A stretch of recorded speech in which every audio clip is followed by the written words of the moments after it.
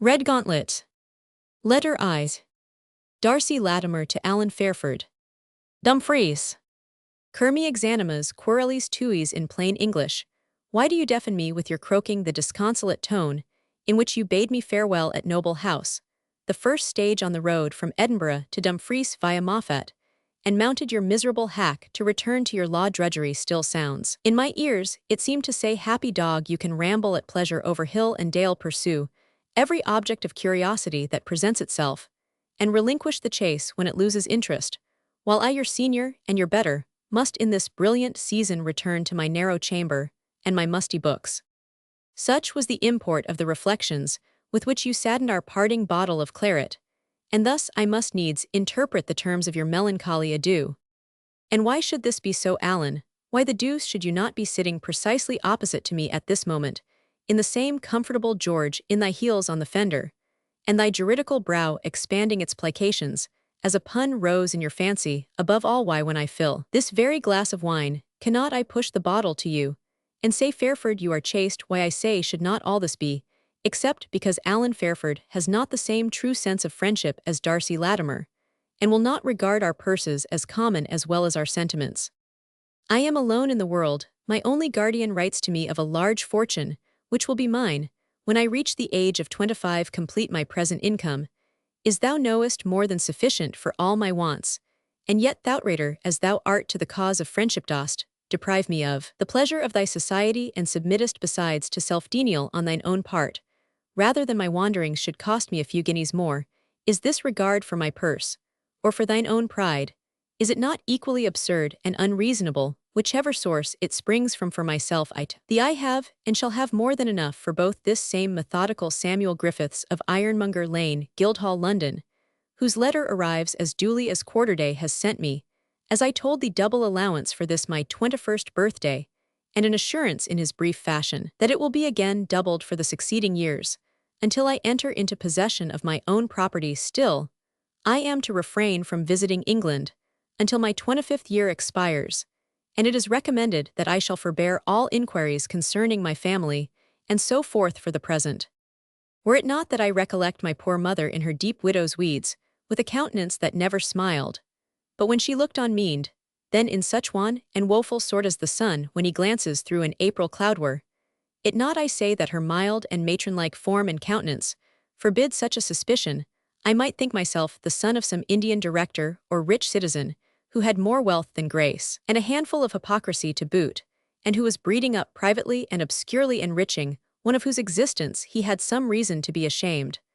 But as I said before, I think on my mother, and am convinced as much as of the existence of my own soul, that no touch of shame could arise from aught in which she was implicated. Meantime I am wealthy, and I am alone, and why does my friend scruple to share my wealth? Are you not my only friend, and have you not acquired a right to share my wealth? Answer me that Alan Fairford, when I was brought from the solitude of my mother's dwelling into the tumult of the Gates class at the high school, when I was mocked for my English accent, salted with snow as a southern rolled in the gutter for a Saxon pockbitting, who with stout arguments and stouter blows stood forth my defender, we Alan Fairford, who beat me soundly when I brought the arrogance of an only son, and of course a spoiled urchin too, the forms of the little republic, we Alan, and who taught me to smoke a cobbler pin, a loosen head a bicker, and hold the bannets, break a window head a skirmish with stones, and hold the bonnet or handkerchief which used to divide high school boys when fighting. Alan, once more, if I became the pride of the yards and the dread of the hucksters in the high school wind, it was under thy patronage, and but for thee I had been contented with humbly passing through the Cowgate port, without climbing over the top of it, and had never seen the Kittle 9 steps nearer than from Bareford's Parks a pass on the very brink of the Castle Rock to the north, by which it is just possible for a goat or a high school boy to turn the corner of the building where it rises from the edge of the precipice. This was so favored a feat with the hell and neck boys of the higher classes, that at one time sentinels were posted to prevent its repetition.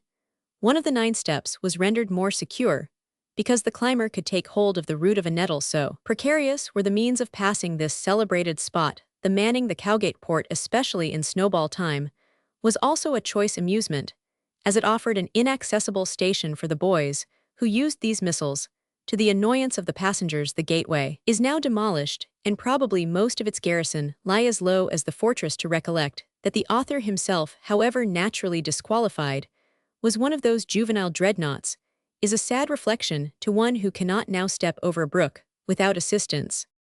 You taught me to keep my fingers off the weak, and to clench my fist against the strong to carry no tales out of school to stand forth like a true man obey the stern order of a pan manum, and endure my pommies without wincing like one that is determined not to be the better for them in a word before I knew I knew nothing. At college it was the same when I was incorrigibly idle. Your example and encouragement roused me to mental exertion, and showed me the way to intellectual enjoyment. You made me an historian, a metaphysician, in vita minor vane. By heaven you had almost made an advocate of me, as well as of yourself. Yes, rather than part with you, Alan, I attended a weary season at the Scotch law class, a wearier at the civil, and with what excellent advantage my notebook, filled with caricatures of the professors and my fellow students, is it not yet extant to testify? Thus far have I held on with the untired. And to say truth purely and solely that I might travel the same road with thee, but it will not do, Alan, by my faith, man. I could as soon think of being one of those ingenious traders who cheat little master jackies on the outside of the partition, with tops, balls, bats, and battledores, as a member of the long-robed fraternity, within who impose on grown country gentlemen with bouncing brochards of law. The hall of the Parliament House of Edinburgh was in former days divided into two unequal portions by a partition, the inner side of which was consecrated to the use of the courts of justice and the gentlemen of the law, while the outer division was occupied by the stalls of stationers' toymen, and the like. As in a modern bazaar from the old play of the plain dealer, it seems such was formerly the case. With Westminster Hall Minos has now purified his courts in both cities from all traffic, but his own now, don't you read this to your worthy father Alan, loves me well enough I know of a Saturday night, but he thinks me but idle company for any other day of the week. And here, I suspect, lies your real objection to taking a ramble with me through the southern counties, in this delicious, whether I know the good gentleman has hard thoughts of me for being so unsettled as to leave Edinburgh before the session rises. Perhaps too, he quarrels a little, I will not say with my want of ancestry, but with my want of connections. He reckons me a lone thing in this world, Alan, and so in good truth I am. And it seems a reason to him why you should not attach yourself to me, that I can claim no interest in the general herd. Do not suppose I forget what I owe him for permitting me to shelter for 4 years under his roof. My obligations to him are not the less, but the greater. If he never heartily loved me, he is angry too that I will not or cannot be a lawyer, and with reference to you considers my disinclination that way as pessimi exempli, as he might say. But he need not be afraid that a lad of your steadiness will be influenced by such a reed, shaken by the winds, as I am. You will go on doubting with Duralton, and resolving those doubts with Stuart. Sir John Nisbet of Duralton's doubts and questions upon the law especially of Scotland, and Sir James Stuart's Duralton's doubts and questions on the law of Scotland resolved and answered, are works of authority in Scottish jurisprudence. As is generally the case, the doubts are held more in respect than the solution, until the cramped speech. Till of late years, every advocate who catered at the Scottish bar made a Latin address to the court faculty and audience in set terms, and said a few words upon a text of the civil law, to show his Latinity and jurisprudence. He also wore his hat for a minute, in order to vindicate his right of being covered before the court, which is said to have originated from the celebrated lawyer Sir Thomas Hope having 2 sons on the bench, while he himself remained at the bar of late. This ceremony has been dispensed with as occupying the time of the court, unnecessarily. The entrant lawyer merely takes the oaths to government, and swears to maintain the rules and privileges of his order, has been spoken more solito from the corner of the bench, and with covered head until you have sworn to defend the liberties and privileges of the College of Justice until the black gown is hung on your shoulders, and you are free, as any of the faculty, to sue or defend. Then will I step forth, Alan, and in a character which even your father will allow may be more useful to you than had I shared this splendid termination of your legal studies. In a word, if I cannot be a counsel, I am determined to be a client, a sort of person without whom a lawsuit would be as dull as a supposed case. Yes, I am determined to give you your first fee. One can easily, I am assured, get into a lawsuit. It is only the getting out which is sometimes found troublesome, and with your kind father for an agent, and you for my counsel, learned in the law, and the worshipful Master Samuel Griffiths to back me, a few sessions shall not tire my patience. In short, I will make my way into court, even if it should cost me the committing a delict, or at least a quasi-delict. You see, All is not lost of what Erskine wrote and Wallace taught. Thus far I have fooled it off well enough, and yet Alan all is not at ease within me. I am affected with a sense of loneliness, the more depressing that it seems to me to be a solitude peculiarly my own in a country where all the world have a circle of consanguinity, extending to 6 cousins. At least I am a solitary individual, having only one kind heart to throb in unison with my own. If I were condemned to labor for my bread, methinks I should less regard this peculiar species of deprivation. The necessary communication of master and servant would be at least a tie which would attach me to the rest of my kindes. It is my very independence seems to enhance the peculiarity of my situation. I am in the world, as a stranger in the crowded coffee-house, where he enters, calls for what refreshment he wants, pays his bill, and is forgotten so soon as the waiter's mouth has pronounced his "thank ye, sir." I know your good father would term this sinning my mercies, a peculiar Scottish phrase, expressive of ingratitude for the favors of Providence, and ask how I should feel if instead of being able to throw down my reckoning, I were obliged to deprecate the resentment of the landlord for consuming that which I could not pay, for I cannot tell how it is, but though this very reasonable reflection comes across me, and though I do confess that 400 a year in possession, 800 in near prospect, and the LD knows how many hundreds more in the distance, are very pretty and comfortable things, yet I would freely give 1/2 of them to call your father father, though he should scold me for my idleness every hour of the day, and to call you brother, though a brother, whose merits would throw my own so completely into the shade. The faint yet not improbable belief has often come across me that your father knows something more about my birth and condition than he is willing to communicate. It is so unlikely that I should be left in Edinburgh at 6 years old, without any other recommendation than the regular payment of my board to old M. Probably Matheson, the predecessor of Dr. Adams, to whose memory the author and his contemporaries owe a deep debt of gratitude of the high school before that time, as I have often told you I have, but a recollection of unbounded indulgence on my mother's part, and the most tyrannical exertion of caprice on my own. I remember still how bitterly she sighed, how vainly she strove to soothe me, while in the full energy of despotism I roared like 10 bullcalves for something which it was impossible to procure for me. She is dead, that kind, that ill-rewarded mother. I remember the long face, darkened rooms, black hangings, mysterious impression made upon my mind by the hearse and mourning coaches, and the difficulty which I had to reconcile all this to the disappearance of my mother. I do not think I had before this event formed any idea of death, or that I had even heard of that final consummation of all that lives. The first acquaintance which I formed with it deprived me of my only relation, a clergyman of venerable appearance. Our only visitor was my guide and companion in a journey of considerable length, and in the charge of another elderly man substituted in his place. I know not how or why I completed my journey to Scotland, and this is all I recollect. I repeat the little history now, as I have 100 times before, merely because I would wring some sense out of it. Turn, then, thy sharp wire-drawing lawyer-like ingenuity to the same task. Make up my history, as though thou wert shaping the blundering allegations of some blue-bonneted, hard-headed client into a condescendence of facts and circumstances. And thou shalt be not my apoloquid tibi cum lyrebut my Lord Stair, celebrated as a Scottish lawyer. Meanwhile, I have written myself out of my melancholy and blue devils, merely by prosing about them. So, I will now converse half an hour with Roan Robin in his stall. The rascal knows me already and snickers whenever I cross the threshold of the stable. The black which you bestrode yesterday morning promises to be an admirable roadster, and ambled as easily with Sam, and the portmanteau as with you and your load of law learning.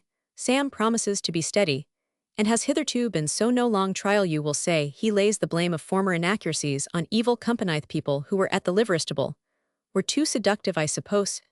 Denies he ever did the horse injustice, would rather wanted his own dinner. He says in this, I believe him, as Roan Robin's ribs and coat show no marks of contradiction, however, as he will meet with no saints in the inns we frequent, and as oats are sometimes as speedily converted into ale as John Barleycorn himself. I shall keep a lookout after Master Sam. Stupid fellow, had he not abused my good nature, I might have chatted to him to keep my tongue in exercise, whereas now I must keep him at a distance. Do you remember what Mr. Fairford said to me on the subject? It did not become my father's son to speak in that manner to Sam's father's son. I asked you what your father could possibly know of mine, and you answered as much you supposed as he knew of Samsit was a proverbial expression. This did not quite satisfy me, though. I'm sure I cannot tell why it should not, but I am returning to a fruitless and exhausted subject. Do not be afraid that I shall come back on this well-trodden, yet pathless field of conjecture. I know nothing so useless, so utterly feeble and contemptible, as the groaning forth one's lamentations into the ears of our friends. I would fain promise you that my letters shall be as entertaining as I am determined they shall be regular and well-filled.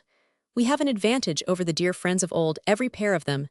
Neither David and Jonathan, nor Orestes and Pylades, nor Damon and Pythias, although in the latter case particularly, a letter by post would have been very acceptable ever corresponded together, for they probably could not write, and certainly had neither post nor franks to speed their effusions to each other, whereas yours, which you had from the old peer, being handled gently, and opened with precaution, may be returned to me again, and serve to make us free of His Majesty's post office, during the whole time of my proposed tour. It is well known, and remembered, that when members of Parliament enjoyed the unlimited privilege of franking, by the mere writing the name on the cover, it was extended to the most extraordinary occasions. One noble lord, to express his regard for a particular regiment, franked a letter for every rank and file. It was customary also to save the covers, and return them in order that the correspondence might be carried on, as long as the envelopes could hold together. Mercy upon us, Alan, what letters I shall have to send to you, with an account of all that I can collect of pleasant or rare in this wild goose John of mine. All I stipulate is that you do not communicate them to the Scots Magazine, for though you used in a left-handed way to compliment me on my attainments in the lighter branches of literature, at the expense of my deficiency in the weightier matters of the law, I am not yet audacious enough to enter the portal, which the learned Ruddiman so kindly opened for the acolytes of the Muses Vale cis memor, May Roman 500 Roman 50 PS. Direct to the post office here. I shall leave orders to forward your letters, wherever I may travel. Letter Roman 2. Alan Fairford to Darcy Latimer. Negator, my dear Darcy, you have logic and law enough to understand the word of denial. I deny your conclusion. The premises I admit, namely, that, when I mounted on that infernal hack, I might utter what seemed a sigh, although I deemed it lost amid the puffs and groans of the broken-winded brute Matchless, in the complication of her complaints, by any save, she, the poor man's mare renowned in song, that died a mile aboon Dundee.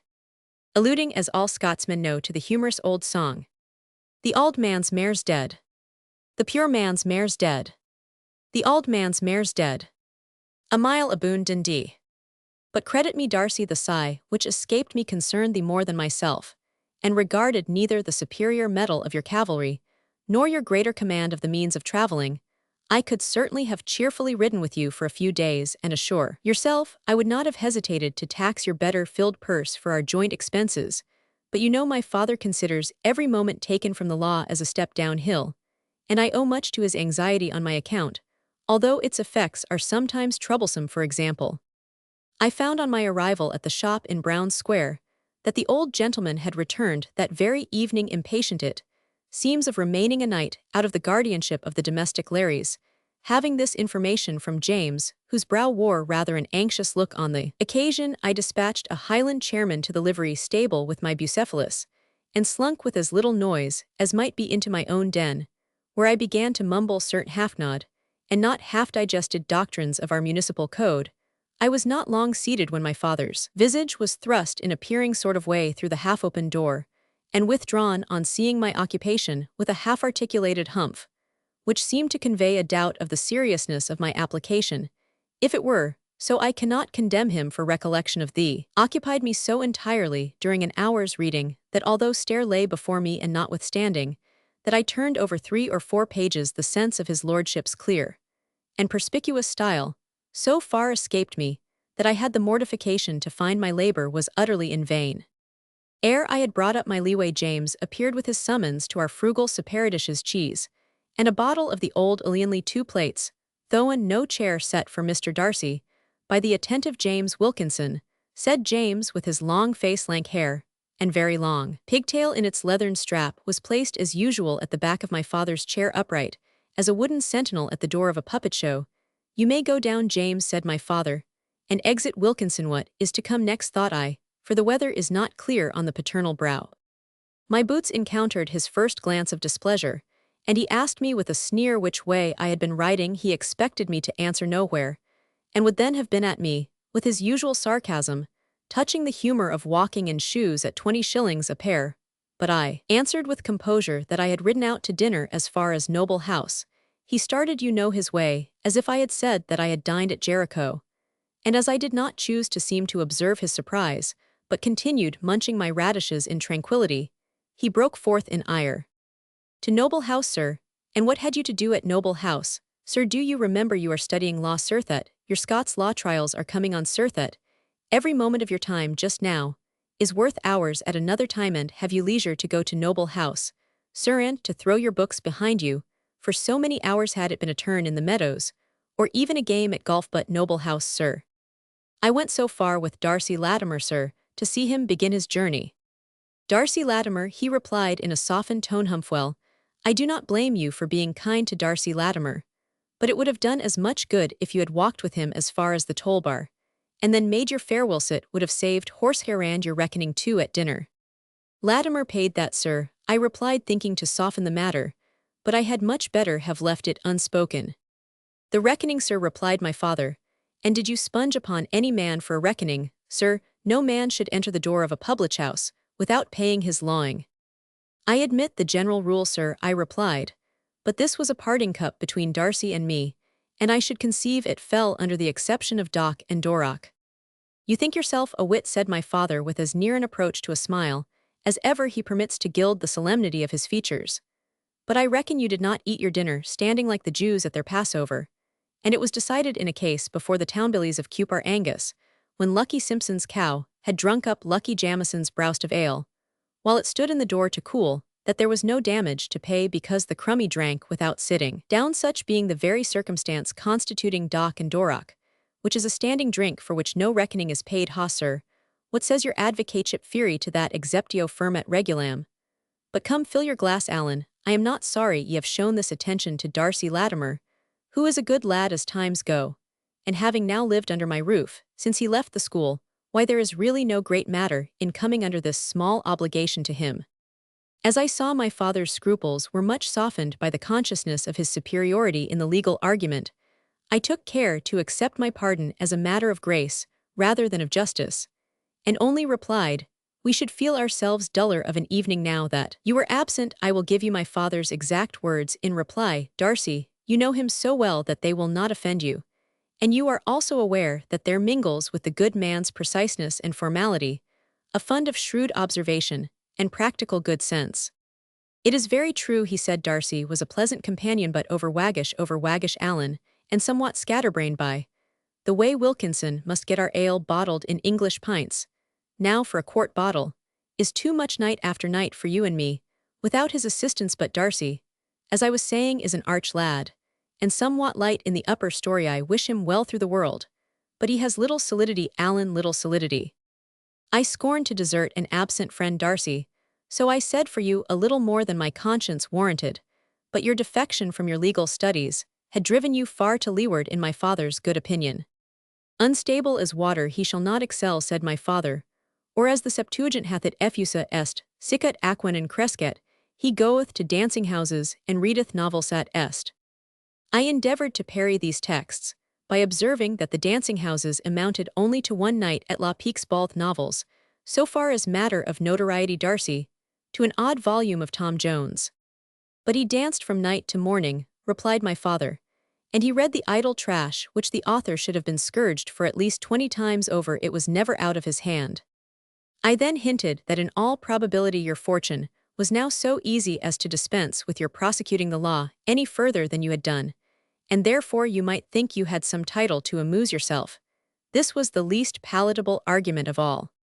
If he cannot amuse himself with the law, said my father snappishly, it is the worse for him. If he needs not law to teach him to make a fortune, I am sure he needs it to teach him how to keep one, and it would better become him to be learning this than to be scouring the country like a landlooper, going he knows not where to see he knows not what, and giving treats at Noble House to fools like himself, an angry glance at poor me Noble House. Indeed, he repeated with elevated voice and sneering tone, as if there were something offensive to him in the name, though I will venture to say that any place in which you had been extravagant enough to spend 5 shillings would have stood as deep in his reprobation. Mindful of your idea that my father knows more of your real situation than he thinks proper to mention, I thought I would hazard a fishing observation. I did not see, I said, how the Scottish law would be useful to a young gentleman, whose fortune would seem to be vested in England. I really thought my father would have beat me. "D'ye mean to come round me, sir, per ambages, as counsellor Pest says, what is it to you, where Darcy Latimer's fortune is vested, or whether he hath any fortune, aye or no? And what ill would the Scottish law do to him, though he had as much of it as either Stair or Bankton, sir? Is not the foundation of our municipal law the ancient code of the Roman Empire, devised at a time when it was so much renowned for its civil polity, sir, and wisdom? Go to your bed, sir, after your expedition to noble house, and see that your lamp be burning, and your book before you ere the sun peeps. Ars longa vita brevis, were it not a sin to call the divine science of the law by the inferior name of art." So my lamp did burn, dear Darcy, the next morning, though the owner took the risk of a domiciliary visitation, and lay snug in bed, trusting its glimmer might, without further inquiry, be received as sufficient evidence of his vigilance. And now upon this the third morning after your departure, things are but little better, for though the lamp burns in my den, and vote on the Pandex hath his wisdom spread open before me, yet, as I only use him as a reading desk, on which to scribble this sheet of nonsense to Darcy Latimer, it is probable the vicinity will be of little furtherance to my studies. And now methinks I hear thee call me an affected hypocritical varlet, who living under such a system of distrust and restraint, as my father chooses to govern by, nevertheless pretends not to envy you your freedom and independence. Latimer, I will tell you no lies. I wish my father would allow me a little more exercise of my free will, were it but that I might feel the pleasure of doing what would please him of my own, accord a little more spare time, and a little more money to enjoy it would besides neither misbecome my age nor my condition, and it is, I own, provoking to see so many in the same situation winging the air at freedom, while I sit here caged up like a cobbler's linnet, to chant the same unvaried lesson from sunrise to sunset, not to mention the listening to so many lectures against idleness, as if I enjoyed, or was making use of the means of amusement. But then I cannot at heart blame either the motive, or the object of this severity, for the motive it is, and can only be my father's anxious, devoted, and unremitting affection, and zeal for my improvement, with a laudable sense of the honor of the profession to which he has trained me. As we have no near relations, the tie betwixt us is of even unusual closeness, though in itself one of the strongest which nature can form. I am, and have all along been the exclusive object of my father's anxious hopes, and his still more anxious and engrossing fears. So what title have I to complain, although now and then these fears and hopes lead him to take a troublesome and incessant charge of all my motions? Besides, I ought to recollect, and Darcy, I do recollect, that my father upon various occasions has shown that he can be indulgent as well as strict. The leaving his old apartments in the Lucken booths was to him like divorcing the soul from the body, yet Dr. R. did but hint that the better air of this new district was more favorable to my health, as I was then suffering under the penalties of too rapid a growth, when he exchanged his old and beloved quarters, adjacent to the very heart of Midlothian, for one of those new tenements entire within themselves, which modern taste has so lately introduced. Instance also the inestimable favor which he conferred on me by receiving you into his house, when you had only the unpleasant alternative of remaining, though a grown-up lad, in the society of mere boys. The diminutive and obscure place called Brown Square was hailed about the time of its erection as an extremely elegant improvement upon the style of designing and erecting Edinburgh residences. Each house was, in the phrase used by appraisers, finished within itself, or in the still newer phraseology, self-contained. It was built about the year 17,634, and the old part of the city being near and accessible, this square soon received many inhabitants who ventured to remove to so moderate a distance from the High Street. This was a thing so contrary to all my father's ideas of seclusion, of economy, and of the safety to my morals and industry, which he wished to attain by preserving me from the society of other young people, that upon my word, I am always rather astonished how I should have had the impudence to make the request than that he should have complied with it. Then for the object of his solicitude, do not laugh or hold up your hands, my good Darcy, but upon my word, I like the profession to which I am in the course of being educated, and am serious in prosecuting the preliminary studies. The law is my vocation in an especial, and I may say in an hereditary way my vocation, for although I have not the honour to belong to any of the great families who form in Scotland as in France the noblesse of the robe, and with us at least carry their heads as high or rather higher than the noblesse of the swordfur, the former consist more frequently of the firstborn of Egyptiate my grandfather, who I dare say was a most excellent person, had the honour to sign a bitter protest against the Union, in the respectable character of town clerk, to the ancient borough of Berthagrote, and there is some reason shall I say to hope, or to suspect that, he may have been a natural son of a first cousin of the then Fairford of that ilk, who had been long numbered among the minor barons. Now, my father mounted a step higher, on the ladder of legal promotion being, as you know as well as I do, an eminent and respected writer to His Majesty's signet, and I myself am destined to mount a round higher still, and wear the honoured robe which is sometimes supposed like charity to cover a multitude of sins. I have therefore no choice but to climb upwards, since we have mounted thus high, or else to fall down at the imminent risk of my neck, so that I reconcile myself to my destiny, and while you are looking from mountain peaks at distant lakes and firths, I am de apicibus juris, consoling myself with visions of crimson and scarlet gownswith, the appendages of handsome cowls well lined with salary. You smile, Darcy Morchew, and seem to say it is little worth while to cozen one's self with such vulgar dreams, yours being on the contrary of a high and heroic character, bearing the same resemblance to mine that a bench covered with purple cloth, and plentifully loaded with session papers, does to some Gothic throne rough with barbaric pearl and gold. But what would you have sua quemp trahit voluptas? And my visions of preferment, though they may be as unsubstantial at present, are nevertheless more capable of being realized than your aspirations, after the Lord knows what says my father's proverb, look to a gown of gold, and you will at least get a sleeve of it. Such is my pursuit. But what dost thou look to the chance that the mystery, as you call it, which at present overclouds your birth and connections, will clear up into something inexpressibly and inconceivably brilliant, and this without any effort or exertion of your own, but purely by the goodwill of fortune? I know the pride and naughtiness of thy heart, and sincerely do I wish that thou hadst more beatings to thank me for than those which thou dost acknowledge so gratefully. Then, had I thumped these quixotical expectations out of thee, and thou hadst not as now conceived thyself to be the hero of some romantic history, and converted in thy vain imaginations honest Griffith, citizen and broker, who never bestows more than the needful upon his quarterly epistles, into some wise Alexander or sage, Ulquife, the mystical and magical protector of thy peerless destiny. But I know not how it was, thy skull got harder, I think, and my knuckles became softer, not to mention that at length thou didst begin to show about the spark of something dangerous, which I was bound to respect at least, if I did not fear it.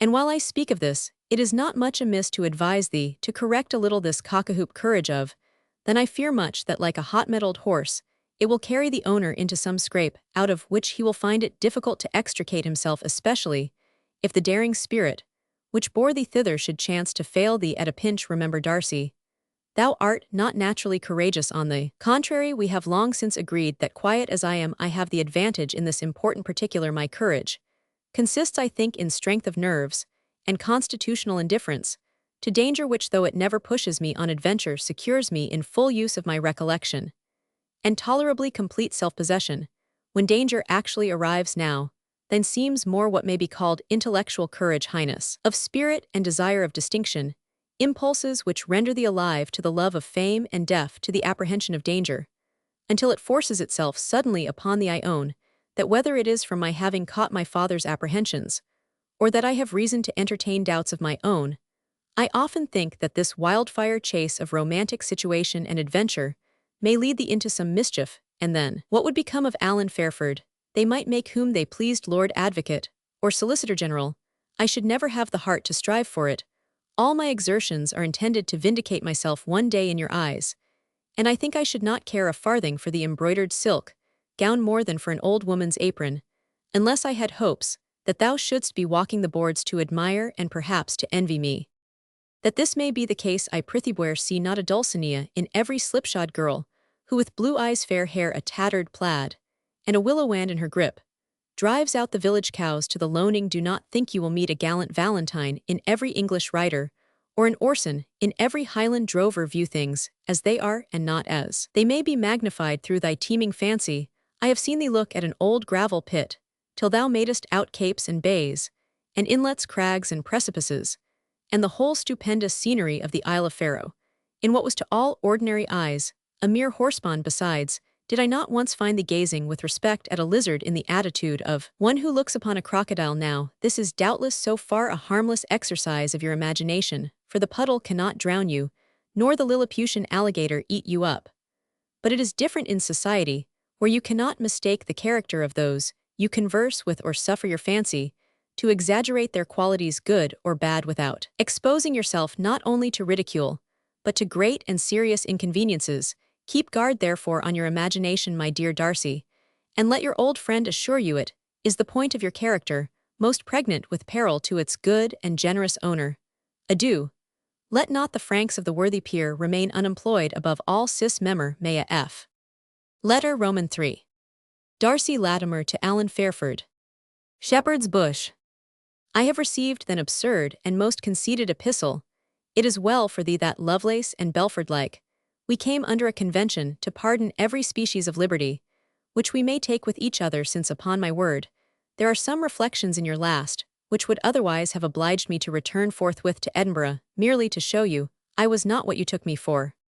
Why, what a pair of prigs hast thou made of us, I plunging into scrapes, without having courage to get out of them, thy sagacious self, afraid to put one foot before the other lest it should run away from its companion, and so standing still like a post out of mere faintness and coldness of heart, while all the world were driving full speed past thee. Thou, a portrait painter, I tell thee, Alan, I have seen a better seated on the fourth round of a ladder, and painting a bare-breeched Highlander, holding a pinstoop as big as himself, and a booted Lowlander, in a bobwig supporting a glass of like dimensions, the whole being designed to represent the sign of the salutation.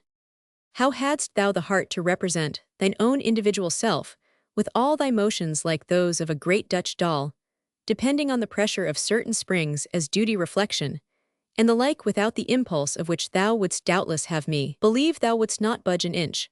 But have I not seen gravity out of his bed at midnight, and must I in plain terms remind thee of certain mad pranks thou hadst ever with the gravest sentiments in thy mouth, and the most starched reserve in thy manner, a kind of lumbering proclivity towards mischief, although with more inclination to set it a-going than address to carry it through, and I cannot but chuckle internally, when I think of having seen my most venerable monitor, the future president of some high Scottish court, puffing, blowing, and floundering like a clumsy cart-horse, in a bog where his efforts to extricate himself only plunged him deeper at every awkward struggle, till some one, I myself, for example, took compassion on the moaning monster, and dragged him out by mane and tail. As for me, my portrait is if possible even more scandalously caricatured. I fail or quail in spirit at the upcome, where canst thou show me the least symptom of the recreant temper, with which thou hast invested me, as I trust merely to set off the solid and impassible dignity of thine own stupid indifference? If you ever saw me tremble, be assured that my flesh, like that of the old Spanish general, only quaked at the dangers into which my spirit was about to lead it. Seriously, Alan, this imputed poverty of spirit is a shabby charge to bring against your friend. I have examined myself as closely as I can, being in very truth a little hurt at your having such hard thoughts of me, and on my life, I can see no reason for them. I allow you have perhaps some advantage of me in the steadiness and indifference of your temper, but I should despise myself if I were conscious of the deficiency in courage which you seem willing enough to impute to me. However, I suppose this ungracious hint proceeds from sincere anxiety for my safety, and so viewing it, I swallow it, as I would do medicine from a friendly doctor, although I believed in my heart he had mistaken my complaint. This offensive insinuation disposed of, I thank thee, Alan, for the rest of thy epistle. I thought I heard your good father pronouncing the word noble house, with a mixture of contempt and displeasure, as if the very name of the poor little hamlet were odious to him, or as if you had selected out of all Scotland the very place at which you had no call to dine. But if he had had any particular aversion to that blameless village and very sorry inn, is it not his own fault that I did not accept the invitation of the Laird of Glengalacher to shoot a buck, in what he emphatically calls his country truth, is I had a strong desire to have complied with his lairdship's invitation to shoot a buck. Think how magnificent an idea to one who never shot anything but hedge-sparrows, and that with a horse-pistol purchased at a broker's stand in the Cowgate. You who stand upon your courage may remember that I took the risk of firing the said pistol for the first time while you stood at 20 yards distance, and that when you were persuaded, it would go off without bursting, forgetting all law, but that of the biggest and strongest you possessed yourself of it exclusively for the rest of the holidays. Such a day's sport was no complete introduction to the noble art of deerstalking, as it is practiced in the Highlands, but I should not have scrupled to accept honest Glengalatcher's invitation, at the risk of firing a rifle, for the first time, had it not been for the outcry which your father made at my proposal in the full ardor of his zeal for King George, the Hanover succession, and the Presbyterian faith. I wish I had stood out. Since I have gained so little upon his good opinion by submission, all his impressions concerning the Highlanders are taken from the recollections of the 4 to 5, when he retreated from the West Port with his brother volunteers, each to the fortalice of his own separate dwelling, so soon as they heard the adventurer was arrived with his clans as near them as Kirkliston, the flight of Falkirk Parma non bene selectane, which I think your sire had his share with the undaunted Western regiment, does not seem to have improved his taste for the company of the Highlanders. Quare, Allen, dost thou derive the courage thou makest such boast of from an hereditary source? And stories of Rob Roy MacGregor and Sergeant Allen M. Hoare Cameron have served to paint them in still more sable colors to his imagination of Rob Roy. We have had more than enough. Allen Cameron, commonly called Sergeant M. Hoare, a freebooter of the same period, was equally remarkable for strength, courage, and generosity. Now from all I can understand, these ideas as applied to the present state of the country are absolutely chimerical. The pretender is no more remembered in the Highlands than if the poor gentleman were gathered to his 108 fathers, whose portraits adorn the ancient walls of Holyrood. The broadswords have passed into other hands. The targets are used to cover the butter churns, and the race has sunk, or is fast sinking, from ruffling bullies into tame cheaters. Indeed, it was partly my conviction that there is little to be seen in the North, which, arriving at your father's conclusions, though from different premises, inclined my course in this direction, where perhaps I shall see as little. One thing, however, I have seen, and it was with pleasure the more indescribable, that I was debarred from treading the land which my eyes were permitted to gaze upon like those of the dying prophet from top of Mount Pisgah. I have seen, in a word, the fruitful shores of merry England, of which I boast myself a native, and on which I gaze even while raging floods and unstable quicksands divide us with the filial affection of a dutiful son. Thou canst not have forgotten a Lanfer. When didst thou ever forget what was interesting to thy friend? That the same letter from my friend Griffiths, which doubled my income, and placed my motions at my own free disposal, contained a prohibitory clause, by which reason none assigned I was prohibited, as I respected my present safety and future fortunes, from visiting England, every other part of the British dominions, and a tour, if I pleased, on the continent being left to my own choice. Where is the tale, Allen, of a covered dish, in the midst of a royal banquet, upon which the eyes of every guest were immediately fixed, neglecting all the dainties with which the table was loaded? This cause of banishment from England, from my native country, from the land of the brave and the wise, and the free, affects me more than I am rejoiced by the freedom and independence assigned to me in all other respects. Thus, in seeking this extreme boundary of the country, which I am forbidden to tread, I resemble the poor tethered horse, which you may have observed, is always grazing on the very verge of the circle, to which it is limited by its halter. Do not accuse me of romance for obeying this impulse towards the south, nor suppose that, to satisfy the imaginary longing of an idle curiosity, I am in any danger of risking the solid comforts of my present condition. Whoever has hitherto taken charge of my motions has shown me by convincing proofs more weighty than the assurances which they have withheld that my real advantage is their principal object.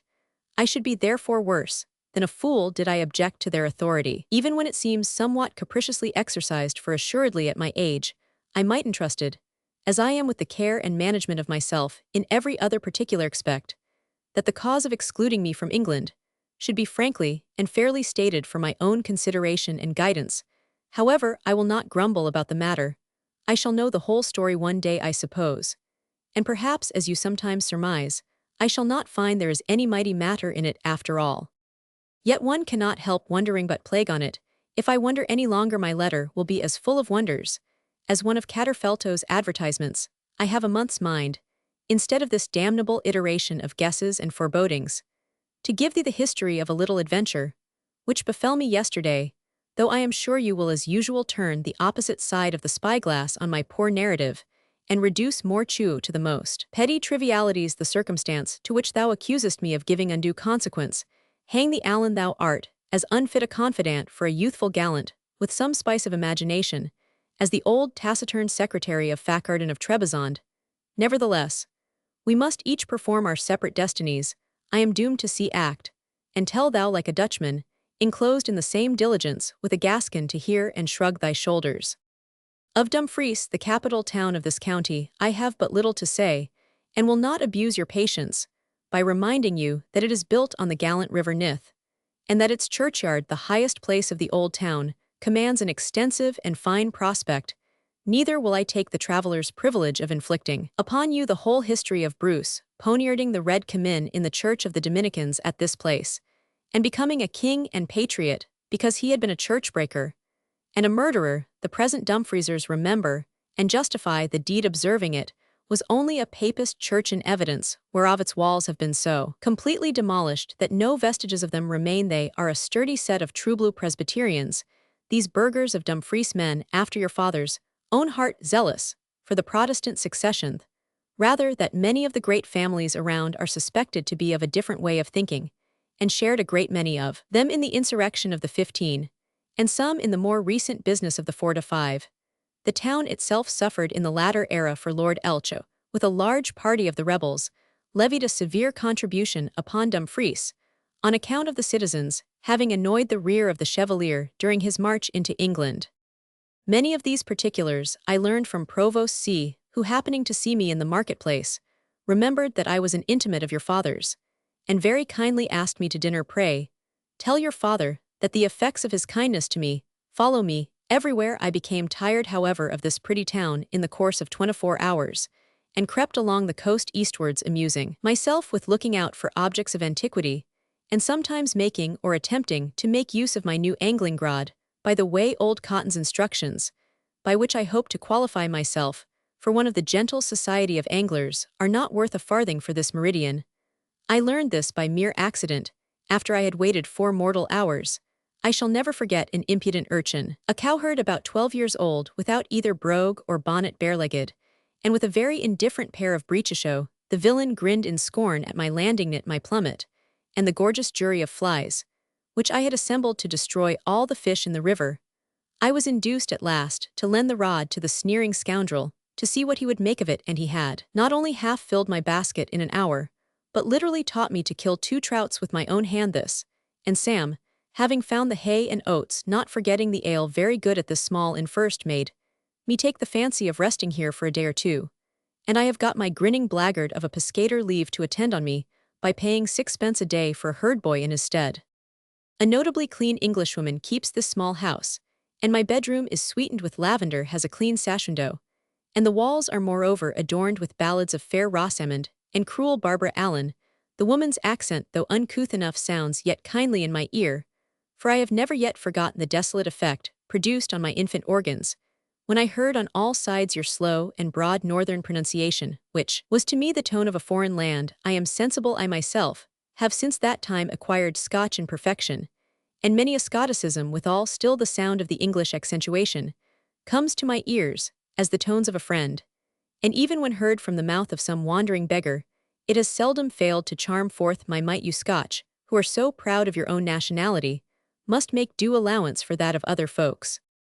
On the next morning, I was about to set forth to the stream where I had commenced angler the night before, but was prevented by a heavy shower of rain from stirring abroad the whole forenoon, during all which time I heard my varlet of a guide as loud with his blackguard jokes in the kitchen as a footman in the shilling gallery. So little are modesty and innocence, the inseparable companions of rusticity and seclusion. When after dinner the day cleared, and we at length sallied out to the river side, I found myself subjected to a new trick on the part of my accomplished preceptor. Apparently, he liked fishing himself better than the trouble of instructing an awkward novice, such as I, and in hopes of exhausting my patience, and inducing me to resign the rod, as I had done the preceding day, my friend contrived to keep me thrashing the water more than an hour with a pointless hook. I detected this trick at last, by observing the rogue grinning with delight when he saw a large trout rise, and dash harmless away from the angle. I gave him a sound cuff, Allen, but the next moment was sorry, and to make amends yielded possession of the fishing rod for the rest of the evening, he undertaking to bring me home a dish of trouts for my supper, in atonement for his offences. Having thus got honourably rid of the trouble of amusing myself, in a way I cared not, for I turned my steps towards the sea, or rather the Solway Firth, which here separates the two sister kingdoms, and which lay at about a mile's distance, by a pleasant walk over sandy knells, covered with short herbage which you call links, and we English downs. But the rest of my adventure would weary out my fingers, and must be deferred, until tomorrow, when you shall hear from me by way of continuation. And in the meanwhile, to prevent over-hasty conclusions, I must just hint to you we are but yet on the verge of the adventure, which it is my purpose to communicate. Letter Roman IV. The same to the same. Shepherd's Bush. I mentioned in my last that, having abandoned my fishing rod as an unprofitable implement, I crossed over the open downs, which divided me from the margin of the Solway, when I reached the banks of the great estuary, which are here very bare, and exposed. The waters had receded from the large and level space of sand, through which a stream now feeble and fordable found its way to the ocean. The whole was illuminated by the beams of the low and setting sun, who showed his ruddy front like a warrior, prepared for defense over a huge battlemented and turreted wall of crimson and black clouds, which appeared like an immense Gothic fortress, into which the Lord of Day was descending. His setting rays glimmered bright upon the wet surface of the sands, and the numberless pools of water, by which it was covered, where the inequality of the ground had occasioned their being left by the tide. The scene was animated by the exertions of a number of horsemen, who were actually employed in hunting salmon. Alan, lift up your hands and eyes, as you will. I can give their mode of fishing, no name so appropriate, for they chased the fish at full gallop, and struck them with their barbed spears, as you see hunters spearing boars in the old tapestry. The salmon, to be sure, take the thing more quietly than the boars, but they are so swift in their own element that to pursue and strike them is the task of a good horseman with a quick eye, a determined hand, and full command, both of his horse and weapon. The shouts of the fellows, as they galloped up and down in the animating exercise there, loud bursts of laughter, when any of their number caught a falland, still louder acclamations, when any of the party made a capital stroke with his lance, gave so much animation to the whole scene that I caught the enthusiasm of the sport, and ventured forward a considerable space on the sands. The feats of one horseman in particular called forth, so repeatedly, the clamorous applause of his companions, that the very banks rang again with their shouts. He was a tall man, well mounted on a strong black horse, which he caused to turn and wind like a bird in the air, carried a longer spear than the others, and wore a sort of fur cap or bonnet with a short feather in it, which gave him on the whole rather a superior appearance to the other fishermen. He seemed to hold some sort of authority among them, and occasionally directed their motions both by voice and hand, at which times I thought his gestures were striking, and his voice uncommonly sonorous and commanding. The riders began to make for the shore, and the interest of the scene was almost over while I lingered on the sands with my looks turned to the shores of England, still gilded by the sun's last rays. And as it seemed scarce distant a mile from me, the anxious thoughts which haunt me began to muster in my bosom, and my feet slowly and insensibly approached the river which divided me from the forbidden precincts, though without any formed intention, when my steps were arrested by the sound of a horse galloping. And as I turned, the rider, the same fisherman whom I had formerly distinguished, called out to me in an abrupt manner, "Soho, brother, you are too late for bonus tonight's tide will make presently." I turned my head and looked at him without answering, for to my thinking his sudden appearance, or rather I should say his unexpected approach, had amidst the gathering shadows and lingering light something in it which was wild and ominous. "Are you deaf?" he added, "or are you mad, or have you a mind for the next world?" "I am a stranger," I answered, and had no other purpose than looking on at the fishing. I am about to return to the side I came from. "Best make haste," then said he that dreams on the bed of the Solway may wake in the next world. The sky threatens a blast that will bring in the waves 3 feet abreast."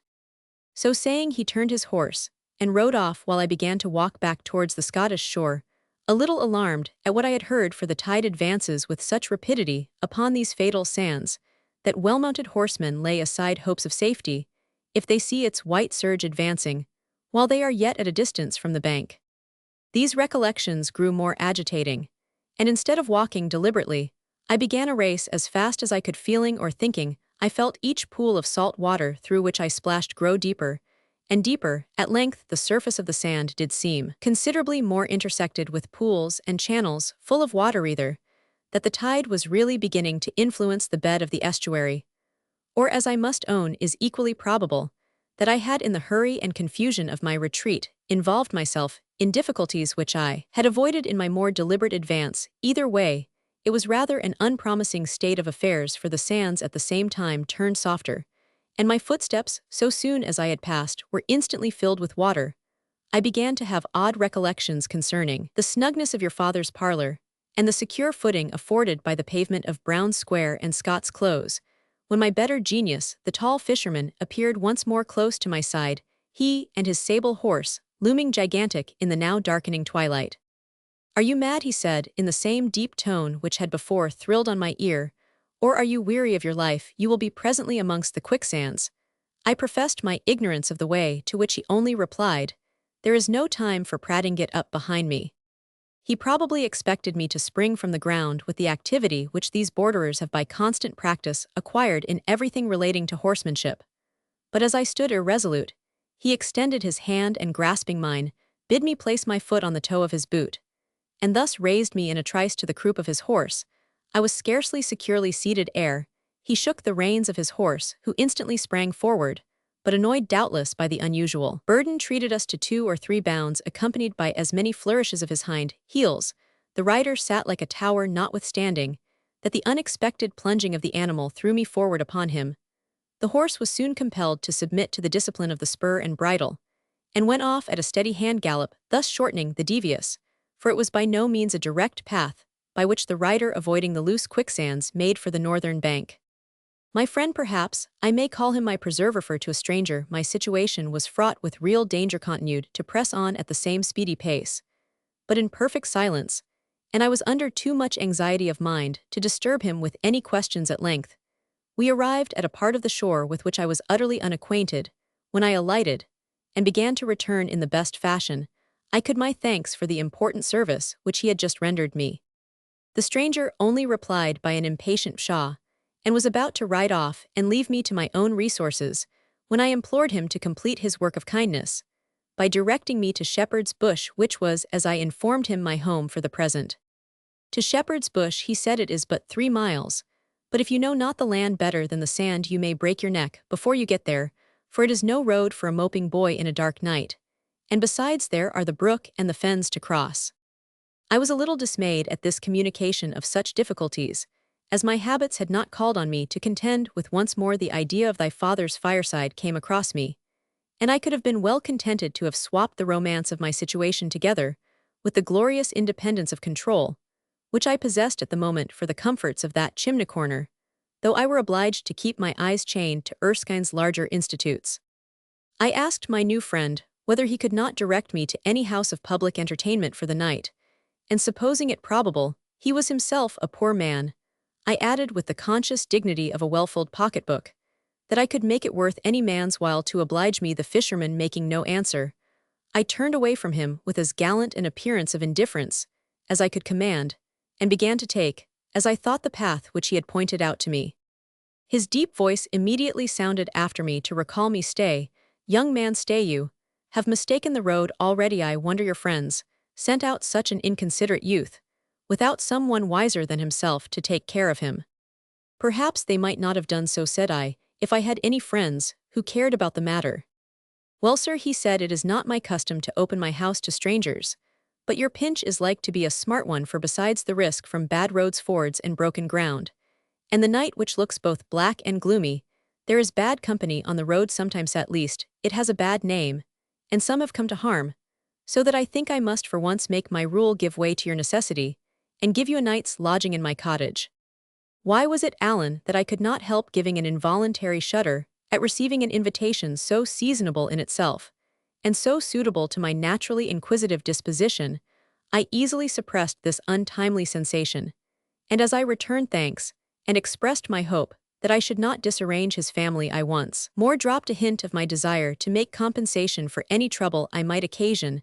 The man answered very coldly, "Your presence will no doubt give me trouble, sir, but it is of a kind which your purse cannot compensate. In a word, although I am content to receive you as my guest, I am no publican to call a reckoning.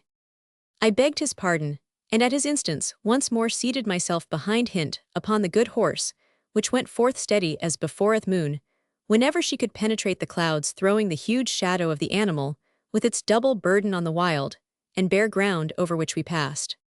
Thou mayst laugh till thou lettest the letter fall if thou wilt, but it reminded me of the magician Atlantes on his hippogriff with a knight trussed up behind him in the manner Ariosto has depicted that matter thou art. I know matter-of-fact enough to affect contempt of that fascinating and delicious poem, but think not that to conform with thy bad taste, I shall forbear any suitable illustration which now or hereafter may occur to me. On we went, the sky blackening around us, and the wind beginning to pipe such a wild and melancholy tune as best suited the hollow sounds of the advancing tide, which I could hear at a distance, like the roar of some immense monster, defrauded of its prey. At length our course was crossed by a deep dell or dingle, such as they call in some parts of Scotland a den, and in others a cleuch or narrow glen. It seemed by the broken glances, which the moon continued to throw upon it, to be steep, precipitous, and full of trees, which are generally speaking rather scarce upon these shores. The descent by which we plunged into this dell was both steep and rugged, with 2 or 3 abrupt turnings, but neither danger nor darkness impeded the motion of the black horse, who seemed rather to slide upon his haunches than to gallop down the pass, throwing me again on the shoulders of the athletic rider, who, sustaining no inconvenience by the circumstance, continued to press the horse forward with his heel steadily supporting him at the same time by raising his bridle hand, until we stood in safety at the bottom of the steep knot. A little to my consolation, as friend Allen, thou mayst easily conceive.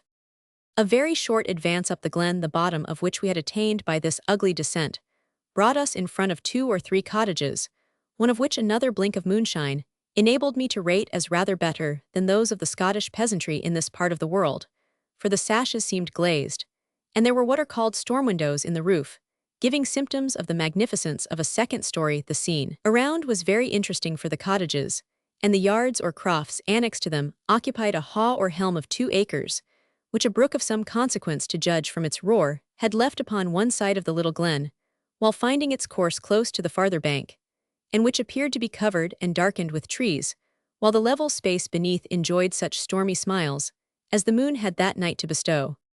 I had little time for observation, for my companion's loud whistle, seconded by an equally loud halloo, speedily brought to the door of the principal cottage a man and a woman, together with 2 large Newfoundland dogs, the deep baying of which I had for some time heard. A yelping terrier or 2, which had joined the concert, were silent at the presence of my conductor, and began to whine, jump up, and fawn upon him. The female drew back when she beheld a stranger. The man, who had a lighted lantern, advanced, and without any observation, received the horse from my host, and led him doubtless to stable, while I followed my conductor into the house.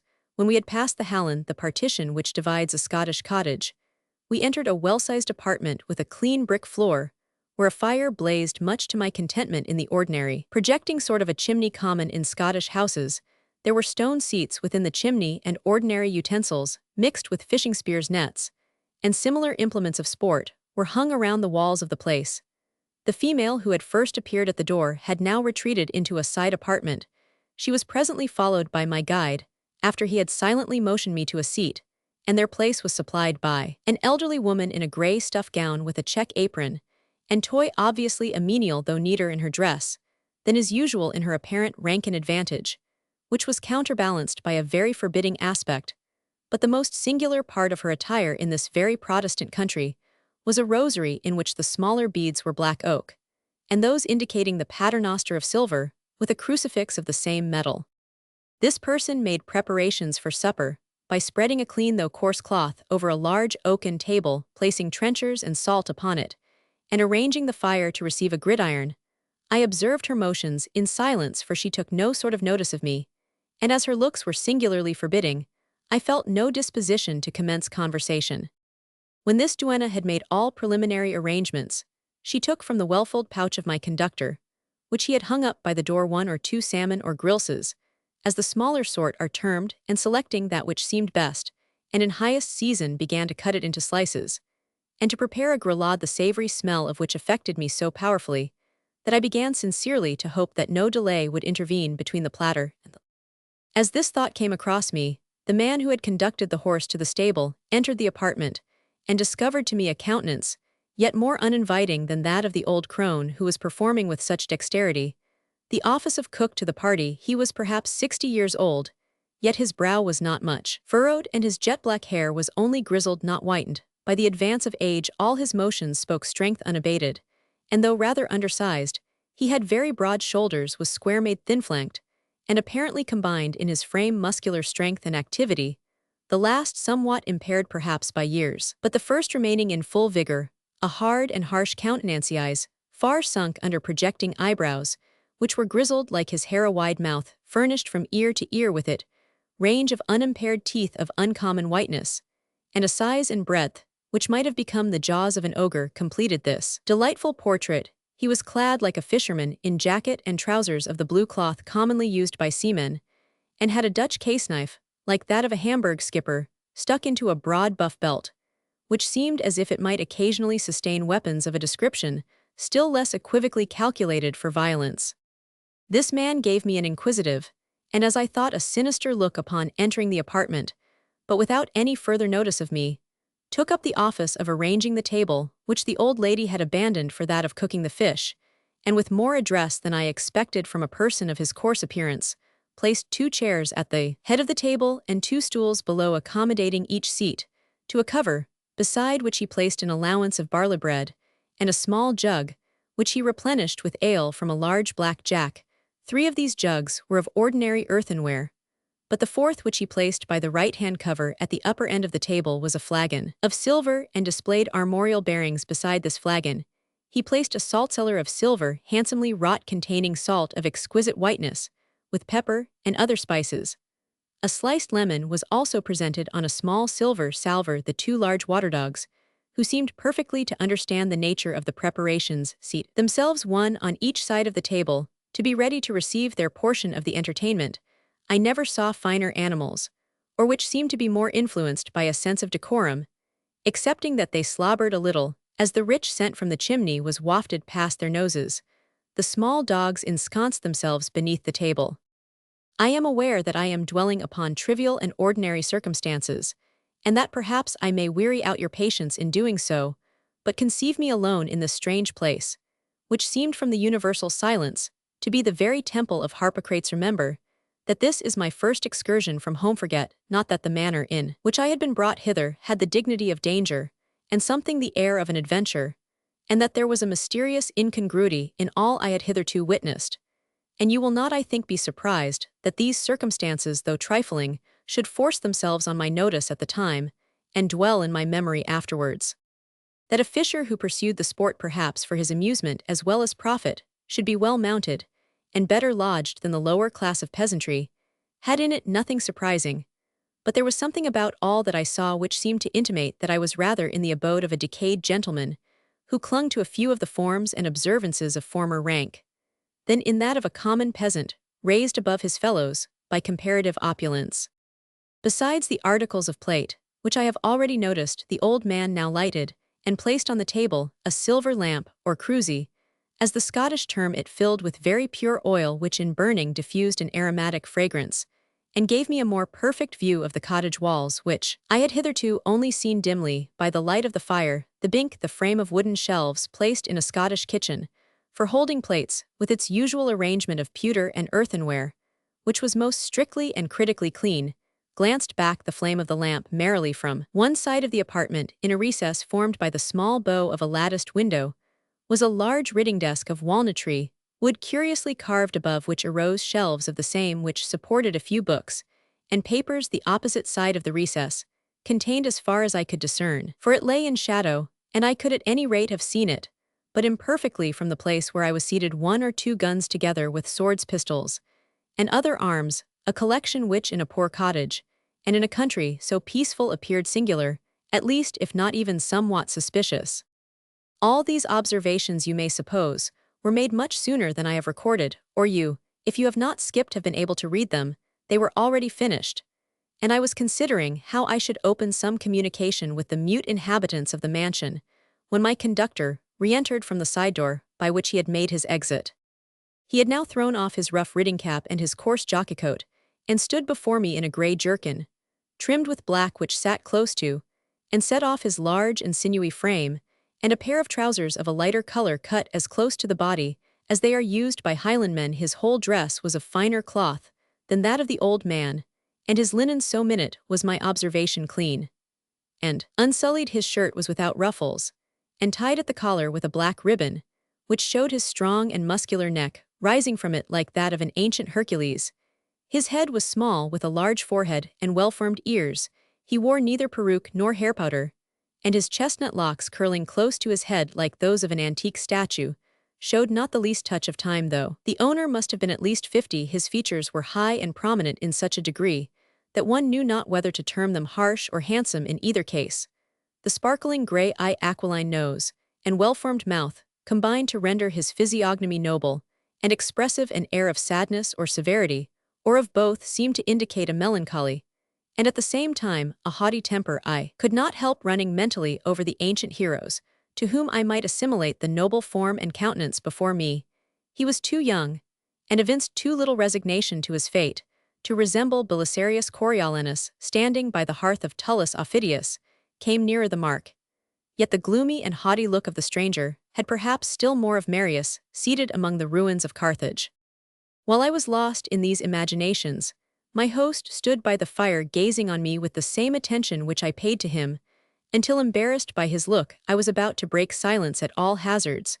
But the supper now placed upon the table reminded me by its appearance of those wants which I had almost forgotten. While I was gazing on the fine form of my conductor, he spoke at length, and I almost started at the deep, rich tone of his voice, though what he said was but to invite me to sit down to the table. He himself assumed the seat of honor, beside which the silver flagon was placed, and beckoned to me to sit down beside him. Thou knowest thy father's strict and excellent domestic discipline has trained me to bear the invocation of a blessing before we break the daily bread, for which we are taught to pray. I paused a moment, and without designing to do so, I suppose, my manner made him sensible of what I expected. The two domestics, or inferiors as I should have before observed, were already seated at the bottom of the table, when my host shot a glance of a very peculiar expression towards the old man, observing with something approaching to a sneer, Crystal Nixon, say grasseth gentleman expects one. The foul fiend shall be clerk, and say amen. When I turned, Chaplain growled out the party, addressed in tones which might have become the condition of a dying bear. If the gentleman is a Whig, he may please himself with his own mummery. My faith is neither in word nor writ, but in barley bread and brown ale. Mabel Moffat, said my guide, looking at the old woman, and raising his sonorous voice, probably because she was hard of hearing, canst thou ask a blessing upon our victuals? The old woman shook her head, kissed the cross which hung from her rosary, and was silent. Mabel will say grace for no heretic, said the master of the house, with the same latent sneer on his brow and in his accent. At the same moment, the side door already mentioned opened, and the young woman, so she proved, whom I had first seen at the door of the cottage, advanced a little way into the room, then stopped bashfully, as if she had observed that I was looking at her, and asked the master of the house if he had called. Not louder than to make old Mabel hear me, he replied, and yet be added as she turned to retire, it is a shame a stranger should see a house where not one of the family can, or will say a gracito, thou be our chaplain. The girl, who was really pretty, came forward with timid modesty, and apparently unconscious that she was doing anything uncommon, pronounced the benediction in a silverton voice, and with affecting simplicity, her cheek coloring, just so much as to show that on a less solemn occasion she would have felt more embarrassed.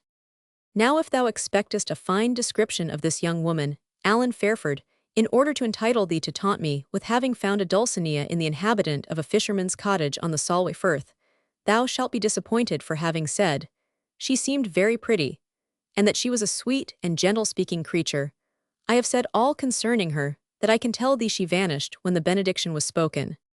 My host, with a muttered remark on the cold of our ride, and the keen air of the Solway, sans to which he did not seem to wish an answer, loaded my plate from Mabel's grillade, which, with a large wooden bowl of potatoes, formed our whole meal.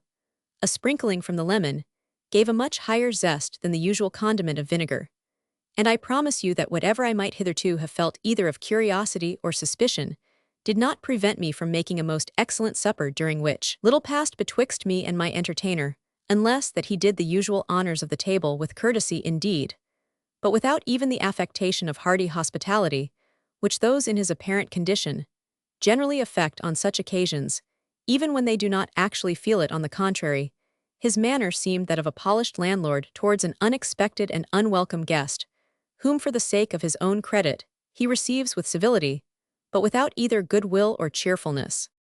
If you ask how I learned all this, I cannot tell you, nor were I to write down at length the insignificant intercourse which took place between us, would it perhaps serve to justify these observations.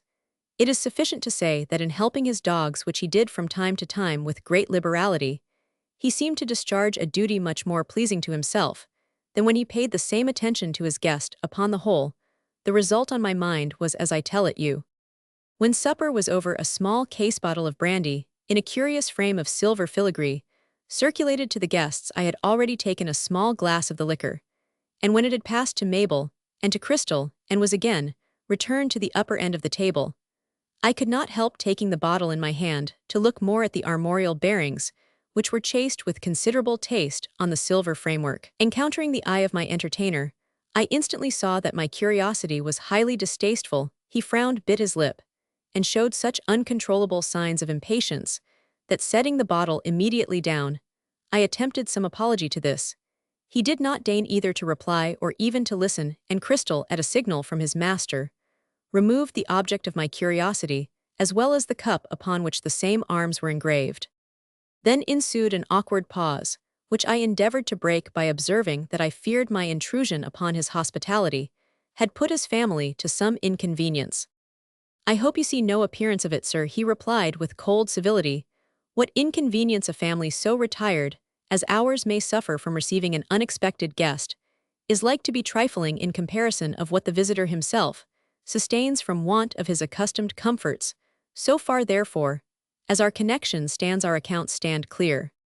Notwithstanding this discouraging reply, I blundered on, as is usual in such cases, wishing to appear civil, and being perhaps in reality the very reverse. I was afraid, I said, that my presence had banished one of the family, looking at the side door from his table. If he coldly replied, I meant the young woman whom I had seen in the apartment. He bid me observe that there was room enough at the table for her to have seated herself, and meat enough, such as it was, for her supper. I might therefore be assured, if she had chosen it, she would have supped with us. There was no dwelling on this or any other topic longer, for my entertainer, taking up the lamp, observed that my wet clothes might reconcile me for the night to their custom of keeping early hours, that he was under the necessity of going abroad by peep of day tomorrow morning, and would call me up at the same time to point out the way by which I was to return to the shepherd's bush. This left no opening for further explanation, nor was there room for it on the usual terms of civility, for, as he neither asked my name nor expressed the least interest concerning my condition, I, obliged person, had no pretense to trouble him with such inquiries on my part. He took up the lamp and led me through the side door into a very small room where a bed had been hastily arranged for my accommodation, and putting down the lamp directed me to leave my wet clothes on the outside of the door, that they might be exposed to the fire during the night. He then left me, having muttered something which was meant to pass for good night. I obeyed his directions with respect to my clothes, the rather that, in despite of the spirits which I had drunk, I felt my teeth begin to chatter, and received various hints from an aguish, feeling that a town-bred youth like myself could not at once rush into all the hardihood of country sports with impunity. But my bed, though coarse and hard, was dry and clean, and I soon was so little occupied with my heats and tremors as to listen with interest to a heavy foot, which seemed to be that of my landlord, traversing the boards.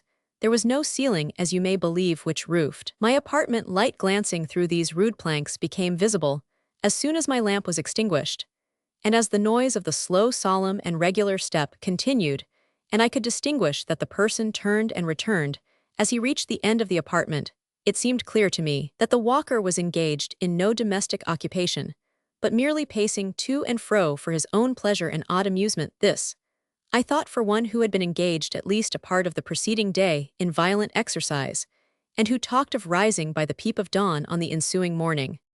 Meantime, I heard the storm which had been brewing during the evening begin to descend with a vengeance. Sounds as of distant thunder, the noise of the more distant waves, doubtless on the shore, mingled with the roaring of the neighboring torrent, and with the crashing, groaning, and even screaming of the trees in the glen, whose boughs were tormented by the gale within the house. Windows clattered, and doors clapped, and the walls, though sufficiently substantial for a building of the kind, seemed to me to totter in the tempest. But still, the heavy steps perambulating the apartment over my head were distinctly heard amid the roar and fury of the elements. I thought more than once I even heard a groan. But I frankly own that placed in this unusual situation my fancy may have misled me. I was tempted several times to call aloud and ask whether the turmoil around us did not threaten danger to the building which we inhabited, but when I thought of the secluded and unsocial master of the dwelling, who seemed to avoid human society and to remain unperturbed amid the elemental war, it seemed that to speak to him at that moment would have been to address the spirit of the tempest himself, since no other being I thought could have remained calm and tranquil while winds and waters were thus raging around. In process of time, fatigue prevailed over anxiety and curiosity. The storm abated, or my senses became deadened to its terrors, and I fell asleep ere yet the mysterious paces of my host had ceased to shake the flooring over my head. It might have been expected that the novelty of my situation, although it did not prevent my slumbers, would have at least diminished their profoundness and shortened their duration. It proved otherwise, however, for I never slept more soundly in my life, and only awoke when at morning dawn my landlord shook me by the shoulder and dispelled some dream of which, fortunately for you, I have no recollection. Otherwise you would have been favored with it in hopes you might have proved a second Daniel upon the occasion. You sleep sound, said his full deep voice, ere 5 years have rolled over your head your slumbers will be lighter unless, ere then you are wrapped in the sleep which is never broken. How, said I, starting up in the bed, do you know anything of me, off my prospects, off my views in life? Nothing, he answered with a grim smile, but it is evident you are entering upon the world young, inexperienced, and full of hopes, and I do but prophesy to you what I would to anyone in your condition. But come, there lie your clothes, a brown crust, and a draught of milk wait you, if you choose to break your fast, but you must make haste. I must first, I said, take the freedom to spend a few minutes alone, before beginning the ordinary works of the day. Oh humph, I cry your devotions pardon, he replied, and left the apartment. Alan, there is something terrible about this man. I joined him as I had promised in the kitchen, where we had supped overnight, where I found the articles which he had offered me for breakfast without butter or any other addition. He walked up and down while I partook of the bread and milk, and the slow, measured, weighty step seemed identified with those which I had heard last night. His pace, from its funereal slowness, seemed to keep time with some current of internal passion, dark, slow, and unchanged. We run and leap by the side of a lively and bubbling brook, thought I internally, as if we would run a race with it. But beside waters deep, slow, and lonely, our pace is sullen and silent as their course. What thoughts may be now corresponding with that furrowed brow and bearing time with that heavy step? If you have finished, said he, looking up to me with a glance of impatience, as he observed that I ate no longer but remained with my eyes fixed upon him, I wait to show you the way. We went out together, no individual of the family having been visible. Excepting my landlord, I was disappointed of the opportunity which I watched for of giving some gratuity to the domestics, as they seemed to be. As for offering any recompense to the master of the household, it seemed to me impossible to have attempted it. What would I have given for a share of thy composure, who wouldst have thrust half a crown into a man's hand, whose necessities seemed to crave it, conscious that you did right in making the proffer, and not caring sixpence whether you hurt the feelings of him whom you meant to serve? I saw thee once give a penny to a man with a long beard, who from the dignity of his exterior might have represented Solon. I had not thy courage, and therefore I made no tender to my mysterious host, although notwithstanding his display of silver utensils, all around the house bespoke narrow circumstances, if not actual poverty. We left the place together, but I hear thee murmur thy very new and appropriate ejaculation. Oh, hujam, suttease the rest for another time. Perhaps I may delay further communication till I learn how my favors are valued. Letter V's. Alan Fairford to Darcy Latimer. I have thy 2 last epistles, my dear Darcy, and expecting the third have been in no hurry to answer them. Do not think my silence ought to be ascribed to my failing to take interest in them, for truly they excel, though the task was difficult, thy usual excellings, since the mooncalf who earliest discovered the pandemonium of Milton in an expiring woodfire, since the first ingenious urchin who blew bubbles out of soap and water, thou, my best of friends, hast the highest knack at making histories out of nothing. Wert thou to plant the bean in the nurserydill, thou wouldst make out so soon, as it began to germinate that the castle of the giant was about to elevate its battlements on the top of it. All that happens to thee gets a touch of the wonderful and the sublime from thy own rich imagination. Didst ever see what artists call a Claude Lorraine glass, which spreads its own particular hue over the whole landscape, which you see through it thou beholdest ordinary events just through such a medium? I have looked carefully at the facts of thy last long letter, and they are just such as might have befallen any little truant of the high school who had got down to Leith sands, gone beyond the prondub, wet his hose and shoon, and finally had been carried home, in compassion, by some high-kilted fishwife, cursing all the while the trouble which the brat occasioned her. I admire the figure which thou must have made clinging for dear life behind the old fellow's back, thy jaws chattering with fear, thy muscles cramped with anxiety, thy execrable supper of broiled salmon, which was enough to ensure the nightmare's regular visits for a 12-month, may be termed a real affliction. But as for the storm of Thursday last, such I observe was the date it roared, whistled, howled, and bellowed as fearfully amongst the old chimney-heads in the Candlemaker Row as it could on the Solway shore, for the very wind of it est me per totem noctem vigilante. And then in the morning again, when Lord help you in your sentimental delicacy, you bid the poor man adieu, without even tendering him half a crown for supper and lodging. You laugh at me for giving a penny to be accurate, though thou shouldst have said sixpence to an old fellow, whom thou in thy high flight wouldst have sent home supperless, because he was like Solon or Belisarius. But you forget that the affront descended like a benediction into the pouch of the old Gaberlunzie, who overflowed in blessings upon the generous Don Orlong heir. He would have thanked thee, Darcy, for thy barren veneration of his beard and his bearing. Then you laugh at my good father's retreat from Falkirk, just as if it were not time for a man to trudge, when 3 or 4 mountain knaves with naked claymores and heels, as light as their fingers, were scampering after him, crying Furinish. You remember what he said himself, when the Laird of Bucklevat told him that Furinish signified stay. A while what the devil he said, surprised out of his Presbyterian correctness by the unreasonableness of such a request, under the circumstances, would the scoundrels have had me stop to have my head cut off. Imagine such a train at your own heels, Darcy, and ask yourself whether you would not exert your legs as fast as you did in flying from the Solway tide. And yet you impeach my father's courage. I tell you he has courage enough to do what is right, and to spurn what is wrong, courage enough to defend a righteous cause with hand and purse, and to take the part of the poor man against his oppressor, without fear of the consequences to himself. This is civil courage, Darcy, and it is of little consequence to most men in this age and country whether they ever possess military courage or no. Do not think I am angry with you, though I thus attempt to rectify your opinions on my father's account. I am well aware that upon the whole he is scarce regarded with more respect by me than by thee, and while I am in a serious humor, which it is difficult to preserve with one who is perpetually tempting me to laugh at him, pray, dearest Darcy, let not thy ardor for adventure carry thee into more such scrapes as that of the Solway sands. The rest of the story is a mere imagination, but that stormy evening might have proved, as the clown says, to Lear, a naughty night to swim in. As for the rest, if you can work mysterious and romantic heroes out of old cross-grained fishermen, why, I for one will reap some amusement by the metamorphosis. Yet hold, even there is some need of caution. This same female chaplain, thou sayest so little of her, and so much of everyone else, that it excites some doubt in my mind.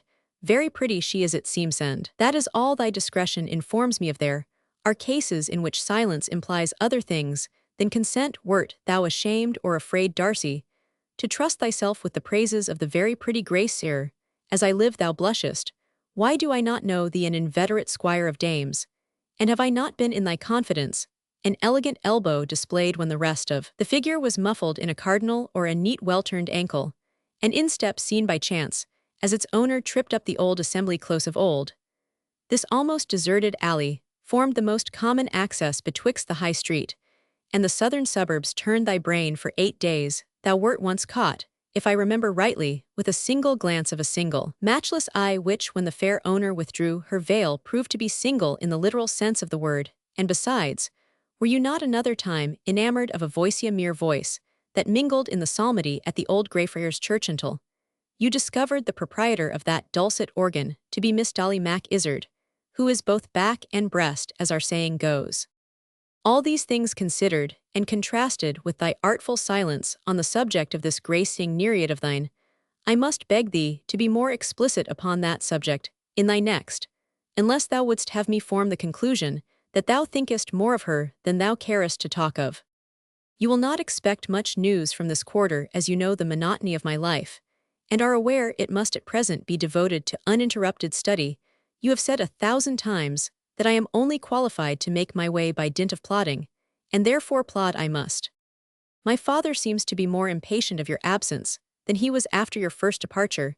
He is sensible, I believe, that our solitary meals want the light which your gay humor was wont to throw over them, and feels melancholy as men do, when the light of the sun is no longer upon the landscape. If it is thus with him, thou mayst imagine it is much more so with me, and canst conceive how heartily I wish that thy frolic were ended, and thou once more our inmate. I resume my pen, after a few hours' interval, to say that an incident has occurred on which you will yourself be building 100 castles in the air, and which even I, jealous as I am of such baseless fabrics, cannot but own affords ground for singular conjecture. My father has of late taken me frequently along with him, when he attends the courts, in his anxiety to see me properly initiated into the practical forms of business. I own, I feel something on his account, and my own from this over-anxiety, which I dare say renders us both ridiculous. But what signifies my repugnance? My father drags me up to his counsel. Learned in the law, are you quite ready to come on today, Mr. Crossbite? This is my son designed for the bar. I take the liberty to bring him with me today to the consultation, merely that he may see how these things are managed. Mr. Crossbite smiles and bows as a lawyer smiles on the solicitor who employs him, and I dare say thrusts his tongue into his cheek, and whispers into the first great wig that passes him, what the D.L. does old Fairford mean by letting loose his whelp on me. As I stood beside them, too much vexed at the childish part one was made to play to derive much information from the valuable arguments of Mr. Crossbite, I observed a rather elderly man who stood with his eyes firmly bent on my father, as if he only waited an end of the business in which he was engaged to address him.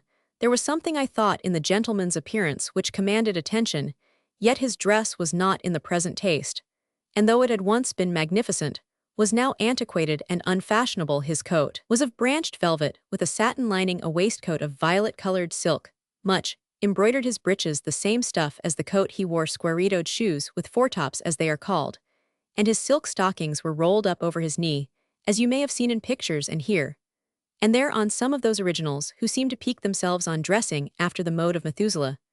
A chapeau, bras, and sword necessarily completed his equipment, which, though out of date, showed that it belonged to a man of distinction. The instant Mr. Crossbite had ended what he had to say, this gentleman walked up to my father with, "Your servant, Mr. Fairford. It is long since you and I met." My father, whose politeness you know is exact and formal, bowed and hemmed, and was confused, and at length professed that the distance since they had met was so great, that though he remembered the face perfectly, the name he was sorry to any Hadrianus somehow escaped his memory. "Have you forgot Harry's of Burns' work?"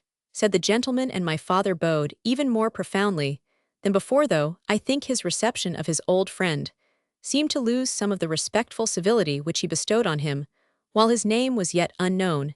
It now seemed to be something like the lip courtesy, which the heart would have denied had ceremony permitted. My father, however, again bowed low, and hoped he saw him well. "So well, my good Mr. Fairford, that I come hither determined to renew my acquaintance with one or two old friends, and with you in the first place. I halt at my old resting place. You must dine with me today at Patterson's, at the head of the Horsewind. It is near your new fashionable dwelling, and I have business with you." My father excused himself respectfully, and not without embarrassment, was particularly engaged at home. "Then I will dine with you, man," said Mr. Harry's of Burns' work. "The few minutes you can spare me after dinner will suffice for my business, and I will not prevent you a moment from minding your own. I am no bottleman." You have often remarked that my father, though a scrupulous observer of the rights of hospitality, seems to exercise them rather as a duty than as a pleasure indeed. But for a conscientious wish to feed the hungry and receive the stranger, his doors would open to guests much seldomer than is the case. I never saw so strong an example of this peculiarity, which I should otherwise have said is caricatured in your description, as in his mode of homologating the self-given invitation of Mr. Harry's, the embarrassed brow, and the attempt at a smile, which accompanied his, "We will expect the honor of seeing you in Brown Square at 3 o'clock, could not deceive anyone, and did not impose upon the old laird, It was with a look of scorn that he replied, I will relieve you then. Till that hour Mr. Fairford and his whole manner seemed to say, it is my pleasure to dine with you, and I care not whether I am welcome or no. When he turned away, I asked my father who he was. An unfortunate gentleman, was the reply. He looks pretty well on his misfortunes, replied Roman 1. I should not have suspected that so gay an outside was lacking a dinner. Who told you that he does, replied my father. He is omni suspicion, major so far as worldly circumstances are concerned. It is to be hoped he makes a good use of them, though if he does it will be for the first time in his life. He has then been an irregular liver, insinuated Roman 1. My father replied, by that famous brocard with which he silences all unacceptable queries, turning in the slightest degree upon the failings of our neighbors. If we mend our own faults, Alan, we shall all of us have enough to do without sitting in judgment upon other folks. Here I was again at fault, but rallying once more I observed, he had the air of a man of high rank and family. He is well entitled, said my father, representing Harry's of Burnswork, a branch of that great and once powerful family of Harry's, the elder branch, whereof merged in the house of Nithisdale at the death of Lord Robin, the philosopher Anno Domini, 1606-7. Has he still, said I, his patrimonial estate of Burnswork? No, replied my father, so far back as his father's time, it was a mere designation, the property being forfeited by Herbert Harrys, following his kinsman, the Earl of Derwentwater, to the Preston affair in 1715.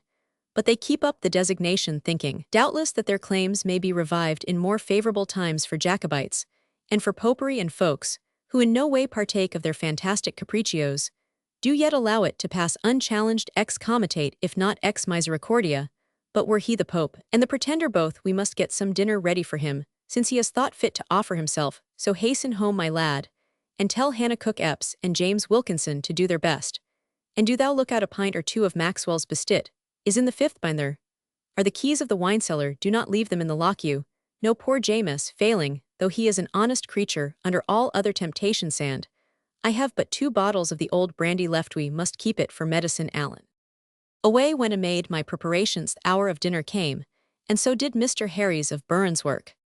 If I had thy power of imagination and description, Darcy, I could make out a fine, dark, mysterious, Rembrandt-looking portrait of the same stranger, which should be as far superior to thy fisherman as a shirt of chainmail is to a herring-net. I can assure you there is some matter for description about him, but knowing my own imperfections, I can only say I thought him eminently disagreeable, and ill-bred. No, ill-bred is not the proper word, on the contrary. He appeared to know the rules of good breeding perfectly, and only to think that the rank of the company did not require that he should attend to theme a view of the matter, infinitely more offensive than if his behavior had been that of uneducated and proper rudeness. While my father said grace, the laird did all but whistle aloud, and when I, at my father's desire, returned thanks, he used his toothpick, as if he had waited that moment for its exercise. So much for Kirkwith. King Matters went even worse. My father, thou knowest, is particularly full of deference to his guests, and in the present care, he seemed more than usually desirous to escape every cause of dispute. He so far compromised his loyalty as to announce merely the king as his first toast after dinner, instead of the emphatic King George, which is his usual formula. Our guest made a motion with his glass, so as to pass it over the water decanter, which stood beside him, and added over the water. My father colored, but would not seem to hear this. Much more there was of careless and disrespectful in the stranger's manner and tone of conversation, so that though I know my father's prejudices in favor of rank and birth, and though I am aware his otherwise masculine understanding has never entirely shaken off the slavish awe of the great which in his earlier days they had so many modes of commanding, still, I could hardly excuse him for enduring so much insolence as such. It seemed to be, as this self-invited guest was disposed to offer to him at his own table. One can endure a traveler in the same carriage, if he treads upon your toes by accident, or even through negligence. But it is very different when, knowing that they are rather of a tender description, he continues to pound away at them with his hoofs. In my poor opinion, and I am a man of peace, you can in that case hardly avoid a declaration of war. I believe my father read my thoughts in my eye, for pulling out his watch, he said 4:30. Alan, you should be in your own room by this time. Burnswork will excuse you. Our visitor nodded carelessly, and I had no longer any pretense to remain, But as I left the room, I heard this magnate of Nithisdale distinctly mention the name of Latimer. I lingered. But at length, a direct hint from my father obliged me to withdraw, and when an hour afterwards, I was summoned to partake of a cup of tea, our guest had departed. He had business that evening in the High Street, and could not spare time even to drink tea. I could not help saying I considered his departure as a relief from incivility. What business has he to upbraid us? I said, with the change of our dwelling from a more inconvenient to a better quarter of the town. What was it to him?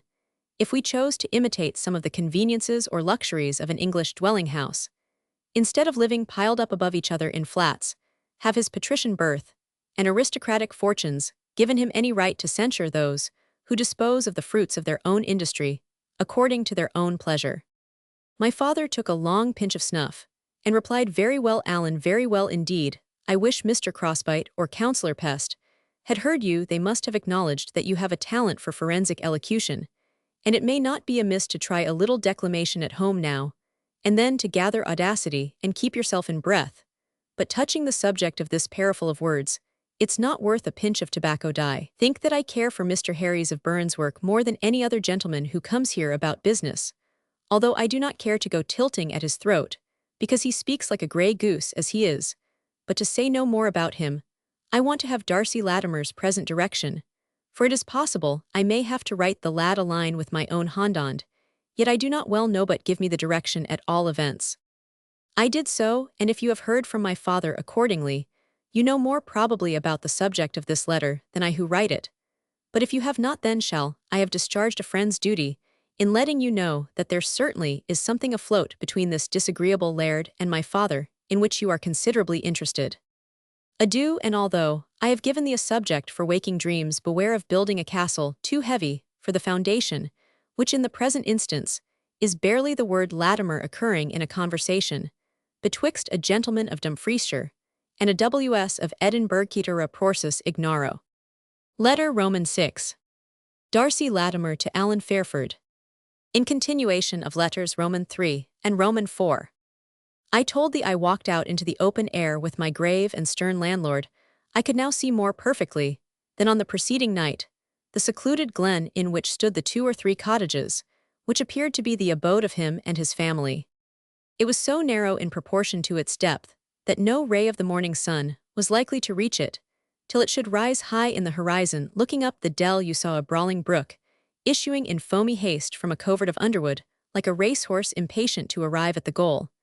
And if you gazed yet more earnestly, you might observe part of a high waterfall glimmering through the foliage, and giving occasion doubtless to the precipitate speed of the brook. Lower down the stream became more placid, and opened into a quiet piece of water, which afforded a rude haven to 2 or 3 fishermen's boats.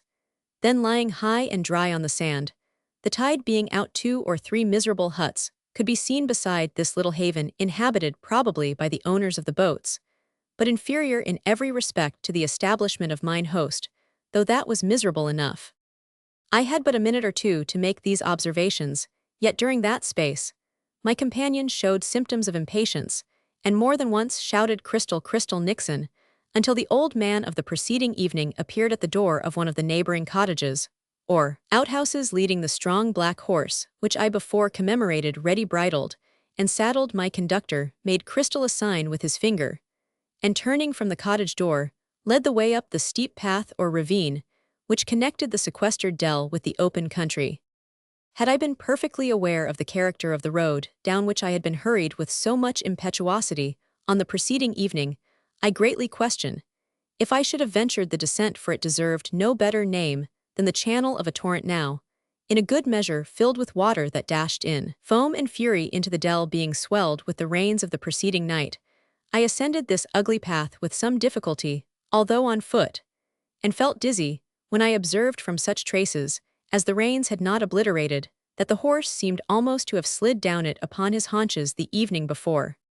My host threw himself on his horse's back, without placing a foot in the stirrup, past me in the perilous ascent, against which he pressed his steed, as if the animal had had the footing of a wild cat. The water and mud splashed from his heels in his reckless course, and a few bounds placed him on the top of the bank, where I presently joined him and found the horse and rider standing still as a statue, the former panting and expanding his broad nostrils to the morning wind, the latter motionless with his eye fixed on the first beams of the rising sun, which already began to peer above the eastern horizon, and gild the distant mountains of Cumberland and Liddesdale.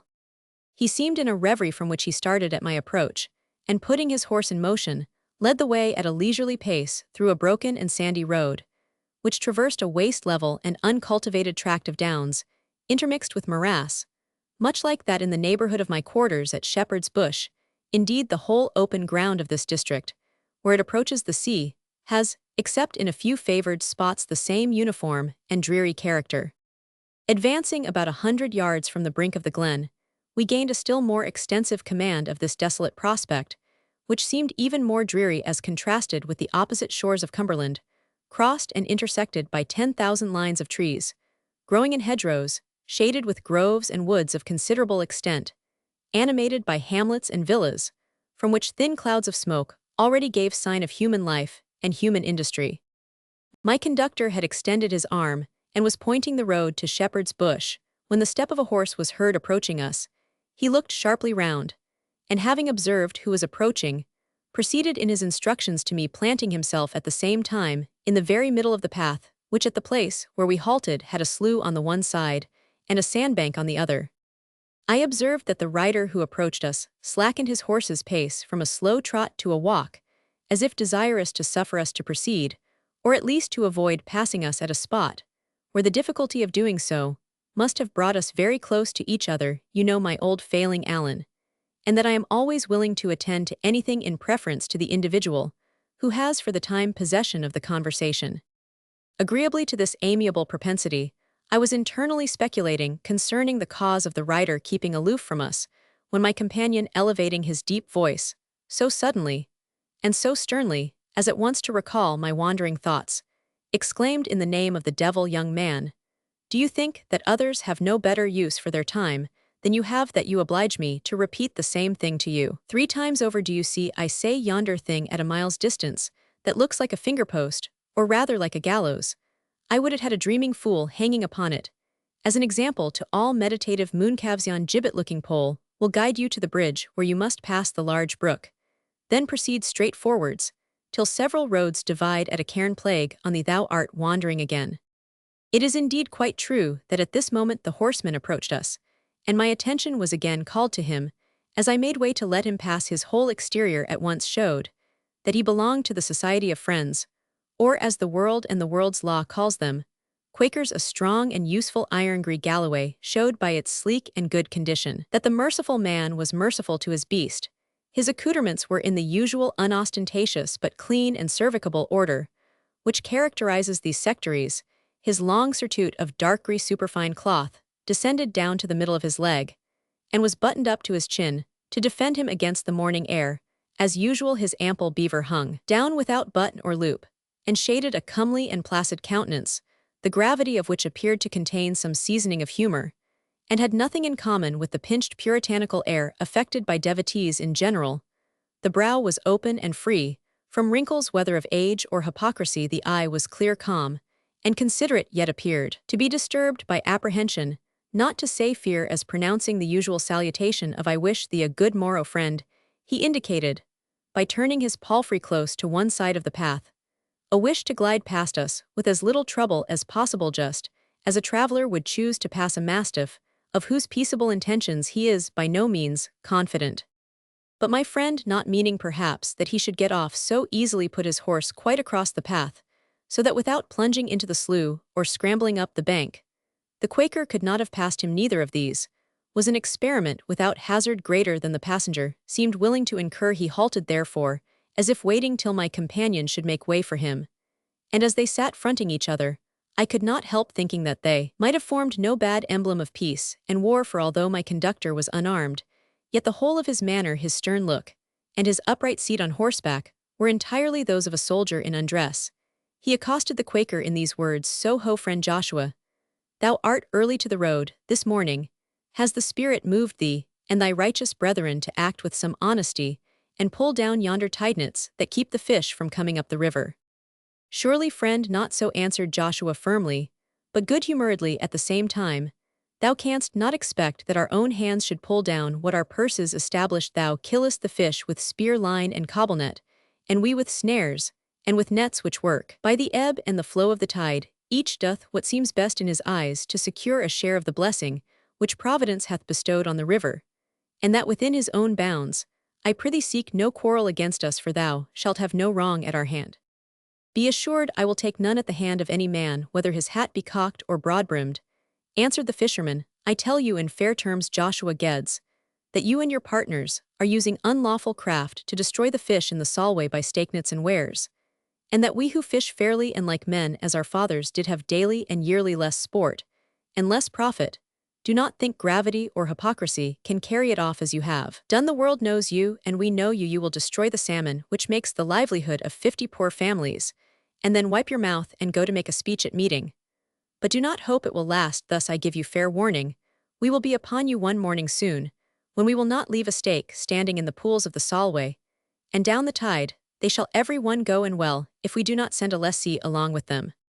Friend, replied Joshua with a constrained smile, but that I know thou dost not mean as thou sayst. I would tell thee, we are under the protection of this country's laws, nor do we the less trust to obtain their protection, that our principles permit us, not by any act of violent resistance to protect ourselves.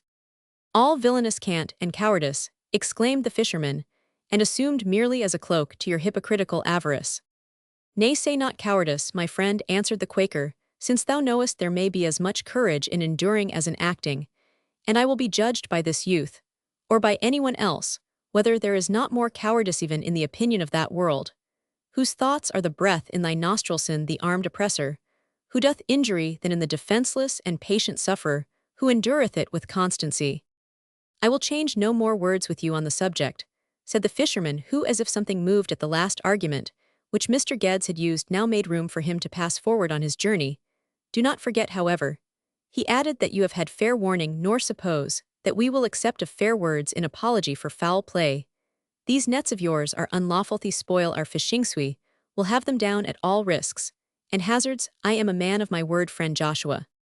I trust thou art, said the Quaker, but thou art the rather bound to be cautious in rashly affirming what thou wilt never execute. For I tell thee, friend, that though there is as great a difference between thee and one of our people as there is between a lion and a sheep, yet I know and believe thou hast so much of the lion in thee that thou wouldst scarce employ thy strength, and thy rage upon that which professeth no means of resistance. Report says so much good of thee, at least if it says little.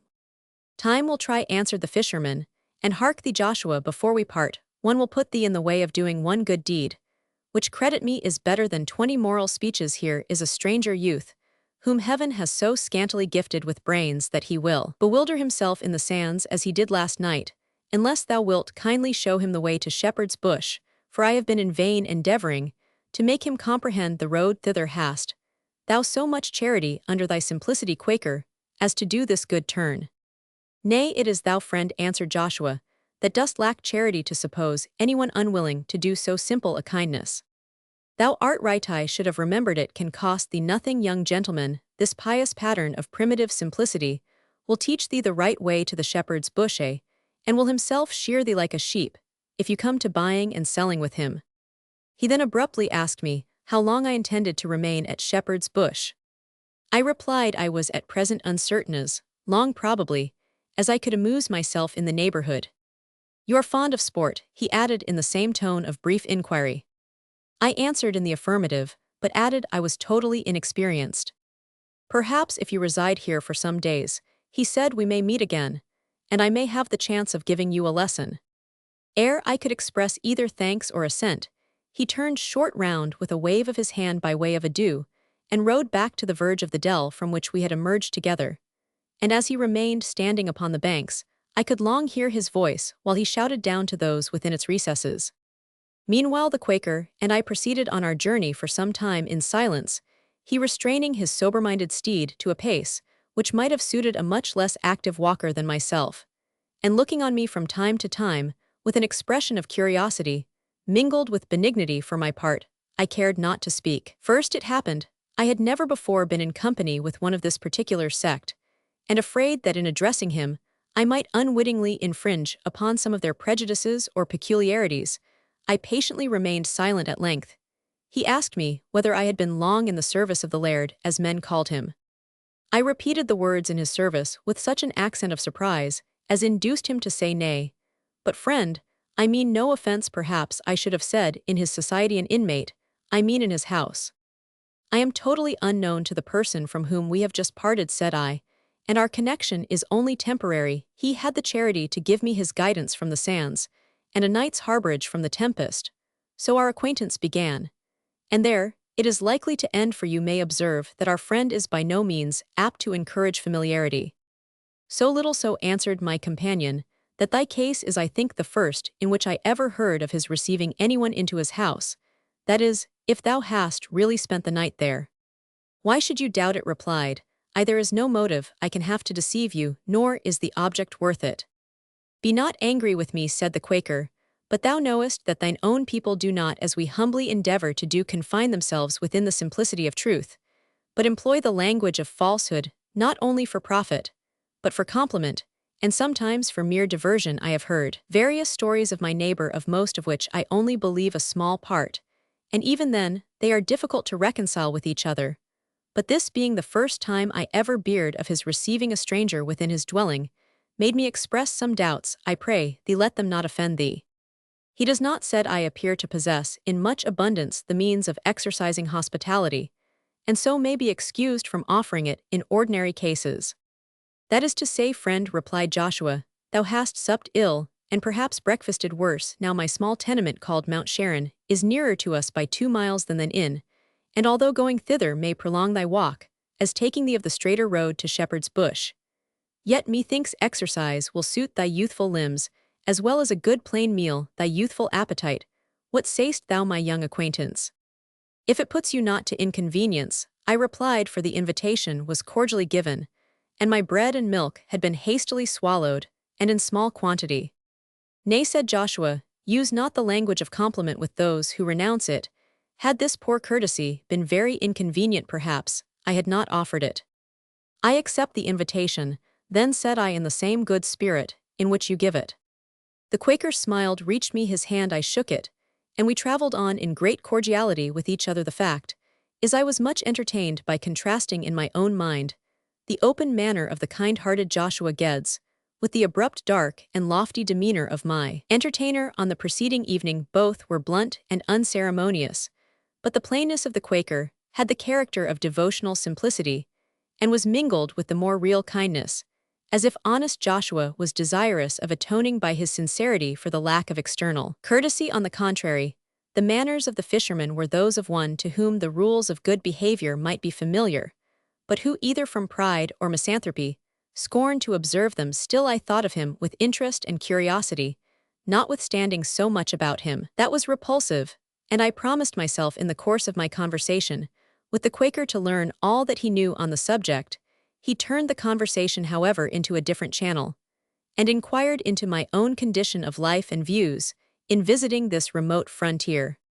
I only thought it necessary to mention my name, and add that I had been educated to the law, but finding myself possessed of some independence, I had of late permitted myself some relaxation, and was residing at Shepherd's Bush to enjoy the pleasure of angling. I do thee no harm, young man, said my new friend, in wishing thee a better employment for thy grave hours, and a more humane amusement, if amusement thou must have for those of a lighter character. You are severe, sir, I replied. I heard you, but a moment since refer yourself to the protection of the laws of the country. If there be laws, there must be lawyers to explain and judges to administer them. Joshua smiled, and pointed to the sheep which were grazing on the downs over which we were traveling. Were a wolf, he said, to come even now upon yonder flocks, they would crowd for protection doubtless around the shepherd and his dogs, yet they are bitten and harassed daily by the one shorn and finally killed and eaten by the other. But I say not this to shock you, for though laws and lawyers are evils, yet they are necessary evils in this probationary state of society, till man shall learn to render unto his fellows that which is their due according to the light of his own conscience, and through no other compulsion. Meanwhile, I have known many righteous men, who have followed thy intended profession in honesty and uprightness of walk, the greater their merit who walk erect in a path, which so many find slippery. And angling, said EU, object to that also as an amusement, you who, if I understood rightly, what passed between you and my late landlord, are yourself a proprietor of fisheries. Not a proprietor, he replied, I am only in copartnery with others, a tacksman, or lessee of some valuable salmon fisheries, a little down the coast. But mistake me not the evil of angling with which I class all sports, as they are called which have the sufferings of animals for their end. An object does not consist in the mere catching and killing those animals, with which the bounty of Providence hath stocked the earth for the good of man, but in making their protracted agony a principle of delight and enjoyment. I do, indeed, cause these fisheries to be conducted for the necessary taking, killing, and selling the fish. And in the same way, were I a farmer, I should send my lambs to market, but I should as soon think of contriving myself a sport and amusement out of the trade of the butcher, as out of that of the fisher. We argued the point no further, for though I thought his arguments a little too high-strained, yet, as my mind acquitted me of having taken delight in aught but the theory of field sports, I did not think myself called upon stubbornly to advocate a practice which had afforded me so little pleasure. We had by this time arrived at the remains of an old finger-post, which my host had formerly pointed out as a landmark. Here a ruinous wooden bridge supported by long posts, resembling crutches, served me to get across the water, while my new friend sought a ford a good way higher up, for the stream was considerably swelled. As I paused for his rejoining me, I observed an angler at a little distance, pouching trout after trout as fast almost as he could cast his line, and I own, in spite of Joshua's lecture on humanity, I could not but envy his adroitness and success. So natural is the love of sport to our minds, or so easily are we taught to assimilate success in field sports with ideas of pleasure. And with the praise due to address and agility, I soon recognized in the successful angler little Benji, who had been my guide and tutor in that gentle art. As you have learned from my former letters, I whistled, rascal, recognized me, and starting like a guilty thing seemed hesitating whether to approach or to run away. And when he determined on the former, it was to assail me with a loud clamorous and exaggerated report of the anxiety of all at the shepherd's bush for my personal safety, how my landlady had wept, how Sam and the ostler had not the heart to go to bed, but sat up all night drinking, and how he himself had been up long before daybreak to go in quest of me. And you were switching the water, I suppose, said I, to discover my dead body. This observation produced a long neigh of acknowledged detection, but with his natural impudence and confidence in my good nature, he immediately added that he thought I would like a fresh trout or twa for breakfast, and the water being in such a rare trim for the salmon rawn, the bait made of salmon roe, salted and preserved in a swollen river.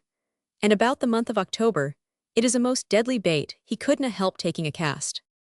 While we were engaged in this discussion, the honest Quaker returned to the farther end of the wooden bridge, to tell me he could not venture to cross the brook in its present state, but would be under the necessity to ride round by the stone bridge, which was 1.5 miles higher up than his own house. He was about to give me directions how to proceed without him, and inquire for his sister, when I suggested to him that if he pleased to trust his horse to little Benji, the boy might carry him round by the bridge while we walked the shorter and more pleasant road. Joshua shook his head, for he was well acquainted with Benji, who he said was the naughtiest varlet in the whole neighborhood. Nevertheless, rather than part company, he agreed to put the pony under his charge for a short season, with many injunctions that he should not attempt to mount, but lead the pony, even Solomon, by the bridle under the assurances of sixpence, in case of proper demeanor, and penalty, that if he transgressed the orders given him, verily he would be scourged.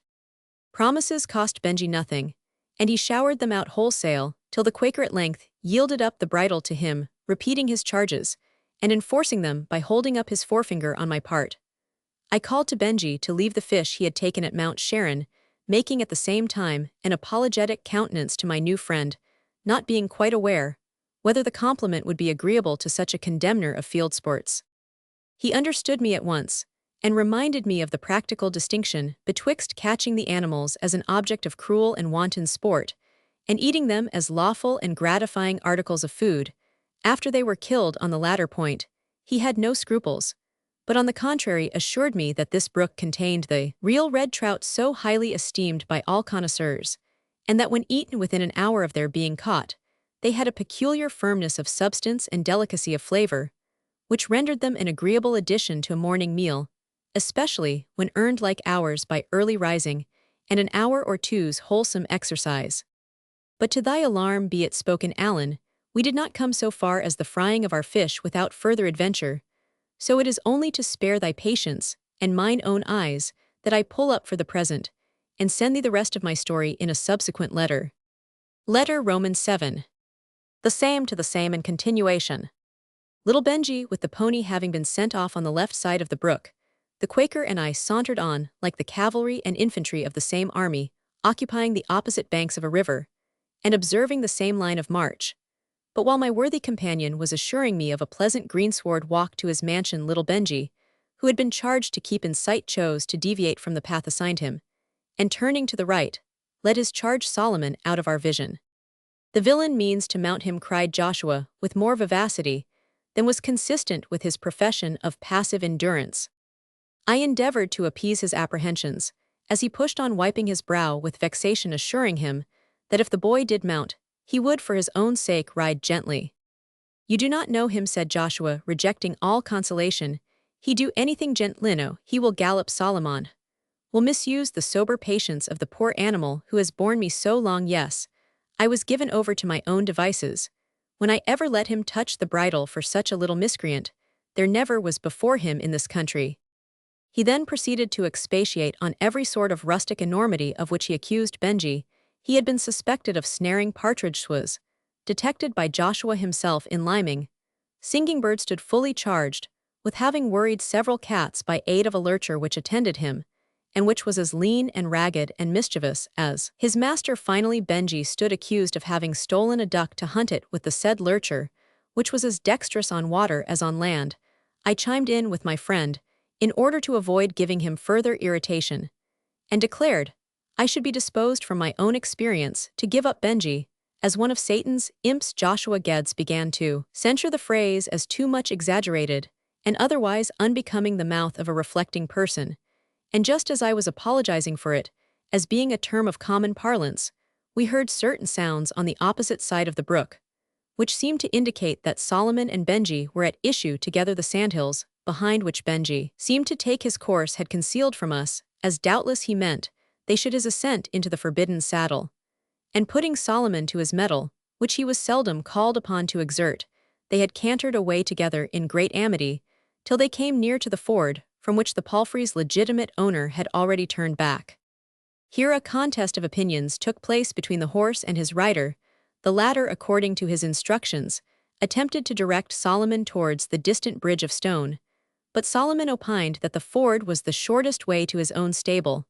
The point was sharply contested, and we heard Benji hupping, checking, and above all flogging in great style, while Solomon, who docile in his general habits, was now stirred beyond his patience, made a great trampling and recalcitration, and it was their joint noise which we heard, without being able to see, though Joshua might too well guess the cause of it. Alarmed at these indications, the Quaker began to shout out, "Benjiathu varlet Solomonthu fool," when the couple presented themselves in full drive. Solomon, having now decidedly obtained the better of the conflict, and bringing his unwilling rider in high career down to the ford. Never was their anger changed so fast into humane fear as that of my good companion. "The varlet will be drowned," he exclaimed. "Widows son her, only sonnen drowned, let me go," and he struggled with me stoutly, as I hung upon him to prevent him from plunging into the ford. I had no fear whatever for Benji, for the blackguard vermin, though he could not manage the refractory horse, stuck on his seat like a monkey. Solomon and Benji scrambled through the ford with little inconvenience, and resumed their gallop on the other side. It was impossible to guess whether on this last occasion Benji was running off with Solomon or Solomon with Benji, but judging from character and motives, I rather suspected the former. I could not help laughing as the rascal passed me, grinning betwixt terror and delight, perched on the very pommel of the saddle, and holding with extended arms by bridle and mane, while Solomon, the bit secured between his teeth and his headboard, down betwixt his forelegs, passed his master in this unwonted guise as hard as he could pelt. "The mischievous bastard," exclaimed the Quaker, terrified out of his usual moderation of speech, "doomed Gallowsbird will break Solomon's wind to a certainty." I prayed him to be comforted, assured him a brushing gallop would do his favorite no harm, and reminded him of the censure he had bestowed on me a minute before for applying a harsh epithet to the boy. But Joshua was not without his answer. "Friend youth," he said, "thou didst speak of the lad's soul, which thou didst affirm belonged to the enemy, and of that thou couldst say nothing of thine own knowledge. On the contrary, I did but speak of his outward man, which will assuredly be suspended by a cord, if he mendeth not his manners. Men say that young as he is one of the laird's gang. Of the laird's gang, said I, repeating the words in surprise. Do you mean the person with whom I slept last night? I heard you call him the laird. Is he at the head of a gang? Nay, I meant not precisely a gang, said the Quaker, who appeared in his haste to have spoken more than he intended. A company or party, I should have said. But thus it is, friend Latimer, with the wisest men, when they permit themselves to be perturbed with passion, and speak as in a fever, or as with the tongue of the foolish and the forward. And although thou hast been hasty to mark my infirmity, yet I grieve not that thou hast been a witness to it, seeing that the stumbles of the wise may be no less a caution to youth and inexperience than is the fall of the foolish. This was a sort of acknowledgment of what I had already begun to suspect, that my new friend's real goodness of disposition, joined to the acquired quietism of his religious sect, had been unable entirely to check the effervescence of a temper naturally warm and hasty. Upon the present occasion, as if sensible he had displayed a greater degree of emotion than became his character, Joshua avoided further allusion to Benji and Solomon, and proceeded to solicit my attention to the natural objects around us, which increased in beauty and interest, as still conducted by the meanders of the brook, we left the common behind us, and entered a more cultivated and enclosed country, where arable and pasture ground was agreeably varied with groves and hedges. Descending now almost close to the stream, our course lay through a little gate into a pathway, kept with great neatness, the sides of which were decorated with trees and flowering shrubs of the hardier species, until ascending by a gentle slope, we issued from the grove, and stood almost at once in front of a low but very neat building of an irregular form, and my guide, shaking me cordially by the hand, made me welcome to Mount Sharon. The wood through which we had approached this little mansion was thrown around it both on the north and northwest, but breaking off into different directions, was intersected by a few fields well watered, and sheltered. The house fronted to the southeast, and from thence the pleasure ground, or I should rather say the gardens, sloped down to the water. I afterwards understood that the father of the present proprietor had a considerable taste for horticulture, which had been inherited by his son, and had formed these gardens, which with their shaven turf, pleached alleys, wildernesses, and exotic trees and shrubs, greatly excelled anything of the kind which had been attempted in the neighborhood. If there was a little vanity in the complacent smile with which Joshua Geddes saw me gaze with delight on a scene so different from the naked waste we had that day traversed in company, it might surely be permitted to one who, cultivating and improving the beauties of nature, had found therein, as he said, bodily health and a pleasing relaxation for the mind. At the bottom of the extended gardens, the brook wheeled round in a wide semicircle, and was itself their boundary. The opposite side was no part of Joshua's domain, but the brook was there skirted by a precipitous rock of limestone, which seemed a barrier of nature's own erecting around his little Eden of beauty, comfort, and peace. But I must not let thee forget, said the kind Quaker, amidst thy admiration of these beauties, of our little inheritance, that thy breakfast has been a light one. So saying, Joshua conducted me to a small sash door opening under a porch amply mantled by honeysuckle and clematis, into a parlor of moderate size, the furniture of which, in plainness and excessive cleanliness, bore the characteristic marks of the sect to which the owner belonged. Thy father's Hannah is generally allowed to be an exception to all Scottish housekeepers, and stands unparalleled for cleanliness among the women of Auld Reekie. But the cleanliness of Hannah is sluttishness compared to the scrupulous purifications of these people, who seem to carry into the minor decencies of life that conscientious rigor which they affect in their morals. The parlor would have been gloomy, for the windows were small, and the ceiling low, but the present proprietor had rendered it more cheerful by opening one end into a small conservatory roofed with glass, and divided from the parlor by a partition of the same. I have never before seen this very pleasing manner of uniting the comforts of an apartment with the beauties of a garden, and I wonder it is not more practiced by the great. Something of the kind is hinted at in a paper of the Spectator. As I walked towards the conservatory to view it more closely, the parlor chimney engaged my attention. It was a pile of massive stone, entirely out of proportion to the size of the apartment on the front, had once been an armorial scutcheon, for the hammer or chisel which had been employed to deface the shield or crest had left uninjured the scroll beneath, which bore the pious motto, "Trust in God." Blackletter, you know, was my early passion, and the tombstones in the Greyfriars churchyard early yielded up to my knowledge, as a decipherer, What little they could tell of the forgotten dead. Joshua Geddes paused when he saw my eye fixed on this relic of antiquity. Thou canst read it, he said. I repeated the motto, and added there seemed vestiges of a date. It should be 1537, said he, for so long ago at the least computation, did my ancestors in the blinded times of papistry possess these lands, and in that year did they build their house. It is an ancient descent, said I, looking with respect upon the monument. I am sorry, the arms have been defaced. It was perhaps impossible for my friend Quaker, as he was, to seem altogether void of respect for the pedigree, which he began to recount to me, disclaiming all the while the vanity usually connected with the subject, in short with the air of mingled melancholy regret and conscious dignity, with which Jack Fox used to tell us at college of his ancestors' unfortunate connection with the gunpowder plot. Vanity of vanities, saith the preacher, thus harangued Joshua Geddes of Mount Sharon. If we ourselves are nothing in the sight of heaven, how much less than nothing must be our derivation from rotten bones and mouldering dust, whose immortal spirits have long since gone to their private account. Yes, friend Latimer, my ancestors were renowned among the ravenous and bloodthirsty men who then dwelt in this vexed country, and so much were they famed for successful freebooting, robbery, and bloodshed that they are said to have been called Geddes, as likening them to the fish called a jack-pike or luce, and in our country tongue, a jet, a goodly distinction truly for Christian men. Yet did they paint this shark of the fresh waters upon their shields, and these profane priests of a wicked idolatry, the empty boasters called heralds, who make engraven images of fishes, fowls, and four-footed beasts that men may fall down and worship them, assigned the jed for the device and escutcheon of my fathers, and hewed it over their chimneys and placed it above their tombs, and the men were elated in mind, and became yet more jed-like, slaying, leading into captivity, and dividing the spoil, until the place where they dwelt obtained the name of sharing no from the booty, which was there divided amongst them and their accomplices.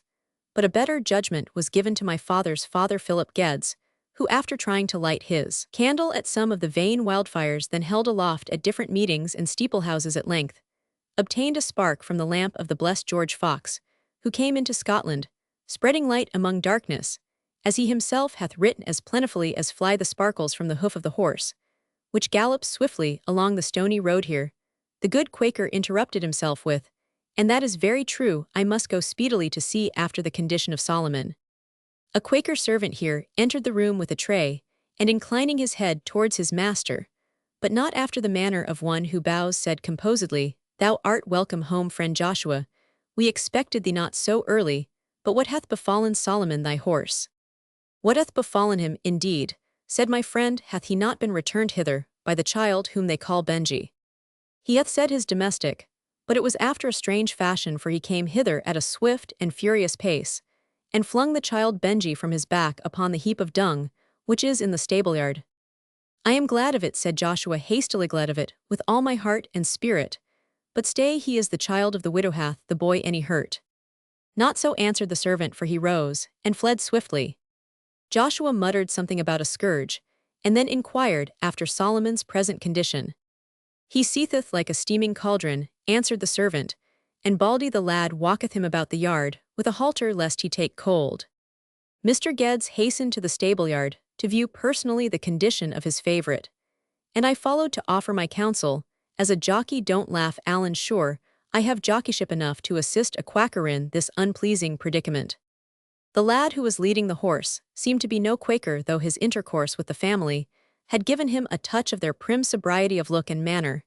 He assured Joshua that his horse had received no injury, and I even hinted that the exercise would be of service to him. Solomon himself neighed towards his master, and rubbed his head against the good Quaker's shoulder, as if to assure him of his being quite well, so that Joshua returned in comfort to his parlor, where breakfast was now about to be displayed. I have since learned that the affection of Joshua for his pony is considered as inordinate by some of his own sect, and that he has been much blamed for permitting it to be called by the name of Solomon or any other name whatever, but he has gained so much respect and influence among them that they overlook these foibles. I learned from him, whilst the old servant Jehoiachim, entering and re-entering, seemed to make no end of the materials which he brought in for breakfast, that his grandfather Philip, the convert of George Fox, had suffered much from the persecution to which these harmless devotees were subjected on all sides during that intolerant period, and much of their family estate had been dilapidated, but better days dawned on Joshua's father, who, connecting himself by marriage with a wealthy family of Quakers in Lancashire, engaged successfully in various branches of commerce, and redeemed the remnants of the property, changing its name in sense, without much alteration of sound, from the border appellation of Sharingknowe to the evangelical appellation of Mount Sharon. This Philip Geddes, as I before hinted, had imbibed the taste for horticulture and the pursuits of the florist, which are not uncommon among the peaceful sect he belonged to. He had destroyed the remnants of the old Peel house, substituting the modern mansion in its place, and while he reserved the hearth of his ancestors in memory of their hospitality, as also the pious motto which they had chanced to assume, he failed not to obliterate the worldly and military emblems displayed upon the shield and helmet together with all their blazonry. In a few minutes after Mr. Geddes had concluded the account of himself and his family, his sister Rachel, the only surviving member of it, entered the room. Her appearance is remarkably pleasing, and although her age is certainly 30 at least, she still retains the shape and motion of an earlier period. The absence of everything like fashion or ornament was as usual atoned for by the most perfect neatness and cleanliness of her dress, and her simple close cap was particularly suited to eyes which had the softness and simplicity of the dove's. Her features were also extremely agreeable, but had suffered a little through the ravages of that professed enemy to beauty, the smallpox, a disadvantage which was in part counterbalanced by a well-formed mouth, teeth like pearls, and a pleasing sobriety of smile that seemed to wish good here and hereafter to every one she spoke to. You cannot make any of your vile inferences here, Alan, for I have given a full-length picture of Rachel Geddes, so that you cannot say in this case, as in the letter I have just received, that she was passed over as a subject on which I feared to dilate. More of this anon. Well, we settled to our breakfast after a blessing, or rather an extempore prayer which Joshua made upon the occasion, and which the Spirit moved him to prolong rather more than I felt altogether agreeable. Then, Alan, there was such a dispatching of the good things of the morning as you have not witnessed since you have seen Darcy Latimer at breakfast. Tea and chocolate, eggs, ham and pastry, not forgetting the broiled fish, disappeared with a celerity which seemed to astonish the good-humored Quakers, who kept loading my plate with supplies as if desirous of seeing whether they could by any possibility tire me out. One hint, however, I received which put me in mind where I was. Miss Geddes had offered me some sweet cake, which at the moment I declined, but presently afterwards, seeing it within my reach, I naturally enough helped myself to a slice, and had just deposited it beside my plate, when Joshua, mine host, not with the authoritative air of Sancho's Dr. Turdyfura, but in a very calm and quiet manner, lifted it away, and replaced it on the dish, observing, "Only thou didst refuse it before, friend Latimer. These good folks, Alan, make no allowance for what your good father calls the Aberdeenman's privilege of taking his word again, or what the wise call second thoughts." Bating this slight hint that I was among a precise generation, there was nothing in my reception that was peculiar, unless, indeed, I were to notice the solicitous and uniform kindness with which all the attentions of my new friends were seasoned, as if they were anxious to assure me that the neglect of worldly compliments interdicted by their sect only served to render their hospitality more sincere. At length, my hunger was satisfied, and the worthy Quaker, who with looks of great good nature had watched my progress, thus addressed his sister. "This young man Rachel hath last night sojourned in the tents of our neighbour, whom men call the Laird. I am sorry I had not met him the evening before, for our neighbour's hospitality is too unfrequently exercised to be well prepared with the means of welcome." "Nay, but Joshua," said Rachel, "if our neighbour hath done a kindness, thou shouldst not grudge him the opportunity, and if our young friend hath fared ill for a night, he will the better relish what Providence may send him of better provisions." "And that he may do so at leisure," said Joshua, "we will pray him, Rachel, to tarry a day or twain with us. He is young, and is but now entering upon the world, and our habitation may, if he will, be like a resting place, from which he may look abroad upon the pilgrimage which he must take, and the path which he has to travel. What sayest thou, friend Latimer? We constrain not our friends to our ways, and thou art, I think, too wise to quarrel with us for following our own fashions, and if we should even give thee a word of advice, thou wilt not, I think, be angry, so that it is spoken in season. You know, Alan, how easily I am determined by anything resembling cordiality, and so, though a little afraid of the formality of my host and hostess, I accepted their invitation, provided I could get some messenger to send to Shepherd's Bush for my servant and portmanteau. Why truly, friend, said Joshua, thy outward frame would be improved by cleaner garments. But I will do thine errand myself to the widow Gregson's house of reception, and send thy lad hither with thy clothes. Meanwhile Rachel will show thee these little gardens, and then will put thee in some way of spending thy time usefully, till our meal calls us together at the second hour, afternoon. I bid thee farewell for the present, having some space to walk, seeing I must leave the animal Solomon to his refreshing rest. With these words, Mr. Joshua Geddes withdrew. Some ladies we have known would have felt, or at least affected reserve or embarrassment, at being left to do the honors of the grounds. To it will be out Alana, smart young fellow, an entire stranger. She went out for a few minutes, and returned in her plain cloak and bonnet with her beaver gloves, prepared to act as my guide with as much simplicity as if she had been to wait upon thy father. So forth I sallied with my fair quackeress. If the house at Mount Sharon be merely a plain and convenient dwelling of moderate size and small pretensions, the gardens and offices, though not extensive, might rival an earl's in point of care and expense. Rachel carried me first to her own favorite resort, a poultry yard stocked with a variety of domestic fowls of the more rare, as well as the most ordinary kinds, furnished with every accommodation which may suit their various habits. A rivulet, which spread into a pond for the convenience of the aquatic birds, trickled over gravel as it passed through the yards dedicated to the land poultry, which were thus amply supplied with the means they use for digestion. All these creatures seemed to recognize the presence of their mistress, and some especial favorites hastened to her feet and continued to follow her as far as their limits permitted. She pointed out their peculiarities and qualities with the discrimination of one who had made natural history her study, and I own I never looked on barn-door fowls with so much interest before, at least, until they were boiled or roasted. I could not help asking the trying question, how she could order the execution of any of the creatures of which she seemed so careful.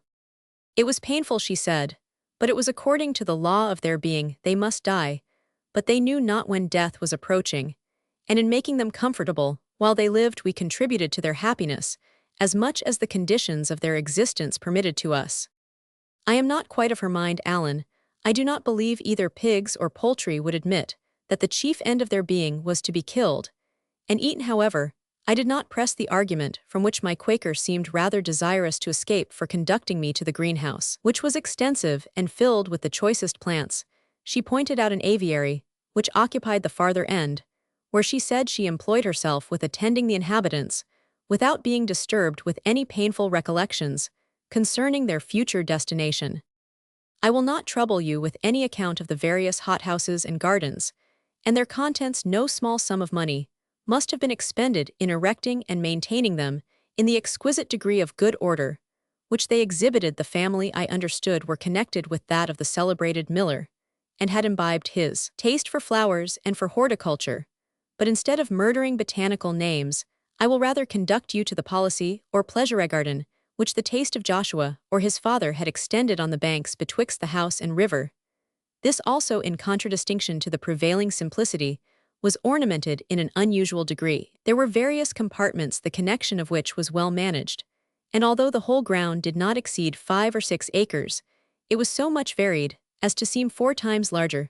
The space contained close alleys and open walks, a very pretty artificial waterfall, a fountain also consisting of a considerable jet d'eau whose streams glittered in the sunbeams and exhibited a continual rainbow.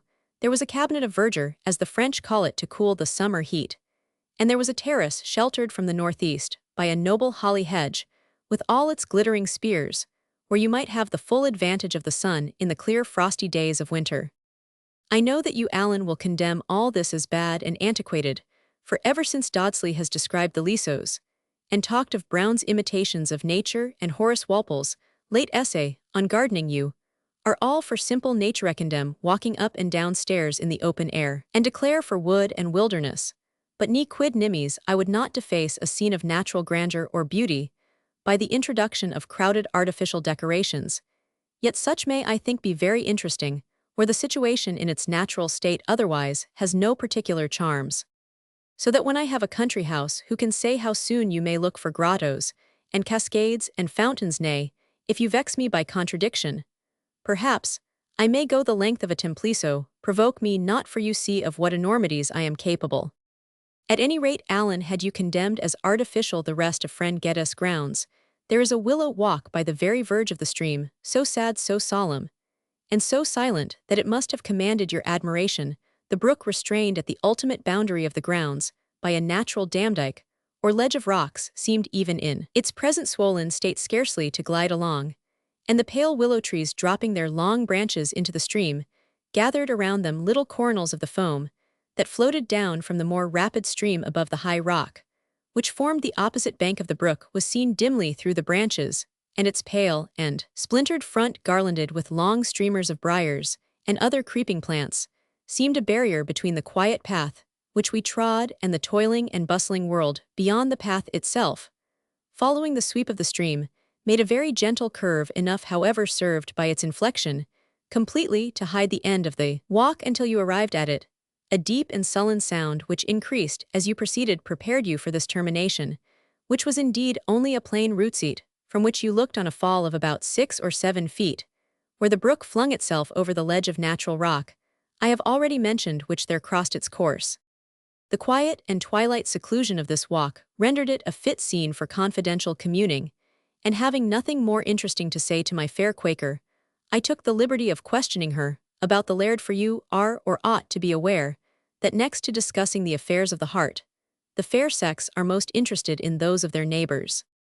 I did not conceal either my curiosity or the check which it had received from Joshua, and I saw that my companion answered with embarrassment, I must not speak otherwise than truly, she said, and therefore I tell thee that my brother dislikes, and that I fear the man of whom thou hast asked me. Perhaps we're both wrong, but he is a man of violence, and hath great influence over many who, following the trade of sailors and fishermen, become as rude as the elements with which they contend. He hath no certain name among them, which is not unusual, their rude fashion being to distinguish each other by nicknames, and they have called him the Laird of the Lakes, not remembering there should be no one called Lord save one, only in idle derision, the pools of salt water, left by the tide among the sands, being called the Lakes of Solway.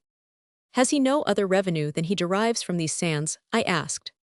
That I cannot answer, replied Rachel. Men say that he wants not money, though he lives like an ordinary fisherman, and that he imparts freely of his means to the poor around him.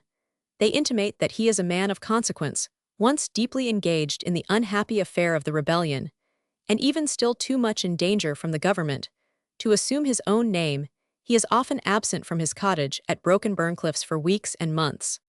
I should have thought, said I, that the government would scarce at this time of day be likely to proceed against anyone, even of the most obnoxious rebels.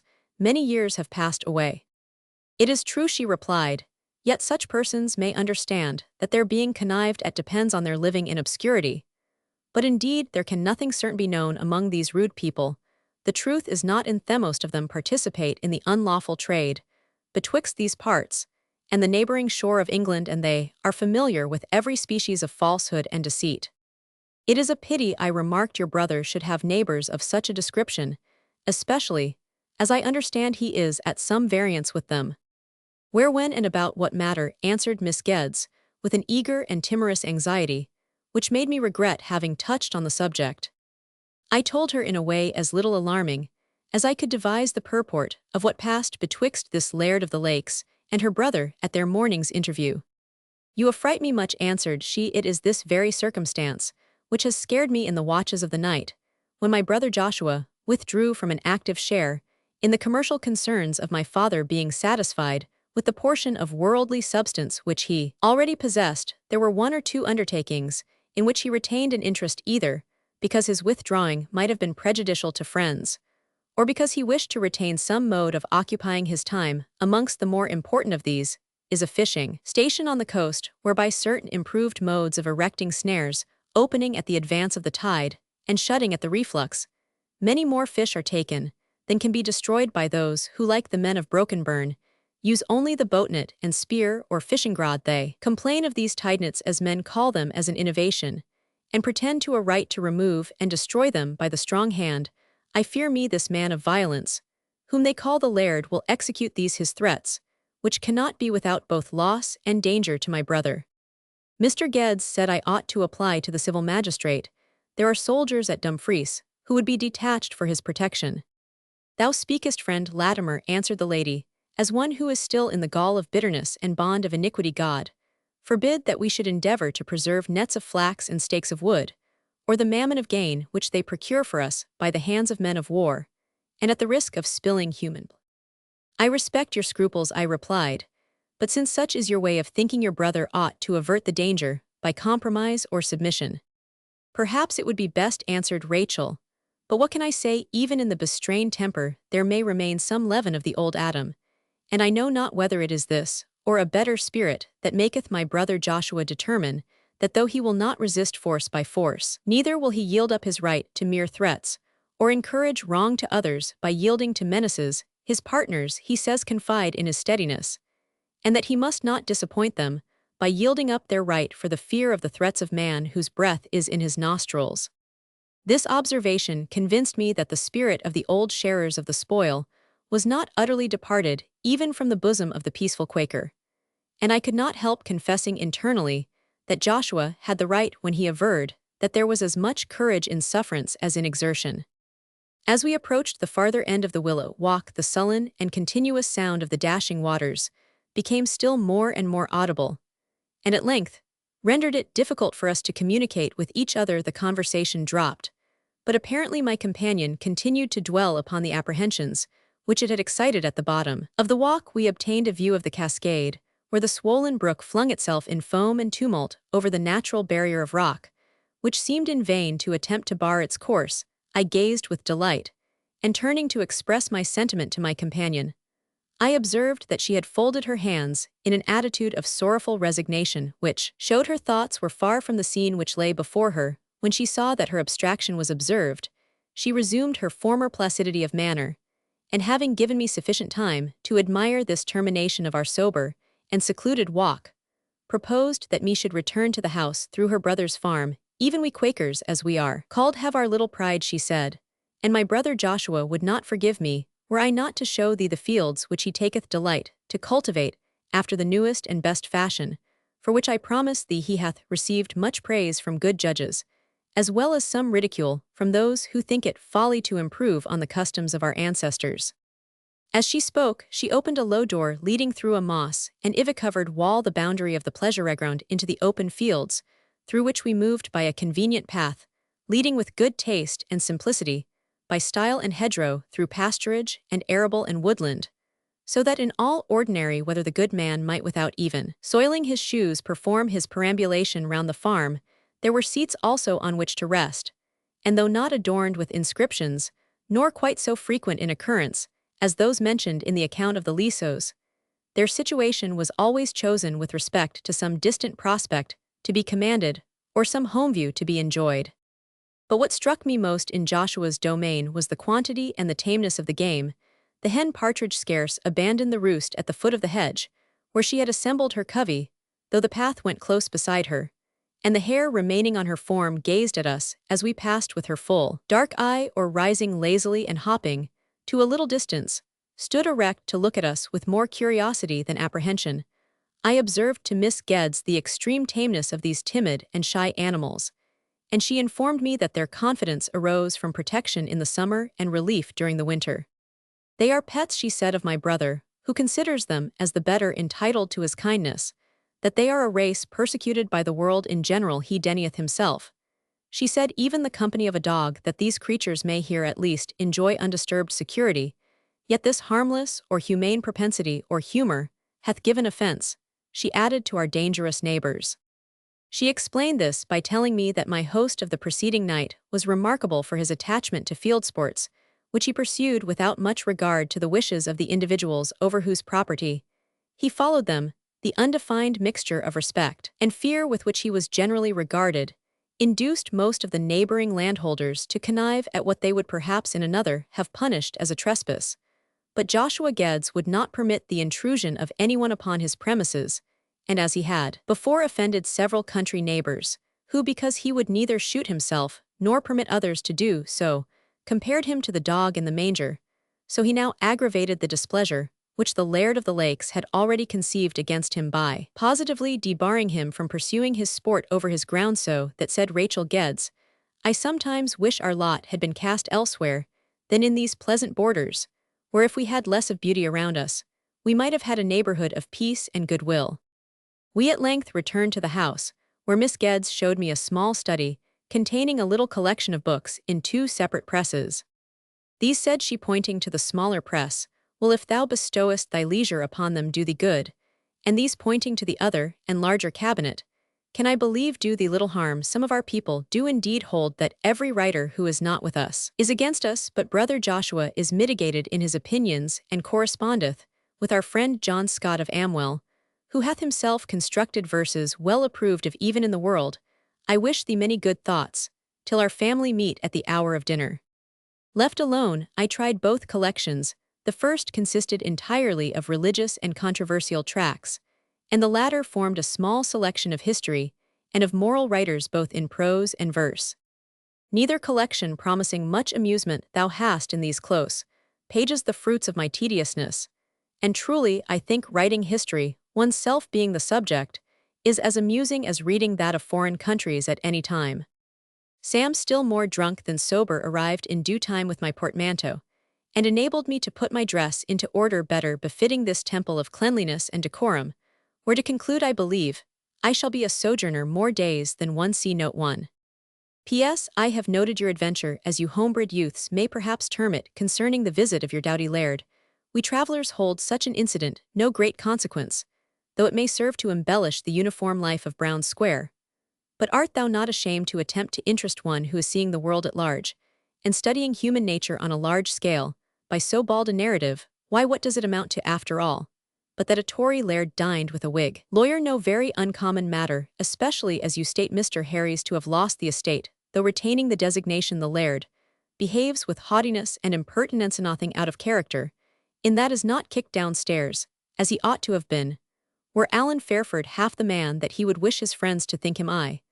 But then, as the young lawyer, instead of showing his friend the door, chose to make use of it himself, he overheard the laird aforesaid ask the old lawyer concerning Darcy Latimerno, doubt earnestly inquiring after the handsome, accomplished inmate of his family, who has so lately made Themis his beau, and declined the honor of following her farther. You laugh at me for my air-drawn castles, but confess, have they not surer footing in general than two words spoken by such a man as Harry's? And yet I would rally the matter off Alan, but in dark nights, even the glowworm becomes an object of luster.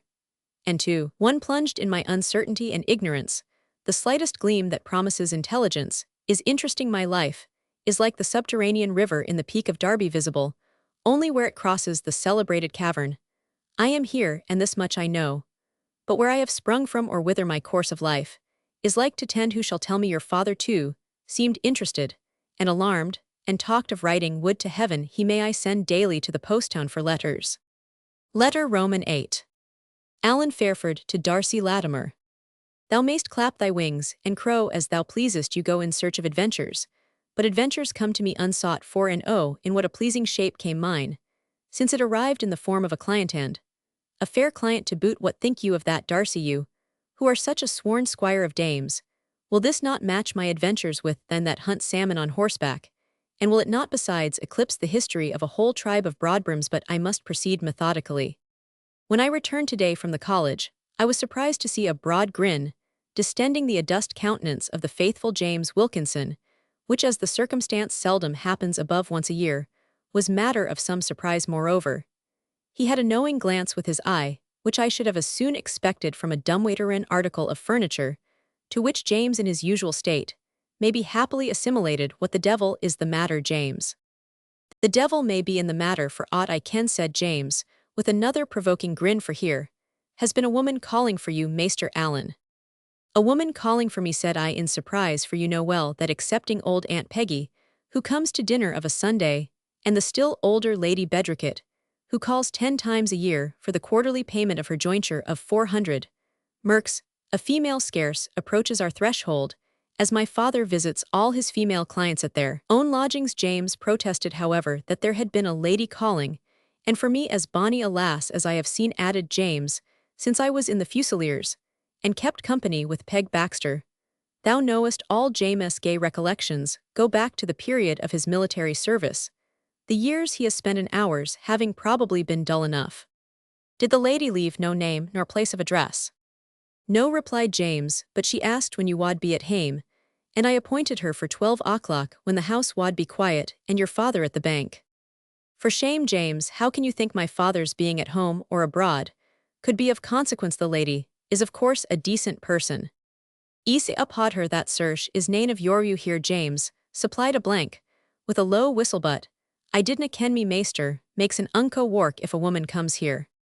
I passed into my own room, not ill pleased that my father was absent notwithstanding. I had thought it proper to rebuke James for having so contrived it. I disarranged my books, to give them the appearance of a graceful confusion on the table, and laying my foils useless, since your departure across the mantelpiece, that the lady might see I was tam mart quam mercurio, I endeavored to dispose my dress, so as to resemble an elegant mourning. Decibella gave my hair the general shade of powder, which marks the gentleman, laid my watch and seals on the table to hint that I understood the value of time, and when I had made all these arrangements, of which I am a little ashamed, when I think of them, I had nothing better to do than to watch the dial plate, till the index pointed to noon. 5 minutes elapsed, which I allowed for variation of clocks. 5 minutes more rendered me anxious and doubtful, and 5 minutes more would have made me impatient. Laugh as thou wilt, but remember Darcy. I was a lawyer expecting his first client, a young man, how strictly bred up. I need not remind you, expecting a private interview with a young and beautiful woman. But ere the third term of 5 minutes had elapsed, the doorbell was heard to tinkle low and modestly, as if touched by some timid hand. James Wilkinson, swift in nothing, is, as thou knowest, peculiarly slow in answering the doorbell, and I reckoned on 5 minutes good ere his solemn step should have ascended the stair. Time enough, thought I, for a peep through the blinds, and was hastening to the window accordingly. But I reckoned without my host, for James, who had his own curiosity, as well as I, was lying perdu in the lobby ready to open at the first tinkle. And there was this way, Mom. Yes, Mom, the lady, Mr. Allen, before I could get to the chair in which I proposed to be discovered, seated in all legal dignity, the consciousness of being half caught in the act of peeping, joined to that native air of awkward bashfulness, of which I am told the law will soon free me, kept me standing on the floor in some confusion, while the lady, disconcerted on her part, remained on the threshold of the room. James Wilkinson, who had his senses most about him, and was perhaps willing to prolong his stay in the apartment, busied himself in setting a chair for the lady, and recalled me to my good breeding by the hint. I invited her to take possession of it and bid James withdraw. My visitor was undeniably a lady, and probably considerably above the ordinary rank, modest too, judging from the mixture of grace and timidity with which she moved, and at my entreaty sat down. Her dress was, I should suppose, both handsome and fashionable, but it was much concealed by a walking cloak of green silk, fancifully embroidered, in which, though heavy for the season, her person was enveloped, and which moreover was furnished with a hood. The devil take that hood, Darcy, for I was just able to distinguish that, pulled as it was over the face it concealed from me, as I was convinced one of the prettiest countenances I have seen, and which, from a sense of embarrassment, seemed to be crimsoned with a deep blush. I could see her complexion was beautiful, her chin finely turned, her lips coralant, her teeth rivals to ivory, but further the deponent saith not for a clasp of gold ornamented with it. Sapphire closed the envious mantle under the incognita's throat, and the cursed hood concealed entirely the upper part of the face. I ought to have spoken first, that is certain, but ere I could get my phrases well arranged, the young lady, rendered desperate, I suppose, by my hesitation, opened the conversation herself. I fear I am an intruder, sir. I expected to meet an elderly gentleman. This brought me to myself. My father, madam, perhaps, but you inquired for Alan Fairford. Me father's name is Alexander. It is Mr. Alan Fairford, undoubtedly, with whom I wish to speak, she said with greater confusion, but I was told that he was advanced in life. Some mistake, madam, I presume, betwixt my father and myself. Our Christian names have the same initials, though the terminations are different. I would esteem it a most fortunate mistake if I could have the honor of supplying my father's place in anything that could be of service to you. You are very obliging, sir. A pause, during which she seemed undetermined whether to rise or sit still. I am just about to be called to the bar, madam, said I, in hopes to remove her scruples to open her case to me, and if my advice or opinion could be of the slightest use, although I cannot presume to say that they are much to be depended upon yet. The lady arose. I am truly sensible of your kindness, sir, and I have no doubt of your talents. I will be very plain with you. It is you whom I came to visit, although now that we have met. I find it will be much better that I should commit my communication to writing. I hope, madam, you will not be so cruel, so tantalizing. I would say consider you are my first client your business, my first consultation, though not do me the displeasure of withdrawing your confidence, because I am a few years younger than you seem to have expected. My attention shall make amends for my want of experience. I have no doubt of either, said the lady in a grave tone, calculated to restrain the air of gallantry with which I had endeavored to address her. But when you have received my letter, you will find good reasons assigned why a written communication will best suit my purpose. I wish you, sir, a good morning. And she left the apartment, her poor baffled counsel scraping and bowing and apologizing for anything that might have been disagreeable to her, although the front of my offense seems to be my having been discovered to be younger than my father. The door was opened out, she walked along the pavement, turned down the clothes, and put the sun, I believe, into her pocket. When she disappeared so suddenly, did dullness and darkness sink down on the square. When she was no longer visible, I stood for a moment, as if I had been senseless, not recollecting what a fund of entertainment I must have supplied to our watchful friends on the other side of the green. Then it darted on my mind that I might dog her, and ascertain at least who or what she was off. I ran down the close where she was no longer to be seen, and demanded of one of the dyer's lads whether he had seen a lady go down the close, or had observed which way she turned. Aletta, said the dyer, staring at me with his rainbow countenance. Mr. Allen, what takes you out rinning like daft without your hat? The devil take my hat, answered I, running back, however, in quest of it, snatched it up and again sallied forth. But as I reached the head of the close, once more, I had sense enough to recollect that all pursuit would be now in vain. Besides, I saw my friend the journeyman dyer in close confabulation with a pea-green personage of his own profession, and was conscious, like Scrub, that they talked of me because they laughed consumedly. I had no mind, by a second sudden appearance, to confirm the report that Advocate Fairford was gene daft, which had probably spread from Campbell's Closefoot to the Mealmarket stairs, and so slunk back within my own hole again. My first employment was to remove all traces of that elegant and fanciful disposition of my effects, from which I had hoped for so much credit, for I was now ashamed and angry at having thought an instant upon the mode of receiving a visit, which had commenced so agreeably, but terminated in a manner so unsatisfactory. I put my folios in their place, threw the foils into the dressing-closet, tormenting myself, all the while with the fruitless doubt whether I had missed an opportunity, or escaped a stratagem, or whether the young person had been really startled, as she seemed to intimate, by the extreme youth of her intended legal adviser. The mirror was not unnaturally called into aid, and that cabinet counsellor pronounced me rather short, thick-set, with a cast of features fitter, I trust, for the bar than the ball, not handsome enough for blushing virgins to pine for my sake, or even to invent sham cases, to bring them to my chamber, see it, not ugly enough either to scare those away, who came on real business. Dark, to be sure, but nigri sunt hyacinther, are pretty things to be said in favor of that complexion.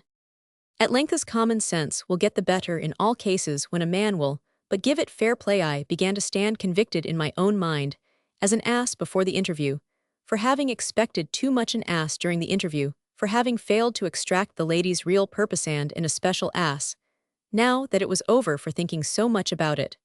But I can think of nothing else, and therefore I am determined to think of this to some good purpose.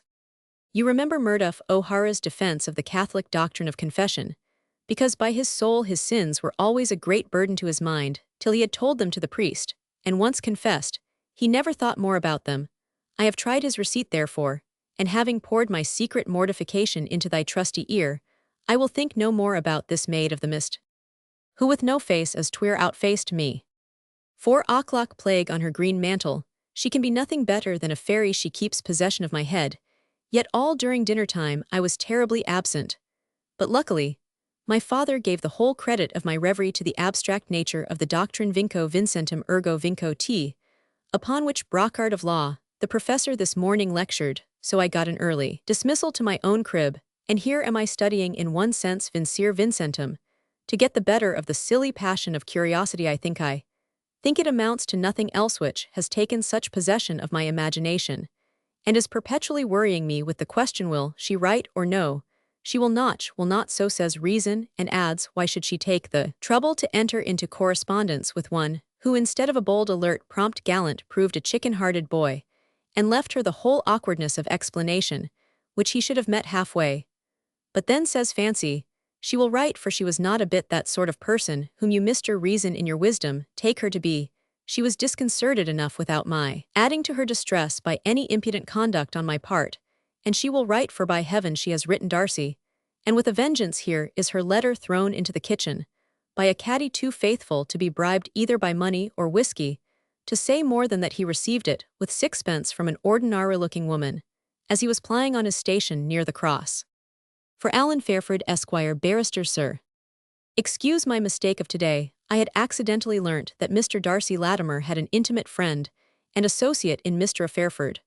When I inquired for such a person, he was pointed out to me at the cross, as I think the exchange of your city is called, in the character of a respectable elderly man, your father, as I now understand on inquiry at Brown Square, where I understood he resided. I used the full name of Allen, which naturally occasioned you the trouble of this day's visit. Upon further inquiry, I am led to believe that you are likely to be the person most active in the matter to which I am now about to direct your attention, and I regret much that circumstances arising out of my own particular situation prevent my communicating to you personally what I now apprise you of in this matter. Your friend Mr. Darcy Latimer is in a situation of considerable danger. You are doubtless aware that he has been cautioned not to trust himself in England.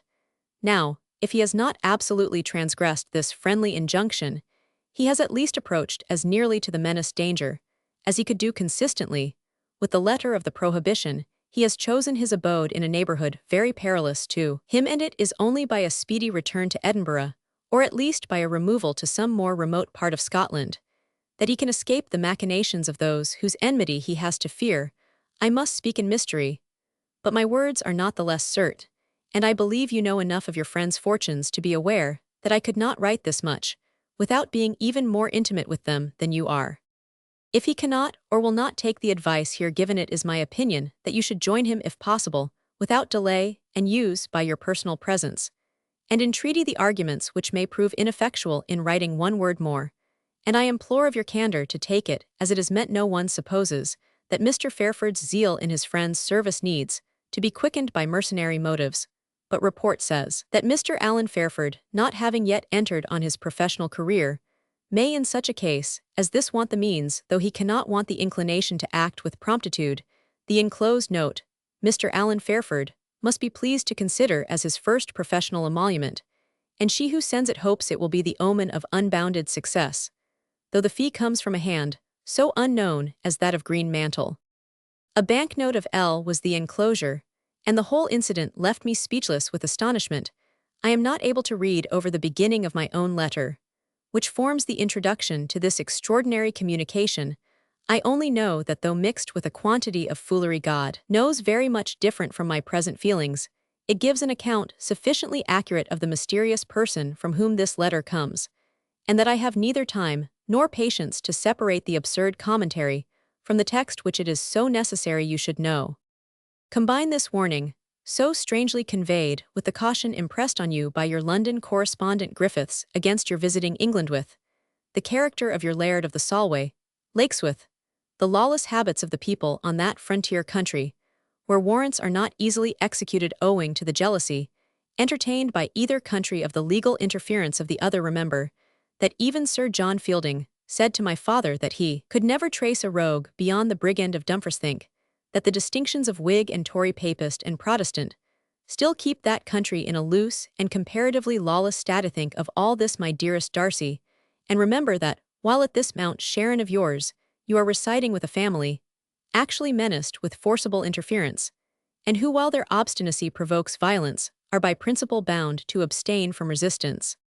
Nay, let me tell you professionally that the legality of the mode of fishing practiced by your friend Joshua is greatly doubted by our best lawyers, and that if the stake nets be considered as actually an unlawful obstruction raised in the channel of the estuary, an assembly of persons, who shall proceed via facti to pull down and destroy them, would not in the eye of the law be esteemed guilty of a riot. So, by remaining where you are likely to be engaged in a quarrel with which you have nothing to do, and thus to enable your enemies, whoever these may be, to execute amid the confusion of a general hubbub whatever designs they may have against your personal safety. Blackfishers, poachers and smugglers are a sort of gentry that will not be much checked, either by your Quaker's texts, or by your chivalry, if you are Don Quixote enough to lay lance in rest in defense of those of the stake-knit, and of the sad-colored garment I pronounce you, but a lost knight, for as I said before I doubt, if these potent redressers of wrongs, the justices and constables, will hold themselves warranted to interfere. In a word, return, my dear Amadis.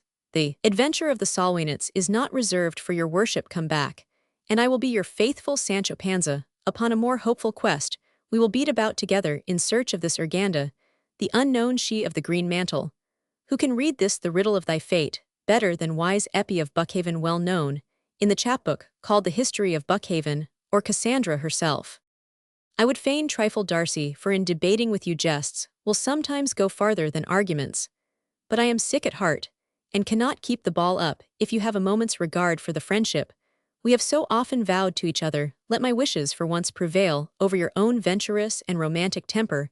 I am quite serious in thinking that the information communicated to my father by this Mr. Harries, and the admonitory letter of the young lady bear upon each other, and that were you here you might learn something from one or other, or from both, that might throw light on your birth and parentage. You will not surely prefer an idle whim to the prospect which is thus held out to you. I would agreeably to the hint I have received in the young lady's letter, for I am confident that such is her condition, have ere now been with you to urge these things, instead of pouring them out upon paper. But you know that the day for my trials is appointed. I have already gone through the form of being introduced to the examinators, and have gotten my titles assigned me. All this should not keep me at home, but my father would view any irregularity upon this occasion as a mortal blow to the hopes which he has cherished most fondly during his life, viz. my being called to the bar. With some credit for my own part, I know there is no great difficulty in passing these formal examinations, else how have some of our acquaintance got through them? But to my father these formalities compose an august and serious solemnity to which he has long looked forward, and my absenting myself at this moment would well nigh drive him distracted. Yet I shall go altogether distracted myself, if I have not an instant assurance from you that you are hastening hither. Meanwhile I have desired Hannah to get your little crib into the best order possible. I cannot learn that my father has yet written to you, nor has he spoken more of his communication with Burns' work. But when I let him have some inkling of the dangers you are at present incurring, I know my request that you will return immediately will have his cordial support. Another reason yet, I must give a dinner as usual upon my admission to our friends, and my father, laying aside all his usual considerations of economy, has desired it may be in the best style possible. Come hither, then, dear Darcy, or I protest to you I shall send examination, admission, dinner, and guests to the devil, and come in person to fetch you with a vengeance. Thine in much anxiety, A.F. Letter Roman. Alexander Fairford W.S. to Mr. Darcy Latimer. Dear Mr. Darcy, having been your factor loco tutoris, or rather, I ought to say in correctness, since I acted without warrant from the court, your negotiarum jester, that connection occasions my present writing, and although having rendered an account of my intermissions, which have been regularly approved of not only by yourself, whom I could not prevail upon to look at more than the docket and sum total, but also by the worthy Mr. Samuel Griffiths of London, being the hand through whom the remittances were made, I may in some sense be considered as to you functus officio. Yet to speak facetiously, I trust you will not hold me accountable as a vicious intromitter. Should I still consider myself as occasionally interested in your welfare, my motives for writing at this time are twofold. I have met with a Mr. Harries of Burns' work, a gentleman of very ancient descent, but who hath in time past been in difficulties, nor do I know if his affairs are yet well read. Burns' work says that he believes he was very familiar with your father, whom he states to have been called Ralph Latimer of Langcote Hall in Westmoreland, and he mentioned family affairs, which it may be of the highest importance to you to be acquainted with, but as he seemed to decline communicating them to me, I could not civilly urge him therein. Thus much I know, that Mr. Harries had his own share in the late desperate and unhappy matter of 1745, and was in trouble about it, although that is probably now over. Moreover, although he did not profess the popish religion openly, he had an eye that way, and both of these are reasons why I have hesitated to recommend him to a youth who maybe hath not altogether so well founded his opinions concerning Kirk, and state that they might not be changed by some sudden wind of doctrine. For I have observed ye, Master Darcy, to be rather tinctured with the old leaven of Prolesithas under your leave. And although God forbid that you should be in any manner disaffected to the Protestant Hanoverian line, yet ye have ever loved to hear the blazing stories, which the Hieland gentlemen tell of those troublous times, which if it were their will they had better pretermit, as tending rather to shame than to honor. It has come to me also by a sidewind, as I may say that you have been neighboring more than was needful among some of the pestilent sect of Quackersa people, who own neither priest, nor king, nor civil magistrate, nor the fabric of our law, and will not depone either in civilibus or criminalibus, be the loss to the lieges what it may anent, which heresies it were good ye read the snake in the grass, or the foot out of the snare, being both well-approved tracts touching these doctrines.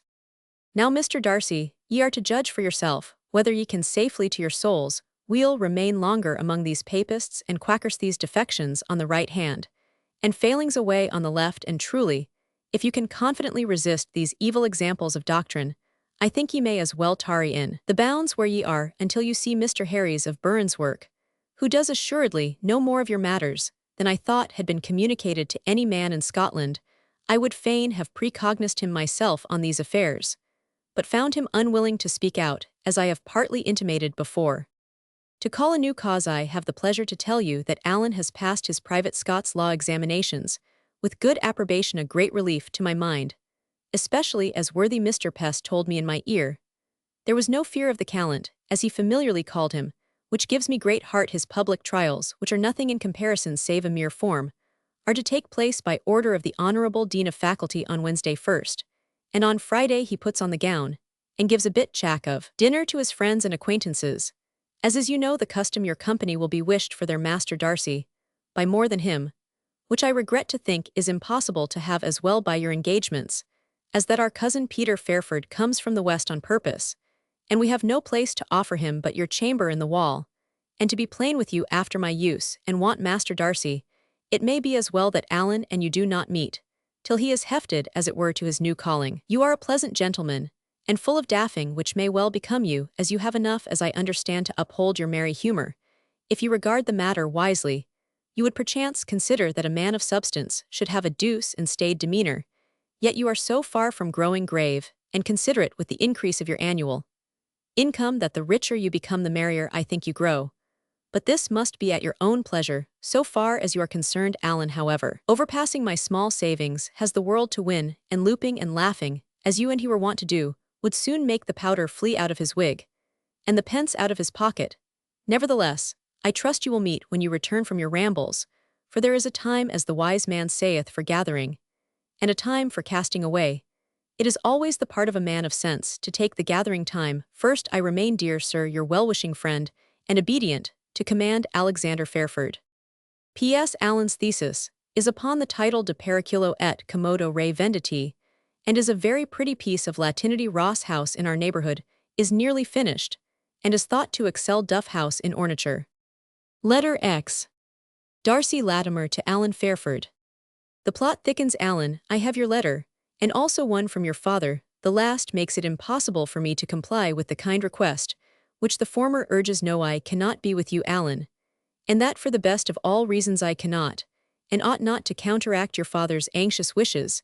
I do not take it unkind of him that he desires my absence. It is natural that he should wish for his son what his son so well deserveth, the advantage of a wiser and steadier companion than I seem to him, and yet I am sure I have often laboured hard enough to acquire that decency of demeanour which can no more be suspected of breaking bounds than an owl of catching a butterfly. But it was in vain that I have knitted my brows till I had the headache in order to acquire the reputation of a grave, solid, and well-judging youth. Your father always has discovered, or thought that he discovered, a harebrained eccentricity lying folded among the wrinkles of my forehead, which rendered me a perilous associate for the future counsellor and ultimate judge. Well, Corporal Nim's philosophy must be my comfort. Things must be as they may. I cannot come to your father's house, where he wishes not to see me, and as to your coming hither, be all that is dear to me. I vow that if you are guilty of such a piece of reckless folly, not to say undutiful cruelty, considering your father's thoughts and wishes, I will never speak to you again. As long as I live, I am perfectly serious. And besides, your father, while he in a manner prohibits me from returning to Edinburgh, gives me the strongest reasons for continuing a little while longer in this country, by holding out the hope that I may receive from your old friend Mr. Harry's of Burns' work some particulars concerning my origin, with which that ancient recusant seems to be acquainted. That gentleman mentioned the name of a family in Westmoreland, with which he supposes me connected. My inquiries here, after such a family have been ineffectual for the borderers on either side, know little of each other, but I shall doubtless find some English person of whom to make inquiries, since the confounded fetterlock clapped on my movements by old Griffiths prevents me repairing to England in person. At least the prospect of obtaining some information is greater here than elsewhere. It will be an apology for my making a longer stay in this neighborhood, a line of conduct, which seems to have your father's sanction, whose opinion must be sounder than that of your wandering damoiselle. If the road were paved with dangers, which leads to such a discovery, I cannot for a moment hesitate to tread it. But in fact, there is no peril in the case. If the Tritons of the Solway shall proceed to pull down honest Joshua's tide-nets, I am neither Quixote enough in disposition nor Goliath enough in person to attempt their protection. I have no idea of attempting to prop a falling house by putting my shoulders against it. And indeed Joshua gave me a hint that the company which he belongs to injured in the way, threatened, some of them being men who thought after the fashion of the world, would pursue the rioters at law, and recover damages, in which probably his own ideas of non-resistance will not prevent his participating. Therefore the whole affair will take its course, as law will, as I only mean to interfere when it may be necessary to direct the course of the plaintiffs to thy chambers, and I request they may find thee intimate with all the Scottish statutes concerning salmon fisheries from the Lex Aquarum downward.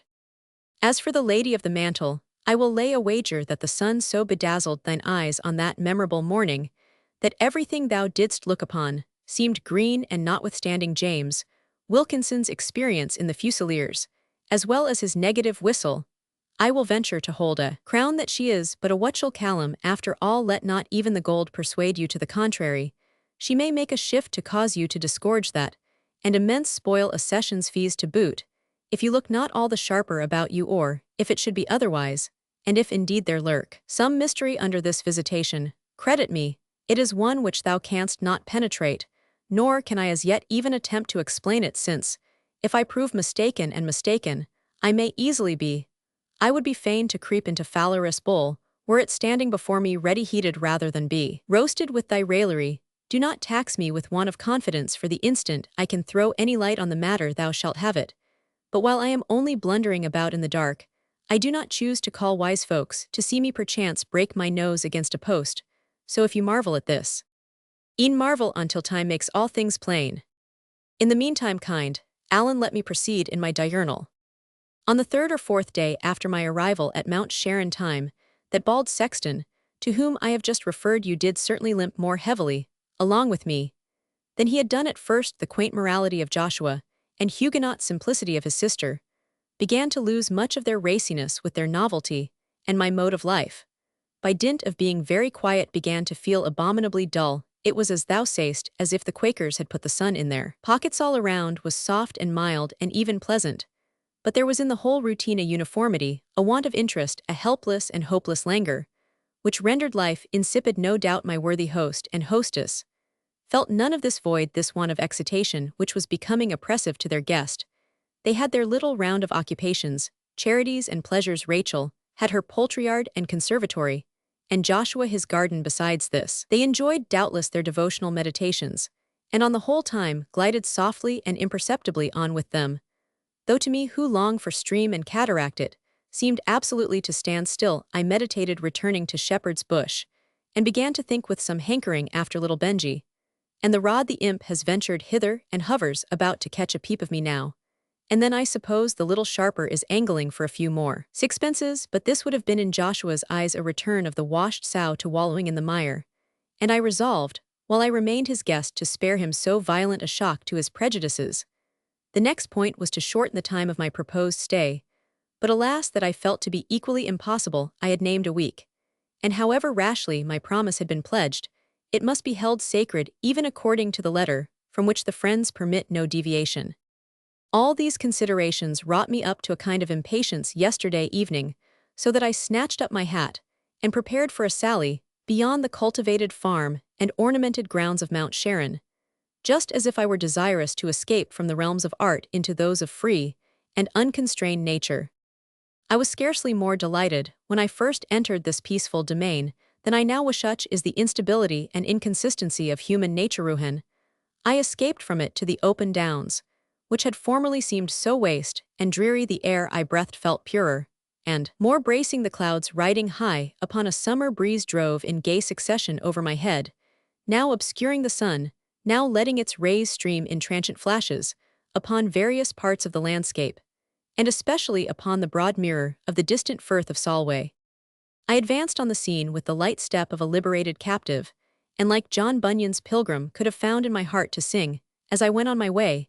It seemed as if my gaiety had accumulated while suppressed, and that I was in my present joyous mood, entitled to expend the savings of the previous week. But just as I was about to uplift a merry stave, I heard to my joyful surprise the voices of 3 or more choristers, singing with considerable success the lively old catch. For all our men were very, very merry, and all our men were drinking. There were 2 men of mine, 3 men of thine, and 3 that belonged to old Sir Tom O'Line.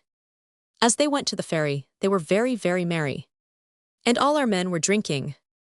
The original of this catch is to be found in Cowley's witty comedy of The Guardian, the first edition. It does not exist in the second and revised edition, called The Cutter of Coleman Street. Captain Blade, ha ha boys, another catch. And all our men are very, very merry, and all our men were drinking. Cutter, 1 man of mine. Doggerel, 2 men of mine. Blade, 3 men of mine. Cutter, and 1 man of mine. Omnes, as we went by the way we were drunk damnably. Drunk, and all our men were very, very merry. Roman 100. Such are the words which are somewhat altered and amplified in the text. The play was acted in presence of Charles Roman II, then Prince of Wales, in 1640. 1. The catch in the text has been happily set to music. As the chorus ended, there followed a loud and hearty laugh by way of cheers attracted by sounds which were so congenial to my present feelings. I made towards the spot from which they came cautiously, however, for the downs, as had been repeatedly hinted to me, had no good name, and the attraction of the music, without rivaling that of the sirens in melody, might have been followed by similarly inconvenient consequences to an incautious amateur. I crept on, therefore, trusting that the sinuosities of the ground, broken as it was into knells and sandpits, would permit me to obtain a sight of the musicians before I should be observed by them. As I advanced, the old ditty was again raised. The voices seemed those of a man and 2 boys. They were rough, but kept good time, and were managed with too much skill to belong to the ordinary country people. Jack looked at the sun and cried, "Fire, fire, fire." Tom stabled his keffel in Birkendale mire. Jem started a calf and hallooed for a stag. Will mounted a gatepost instead of his nag. For all our men were very, very merry, and all our men were drinking. There were 2 men of mine, 3 men of thine, and 3 that belonged to old Sir Tom O'Line. As they went to the ferry, they were very, very merry. For all our men were drinking.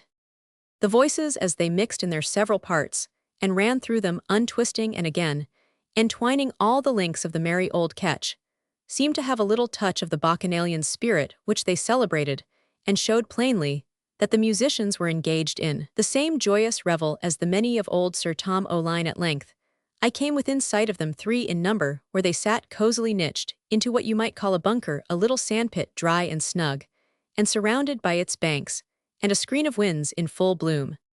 The only one of the trio whom I recognized as a personal acquaintance was the notorious little Benjy, who, having just finished his stave, was cramming a huge luncheon of pie crust into his mouth with one hand, while in the other he held a foaming tankard, his eyes dancing with all the glee of a forbidden revel, and his features, which have at all times a mischievous archness of expression, confessing the full sweetness of stolen waters and bread eaten in secret. There was no mistaking the profession of the male and female who were partners with Benjy in these merry doings. The man's long, loose-bodied greatcoat wrap-rascal, as the vulgar term it, the fiddle case with its straps which lay beside him, and a small knapsack which might contain his few necessaries, a clear grey eye, features which, in contending with many a storm, had not lost a wild and careless expression of glee, animated at present, when he was exercising for his own pleasure the arts which he usually practiced for bread-all, announced one of those peripatetic followers of Orpheus, whom the vulgar call a strolling fiddler. Gazing more attentively, I easily discovered that though the poor musician's eyes were open, their sense was shut, and that the ecstasy with which he turned them up to heaven only derived its apparent expression from his own internal emotions, but received no assistance from the visible objects around. Beside him sat his female companion in a man's hat, a blue coat, which seemed also to have been an article of male apparel, and a red petticoat. She was cleaner in person and in clothes than such itinerants generally are, and having been in her day a strapping bona roba, she did not even yet neglect some attention to her appearance, wore a large amber necklace and silver earrings, and had her laid fastened across her breast with a brooch of the same metal. The man also looked clean notwithstanding the meanness of his attire, and had a decent silk handkerchief well knotted about his throat, under which peeped a clean o'erlay his beard. Also, instead of displaying a grisly stubble, unmowed for several days, flowed in thick and comely abundance over the breast to the length of 6 inches, and mingled with his hair, which was but beginning to exhibit a touch of age. To sum up his appearance, the loose garment which I have described was secured around him by a large old-fashioned belt with brass studs, in which hung a dirk with a knife, and fork, its usual accompaniments. Altogether, there was something more wild and adventurous-looking about the man than I could have expected to see in an ordinary modern crowder, and the bow which he now and then drew across the violin to direct his little choir was decidedly that of no ordinary performer. You must understand that many of these observations were the fruits of after remark, for I had scarce approached so near as to get a distinct view of the party, when my friend Benji's lurching attendant, which he calls by the appropriate name of Hemp, began to cock his tail and ears, and, sensible of my presence, flew barking like a fury to the place where I had meant to lie concealed, till I heard another song. I was obliged, however, to jump on my feet and intimidate Hemp, who would otherwise have bit me, by 2 sound kicks on the ribs, which sent him howling back to his master. Little Benji seemed somewhat dismayed at my appearance, but calculating on my placability, and remembering perhaps that the illused Solomon was no palfrey of mine, he speedily affected great glee, and almost in one breath assured the itinerants that I was a grand gentleman, and had plenty of money, and was very kind to poor folk, and informed me that this was Willie Steenson, Wandering Willie, the best fiddler that ever kiddled time with horsehair. The woman rose and curtsied, and Wandering Willie sanctioned his own praises with a nod, and the ejaculation, "All is true that the little boy says." I asked him if he was of this country. "This country," replied the blind man, "I am of every country in broad Scotland, and a wee bit of England to the boot. But yet I am in some sense of this country, for I was born within hearing of the roar of Solway. Will I give your honour a touch of the auld breadwinner?" He preluded as he spoke in a manner which really excited my curiosity, and then, taking the old tune of Galashiels for his theme, he graced it with a number of wild, complicated, and beautiful variations, during which it was wonderful to observe how his sightless face was lighted up under the conscious pride and heartfelt delight in the exercise of his own very considerable powers. "What think you of that now for 62? I expressed my surprise and pleasure. "A rant, mon, an auld rant," said Willie, "neathing like the music ye hae in your ballhouses and your playhouses in Edinburgh. But it's weel anug ains in a way at a dyke aside. Here's another, it's no a Scotch tune, but it passes for ane Oswald made it. Himsel, I reckon, has cheated money ane, but he canna cheat Wandering Willie." He then played your favourite air of Rosslyn Castle, with a number of beautiful variations, some of which I am certain were almost extempore. "You have another fiddle there, my friend," said I. "Have you a comrade?" But Willie's ears were deaf, or his attention was still busied with the tune. The female replied in his stead, "Oh, aye, Sirtroth, we have a partner, a gangrel body like ourselves no, but my hinny might have been better if he had liked for money a bane nook in money. A braw house has been offered to my hinny Willie if he wad, but just bide still and play to the gentles." "Wisht, woman, wisht," said the blind man, angrily shaking his locks. "Dinna deave the gentleman why your havers stay in a house, and play to the gentle. Strike up when my leddy pleases, and lay down the bow when my lord bids. Na, that's nae life for Willie. Look out, mag, appear out, woman, and see if ye can see Robin coming. Deal be in him. He has got to the lee side of some smuggler's punchbowl, and he wonna budge the night, I doubt." "That is your consort's instrument," said I. "Will you give me leave to try my skill?" I slipped at the same time a shilling into the woman's hand. "I dinna ken whether I dare trust Robin's fiddle to ye," said Willie bluntly. His wife gave him a twitch. "Hout, owa Maggie," he said in contempt of the hint, "though the gentleman may hae gene ye siller, he may have nae bowhand for that, and ill no trust Robin's fiddle why and ignoramus. But that's no sae muckle, Emissy added, as I began to touch the instrument. I am thinking ye have some skill o' the craft. To confirm him in this favorable opinion, I began to execute such a complicated flourish, as I thought must have turned Crowdero into a pillar of stone with envy and wonder. I scaled the top of the fingerboard, to dive at once to the bottom skipped, with flying fingers like Timotheus from shift to shift struck arpeggios and harmonic tones, but without exciting any of the astonishment which I had expected.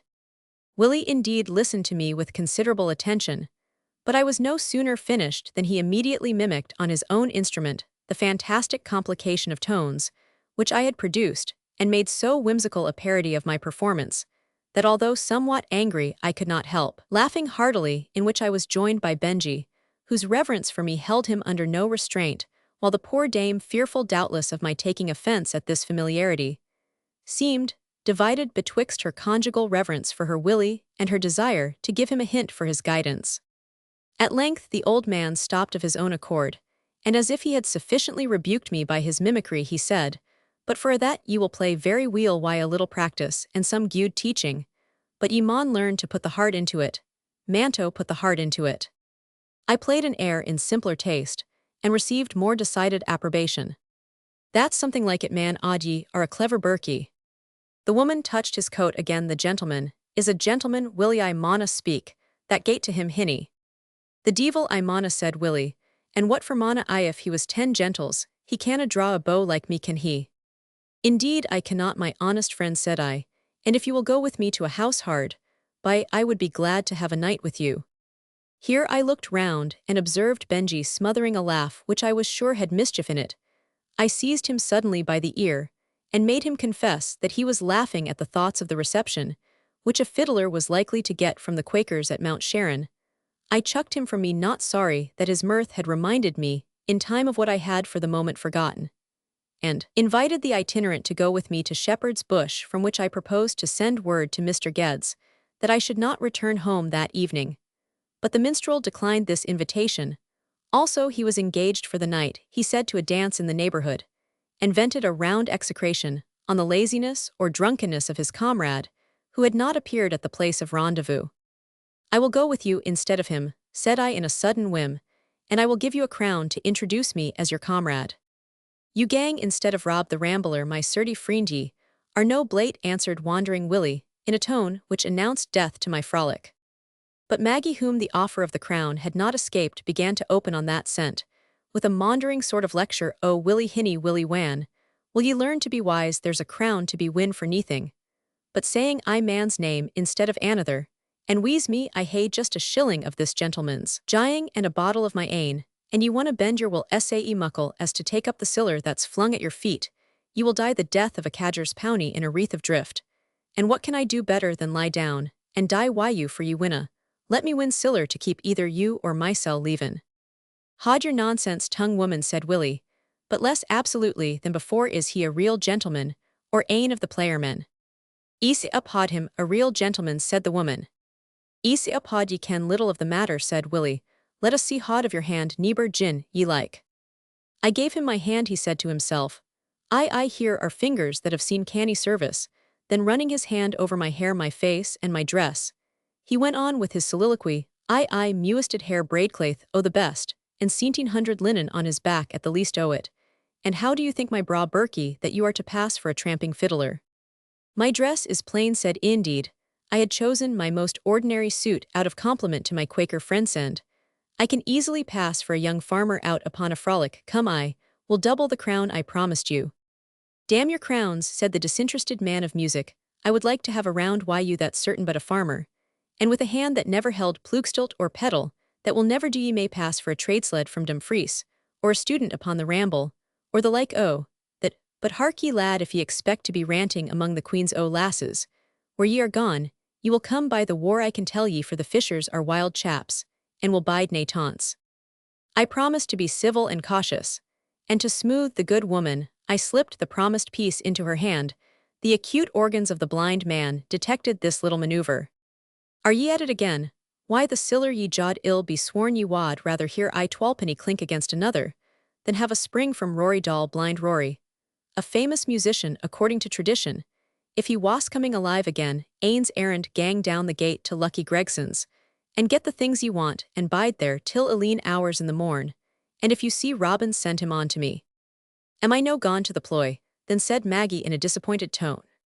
And what for should ye said her lord and master, to dance a night say warrant, and no to be fit to walk your teaslink the morn, and we have 10 Scots miles afore us, none na stable the steed, and pit your wife to bed, when there's night work to do.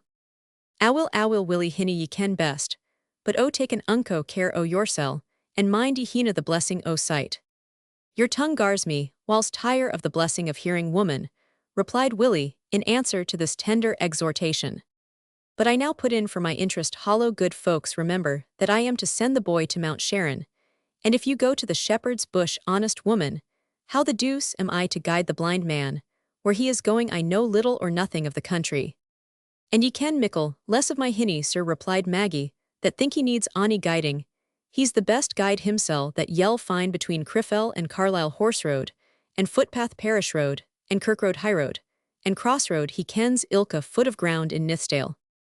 Aye ye might have said in Braid Scotland Gudwife added the fiddler, but gang your ways Maggie, that's the first wise word ye hae spoke the day I wish it was dark night, and rain and wind for the gentleman's sake, that I might show him, there is whiles when ane had better want een than have them for I am as true a guide by darkness as by daylight. Internally, as well pleased that my companion was not put to give me this last proof of his skill, I wrote a note with a pencil desiring Samuel to bring my horses at midnight, when I thought my frolic would be well nigh over to the place to which the bearer should direct him, and I sent little Benjy with an apology to the worthy Quakers.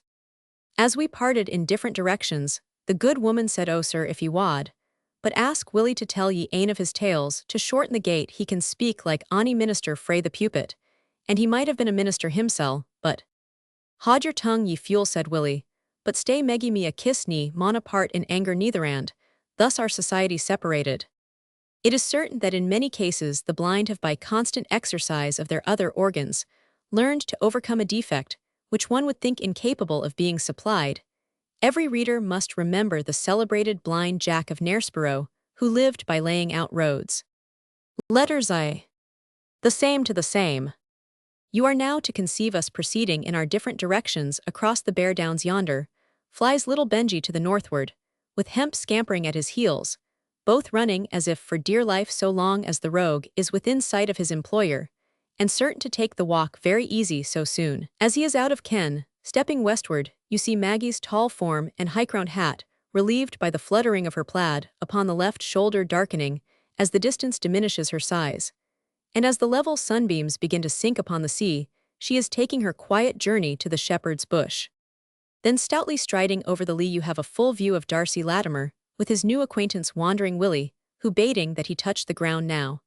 And then with his staff, not in a doubtful groping manner, but with the confident air of an experienced pilot heaving the lead when he has the soundings by heart walks, as firmly and boldly, as if he possessed the eyes of Argus there, they go each with his violin slung at his back, but one of them at least totally ignorant whither their course is directed. "And wherefore did you enter so keenly into such a mad frolic?" says my wise counsellor. "Why, I think upon the whole that as a sense of loneliness, and a longing for that kindness which is interchanged in society, led me to take up my temporary residence at Mount Sharon. The monotony of my life, there the quiet simplicity of the conversation of the Geddesees, and the uniformity of their amusements and employments, wearied out my impatient temper, and prepared me for the first escapade which chance might throw in my way. What would I have given that I could have procured that solemn grave visage of thine, to dignify this joke, as it has done full many a one of thine own. Thou hast so happy a knack of doing the most foolish things in the wisest manner, that thou mightst pass thy extravagances for rational actions, even in the eyes of Prudence herself." From the direction which my guide observed, I began to suspect that the dell at Brokenburn was our probable destination, and it became important to me to consider whether I could, with propriety or even perfect safety, intrude myself again upon the hospitality of my former host. I therefore asked Willie whether we were bound for the Laird's, as folk called him. "Do ye ken the Laird?" said Willie, interrupting a sonata of Corelli, of which he had whistled several bars with great precision. "I know the Laird a little," said I, and therefore I was doubting whether I ought to go to his town in disguise. I should doubt not a little only, but a great deal before I took ye there, my chap, said Wandering Willie, for I am thinking it wad be worth little less than broken banes, baith to you and me. Nut chap, we're no ganging to the laird's, but to a blithe burling at the broken burnfoot, where there will be money a braw lad and lass, and maybe there may be some of the laird's folks, for he never comes to six splores himsel. He is all for fowling piece and salmon spear now that pike and musket are out of the question. He has been at soldier, then said Roman, one ease it warrant him a soger, answered Willie. But take my advice and speer as little about him, as he does about you best, to let sleeping dogs lie better say neathing about the laird, my man, and tell me instead what sort of a chap ye are that are sae ready to clake in with an auld gabberlunsy fiddler. Maggie says you're gentle, but a shilling max of the difference that Maggie kens between a gentle and a semple, and your crown's wad mack ye a prince of the blood in her een. But I am ane that ken full weel that ye may wear good clathes, and have a saft hand, and yet that may come of idleness as weel as gentress. I told him my name with the same addition I had formerly given to Mr. Joshua Geddes, that I was a law student tired of my studies and rambling about for exercise and amusement. And are ye in the want of drawing up why the gangrel bodies that ye meet on the highroad or find cowering in a sandbunker upon the links? Demanded Willie. Oh no, only with honest folks like yourself, Willie, was my reply. Honest folks like me, how do ye ken whether I am honest, or what I am? I may be the devil himsel, for what ye ken, for he has power to come disguised like an angel of light. And besides he is a prime fiddler, he played a sonata to Corelli, ye ken. There was something odd in this speech, and the tone in which it was said, it seemed as if my companion was not always in his constant mind, or that he was willing to try if he could fright me. I laughed at the extravagance of his language, however, and asked him in reply if he was fool enough to believe that the foul fiend would play so silly a masquerade. Ye ken little about it, said the old man, shaking his head and beard and knitting his brows. I could tell ye something about that. What his wife mentioned of his being a talateller, as well as a musician, now occurred to me, and as you know I like tales of superstition, I begged to have a specimen of his talent as we went along. It is very true, said the blind man, that when I am tired of scraping time, or singing balance, I whiles mak a tale serve the turn among the country bodies, and I have some fearsome anes that make the auld carlines shake on the settle, and the bits o' bairns skirl on their minnies out frae their beds. But this that I am gone to tell you was a thing that befell in our ain house in my father's time, that is, my father was then a halfland's callant, and I tell it to you, that it may be a lesson to you, that are but a young thoughtless chap. Why ye draw up why on a lonely road for muckle, was the dule and care that came aught to my gudesire. He commenced his tale accordingly, in a distinct narrative tone of voice, which he raised and depressed with considerable skill, at times sinking almost into a whisper, and turning his clear but sightless eyeballs upon my face, as if it had been possible for him to witness the impression which his narrative made upon my features. I will not spare you a syllable of it, although it be of the longest, so I make a dash and begin. Wandering Willie's tale. Ye maun have heard of Sir Robert Redgauntlet of that ilk, who lived in these parts before the dear years. The country will lang mind him, and our fathers used to draw breath thick if ever they heard him named. He was out why the Hielandmen in Montrose's time, and again, he was in the hills why Glencairn in the 1652 and SAE, when King Charles II came in was in sick favour. As the Laird of Redgauntlet, he was knighted at Lonnon Court why the king's ain sword, and being a red-hot prelatist, he came down here rampaging like a lion with commissions of lieutenancy, and of lunacy for what I ken to put down. The Whigs and Covenanters in the country wild wark, they made of it, for the Whigs were as dour as the Cavaliers were fierce, and it was which should first tire the other. Redgauntlet was I for the strong hand, and his name is kenned as wide in the country as Claverhouses, or Tam Daliel's Glen, nor Dargle nor mountain, nor cave could hide the pure hillfolk when Redgauntlet was out with bugle and bloodhound after them, as if they had been sae money dear, and troth when they fanned them, they didna mak muckle mair ceremony than a Hielandman. Why, a robicate was just, will ye tak the testiff, not make red a present fire, and there lay the recusant. Far and wide was Sir Robert hated and feared. Men thought he had a direct compact with Satan, that he was proof against Steeland, that bullets happed aff his buffcoat like hailstains from a hearth, that he had a mere that would turn a hair on the side of Carafragons, a precipitous side of a mountain in Moffatdaland, muckle to the same purpose of Wilkmare. Anon the best blessing they wared on him was deal scalp Why Redgauntlet, he wasna a bad master to his ain folk though, and was weel anug liked by his tenants. And as for the lackeys and troopers that raid out why him to the persecutions, as the Whigs cawed those killing times, they wad, hey drunken themselves blind to his health at ony time. Now you are to ken that my gudesire lived on Redgauntlet's Grunthy, ca the place Primrose no we had lived on the Grund, and under the Redgauntlets, since the riding days, and lang before it was a pleasant bit. And I think the air is coolerer and fresher there than anywhere else in the country. It's a deserted now, and I sat on the broken doorcheek 3 days since, and was glad I couldna see the plight the place was in. But that's a wide o' the mark there dwelt my gudesire Steenie Steenson, a rambling, rattling chiel he had been in his young days, and could play weel on the pipes. He was famous at Hoopers and Girdersa Cumberland couldna touch him at Jockey Latin, and he had the finest finger for the backlilt between Berwick and Carlisle, the like o' Steenie Wasna, the sort that they made Whigs o', and so he became a Tory as they ca it, which we now ca Jacobites, just out of a kind of necessity that he might belang to some side or other. He had nae ill will to the Whig bodies, and liked little to see the bluid rin, though being obliged to follow Sir Robert in hunting and hoisting, watching and warding, he saw muckle mischief and maybe did some that he couldna avoid. Now Steenie was a kind of favourite with his master, and kenned the folks about the castle, and was often sent for to play the pipes when they were at their merriment. Auld Dougal Mac Callum, the butler that had followed Sir Robert through Gude, and ill, thick and thin pool and stream, was specially fond of the pipes. And I gie my gudesire his gude word, why the Laird for Dougal could turn his master round his finger. Wheel round came the revolution, and it had like to have broken the hearts baith of Dougal and his master. But the change was not altogether sae great as they feared, and other folk thought for the Whigs made an unco crowing what they wad do with their auld enemies, and in special why Sir Robert Redgauntlet. But there were ower mony great folks dipped in the same doings to mak a spick and span new world, so Parliament passed it a ower easy, and Sir Robert bating that he was held to hunting foxes, instead of Covenanters, remained just the man he was. The caution and moderation of King William Roman III, and his principles of unlimited toleration, deprived the Cameronians of the opportunity they ardently desired to retaliate the injuries which they had received during the reign of prelacy and purify the land, as they called it, from the pollution of blood. They esteemed the revolution, therefore, only a half measure, which neither comprehended the rebuilding the kirk in its full splendor, nor the revenge of the death of the saints on their persecutors.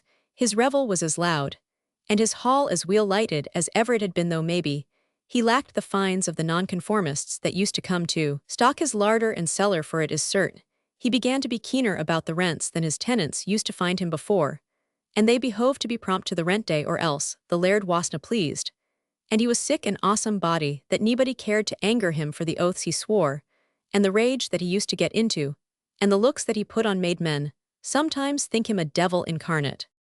Weel, my gudesire was nae managerno that he was a very great misguide, but he hadna the saving gift, and he got twa terms rent in arrear. He got the first brash at Whitsunday put ower why fair word and piping. But when Martinmas came, there was a summons from the Grund officer to come why the rent on a day precise, or else Steenie behoved to flit sair wark. He had to get the siller, but he was wheelfriended, and at last he got the hail scraped the gethera. 1,000 merks, mayest of it was from a neighbour they cad Laurie Lapreca. Sly Todd Laurie had walth o' Gircould hunt why the hound, and rin why the harriant be Whig or Tory, sant or sinner. As the wind stood, he was a professor in this revolution world, but he liked an ora suff of this world, and a tune on the pipes wheel anug at a bytime and a bune, and he thought he had gude security for the siller he lent my gudesire o'er the stocking at Primrose no.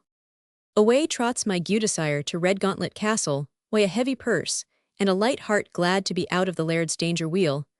The first thing he learned at the castle was that Sir Robert had fretted himsel into a fit of the gout, because he did not appear before 12 o'clock. It wasna altogether for sake of the money, Dougal thought, but because he didna like to part why my gudesire, af the Grund. Dougal was glad to see Steenie, and brought him into the great oak parlour. And there sat the Laird his leesome lane, excepting that he had beside him a great ill-favoured jackanape, that was a special pet of his. A cankered beast it was, and money an ill-natured trick it played ill to please it was, and easily angeredren about the hale castle, chattering and yowling and pinching and biting folk, specially before ill weather or disturbances in the state. Sir Robert caught it Major Weir after the warlock that was burnt, a celebrated wizard executed at Edinburgh for sorcery. and other crimes, and few folk liked either the name or the conditions of the creatureth. He thought there was something in it by ordinary, and my Gudesire was not just easy in mind when the door shut on him, and he saw himself in the room why nobody but the Laird Dougal Mac Callum, and the major a thing that hadn't a chance to him before. Sir Robert sat, or I should say lay, in a great armed chair, why his grand velvet gown and his feet on a cradle, for he had baith gout and gravel, and his face looked as gash and ghastly as Satan's. Major Weir sat opposite to him in a red-laced coat, and the laird's wig on his head, and I as Sir Robert gurned why Payne, the jackanape gurned too, like a sheep's head between a pair of Tangson ill-fawed fearsome couple. They were the laird's buffcoat was hung on a pin behind him, and his broadsword, and his pistols within reach, for he keepit up the auld fashion of having the weapons ready and a horse saddled day and night, just as he used to do when he was able to loup on horseback and away. After ony of the hillfolk, he could get spearings of. Some said it was for fear of the Whigs taking vengeance, but I judge it was just his auld custom wasna Jean to fear onything. The rental book, why its black cover and brass clasps was lying beside him, and a book of sculdudry sayings was put betwixt the leaves to keep it open at the place where it bore evidence against the goodman of Primrose, Noah's behind the hand with his mails and duties. Sir Robert gave my Gudesire a look, as if he would have withered his heart in his bosom. Ye maun ken, he had a way of bending his brows that men saw the visible mark of a horseshoe in his forehead, deep dinted, as if it had been stamped there. Are ye come light-handed, ye son of a tomb whistle, said Sir Robert. Zounds if you are. My Gudesire, with as gude a countenance as he could put on, made a leg, and placed the bag of money on the table. Why a dash like a man that does something clever. The laird drew it to him, hastily. Is it all here, Steenie man? Your honour will find it right, said my Gudesire. Here, Dougal, said the laird, Jai Steenie a tass of brandy downstairs, till I count the siller, and write the receipt. But they werena weel out of the room, when Sir Robert jied a yellock that gaed the castle rock back. Ran Dougal in, flew the liverimyell on yell, jied the laird ilk ane mare, offu, then the ither. My Gudesire knew not whether to stand or flee, but he ventured back into the parlour. Was gone hurdy-gurdy anybody to say come in or gie out. Terribly the laird roared for cold water to his feet, and wine to cool his throat, and hell, hell, hell, and its flames was I the word in his mouth. They brought him water, and when they plunged his swollen feet into the tub, he cried out. It was burning, and folk say that it did bubble and sparkle like a seething cauldron. He flung the cup at Dougal's head, and said he had given him blood instead of burgundy and sure anug. The lass washed clotted blood aff the carpet the neist day. The jackanape, they cawed Major Weir, it gibbered and cried as if it was mocking its master. My Gudesire's head was like to turn, forgot baith siller and receipt, and downstairs he banged. But as he ran, the shrieks came faint and fainter. There was a deep-drawn shivering groan, and word gied through the castle that the laird was dead. Wheel away came my Gudesire, why his finger in his mouth, and his best hope was that Dougal had seen the moneybag, and heard the laird speak of writing the receipt. The young laird now, Sir John, came from Edinburgh to see things put to rights. Sir John and his father never greed weel. Sir John had been bred an advocate, and afterwards sat in the last Scots Parliament, and voted for the Union. Having gotten, it was thought, a rug of the compensation. If his father could have come out of his grave, he would have brained him for it on his own hearthstane. Some thought it was easier counting with the auld rough knight than the fair-spoken young ainbut mare of that anon. Dougal Mac Callum, poor body, neither grat nor grained, but gied about the house looking like a corpse, but directing as was his duty at the order of the grand funeral. Now Dougal looked I wore and wore when night was coming, and was I the last to gang to his bed. Wilk was in a little round just opposite the chamber of Deus Wilk, his master occupied while he was living, and where he now lay in state, as they caught it Wheeladay. The night before the funeral, Dougal could keep his own counsel, nay langer, he came down with his proud spirit, and fairly asked auld Hutchin to sit in his room with him for an hour. When they were in the round, Dougal took a tass of brandy to himsel, and gave another to Hutchin, and wished him all health and lang life, and said that for himsel, he wasna lang for this world, for that every night since Sir Robert's death, his silver call had sounded from the state chamber, just as it used to do at nights in his lifetime, to call Dougal to help to turn him in his bed. Dougal said that being alone with the dead on that floor of the tower, for nobody cared to wake Sir Robert Redgauntlet like another corpse. He had never dared to answer the call, but that now his conscience checked him for neglecting his duty. For though death breaks service, said Mac Callum, it shall never break my service to Sir Robert, and I will answer his next whistle. so be you will stand by me Hutchin. Hutchin had nae will to the wark, but he had stood by Dougal in battle and broil, and he wad not fail him at this pinch. So down the carles sat o'er a stoop of brandy, and Hutchin, who was something of a clerk, would have read a chapter of the Bible, but Dougal would hear neathing but a blot of Davy Lindsay Wilk, was the war preparation.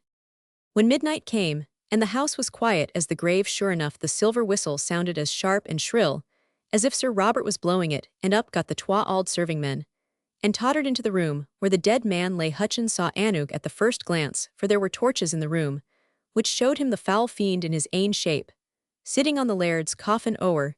He cowped as if he had been dead. He could not tell how lang he lay in a trance at the door, but when he gathered himself, he cried on his neighbour, and getting nae answer raised the house, when Dougal was found lying dead within 2 steps of the bed, where his master's coffin was placed. As for the whistle, it was gien ains and I, but mony a time was it heard at the top of the house on the bartizan, and among the auld chimneys and turrets, where the howlets have their nests. Sir John hushed the matter up, and the funeral passed over without mair boggle-work.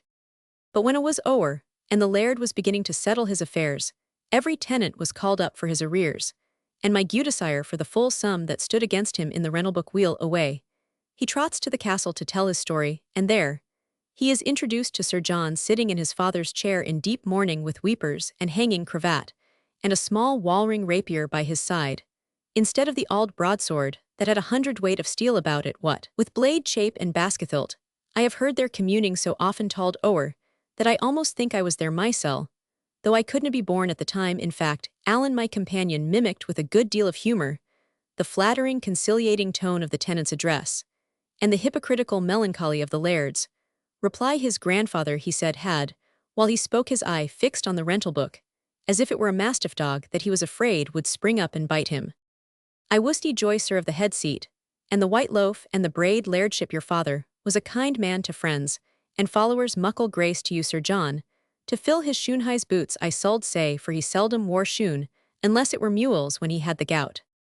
I steenie, quoth the laird, sighing deeply, and putting his napkin to his een. His was a sudden call, and he will be missed in the country. No time to set his house in order. Wheel prepared Godward, no doubt, which is the root of the matter, but left us behind a tangled heap to wind. Steenie hem, we maun go to business. Steenie much to do, and little time to do it in.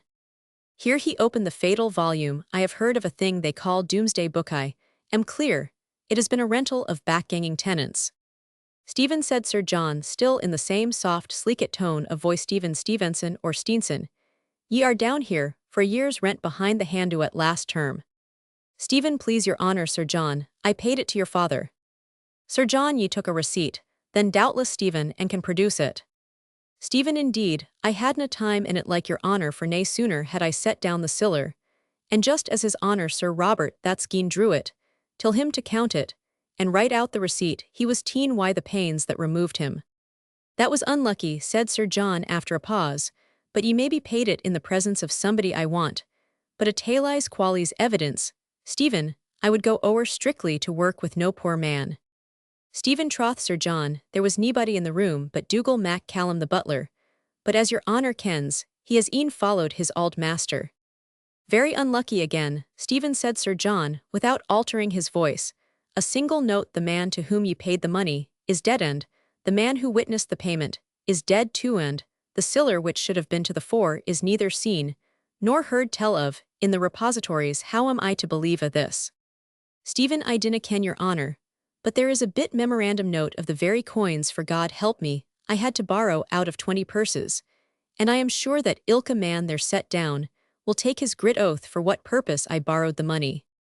Sir John, I have little doubt ye borrowed the money. Steenie, it is the payment to my father that I want to have some proof of. Stephen, the siller maun be about the house, Sir John, and since your honour never got it, and his honour that was canna have teen it, why him, maybe some of the family may have seen it. Sir John, we will examine the servant. Stephen, that is but reasonable.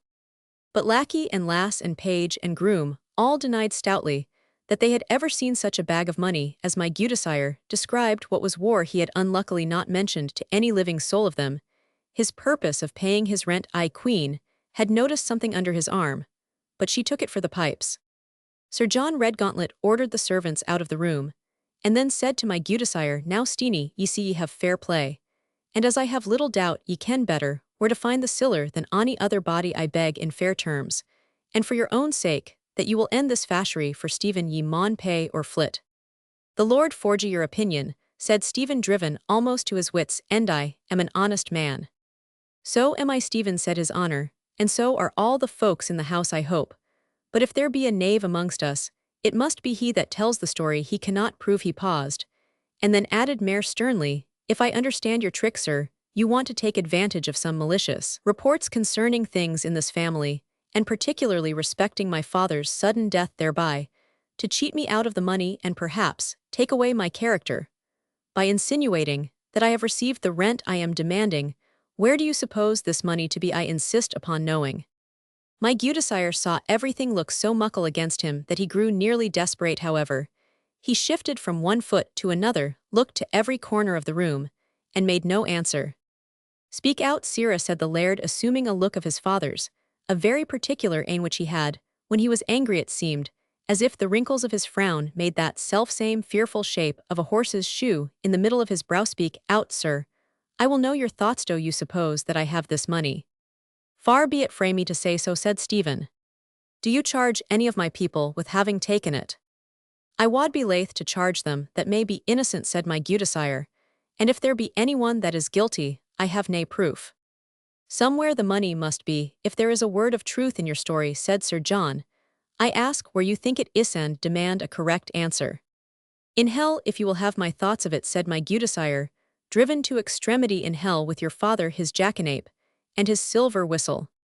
Down the stairs he ran, for the parlour was nae place for him after such a word, and he heard the laird swearing blood and wounds behind him, as fast as ever did Sir Robert, and roaring for the bailey, and the baron officer. Away rode my gudesire to his chief creditor, him, they cad Laurie Laprick, to try if he could make onything out of him. But when he told his story he got, but the worst word in his wame-thief, beggar, and diver, were the saftest terms, and to the boot of these hard terms Laurie brought up the auld story of his dipping his hand in the blood of God's saints, just as if a tenant could have helped riding with the laird, and that a laird like Sir Robert Redgauntlet, my gudesire, was by this time far beyond the bounds of patience, and while he and Laurie were at deal speed, the liars he was wanchancy anug to abuse Laprick's doctrine, as weel as the man ond said things that gad folks flesh grew, that heard them he wasna just himsel, and he had lived why a wild set in his day. At last they parted, and my gudesire was to ride hame through the wood of Pitmurky, that is a foo of black firs, as they say. I ken the wood, but the firs may be black or white for what I can tell. At the entry of the wood there is a wild common, and on the edge of the common a little lonely change house that was keepit then by an osselwife.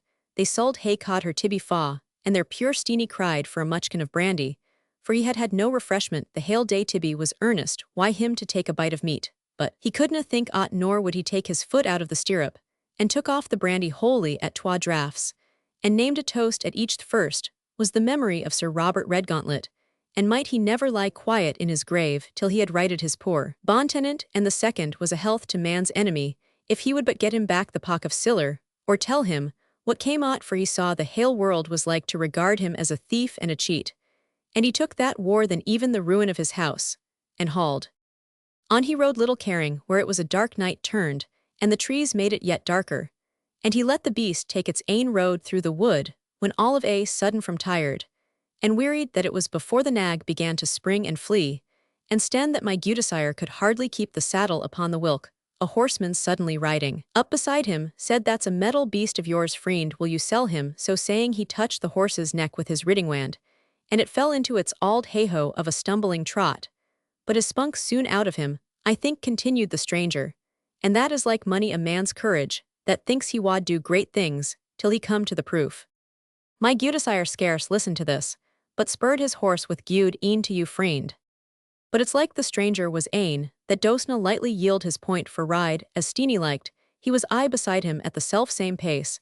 At last my gudesire Steenie Steenson grew half angry, and to say the truth half feared. "What is it that ye want with me, friend?" he said. "If ye be a robber, I have nae money; if ye be a leal man wanting company, I have nae heart to mirth or speaking, and if ye want to ken the road, I scarce ken it mysel."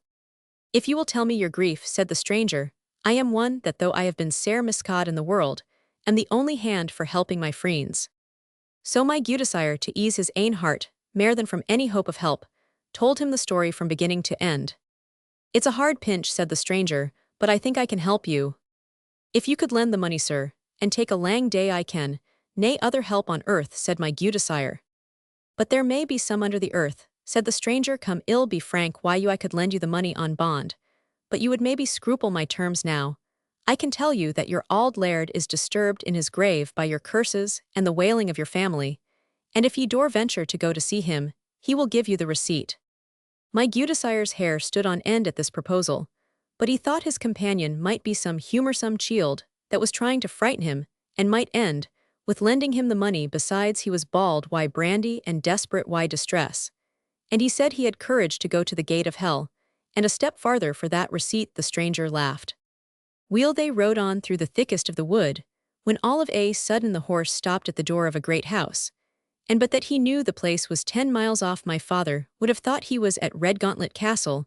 They rode into the outer courtyard through the muckle falding yetts, and aineth the auld portcullis, and the whole front of the house was lighted, and there were pipes and fiddles, and as much dancing and derray within as used to be at Sir Robert's house at Pace and Yule, and such high seasons they lap off, and my gudesire, as seemed to him, fastened his horse to the very ring he had tied him to that morning, when he gied to wait on the young Sir John. "God," said my gudesire, "if Sir Robert's death be but a dream." He knocked at the ha door just as he was wont, and his auld acquaintance Dougal Mac Callum just after his wont too came to open the door, and said, "Piper Steenie, are ye there, lad? Sir Robert has been crying for you." My gudesire was like a man in a dream, looked for the stranger, but he was gane for the time at last. He just tried to say, "Ha Dougal driver, are ye living? I thought ye had been dead." "Never fash yoursel why me," said Dougal, "but look to yoursel, and see ye tak neathling frae ony body here, neither meat, drink, or siller, except just the receipt that is your ain."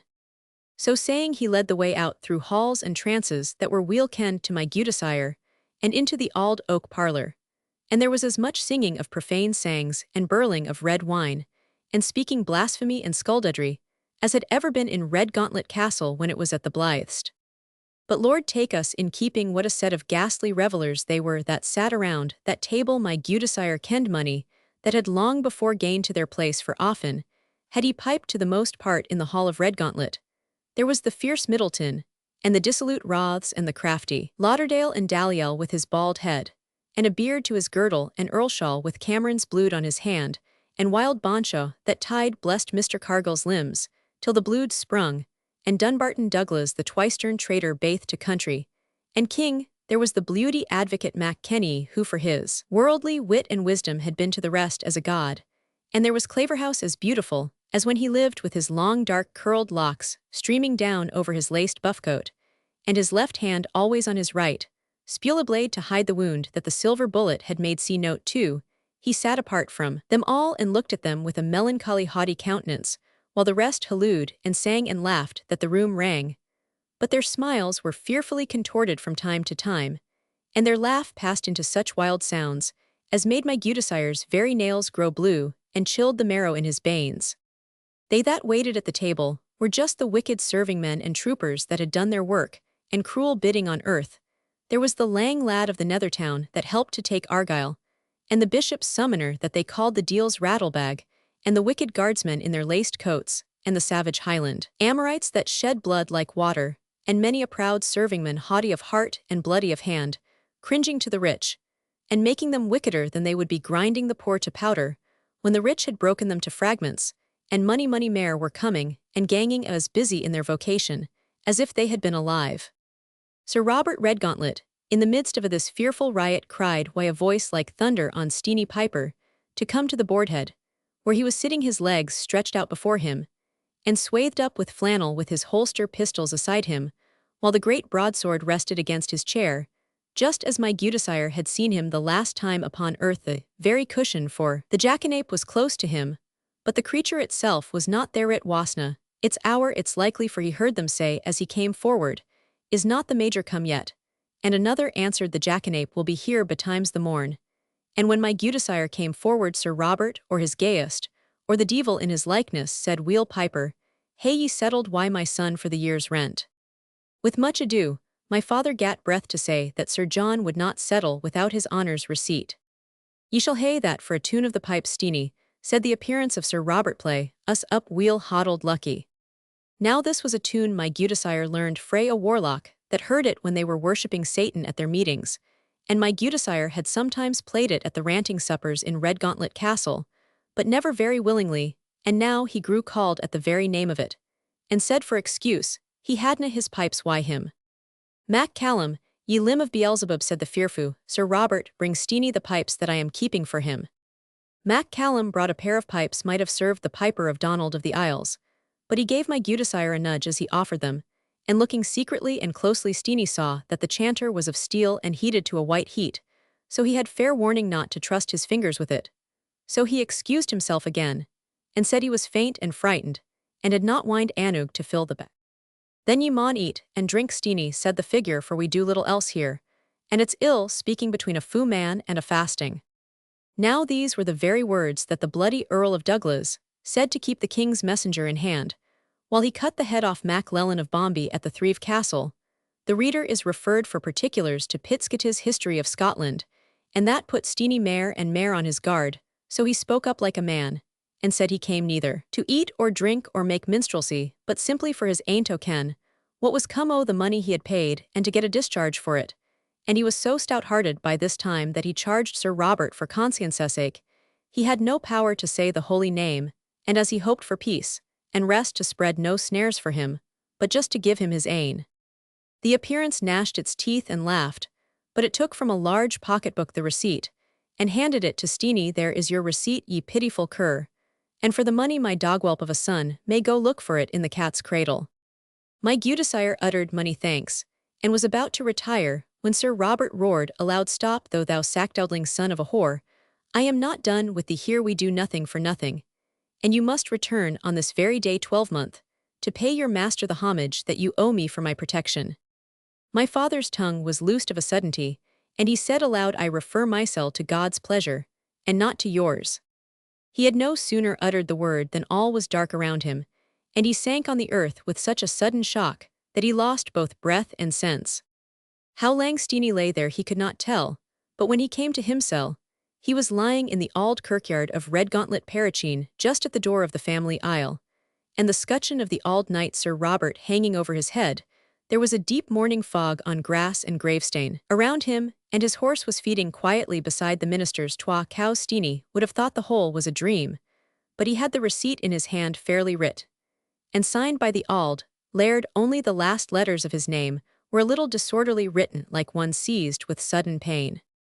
Sorely troubled in his mind, he left that dreary place, rode through the mist to Redgauntlet Castle, and with much ado he got speech of the laird. Well, you diver bankrupt, was the first word. Have you brought me my rent? No, answered my gudesire, I have not, but I have brought your honour Sir Robert's receipt for it. Wow, sirrah, Sir Robert's receipt, you told me he had not given you one. Will your honour please to see if that bit line is right? Sir John looked at every line, and at every letter with much attention, and at last at the date which my gudesire had not observed from my appointed place.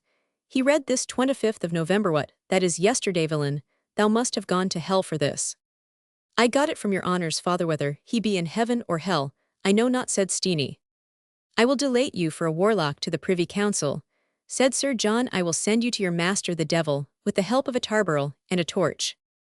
I intend to delate myself to the presbytery, said Steenie, and tell them all I have seen last night. Wilk, are things fitter for them to judge of than a boral man like me? Sir John paused, composed himself, and desired to hear the full history, and my gudesire told it him from point to point, as I have told it you word for word, neither more nor less. Sir John was silent again for a long time, and at last he said very composedly, Steenie, this story of yours concerns the honour of many a noble family besides mine, and if it be a leasing-making to keep yourself out of my danger, the least you can expect is to have a red-hot iron driven through your tongue, and that will be as bad as scalding your fingers. Why, a red-hot chanter, but yet it may be true, Steenie, and if the money cast up, I shall not know what to think of it. But where shall we find the cat's cradle? There are cats enough about the old house, but I think they kitten, without the ceremony of bed or cradle. We were best ask Hutchins, said my gudesire, he kens of the odd corners, about as weel a sanauthor servingman that is now gane, and that I wad not like to name. Awill Hutchin, when he was asked, told them that a ruinous turret lying disused next to the clockhouse, only accessible by a ladder for the opening, was on the outside, and far above the battlements was called of old the Cat's Cradle. "There will I go immediately," said Sir John, and he took with what purpose, heaven kens, one of his father's pistols from the haltable where they had lain since the night he died, and hastened to the battlements. It was a dangerous place to climb, for the ladder was auld and frail, and wanted ane or twa rounds. However, up got Sir John, and entered at the turret door, where his body stopped the only little light that was in the bit turret. Something flees at him. Why, a vengeance mayest dang him back o'er Bangede the knight's pistol and hutcheon that held the ladder, and my gudesire that stood beside him. Here's a loud skellock. A minute after, Sir John flings the body of the jackanape down to them, and cries that the siller is fund, and that they should come up and help him.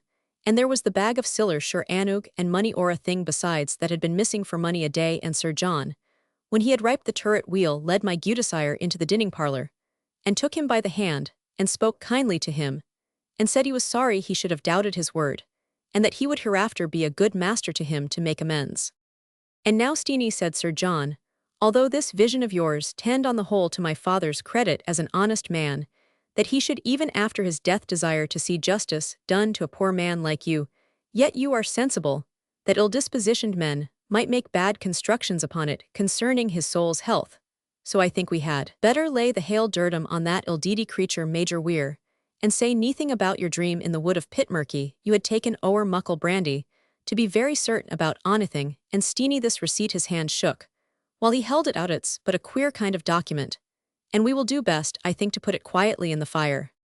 "Odd, but for as queer as it is, it's a the voucher I have for my rent," said my gudesire, who was afraid it may be of losing the benefit of Sir Robert's discharge.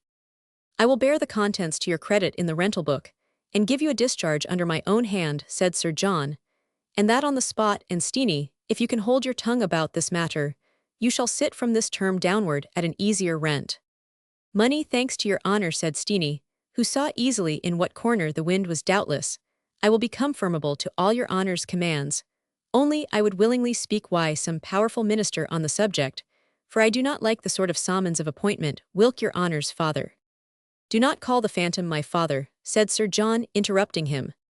"Weel then, the thing that was so like him," said my gudesire, "he spoke of my coming back to see him this time 12-month, and it's a weight on my conscience." "Well then," said Sir John, "if you be so much distressed in mind, you may speak to our minister of the parish. He is a douce man, regards the honour of our family, and the mayor that he may look for some patronage from me." Why, that my father readily agreed that the receipt should be burnt, and the laird threw it into the chimney with his ain hand. Burn it would not for them, though, but away it flew up the lum. Why, a lang train of sparks at its tail, and a hissing noise like a squib. My gudesire gied down to the manse, and the minister, when he had heard the story, said it was his real opinion that though my gudesire had gone very far in tampering with dangerous matters, yet as he had refused the devil's arl, for such was the offer of meat and drink, and had refused to do homage by piping at his bidding, he hoped that if he held a circumspect walk, hereafter Satan could take little advantage by what was come and gain. And indeed my gudesire of his ain accord lang forswore, baith the pipes and the brandy. It was not even till the year was out, and the fatal day passed, that he would so much as take the fiddle or drink usquebaugh or tippenny. Sir John made up his story about the jackanape, as he liked himself, and some believe till this day there was no more in the matter than the filching nature of the brute. Indeed, yell no hindersome to threep that it was nane o' the auld enemy that Dougal and my gudesire saw in the laird's room, but only that wanchancy creature the major capering on the coffin, and that as to the blowing on the laird's whistle that was heard after he was dead. Filthy brute could do that as weel as the laird himsel, if no better, but heaven kens.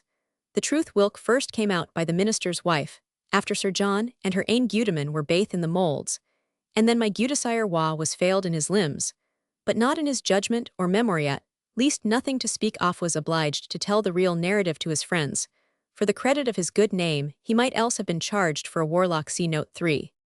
The shades of evening were growing thicker around us, as my conductor finished his long narrative with this moral: ye see, Berkey, it is nae chancy thing to tack a stranger traveller for a guide when you are in an uncouth land. I should not have made that inference, said Roman. One, your grandfather's adventure was fortunate for himself, whom it saved from ruin and distress, and fortunate for his landlord also, whom it prevented from committing a gross act of injustice. Ay, but they had baith to sup the sauce ought sooner or later, said wandering. Will you hat was fristed wasna forgiven Sir John died, before he was much over 60, and it was just like of a moment's illness. And for my Gudesire, though he departed in fullness of life, yet there was my father, yald man of 45, fell down betwixt the stilts of his plug, and raised never again, and left nae bairn. But me a pure sightless, fatherless, motherless creature could neither work, nor want things gied weel anug at first for Sir Redgauntlet, the only son of Sir John, and the oi of auld Sir Robert, and wees me the last of the honourable house took the farm aff our hands, and brought me into his household to have care of me. He liked music, and I had the best teachers, baith England and Scotland, could gie me money a merry year was I wy him, but wees me he gied out with other pretty men in the 4 to 5, ill say nae mair about it my head never settled weel since I lost him, and if I say another word about it deal a bar, will I have the heart to play the night look out my gentle chap. He resumed in a different tone, ye should see the lights at Brokenburn Glen, by this time. Letter Roman 12. The same to the same. Tam Luter was their minstrel meet. Gude lord as he could lance. He played sae shrill and sang sae sweet. Till Tosie took a trance. Auld Lightfoot there he did forleat. And counterfeited France. He used himself as man discreet. And up took Morris dance sae loud. At Christ's Kirk on the Green that day. King James Roman 1 continue to scribble at length, though the subject may seem somewhat deficient in interest, let the grace of the narrative therefore, and the concern we take in each other's matters, make amends for its tenuity. We fools of fancy who suffer ourselves like Malvolio to be cheated with our own visions, have nevertheless this advantage over the wise ones of the earth, that we have our whole stock of enjoyments under our own command, and can dish for ourselves an intellectual banquet with most moderate assistance from external objects. It is to be sure something like the feast which the Barmecide served up to Ulnashar, and we cannot expect to get fat upon such diet. But then neither is there repletion nor nausea, which often succeed the grosser and more material revel on the whole. I still pray with the ode to castle building. Give me thy hope which sickens not the heart. Give me thy wealth which has no wings to fly. Give me the bliss thy visions can impart. Thy friendship give me warm and poverty. And so despite thy solemn smile and sapient shake of the head, I will go on picking such interest as I can out of my trivial adventures, even though that interest should be the creation of my own fancy. Nor will I cease to indite on thy devoted eyes the labor of perusing the scrolls, in which I shall record my narrative. My last broke off as we were on the point of descending into the glen at Brokenburn, by the dangerous track, which I had first travelled en croupe behind a furious horseman, and was now again to brave under the precarious guidance of a blind man. It was now getting dark, but this was no inconvenience to my guide, who moved on as formerly with instinctive security of step, so that we soon reached the bottom, and I could see lights twinkling in the cottage, which had been my place of refuge on a former occasion. It was not thither, however, that our course was directed. We left the habitation of the laird to the left, and turning down the brook soon approached the small hamlet which had been erected at the mouth of the stream, probably on account of the convenience which it afforded as a harbour to the fishing boats. A large low cottage full in our front seemed highly illuminated, for the light not only glanced from every window and aperture in its frail walls, but was even visible from rents and fractures in the roof composed of tarred shingles, repaired in part by thatch and divot.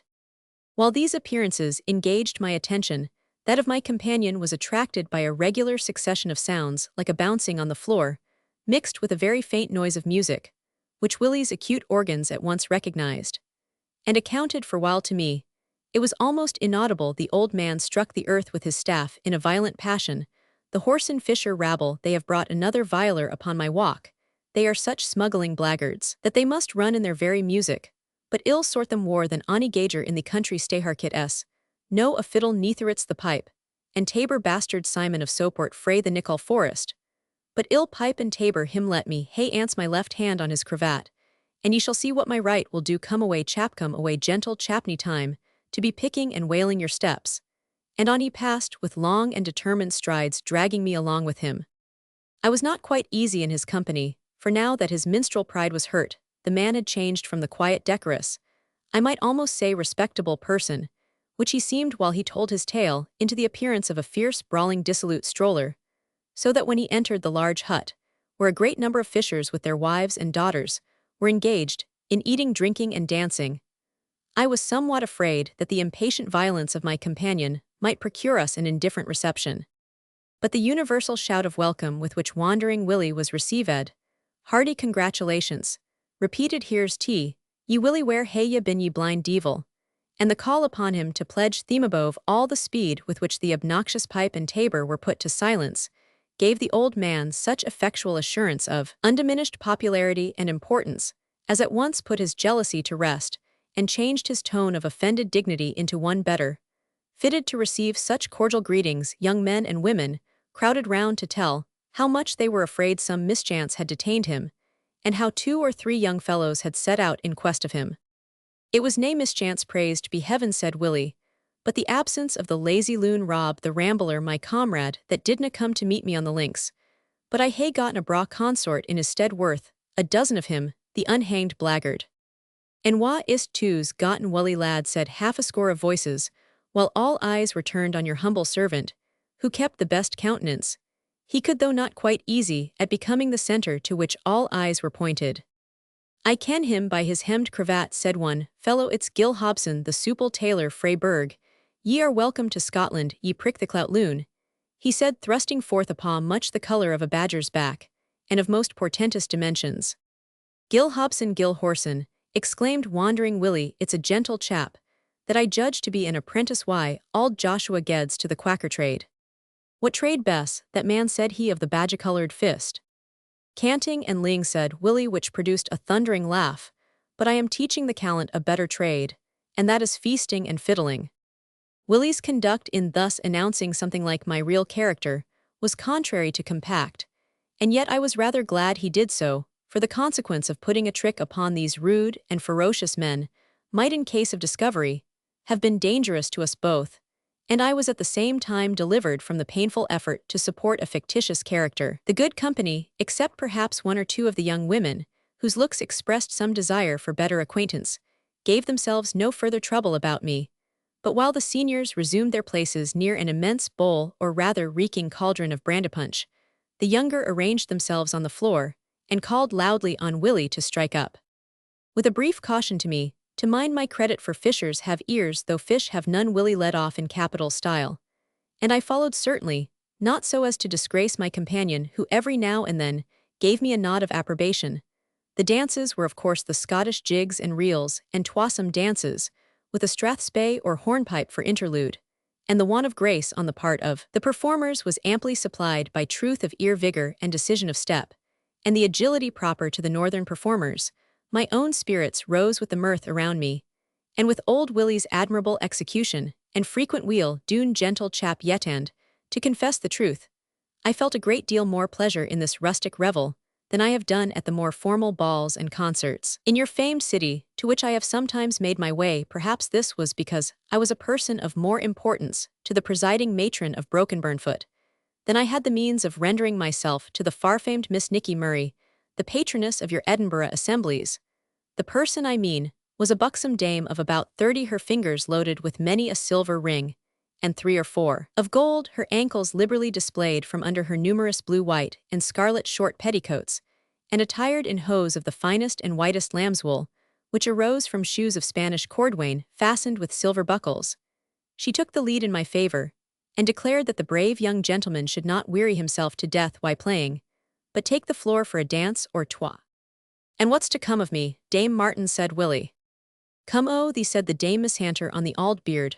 O ye could play for 20 hours on end, and tire out the hale countryside wide dancing, before ye laid down your bow, saving for a bye-drink, or the like o' that.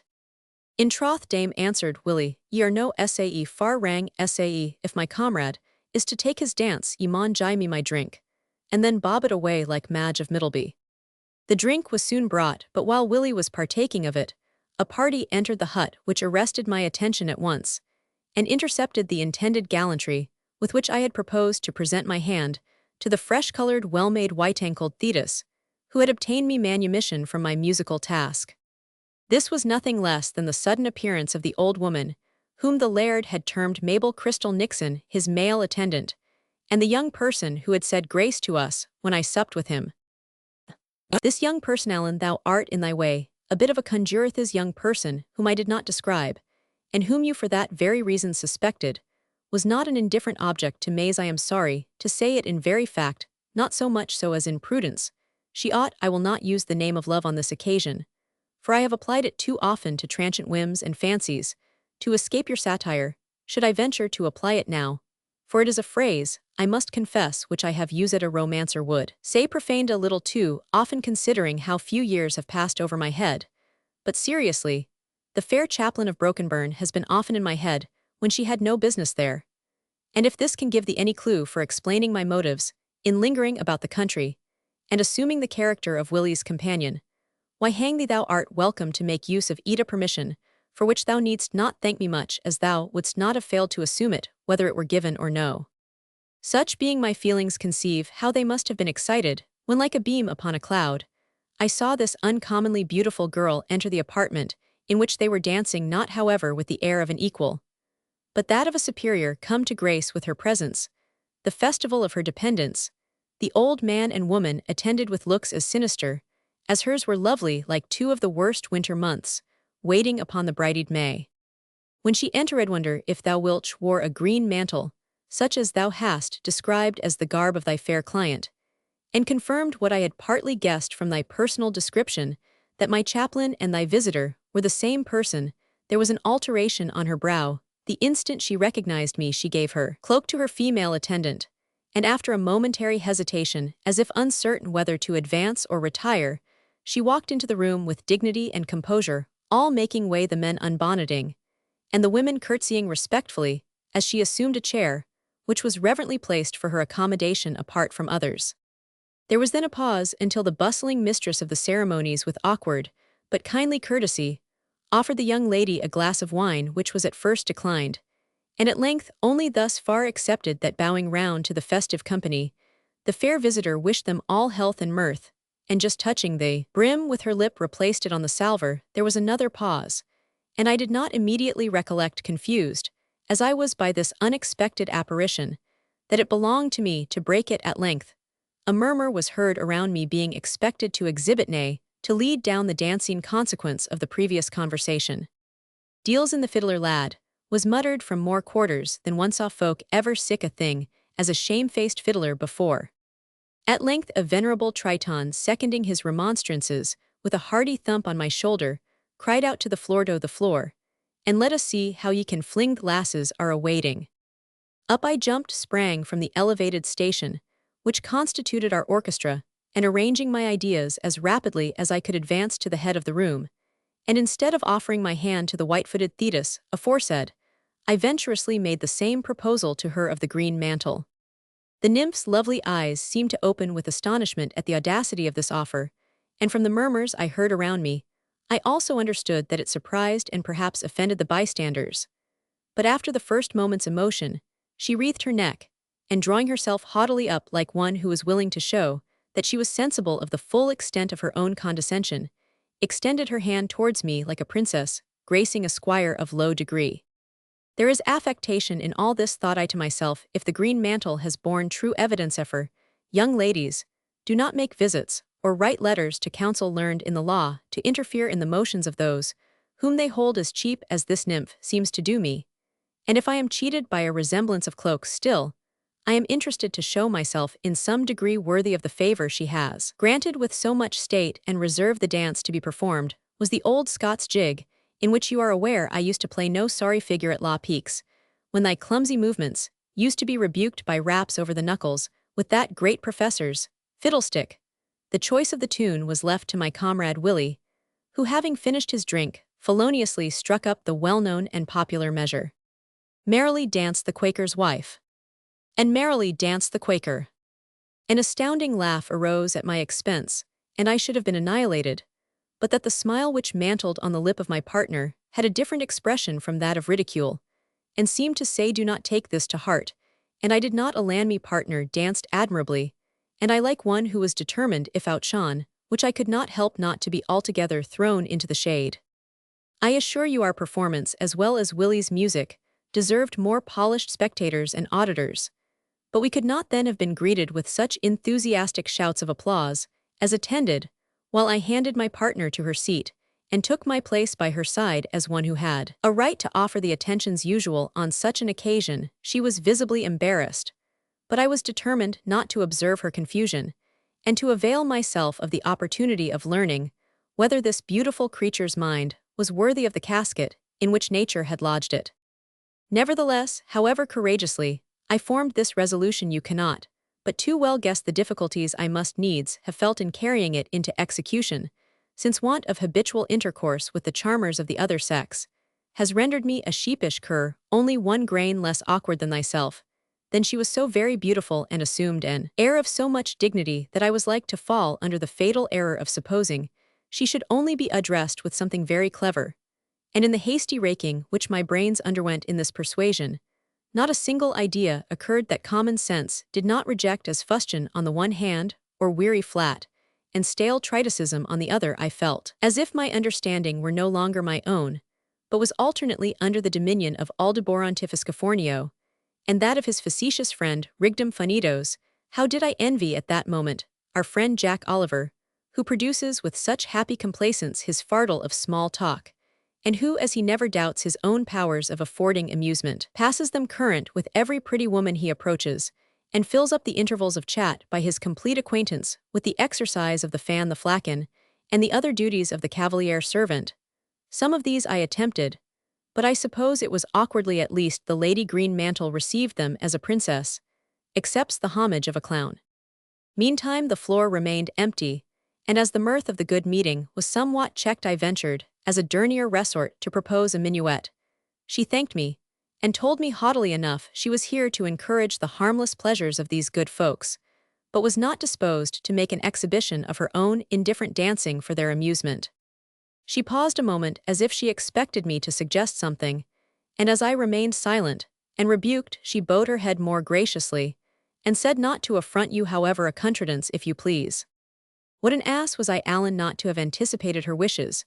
Should I not have observed that the ill-favored couple, Mabel and Crystal, had placed themselves on each side of her seat, like the supporters of the royal arms, the man thick, short, shaggy, and hirsute, as the lion, the female skindried, tight-laced, long, lean, and hunger-faced like the unicorn?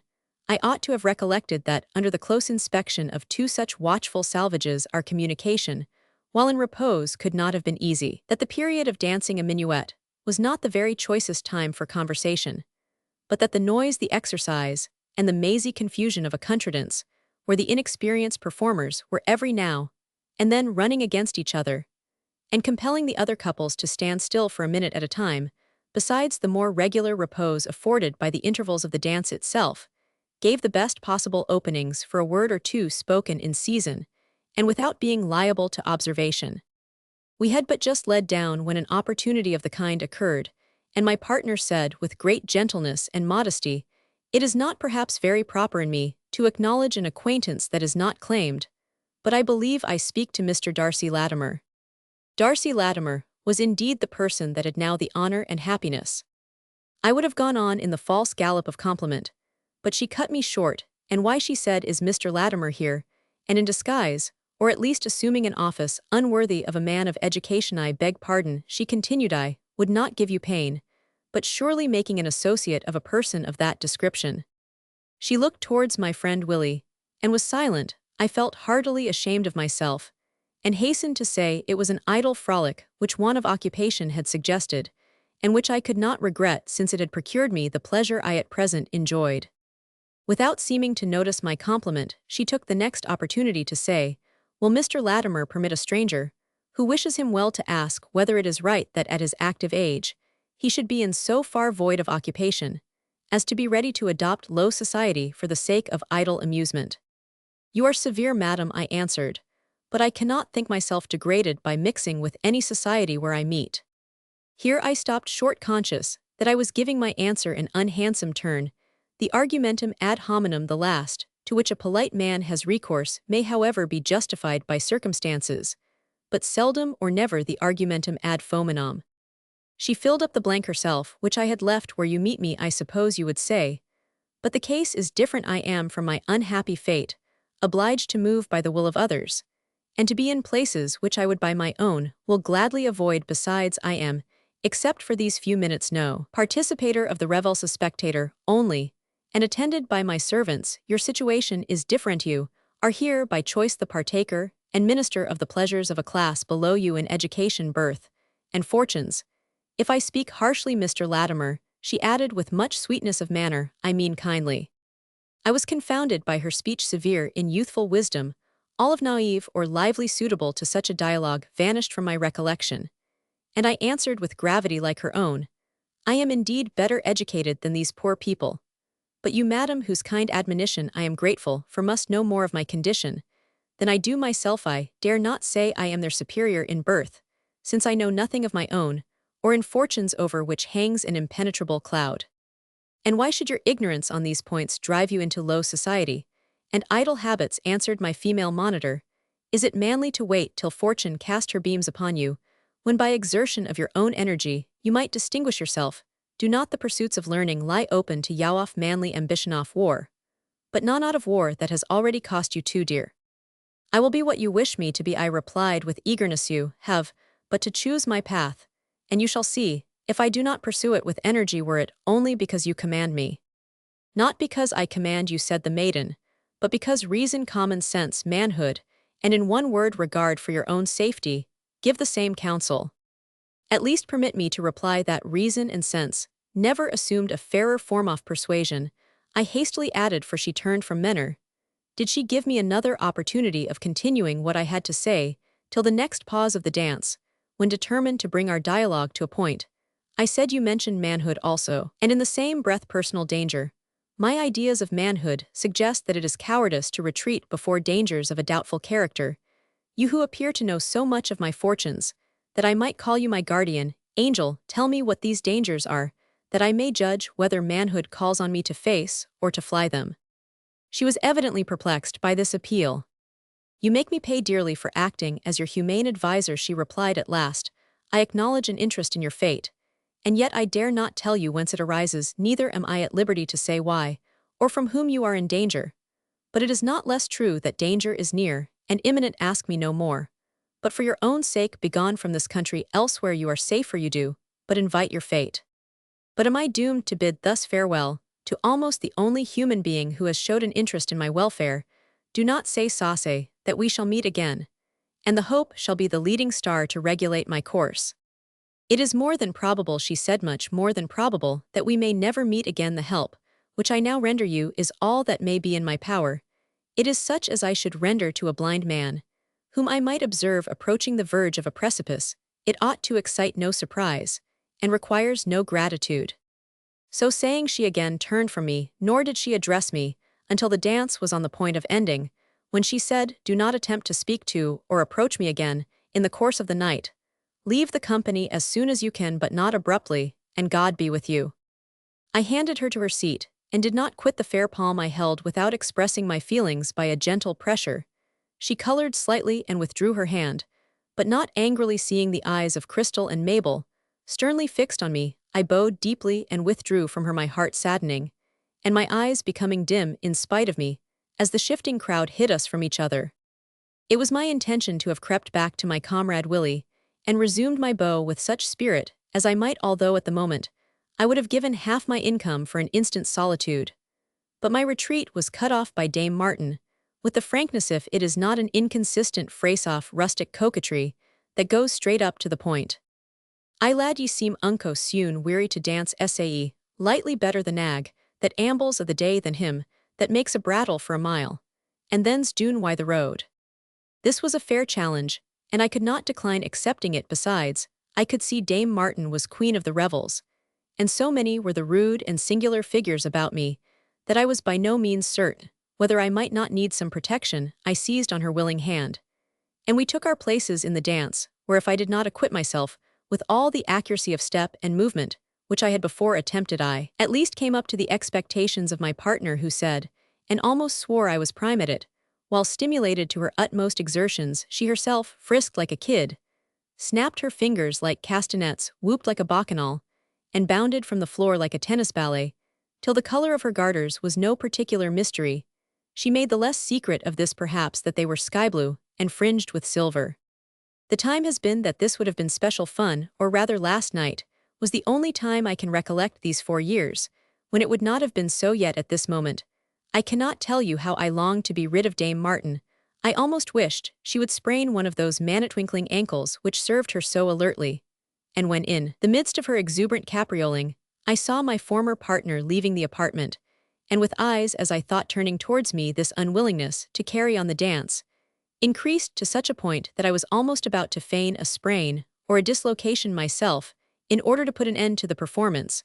But there were around me scores of old women, all of whom looked as if they might have some sovereign recipe for such an accident, and remembering Gil Blas and his pretended disorder in the robber's cavern, I thought it as wise to play Dame Martin fair and dance, till she thought proper to dismiss me. What I resolve to do strenuously, and in the latter part of the exhibition I cut and sprang from the floor as high, and as perpendicularly as Dame Martin herself, and received, I promise you, thunders of applause, for the common people always prefer exertion and agility to grace. At length Dame Martin could dance no more, and rejoicing at my release, I led her to a seat, and took the privilege of a partner to attend her. "Hegsirs," exclaimed Dame Martin, "I am Ser Forfoin troth callant, I think he ha been amius the death o' me." I could only atone for the alleged offence by fetching her some refreshment, of which she readily partook. "I have been lucky in my partners," I said, "first that pretty young lady, and then you, Mrs. Martin." "Hout, why you're fleeching," said Dame Martin gie waggy, "wha lad dinna blah in folks' lugs, that gate me, and Miss Lilia's even the gither none na ladad. She is maybe 4 or 5 years younger than the like o' Mebai, and atour her gentle havings." "She is the laird's daughter," said I, in as careless a tone of inquiry as I could assume. "His daughter, man, na only his nieceend sib anug to him, I think." "I indeed," I replied, "I thought she had borne his name." "She bears her ain name, and that's Lilia's." "And has she no other name?" asked Roman 1, "what needs she another?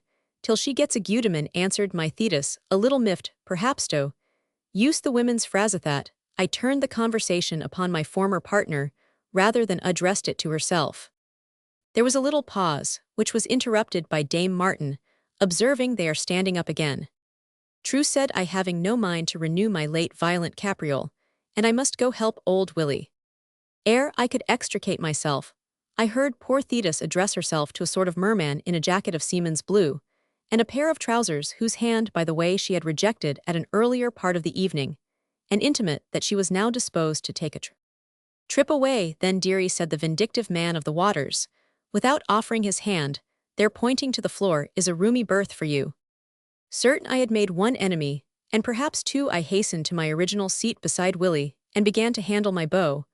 But I could see that my conduct had made an unfavorable impression.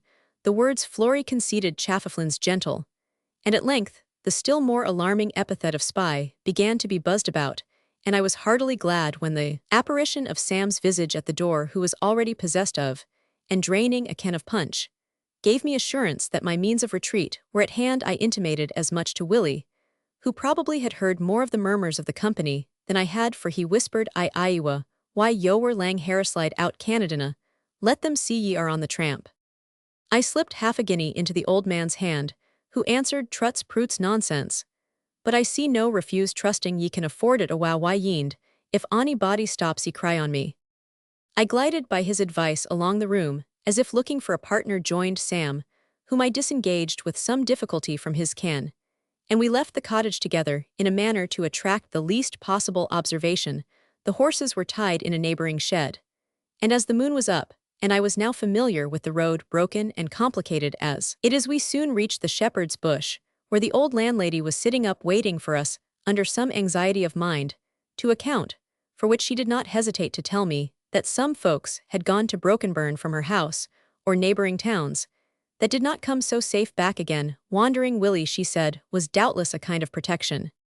Here Willie's wife, who was smoking in the chimney corner, took up the praises of her hinny, as she called him, and endeavored to awaken my generosity afresh, by describing the dangers from which, as she was pleased to allege, her husband's countenance had assuredly been the means of preserving me. I was not, however, to be fooled out of more money at this time, and went to bed in haste, full of vanous cogitations. I have since spent a couple of days betwixt Mount Sharon and this place, and betwixt writing to thee this momentous history, forming plans for seeing the lovely Lilias, and partly, I think, for the sake of contradiction angling A little in spite of Joshua scrupulous though, I am rather liking the amusement better as I begin to have some success in it. And now, my dearest Alan, you are in full possession of my secret. Let me, as frankly into the recesses of your bosom. How do you feel towards this fair Ignes, Fadus, this lily of the desert? Tell me honestly, for however the recollection of her may haunt my own mind, my love for Alan Fairford surpasses the love of woman. I know too that, when you do love, it will be to love once and love no more. A deep consuming passion, once kindled in a breast so steady as yours, would never be extinguished. But with life I am of another and more volatile temper, and though I shall open your next with a trembling hand and uncertain heart, yet let it bring a frank confession, that this fair unknown has made a deeper impression on your gravity than you reckoned for, and you will see I can tear the arrow from my own wound barb. And all in the meantime, though I have formed schemes once more to see her, I will, you may rely on it, take no step for putting them into practice. I have refrained from this hitherto, and I give you my word of honor I shall continue to do so. Yet why should you need any further assurance from one who is so entirely yours, as Roman 500 Roman 50 psi shall be on thorns till I receive your answer? I read and reread your letter, and cannot for my soul discover what your real sentiments are. Sometimes I think you write of her as one in jest, and sometimes I think that cannot be put me at ease as soon as possible. Letter Roman 13. Alan Fairford to Darcy Latimer. I write on the instant as you direct, and in a tragicomic humor, for I have a tear in my eye, and a smile on my cheek. Dearest Darcy, sure, never a being but yourself could be so generousher, never a being but yourself could be so absurd. I remember, when you were a boy, you wished to make your fine new whip a present to old Aunt Peggy, merely because she admired it, and now, with like unreflecting and inappropriate liberality, you would resign your beloved to a smoke-dreed young sophister, who cares not one of the hairs which it is his occupation to split for all the daughters of Eve. I in love with your Liliaceae green mantlier, unknown enchantress.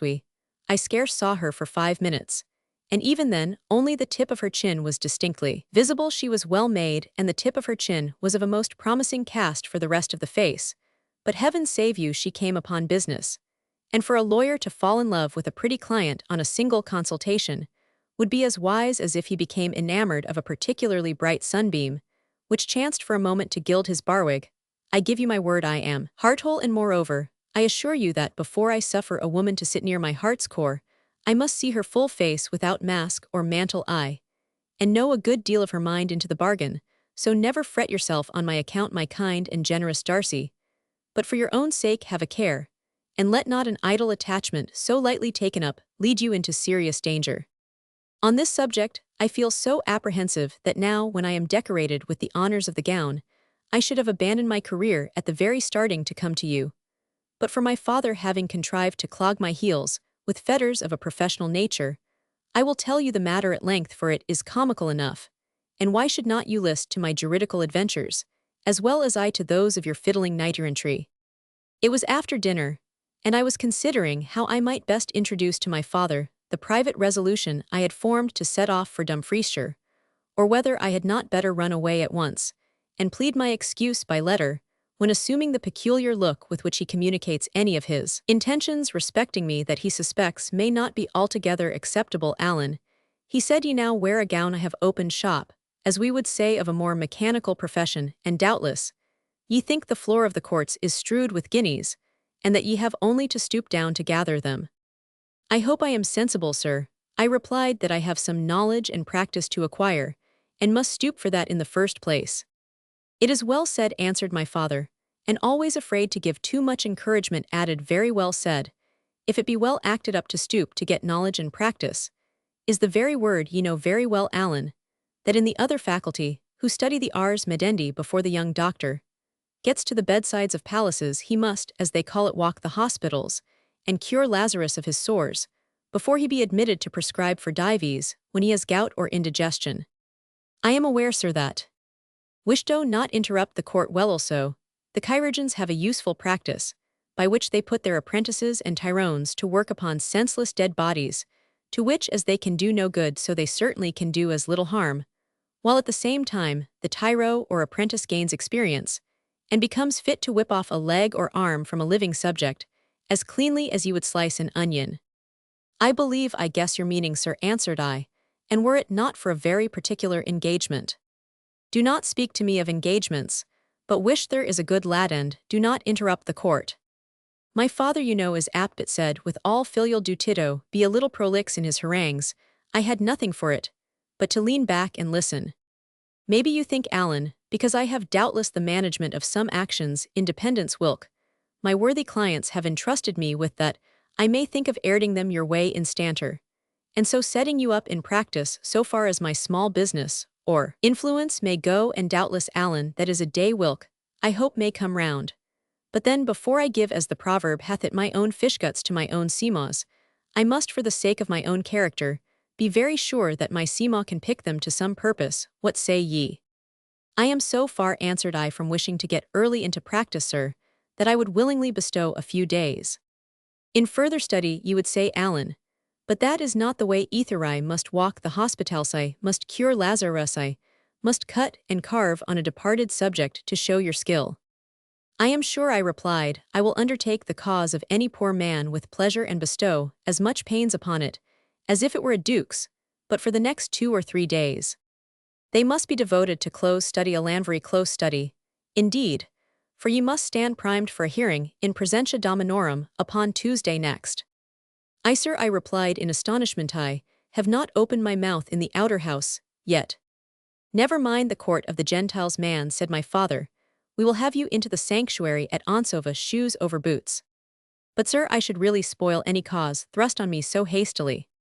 Ye cannot spoil it, Alan, said my father, rubbing his hands with much complacency, that is the very cream of the business man. It is just as I said before, a subject upon Wilk. All the Tyrones have been trying their whittles for 15 years, and as there have been about 10 or a dozen agents concerned, and each took his own way, the case is come to that pass that Stair or Amiston could not mend it, and I do not think even you, Alan, can do it much harm. I may get credit by it, but ye can lose none. And pray what is the name of my happy client? Sir, said I, ungraciously enough, I believe. It is a well-known name in the Parliament House, replied my father, to say the truth I expect him every moment. It is Peter Peebles, see note 4. Peter Peebles, exclaimed I in astonishment, he is an insane beggar, as poor as Job, and as mad as a March hare.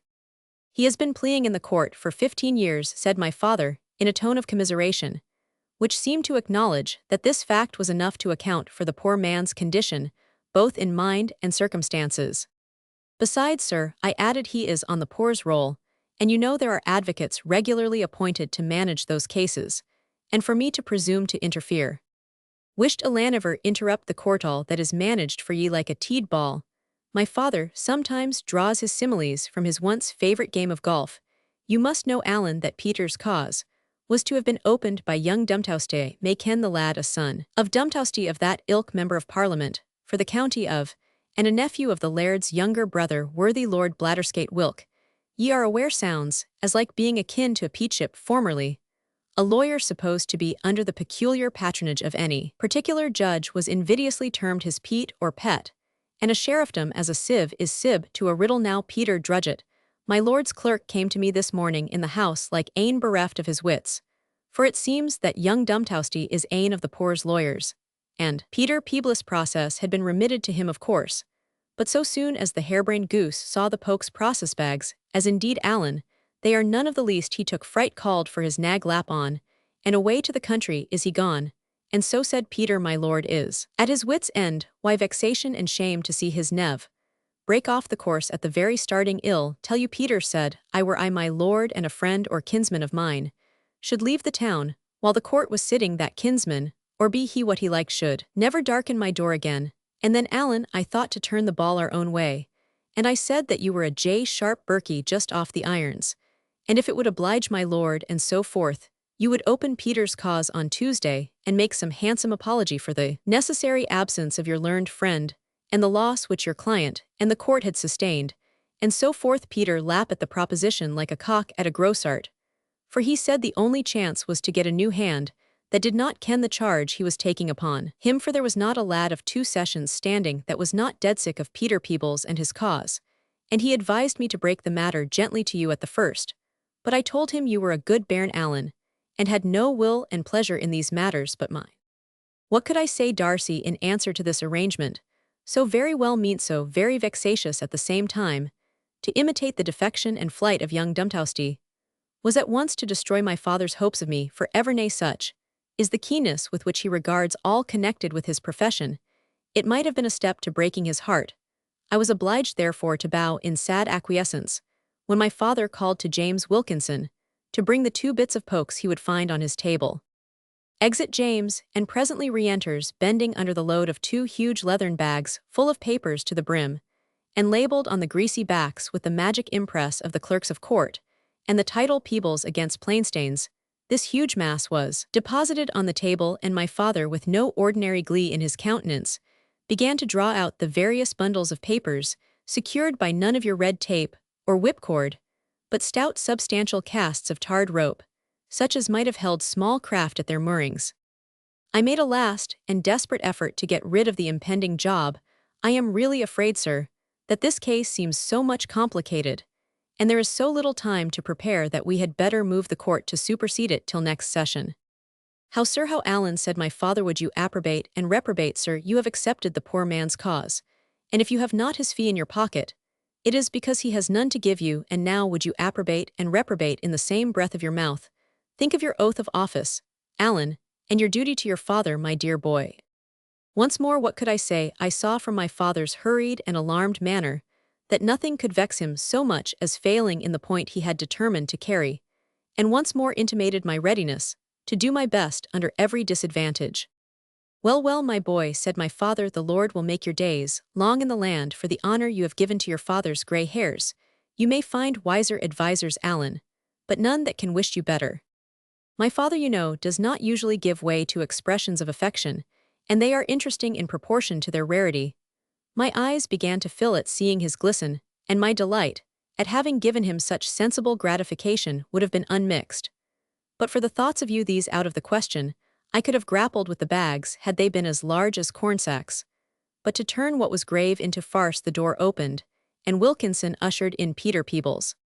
You must have seen this original Darcy, who, like others in the same predicament, continues to haunt the courts of justice, where he has made shipwreck of time means, and understanding such insane paupers have sometimes seemed to me to resemble wrecks lying upon the shoals, on the Goodwin sands, or in Yarmouth roads, warning other vessels to keep aloof from the banks on which they have been lost, or rather such ruined clients are like scarecrows and potato boggies, distributed through the courts, to scare away fools from the scene of litigation.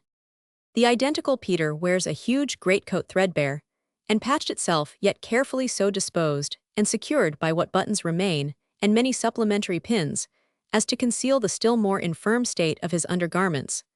The shoes and stockings of a ploughman were however seen to meet at his knees, with a pair of brownish-blackish breeches, a rusty-colored handkerchief that has been black in its day surrounded his throat, and was an apology for linen. His hair, half gray, half black, escaped in elf-locks around a huge wig made of tow, as it seemed to me, and so much shrunk that it stood up on the very top of his head, above which he plants, when covered an immense cocked hat, which, like the chieftain's banner in an ancient battle, may be seen any setter-runt day betwixt 9 and 10 high, towering above all the fluctuating and changeful scene in the outer house, where his eccentricities often make him the center of a group of petulant and teasing boys, who exercise upon him every art of ingenious torture. His countenance, originally that of a portly comely burgess, is now emaciated with poverty and anxiety, and rendered wild by an insane lightness about the eyes, a withered and blighted skin, and complexion features begrimed with snuff, charged with the self-importance peculiar to insanity, and a habit of perpetually speaking to himself. Such was my unfortunate client, and I must allow Darcy that my profession had need to do a great deal of good, if, as is much to be feared, it brings many individuals to such a pass.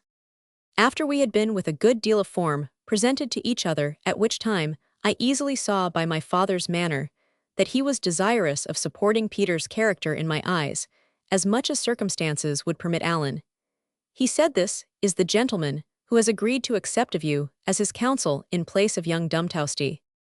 Entirely out of favor to my old acquaintance, your father, said Peter with a benign and patronizing countenance, out of respect to your father and my old intimacy with Lord Blattersgate. Otherwise, by the Regium Majestatem, I would have presented a petition and complaint against Daniel Dumtousty, advocate by name and surname. I would by all the practiques I know the forms of process, and I am not to be trifled with.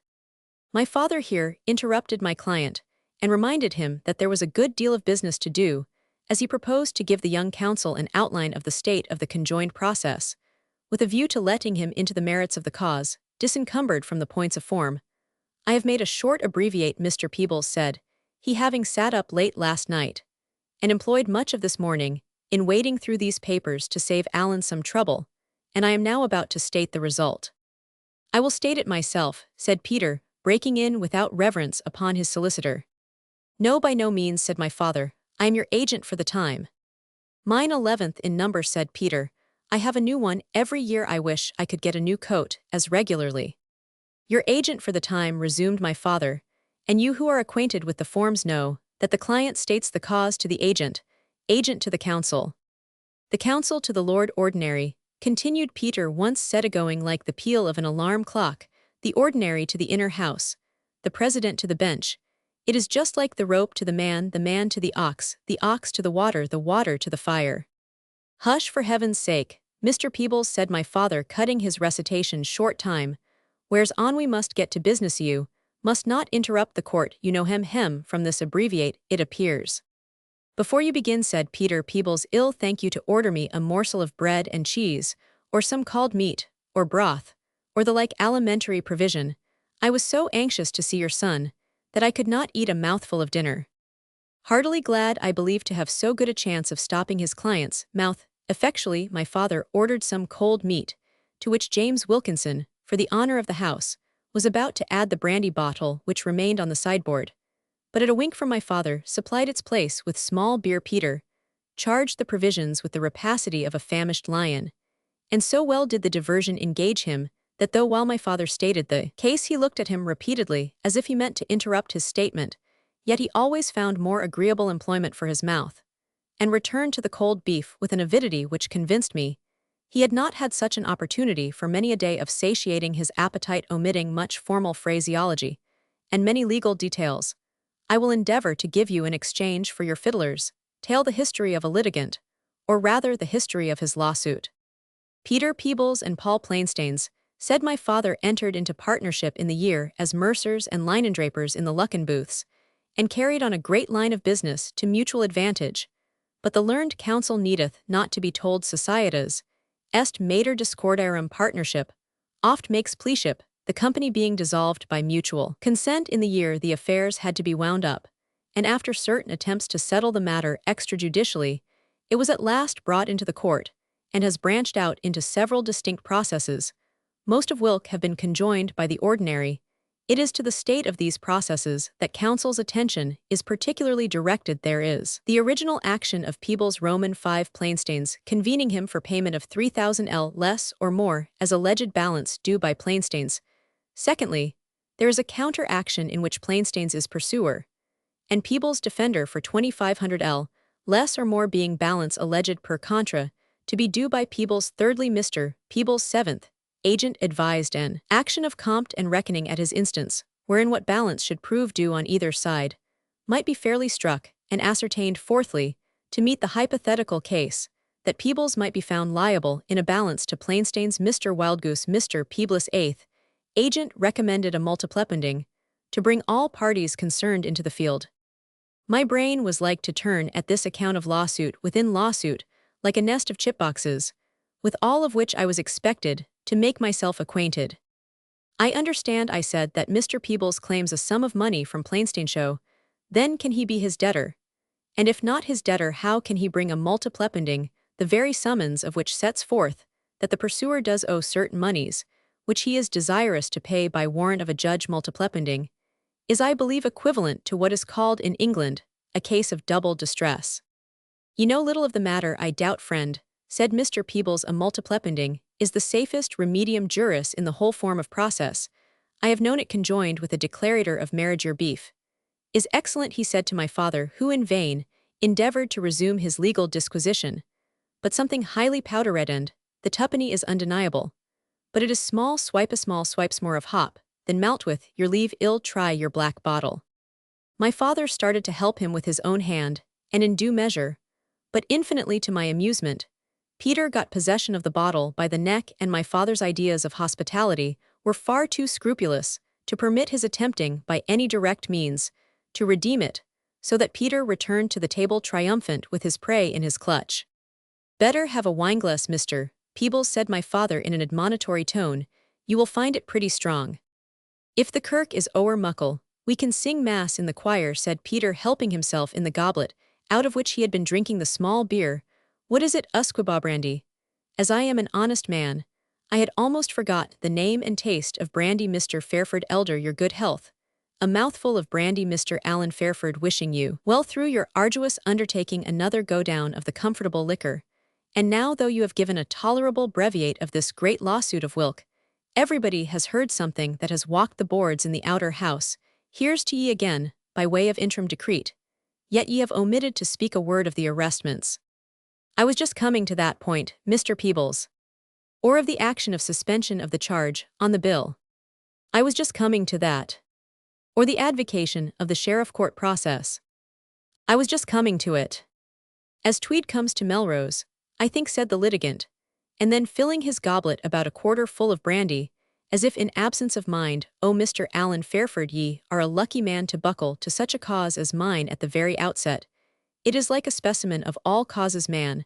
By the regium there is not a remedium juris in the practiques, but ye'll find a spice ought. Here's to your getting weel through with it. Pshut, I am drinking naked spirits, I think. But if the heathen he o'er strong well christen him with the brewer here." He added a little small beer to his beverage, paused, rolled his eyes, winked, and proceeded. "Mr. Fairford, action of assault and battery. Mr. Fairford, when I compelled the villain Plainstains to pull my nose within 2 steps of King Charles' statue, in the Parliament closet her, I had him in a hose-net. Never man could tell me how to shape that process. No counsel that ever seld mind could condescend, and say whether it were best to proceed by way of petition and complaint ad vindictam publicam, with consent of his Majesty's advocate, or by action on the statute for battery pendant light. Wilk would be the winning my plea at once, and so getting a backdoor out of court by the regium that beef and brandy is unco het at my heart. I maun try the ale again. Sipped a little beer and the ales, but called I maun e'en put in the rest of the brandy." He was as good as his word, and proceeded in so loud and animated a style of elocution, thumping the table, drinking and snuffing alternately, that my father, abandoning all attempts to interrupt him, sat silent and ashamed, suffering and anxious for the conclusion of the scene. And then to come back to my pet process of all my battery and assault process, when I had the good luck to provoke him to pull my nose at the very threshold of the court. Wilk was the very thing I wanted. Mr. Pest, ye ken him, Daddy Fairford, old Pest, was for making it out hamesuckin, for he said the court might be said seduto be my dwelling place. I dwell mair there than ony gate else. And the essence of hamesuckin is to strike a man in his dwelling place. Mind that young advocate, and so there's hope Plainstains may be hanged, as many has for a less matter. For my Lord Swill Pest, say to the justiciary Bodisme, Lords, the Parliament House is Peebles' place of dwelling, says he, being commune forum, and commune forum est commune domicilium. Lass fetch another glass of, and score it time to gie Hameby. The practiques I cannot find the judge it. There's 2 of them. I think by the regium Fairford, Daddy Fairford, lend us 12 pennies to buy sneeshing mine, is done macer call another cause. The box fell from his hands, and his body would at the same time have fallen from the chair had not I supported him. "This is intolerable," said my father. "Call a chairman, James Wilkinson, to carry this degraded, worthless, drunken beast home." When Peter Peebles was removed from this memorable consultation, under the care of an able-bodied Celt, my father hastily bundled up the papers, as a showman whose exhibition has miscarried hastes to remove his booth. "Here are my memoranda, Alan," he said in a hurried way. "Look them carefully over, compare them with the processes, and turn it in your head before Tuesday. Many a good speech has been made for a beast of a client. And, hark ye, lad, hark ye, I never intended to cheat you of your fee, when all was done, though I would have liked to have heard the speech first. But there is nothing like corning the horse before the journey. Here are 5 gowd guineas, in a silk purse-off. Your poor mother's netting a lanch would have been a blithe woman to have seen her young son with a gown on his back, but no more of that, but good boy, and to the work like a tiger." I did set to work, Darcy, for who could resist such motives with my father's assistance? I have mastered the details, confused as they are, and on Tuesday I shall plead as well for Peter Peebles as I could for a duke. Indeed, I feel my head so clear on the subject as to be able to write this long letter to you into which however Peter and his lawsuit have insinuated themselves so far as to show you how much they at present occupy my thoughts. Once more be careful of yourself, and mindful of me, who am ever thine while Alan Fairford. From circumstances to be hereafter mentioned, it was long ere this letter reached the person to whom it was addressed. Chapter 1. Narrative. The advantage of laying before the reader in the words of the actors themselves the adventures which we must otherwise have narrated in our own, has given great popularity to the publication of epistolary correspondence, as practiced by various great authors and by ourselves in the preceding chapters. Nevertheless, a genuine correspondence of this kind, and heaven forbid it, should be in any respect sophisticated by interpolations of our own, can seldom be found to contain all in which it is necessary to instruct the reader for his full comprehension of the story. Also, it must often happen that various prolixities and redundancies occur in the course of an interchange of letters, which must hang as a dead weight on the progress of the narrative. To avoid this dilemma, some biographers have used the letters of the personages concerned or liberal extracts from them to describe particular incidents, or express the sentiments which they entertained, while they connect them occasionally with such portions of narrative as may serve to carry on the thread of the story. It is thus that the adventurous travelers who explore the summit of Mont Blanc now move on through the crumbling snowdrift so slowly that their progress is almost imperceptible, and anon abridge their journey by springing over the intervening chasms, which cross their path with the assistance of their pilgrim staves. Or to make a briefer simile, the course of storytelling which we have for the present adopted resembles the original discipline of the dragoons, who were trained to serve either on foot or horseback. As the emergencies of the service required with this explanation, we shall proceed to narrate some circumstances which Alan Fairford did not, and could not write to his correspondent. Our reader, we trust, has formed somewhat approaching to a distinct idea of the principal characters who have appeared before him during our narrative. But in case our good opinion of his sagacity has been exaggerated, and in order to satisfy such as are addicted to the laudable practice of skipping, with whom we have at times a strong fellow-feeling, the following particulars may not be superfluous. Mr. Saunders Fairford, as he was usually called, was a man of business of the old school, moderate in his charges, economical, and even niggardly in his expenditure, strictly honest in conducting his own affairs and those of his clients, but taught by long experience to be wary and suspicious in observing the motions of others. Punctual as the clock of St. Giles tolled 9, the neat dapper form of the little hale old gentleman was seen at the threshold of the court hall, or at farthest at the head of the back stairs, trimly dressed in a complete suit of snuff-colored brown with stockings of silk or woolen as suited the weather, a bobwig, and a small cocked hat, shoes blacked as Warren would have blacked them, silver shoebuckles, and a gold stockbuckle, a nosegay in summer, and a sprig of holly in winter, completed his well-known dress, and appearance. His manners corresponded with his attire, for they were scrupulously civil, and not a little formal. He was an elder of the kirk, and of course zealous for King George and the government, even to slaying, as he had showed by taking up arms in their cause. But then, as he had clients and connections of business among families of opposite political tenets, he was particularly cautious to use all the conventional phrases which the civility of the time had devised as an admissible mode of language betwixt the two parties. Thus he spoke sometimes of the chevalier, but never either of the prince, which would have been sacrificing his own principles, or of the pretender, which would have been offensive to those of others. Again, he usually designated the rebellion as the affair of 1745, and spoke of anyone engaged in it as a person who had been out at a certain period. Old-fashioned Scottish civility, such were literally the points of politeness observed in general society during the author's youth, where it was by no means unusual in a company assembled by chance to find individuals who had borne arms on one side or other in the civil broils of 1745. Nothing, according to my recollection, could be more gentle and decorous than the respect these old enemies paid to each other's prejudices. But in this, I speak generally. I have witnessed one or two explosions, so that on the whole Mr. Fairford was a man much liked and respected on all sides, though his friends would not have been sorry if he had given a dinner more frequently, as his little cellar contained some choice old wine, of which on such rare occasions he was no niggard. The whole pleasure of this good old-fashioned man of method, besides that which he really felt in the discharge of his daily business, was the hope to see his son Alan, the only fruit of a union, which death early dissolved, attain what in the father's eyes was the proudest of all distinctions, rank and fame, of a well-employed lawyer.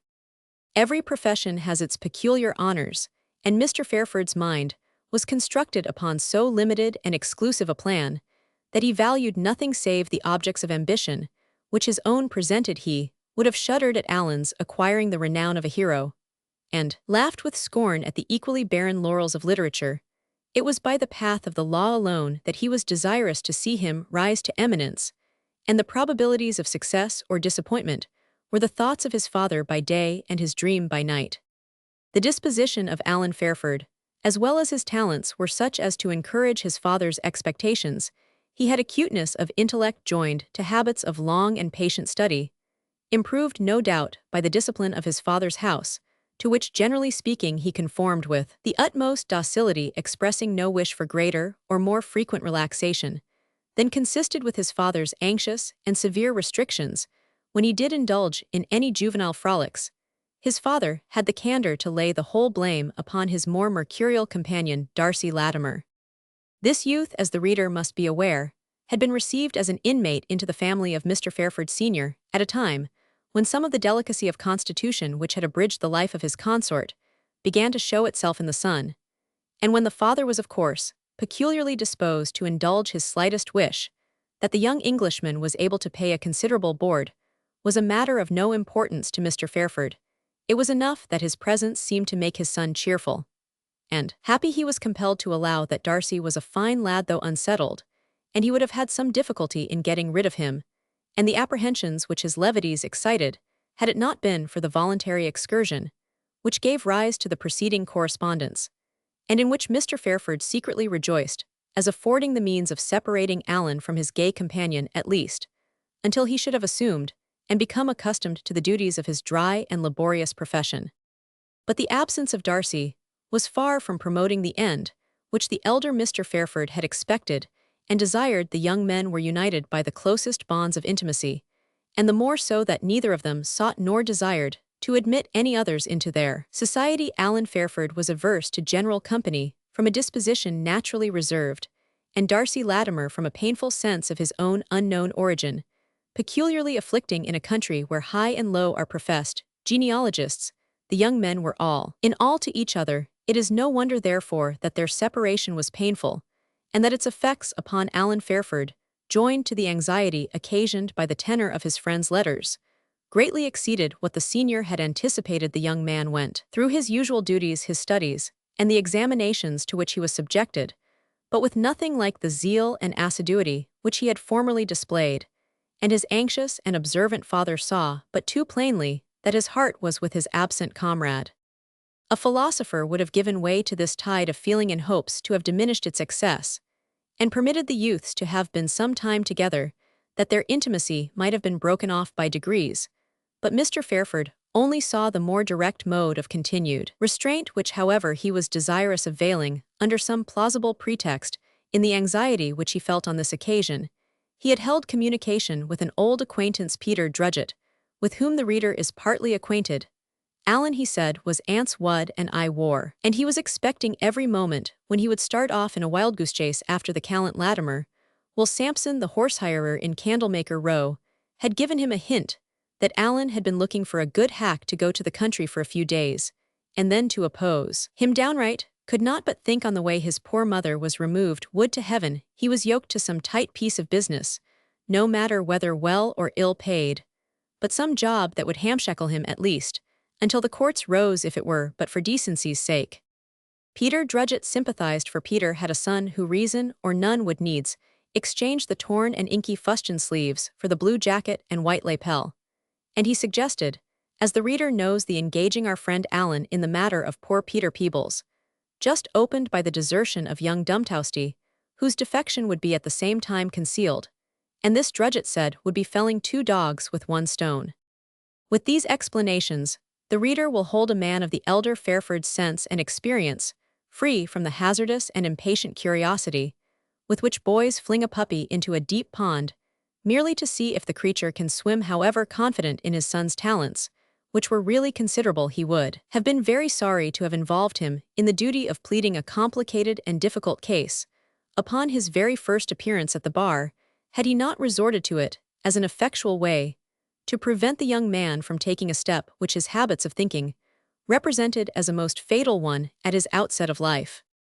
Betwixt two evils Mr. Fairford chose that which was in his own apprehension the least, and like a brave officer sending forth his son to battle, rather chose he should die upon the breach, than desert the conflict with dishonor. Neither did he leave him to his own unassisted energies. Like Alpheus preceding Hercules, he himself encountered the Augean mass of Peter Peebles' law matters. It was to the old man a labor of love to place in a clear and undistorted view the real merits of this case, which the carelessness and blunders of Peter's former solicitors had converted into a huge chaotic mass of unintelligible technicality, and such was his skill and industry that he was able, after the severe toil of 2 or 3 days, to present to the consideration of the young counsel the principal facts of the case, in a light equally simple and comprehensible. With the assistance of a solicitor so affectionate and indefatigable, Alan Fairford was enabled then the day of trial arrived to walk towards the court attended by his anxious, yet encouraging parent, with some degree of confidence that he would lose no reputation upon this arduous occasion. They were met at the door of the court by poor Peter Peebles, in his usual plenitude of wig and salsitude of hat. He seized on the young pleader like a lion on his prey. "How is you, Mr. Alanhow? Is you, man, the awfu' day is come at last, a day that will be lang-minded in this house." Poor Peter Peebles, against plainstainscongen processes, hearing in presencestens for the short roll for this day, I have not been able to sleep for a week for thinking of it, and I dare to say neither has the Lord President himself for such a cause, but your father gaed me tak a wee drap o'er muckle of his pint bottle the other night. It's no right to mix brandy. Why business, Mr. Fairford? I would have been the war o' liquor, if I would have drank as muckle as you twa would have had me, but there's a time for things, and if you will dine with me after the case is heard, or whilk is the same, or maybe better, ill gang my ways hame, why you and I winna object to a cheerful glass within the bounds of moderation." Old Fairford shrugged his shoulders, and hurried past the client, saw his son wrapped in the sable bombazine, which in his eyes was more venerable than an archbishop's lawn, and could not help fondly patting his shoulder, and whispering to him to take courage, and show he was worthy to wear at the party. Entered the outer hall of the court, once the place of meeting of the ancient Scottish Parliament, and which corresponds to the use of Westminster Hall in England, serving as a vestibule to the inner house, as it is termed, and a place of dominion to certain sedentary personages called Lords Ordinary.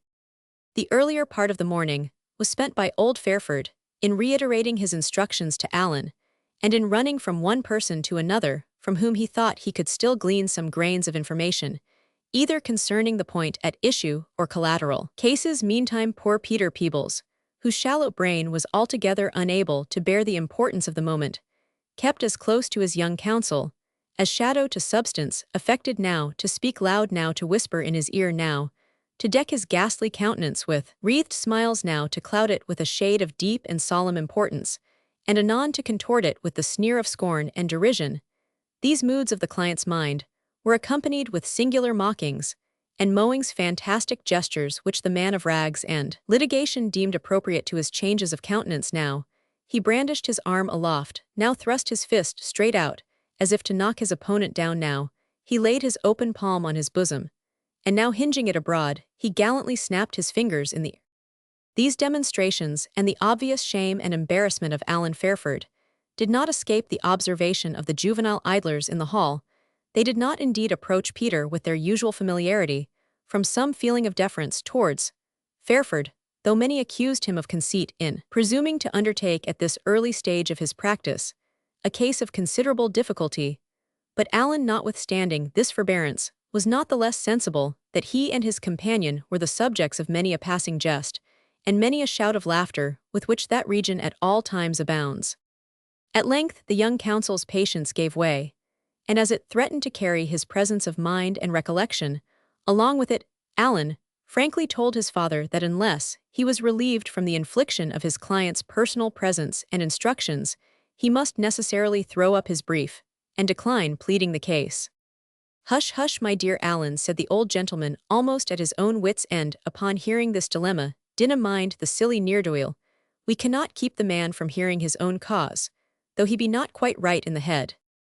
On my life, sir, answered Allan, I shall be unable to go on. He drives everything out of my remembrance, and if I attempt to speak seriously of the injuries he has sustained, and the condition he is reduced to, how can I expect, but that the very appearance of such an absurd scarecrow will turn it all into ridicule? There is something in that, said Saunders Fairford, glancing a look at poor Peter, and then cautiously inserting his forefinger under his bobwig in order to rub his temple and aid his invention. He is no figure for the forbar to see without laughing, but how to get rid of him to speak sense, or anything like it, is the last thing he will listen to. Stay, Allan, my darling. Hey, patience, I'll get him off on the instant like a gowf ba. So saying, he hastened to his ally Peter Drudget, who, on seeing him with marks of haste in his gait, and care upon his countenance, clapped his pen behind his ear, with what's the stir now, Mr. Saunders, is there aught rang?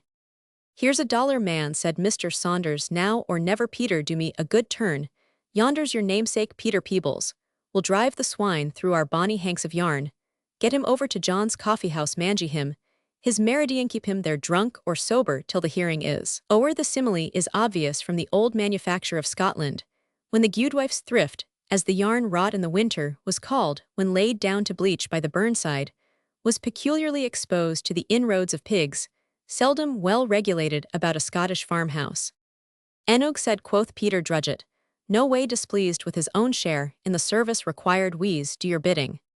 Accordingly, the scribe was presently seen whispering in the ear of Peter Peebles, whose response came forth in the following broken form. Leave the court for I minute on this great day of judgment. Not I by thee, Reg, what brandy did ye say? French brandicudna. Ye fetch a stoop to the bar under your coat, man. Impossible, nay, if it's clean impossible. And if we have an hour good till they get through the single bill, and the summerole I carena, if I cross the close, why you, I am sure I need something to keep my heart up this awful day. But ill no stay above an instant, not above a minute of time nor drink, aboon a single. In a few minutes afterwards, the two Peters were seen moving through the Parliament Close, which newfangled affectation has termed a square, the triumphant Drudget, leading captive the passive Peebles, whose legs conducted him towards the dram shop, while his reverted eyes were fixed upon the court. They dived into the Cimmerian abysses of John's coffee-house, see note 5, formerly the favorite rendezvous of the classical and genial Dr. Pitcairn, and were for the present seen no more. Relieved from his tormentor, Allan Fairford had time to rally his recollections, which in the irritation of his spirits had nearly escaped him, and to prepare himself for a task, the successful discharge or failure, in which must, he was aware, have the deepest influence upon his fortunes. He had pride, was not without a consciousness of talent, and the sense of his father's feelings upon the subject impelled him to the utmost exertion. Above all, he had that sort of self-command which is essential to success in every arduous undertaking, and he was constitutionally free from that feverish irritability by which those whose overactive imaginations exaggerate difficulties render themselves incapable of encountering such when they arrive. Having collected all the scattered and broken associations which were necessary, Allan's thoughts reverted to Dumfriesshire, and the precarious situation in which he feared his beloved friend had placed himself, and once and again he consulted his watch, eager to have his present task commenced, and ended that he might hasten to Darcy's assistance. The hour and moment at length arrived. The macer shouted with all his well-remembered brazen strength of lungs, poor Peter Peebles versus Plainstains, per Dumtousty, et tough Maester Daniel Dumtousty, answered not the summons, which deep and swelling, as it was, could not reach across the Queensferry, but our Maester Allan Fairford appeared in his place. The court was very much crowded, for much amusement had been received on former occasions, when Peter had volunteered his own oratory, and had been completely successful in routing the gravity of the whole procedure, and putting to silence not indeed the counsel of the opposite party, but his own. Both bench and audience seemed considerably surprised at the juvenile appearance of the young man, who appeared in the room of Dumtousty, for the purpose of opening this complicated and long-depending process, and the common herd were disappointed at the absence of Peter, the client, the punchinello of the expected entertainment. The judges looked with a very favorable countenance on our friend Allan, most of them being acquainted more or less with so old a practitioner as his father, and all or almost all affording from civility the same fair play to the first pleading of a counsel, which the House of Commons yields to the maiden speech of one of its members. Lord Blattersgate was an exception to this general expression of benevolence. He scowled upon Alan from beneath his large shaggy grey eyebrows, just as if the young lawyer had been usurping his nephew's honours, instead of covering his disgrace. And from feelings which did his lordship little honour, he privately hoped the young man would not succeed in the cause which his kinsman had abandoned. Even Lord Blattersgate, however, was in spite of himself pleased with the judicious and modest tone in which Alan began his address to the court, apologizing for his own presumption, and excusing it by the sudden illness of his learned brother, for whom the labor of opening a cause of some difficulty and importance had been much more worthily designed. He spoke of himself as he really was, and of young Dumtousty as what he ought to have been. Taking care not to dwell on either topic a moment longer than was necessary, the old judge's looks became benign. His family pride was propitiated, and pleased equally with the modesty and civility of the young man, whom he had thought forward and officious. He relaxed the scorn of his features into an expression of profound attention, the highest compliment, and the greatest encouragement which a judge can render to the counsel addressing him. Having succeeded in securing the favorable attention of the court, the young lawyer, using the lights which his father's experience and knowledge of business had afforded him, proceeded with an address and clearness unexpected from one of his years, to remove from the case itself those complicated formalities with which it had been loaded as a surgeon strips from a wound the dressings which had been hastily wrapped round it, in order to proceed to his cure secundum artem, developed of the cumbrous and complicated technicalities of litigation, with which the perverse obstinacy of the client, the inconsiderate haste or ignorance of his agents, and the evasions of a subtle adversary, had invested the process. The cause of poor Peter Peebles, standing upon its simple merits, was no bad subject for the declamation of a young counsel, nor did our friend Alan fail to avail himself of its strong points. He exhibited his client as a simply-hearted, honest, well-meaning man, who during a co-partnership of 12 years had gradually become impoverished, while his partner, his former clerk, having no funds, but his share of the same business into which he had been admitted without any advance of stock, had become gradually more and more wealthy. Their association, said Alan, and the little flight was received with some applause, resembled the ancient story of the fruit, which was carved with a knife poisoned on one side of the blade, only so that the individual to whom the envenomed portion was served drew decay and death from what afforded savor and sustenance to the consumer of the other moiety. He then plunged boldly into the mare magnum of a comps between the parties. He pursued each false statement, from the wastebook to the daybook, from the daybook to the billbook, from the billbook to the ledger, placed the artful interpolations and insertions of the fallacious plainstains in array against each other, and against the fact, and availing himself to the utmost of his father's previous labors, and his own knowledge of accompts in which he had been sedulously trained, he laid before the court a clear and intelligible statement of the affairs of the copartnery, showing with precision that a large balance must at the dissolution have been due to his client, sufficient to have enabled him to have carried on business on his own account, and thus to have retained his situation in society as an independent and industrious tradesman. But instead of this justice being voluntarily rendered by the former clerk to his former masterby, the party obliged to his benefactorby, one honest man to another his wretched client, had been compelled to follow his quondam clerk. His present debtor from court to court had found his just claims met with well-invented but unfounded counterclaims, had seen his party shift his character of pursuer or defender as often as harlequin affects his transformations, till in a chase so varied and so long the unhappy litigant had lost substance, reputation, and almost the use of reason itself, and came before their lordships an object of thoughtless derision to the unreflecting, of compassion to the better-hearted, and of awful meditation to every one who considered that, in a country where excellent laws were administered by upright and incorruptible judges, a man might pursue an almost indisputable claim through all the mazes of litigation, lose fortune, reputation, and reason itself in the chase, and now come before the Supreme Court of his country, in the wretched condition of his unhappy client, a victim to protracted justice, and to that hope delayed which sickens the heart. The force of this appeal to feeling made as much impression on the bench as had been previously effected by the clearness of Alan's argument. The absurd form of Peter himself with his towwig was fortunately not present to excite any ludicrous emotion, and the pause that took place when the young lawyer had concluded his speech was followed by a murmur of approbation, which the ears of his father drank in as the sweetest sounds that had ever entered them. Many a hand of gratulation was thrust out to his grasp, trembling, as it was with anxiety, and finally with delight his voice faltering, as he replied, I kenned. Alan was the lad to make a spoon or spoil a horn, said of an adventurous gypsy, who resolves at all risks to convert a sheep's horn into a spoon. The counsel on the other side arose an old practitioner, who had noted too closely the impression made by Alan's pleading not to fear the consequences of an immediate decision. He paid the highest compliments to his very young brother Benjamin, as he would presume to call him, of the learned faculty. Said the alleged hardships of Mr. Peebles were compensated by his being placed in a situation where the benevolence of their lordships had assigned him gratuitously such assistance as he might not otherwise have obtained at a high pricing. Allowed his young brother had put many things in such a new point of view that although he was quite certain of his ability to refute them, he was honestly desirous of having a few hours to arrange his answer in order to be able to follow Mr. Fairford from point to point. He had further to observe there was one point of the case to which his brother, whose attention had been otherwise so wonderfully comprehensive, had not given the consideration which he expected. It was founded on the interpretation of certain correspondence which had passed betwixt the parties soon after the dissolution of the copartnery.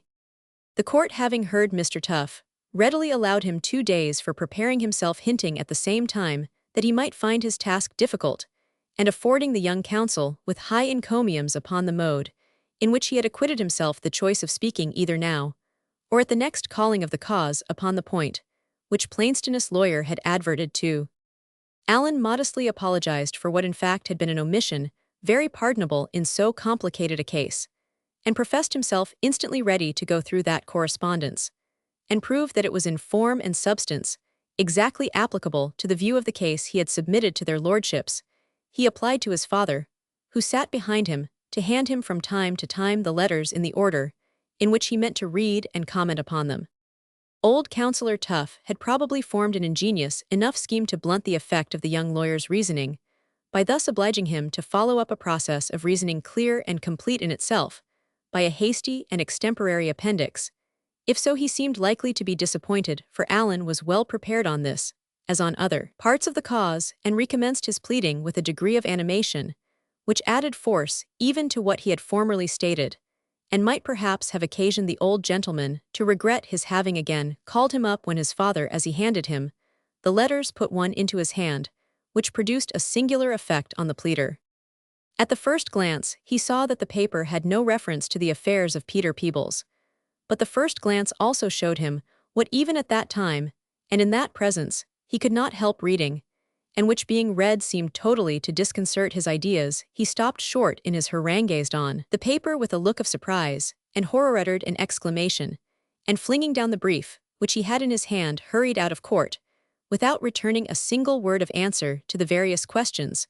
What was the matter? Was he taken unwell? Should not a chair be called? Roman 100, Roman 100, Roman 100. The elder Mr. Fairford, who remained seated and looking as senseless as if he had been made of stone, was at length recalled to himself by the anxious inquiries of the judges and the counsel after his son's health.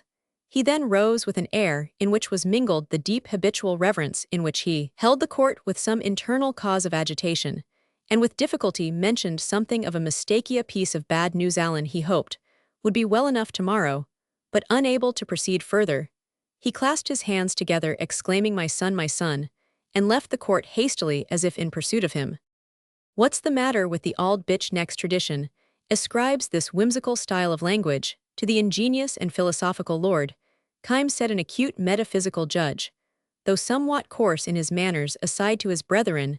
This is a daft cause. Blatterskate, first it drives the poor man mad, that ought it then your neve goes daft with fright, and flies the pit. Then this smart young hopeful is aft the hooks with too hard study, I fancy, and now auld Saunders Fairford is as lunatic as the best of them. What say ye tilt ye bitch? Nothing, my lord, answered Blatterskate, much too formal to admire the levities in which his philosophical brother sometimes indulged. I say nothing, but pray to heaven to keep our own wits. Amen, amen, answered his learned brother, for some of us have but few to spare. The court then arose, and the audience departed greatly wondering at the talent displayed by Alan Fairford at his first appearance in a case so difficult and so complicated, and assigning 100 conjectural causes, each different from the others, for the singular interruption which had clouded his day of success. The worst of the whole was that 6 agents, who had each come to the separate resolution of thrusting a retaining fee into Alan's hand, as he left the court, shook their heads as they returned the money into their leathern pouches, and said that the lad was clever, but they would like to see more of him before they engaged him in the way of business. They did not like his loping away like a flea in a blanket. Chapter 2.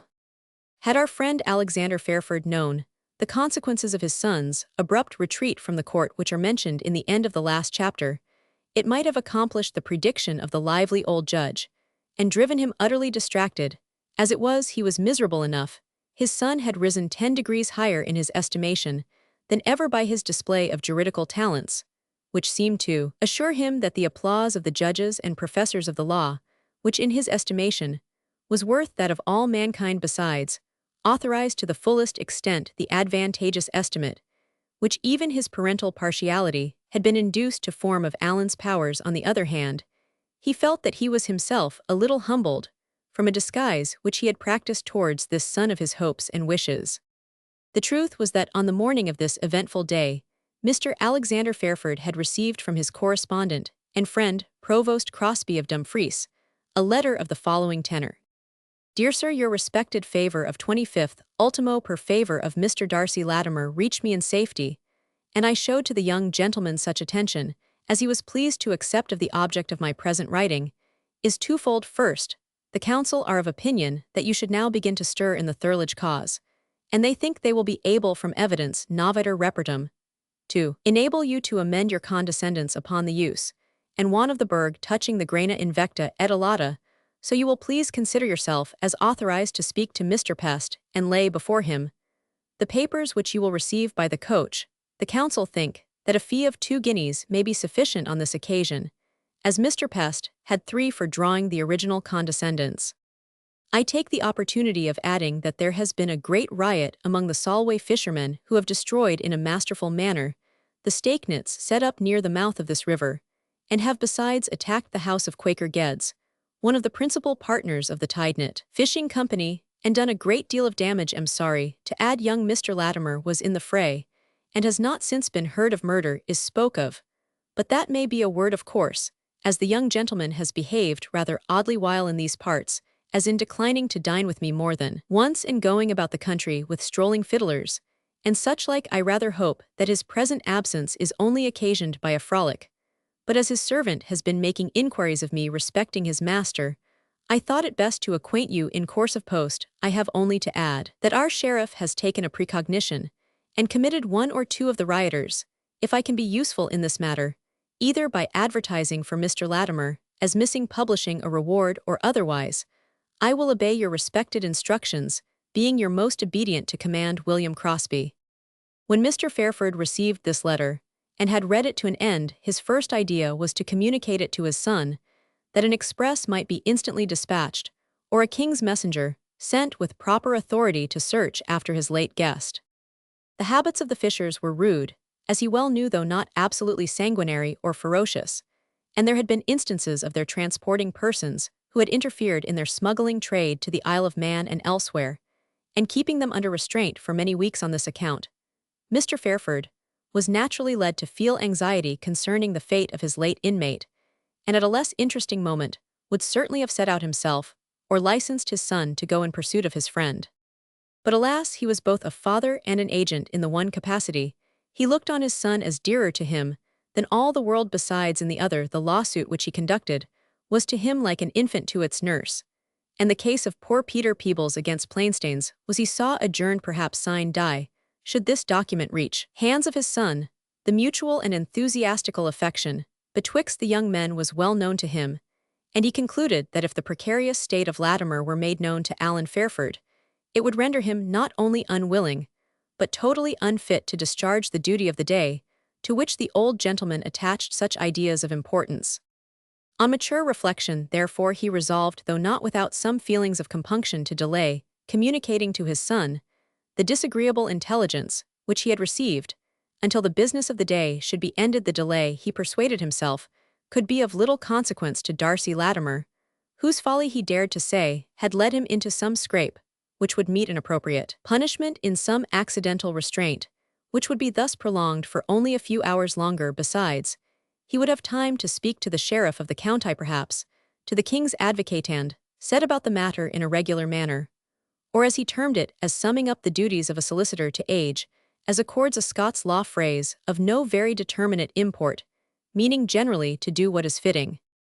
The scheme, as we have seen, was partially successful, and was only ultimately defeated, as he confessed to himself with shame, by his own very unbusinesslike mistake of shuffling the provost's letter in the hurry and anxiety of the morning among some papers belonging to Peter Peebles' affairs, and then handing it to his son without observing the blunder. He used to protest, even till the day of his death, that he never had been guilty of such an inaccuracy as giving a paper out of his hand without looking at the docketing, except on that unhappy occasion, when of all others, he had such particular reason to regret his negligence. Disturbed by these reflections, the old gentleman had for the first time in his life some disinclination, arising from shame and vexation, to face his own son, so that to protract for a little the meeting which he feared would be a painful one, he went to wait upon the sheriff depute, who he found had set off for Dumfries in great haste to superintend in person the investigation which had been set on foot by his substitute. This gentleman's clerk could say little on the subject of the riot, excepting that it had been serious, much damage done to property, and some personal violence offered to individuals, but as far as he had yet heard, no lives lost on the spot. Mr. Fairford was compelled to return home with this intelligence, and on inquiring at James Wilkinson, where his son was, received for answer that Maester Allen was in his own room and very busy. "We must have our explanation over," said Saunders Fairford to himself, better a finger off, as eye wagging, and going to the door of his son's apartment. He knocked at first gently, then more loudly, but received no answer. Somewhat alarmed at this silence, he opened the door of the chamber. It was empty. Clothes lay mixed in confusion with the law books and papers, as if the inmate had been engaged in hastily packing for a journey. As Mr. Fairford looked around in alarm, his eye was arrested by a sealed letter lying upon his son's writing table and addressed to himself. It contained the following words: "My dearest father, you will not, I trust, be surprised, nor perhaps very much displeased, to learn that I am on my way to Dumfriesshire to learn by my own personal investigation the present state of my dear friend, and afford him such relief as may be in my power, and which I trust will be effectual. I do not presume to reflect upon you, dearest sir, for concealing from me information of so much consequence to my peace of mind and happiness, but I hope your having done so will be, if not an excuse, at least some mitigation of my present offense in taking a step of consequence without consulting your pleasure, and I must further own, under circumstances which perhaps might lead to your disapprobation of my purpose, I can only say in further apology that if anything unhappy, which Heaven forbid, shall have occurred to the person who next to yourself is dearest to me in this world, I shall have on my heart, as a subject of eternal regret, that being in a certain degree warned of his danger, and furnished with the means of obviating it, I did not instantly hasten to his assistance, but preferred giving my attention to the business of this unlucky morning. No view of personal distinction, nothing indeed short of your earnest and often expressed wishes, could have detained me in town till this day, and, having made this sacrifice to filial duty, I trust you will hold me excused if I now obey the calls of friendship and humanity. Do not be in the least anxious on my account. I shall know, I trust, how to conduct myself with due caution in any emergence which may occur. Otherwise, my legal studies for so many years have been to little purpose. I am fully provided with money, and also with arms in case of need. But you may rely on my prudence in avoiding all occasions of using the latter short of the last necessity. God Almighty bless you, my dearest father, and grant that you may forgive the first, and I trust the last act approaching towards premeditated disobedience, of which I either have now, or shall hereafter have to accuse myself. I remain, till death, your dutiful and affectionate son, Alan Fairford. P.S. I shall write with the utmost regularity, acquainting you with my motions, and requesting your advice. I trust my stay will be very short, and I think it possible that I may bring back Darcy along with me." The paper dropped from the old man's hand. When he was thus assured of the misfortune which he apprehended, his first idea was to get a post-chaise and pursue the fugitive. But he recollected that, upon the very rare occasions when Alan had shown himself indocile to the patria potestas, his natural ease and gentleness of disposition seemed hardened into obstinacy, and that now entitled as arrived at the years of majority, and a member of the learned faculty to direct his own motions, there was great doubt whether in the event of his overtaking his son, he might be able to prevail upon him to return back in such a risk of failure. He thought it wiser to desist from his purpose, especially as even his success in such a pursuit would give a ridiculous éclat to the whole affair, which could not be otherwise than prejudicial to his son's rising character. Bitter, however, were Saunders Fairford's reflections, as again picking up the fatal scroll, he threw himself into his son's leathern easy-chair, and bestowed upon it a disjointed commentary. Bring back Darcy, little doubt of that the bad shilling is sure enough to come back again. I wish Darcy no worse ill than that he were carried where the silly fool Alan should never see him again. It was an ill hour that he darkened my doors in, for ever since that Alan has given up his ain old-fashioned motherwit for the t'others capernoided maggots and nonsense. Provided with money, you must have more than I know of than my friend, for I trow I kept you pretty short for your own good. Can he have gotten more fees, or does he think 5 guineas has neither beginning nor end? Arms, what would he do with arms, or what would any man do with them that is not a regular soldier under government, or else a thief-taker? I have had enough of arms, I trow, although I carried them for King George and the government. But this is a worse strait than Falkirk Field. Yet God guide us, we are poor inconsistent creatures, to think the lad should have made so able an appearance, and then bolted off this gate, after a glaikit ne'er-do-weel, like a hound upon a false scent. Lassaday, it's a sore thing to see a stunkard cow kick down the pail when it's reaming foo.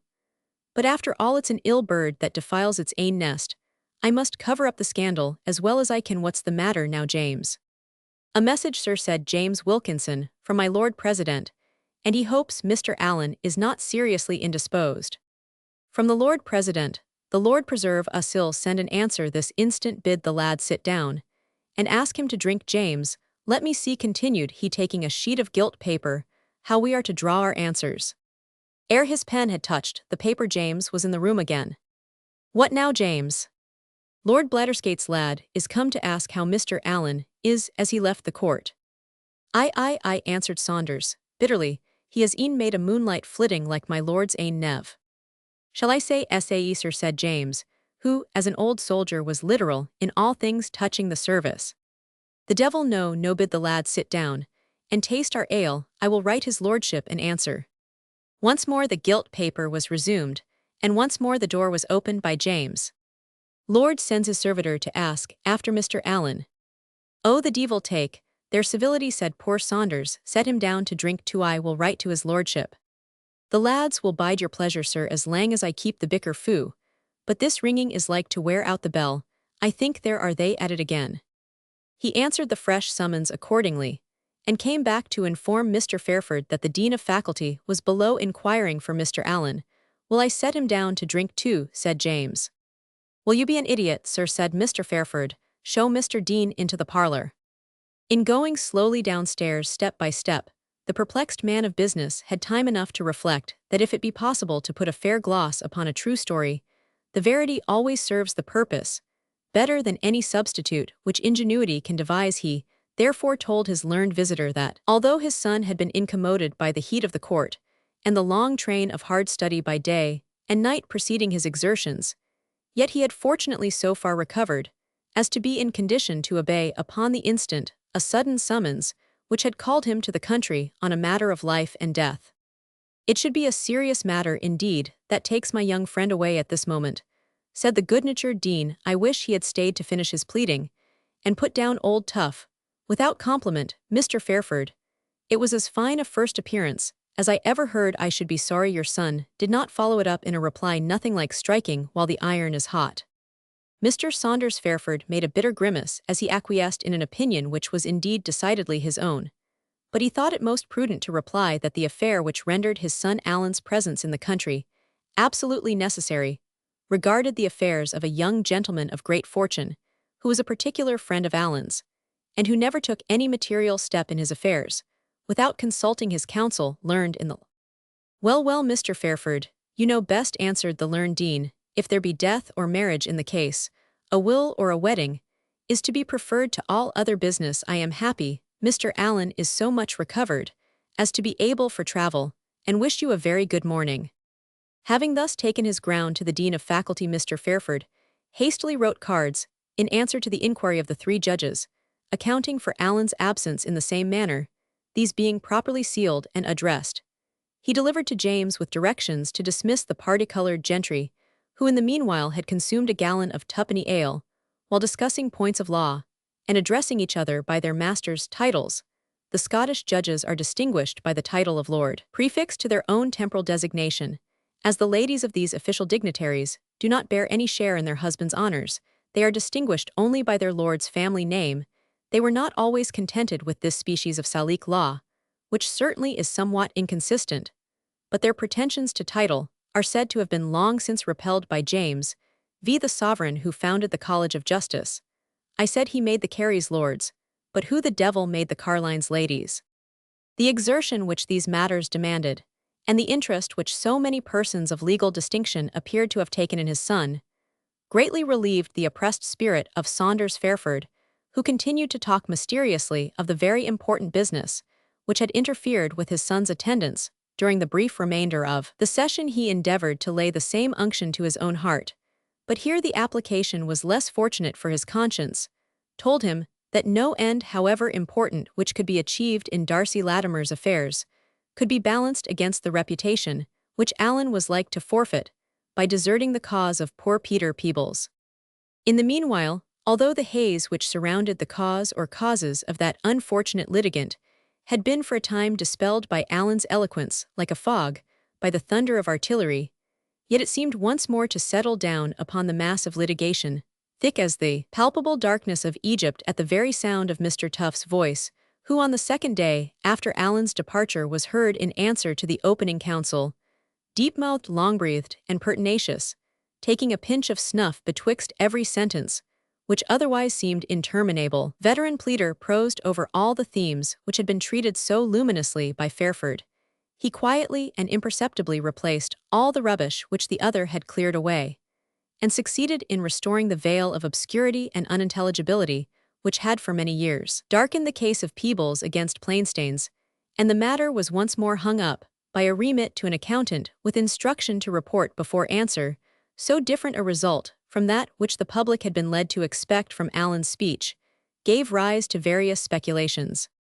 The client himself opined that it was entirely owing first to his own absence, during the first day's pleading being, as he said, debauched with brandy usquebaugh and other strong waters at John's coffee-house, per ambages of Peter Drudgett, employed to that effect by and through the device counsel, and Coven of Saunders, Fairford his agent or pretended agent. Secondly, by the flight and voluntary desertion of the younger, Fairford the advocate, on account of which he served both father and son with a petition and complaint against them for malversation in office, so that the apparent and most probable issue of this cause seemed to menace the melancholy Mr. Saunders Fairford with additional subject for plague and mortification, which was the more galling as his conscience told him that the case was really given away, and that a very brief resumption of the former argument with reference to the necessary authorities and points of evidence would have enabled Allen by the mere breath, as it were, of his mouth to blow away the various cobwebs with which Mr. Tuff had again invested the proceedings.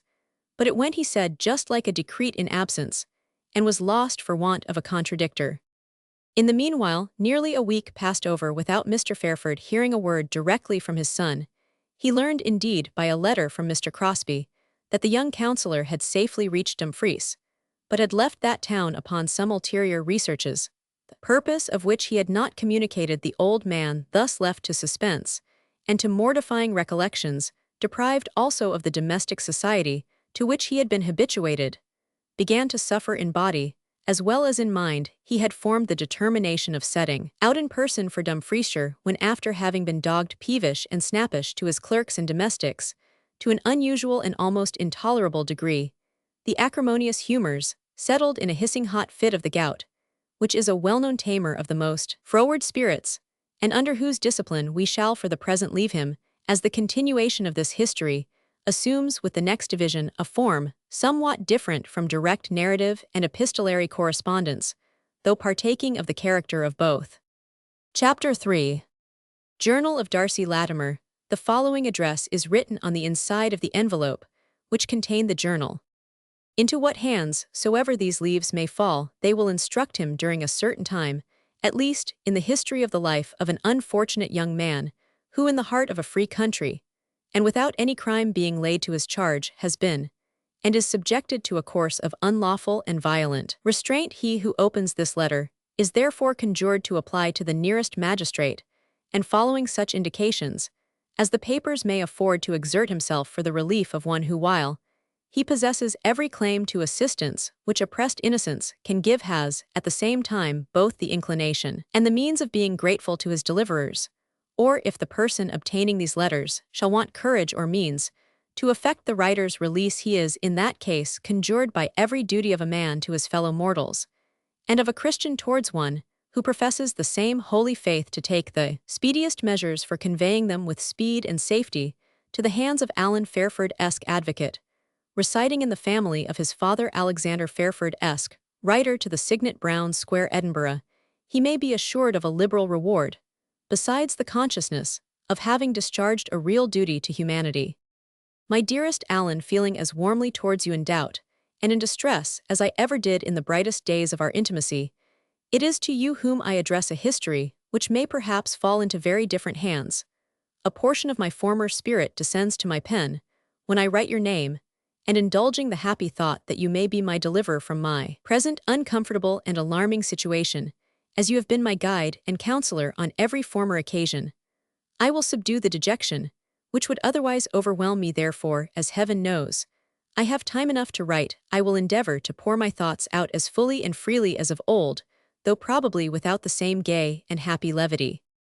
If the papers should reach other hands than yours still, I will not regret this exposure of my feelings, for allowing for an ample share of the folly incidental to youth and inexperience. I fear not that I have much to be ashamed of in my narrative, nay, I even hope that the open simplicity and frankness with which I am about to relate every singular and distressing circumstance may prepossess even a stranger in my favor, and that amid the multitude of seemingly trivial circumstances, which I detail at length, a clue may be found to effect my liberation. Another chance certainly remains. Journal, as I may call it, may never reach the hands either of the dear friend to whom it is addressed or those of an indifferent stranger, but may become the prey of the persons by whom I am at present treated as a prisoner.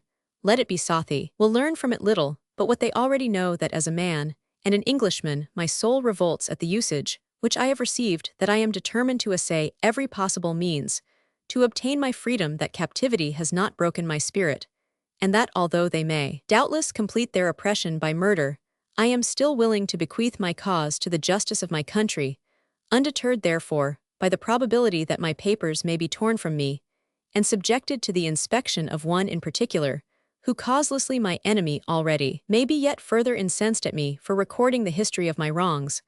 I proceed to resume the history of events which have befallen me since the conclusion of my last letter to my dear Alan Fairford, dated, if I mistake not, on the 5th day of this still current month of August. Upon the night preceding the date of that letter, I had been present for the purpose of an idle frolic at a dancing party at the village of Brokenburn, about 6 miles from Dumfries. Many persons must have seen me, there should the fact appear of importance sufficient to require investigation. I danced, played on the violin, and took part in the festivity till about midnight, when my servant Samuel Owen brought me my horses, and I rode back to a small inn called Shepherd's Bush, kept by Mrs. Gregson, which had been occasionally my residence for about a fortnight past. I spent the earlier part of the forenoon in writing a letter which I have already mentioned to you, my dear Alan, and which I think you must have received in safety. Why did I not follow your advice so often given me? Why did I linger in the neighborhood of a danger of which a kind voice had warned me? These are now unavailing questions. I was blinded by a fatality, and remained fluttering like a moth around the candle, until I have been scorched to some purpose. The greater part of the day had passed, and time hung heavy on my hands. I ought perhaps to blush at recollecting what has been often objected to me by the dear friend to whom this letter is addressed, viz. The facility with which I have in moments of indolence suffered my motions to be directed by any person who chanced to be near me, instead of taking the labor of thinking or deciding for myself. I had employed for some time as a sort of guide and errand boy a lad named Benjamin, the son of one widow coltherd, who lives near the shepherd's bush, and I cannot but remember that upon several occasions I had of late suffered him to possess more influence over my motions than at all became the difference of our age and condition.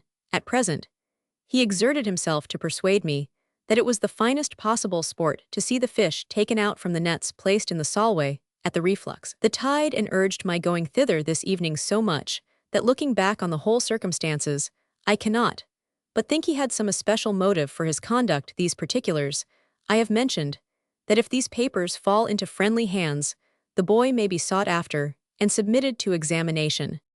His eloquence being unable to persuade me that I should take any pleasure in seeing the fruitless struggles of the fish when left in the nets, and deserted by the tide, he artfully suggested that Mr. and Miss Geddes, a respectable Quaker family well known in the neighborhood, and with whom I had contracted habits of intimacy, would possibly be offended if I did not make them an early visit. Both, he said, had been particularly inquiring the reasons of my leaving their house rather suddenly on the previous day. I resolved therefore to walk up to Mount Sharon and make my apologies, and I agreed to permit the boy to attend upon me and wait my return from the house, that I might fish on my way homeward to Shepherd's Bush, for which amusement he assured me I would find the evening most favorable. I mention this minute circumstance because I strongly suspect that this boy had a presentiment how the evening was to terminate with me, and entertained the selfish though childish wish of securing to himself an angling rod, which he had often admired as a part of my spoils. I may do the boy wrong, but I had before remarked in him the peculiar art of pursuing the trifling objects of cupidity proper to his age, with the systematic address of much riper years. When we had commenced our walk, I upbraided him with the coolness of the evening, considering the season, the easterly wind, and other circumstances unfavorable for angling. He persisted in his own story, and made a few casts as if to convince me of my error, but caught no fish, and indeed, as I am now convinced, was much more intent on watching my motions than on taking any. When I ridiculed him once more on his fruitless endeavors, he answered with a sneering smile that the trouts would not rise, because there was thunder in the air, an intimation which in one sense I have found too true. I arrived at Mount Sharon, was received by my friends there with their wonted kindness, and after being a little rallied on my having suddenly left them on the preceding evening, I agreed to make atonement by staying all night, and dismissed the lad who attended with my fishing rod to carry that information to Shepherd's Bush. It may be doubted whether he went thither or in a different direction. Betwixt 8 and 9 o'clock, when it began to become dark, we walked on the terrace to enjoy the appearance of the firmament glittering with 10,000,000 stars, to which a slight touch of early frost gave tenfold luster. As we gazed on this splendid scene, Miss Geddes, I think, was the first to point out to our admiration a shooting or falling star, which she said drew a long train after it. Looking to the part of the heavens which she pointed out, I distinctly observed 2 successive skyrockets arise and burst in the sky. These meteors, said Mr. Geddes, in answer to his sister's observation, are not formed in heaven, nor do they bode any good to the dwellers upon earth. As he spoke, I looked to another quarter of the sky, and a rocket, as if a signal in answer to those which had already appeared, rose high from the earth, and burst apparently among the stars. Mr. Geddes seemed very thoughtful for some minutes, and then said to his sister Rachel, "Though it waxes late, I must go down to the fishing station, and pass the night in the overseer's room there." "Nay then," replied the lady, "I am but too well assured that the sons of Belial are menacing these nets, and devices Joshua. Art thou a man of peace, and wilt thou willingly and wittingly thrust thyself, where thou mayst be tempted by the old man Adam within thee to enter into debate and strife?" "I am a man of peace, Rachel," answered Mr. Geddes, "even to the utmost extent which our friends can demand of humanity, and neither have I ever used, nor with the help of God will I at any future time employ the arm of flesh to repel or to revenge injuries. But if I can by mild reasons and firm conduct save those rude men from committing a crime, and the property belonging to myself and others from sustaining damage, surely I do but the duty of a man and a Christian."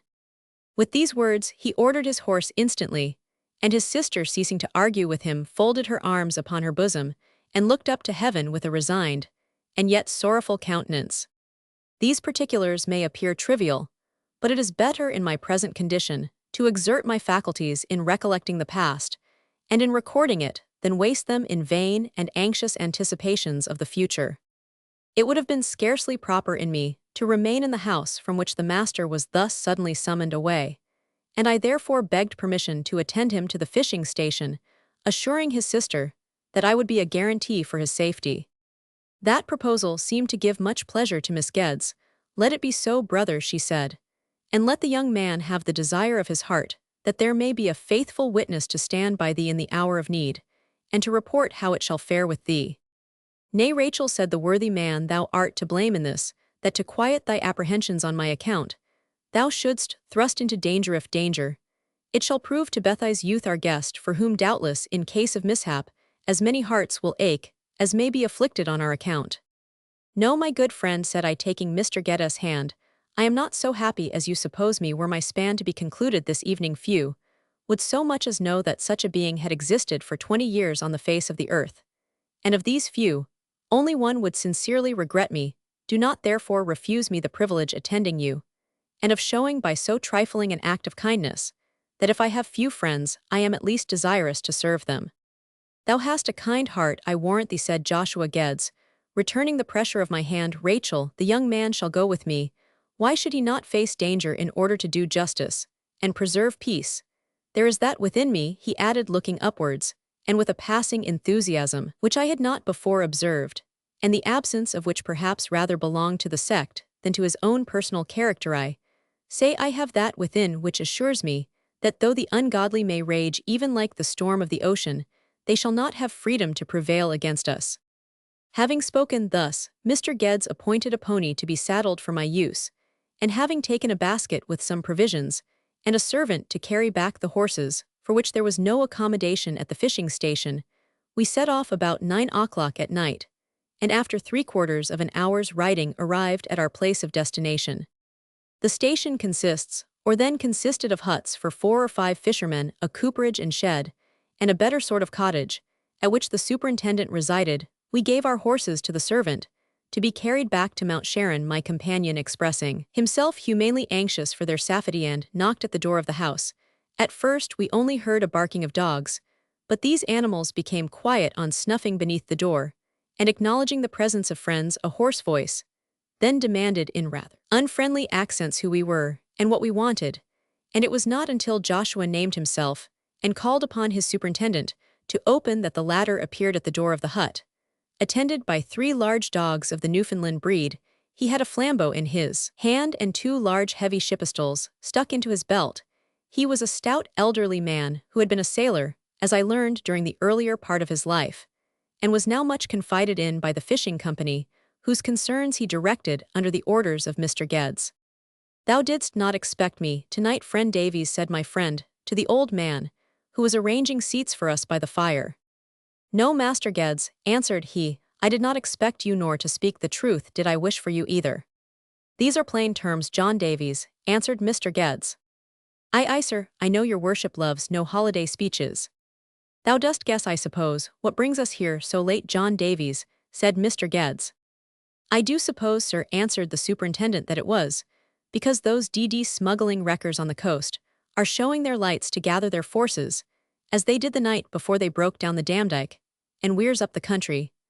But if that same be the case, I wish once more you had stayed away, for your worship carries no fighting tackle aboard, I think, and there will be work for such ere morning, your worship." "Worship is due to heaven, only, John Davies," said Geddes. "I have often desired thee to desist from using that phrase to me."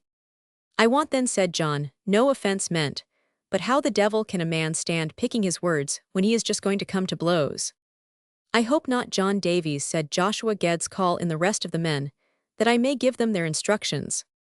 "I may cry till doomsday, Master Geddes, ere a soul answers. Cowardly lubbers have all made sail the cooper, and all the rest of them. So soon as they heard the enemy were at sea, they have all taken to the longboat, and left the ship among the breakers, except little Phil and myself. Thee have by.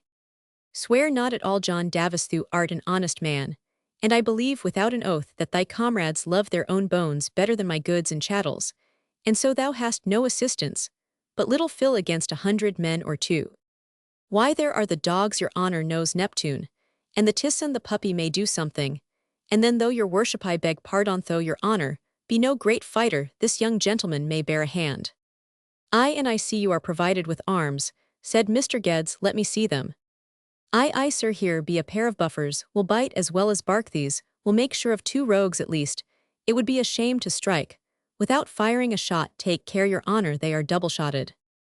I, John Davies, I will take care of them, throwing the pistols into a tub of water beside him, and I wish I could render the whole generation of them useless at the same moment. A deep shade of displeasure passed over John Davis' weather-beaten countenance. Belike your honor is going to take the command yourself. Then he said, after a pause, why I can be of little use now, and since your worship or your honor, or whatever you are, means to strike quietly, I believe you will do it better without me than with me, for I am like enough to make mischief, I admit, but I'll never leave my post without orders.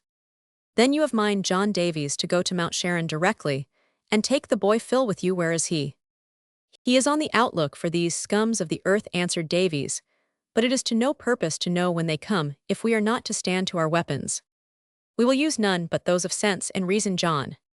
And you may just as well cast chaff against the wind, as speak sense and reason to the like of them.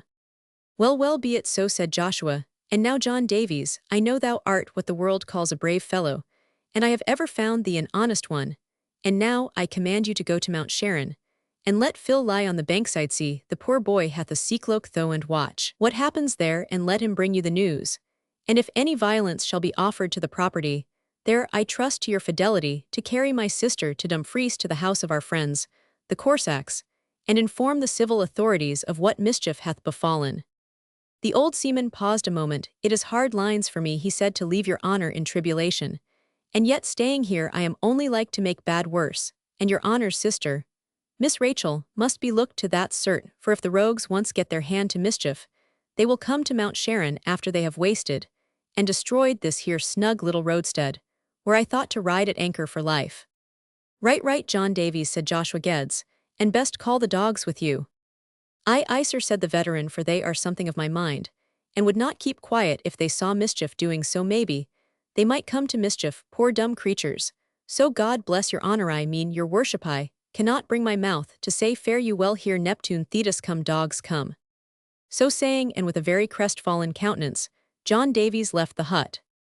Now there goes one of the best and most faithful creatures that ever was born, said Mr. Geddes, as the superintendent shut the door of the cottage. Nature made him with a heart that would not have suffered him to harm a fly. But thou seest, friend Latimer, that as men arm their bulldogs with spiked collars and their gamecocks with steel spurs to aid them in fight, so they corrupt by education the best and mildest natures, until fortitude and spirit become stubbornness and ferocity. Believe me, friend Latimer, I would as soon expose my faithful household dog to a vain combat with a herd of wolves as yon trusty creature to the violence of the enraged multitude. But I need say little on this subject to thee, friend Latimer, who I doubt not art trained to believe that courage is displayed, and honor attained not by doing and suffering, as becomes a man, that which fate calls us to suffer, and justice commands us to do, but because thou art ready to retort violence for violence, and considerest the lightest insult as a sufficient cause for the spilling of blood, nay, the taking of life. But leaving these points of controversy to a more fit season, let us see what our basket of provision contains. For in truth, friend Latimer, I am one of those whom neither fear nor anxiety deprives of their ordinary appetite.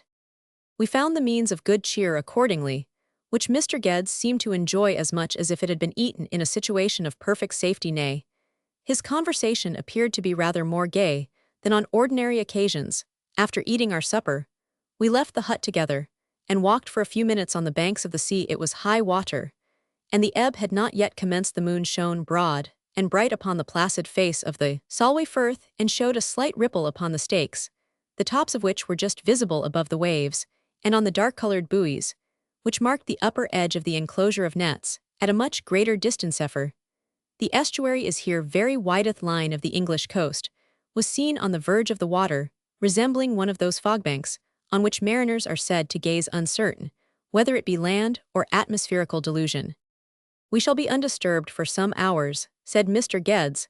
They will not come down upon us, till the state of the tide permits them to destroy the tide-nets. Is it not strange to think that human passions will so soon transform such a tranquil scene as this into one of devastation and confusion? It was indeed a scene of exquisite stillness, so much so that the restless waves of the Solway seemed, if not absolutely to sleep, at least to slumber on the shore. No night bird was heard. The cock had not sung his first matins, and we ourselves walked more lightly than by day, as if to suit the sounds of our own paces to the serene tranquillity around us. At length the plaintive cry of a dog broke the silence, and on our return to the cottage, we found that the younger of the three animals which had gone along with John Davies, unaccustomed perhaps to distant journeys, and the duty of following to heel, had strayed from the party, and unable to rejoin them, had wandered back to the place of its birth. "Another feeble addition to our feeble garrison," said Mr. Geddes, as he caressed the dog, and admitted it into the cottage. "Poor thing, as thou art incapable of doing any mischief, I hope thou wilt sustain none. At least thou mayst do us the good service of a sentinel, and permit us to enjoy a quiet repose under the certainty that thou wilt alarm us when the enemy is at hand." There were 2 beds in the superintendent's room, upon which we threw ourselves. Mr. Geddes, with his happy equanimity of temper, was asleep in the first 5 minutes. I lay for some time in doubtful and anxious thoughts, watching the fire and the motions of the restless dog, which, disturbed probably at the absence of John Davies, wandered from the hearth to the door and back again, then came to the bedside and licked my hands and face, and at length, experiencing no repulse to its advances, established itself at my feet and went to sleep, an example which I soon afterwards followed.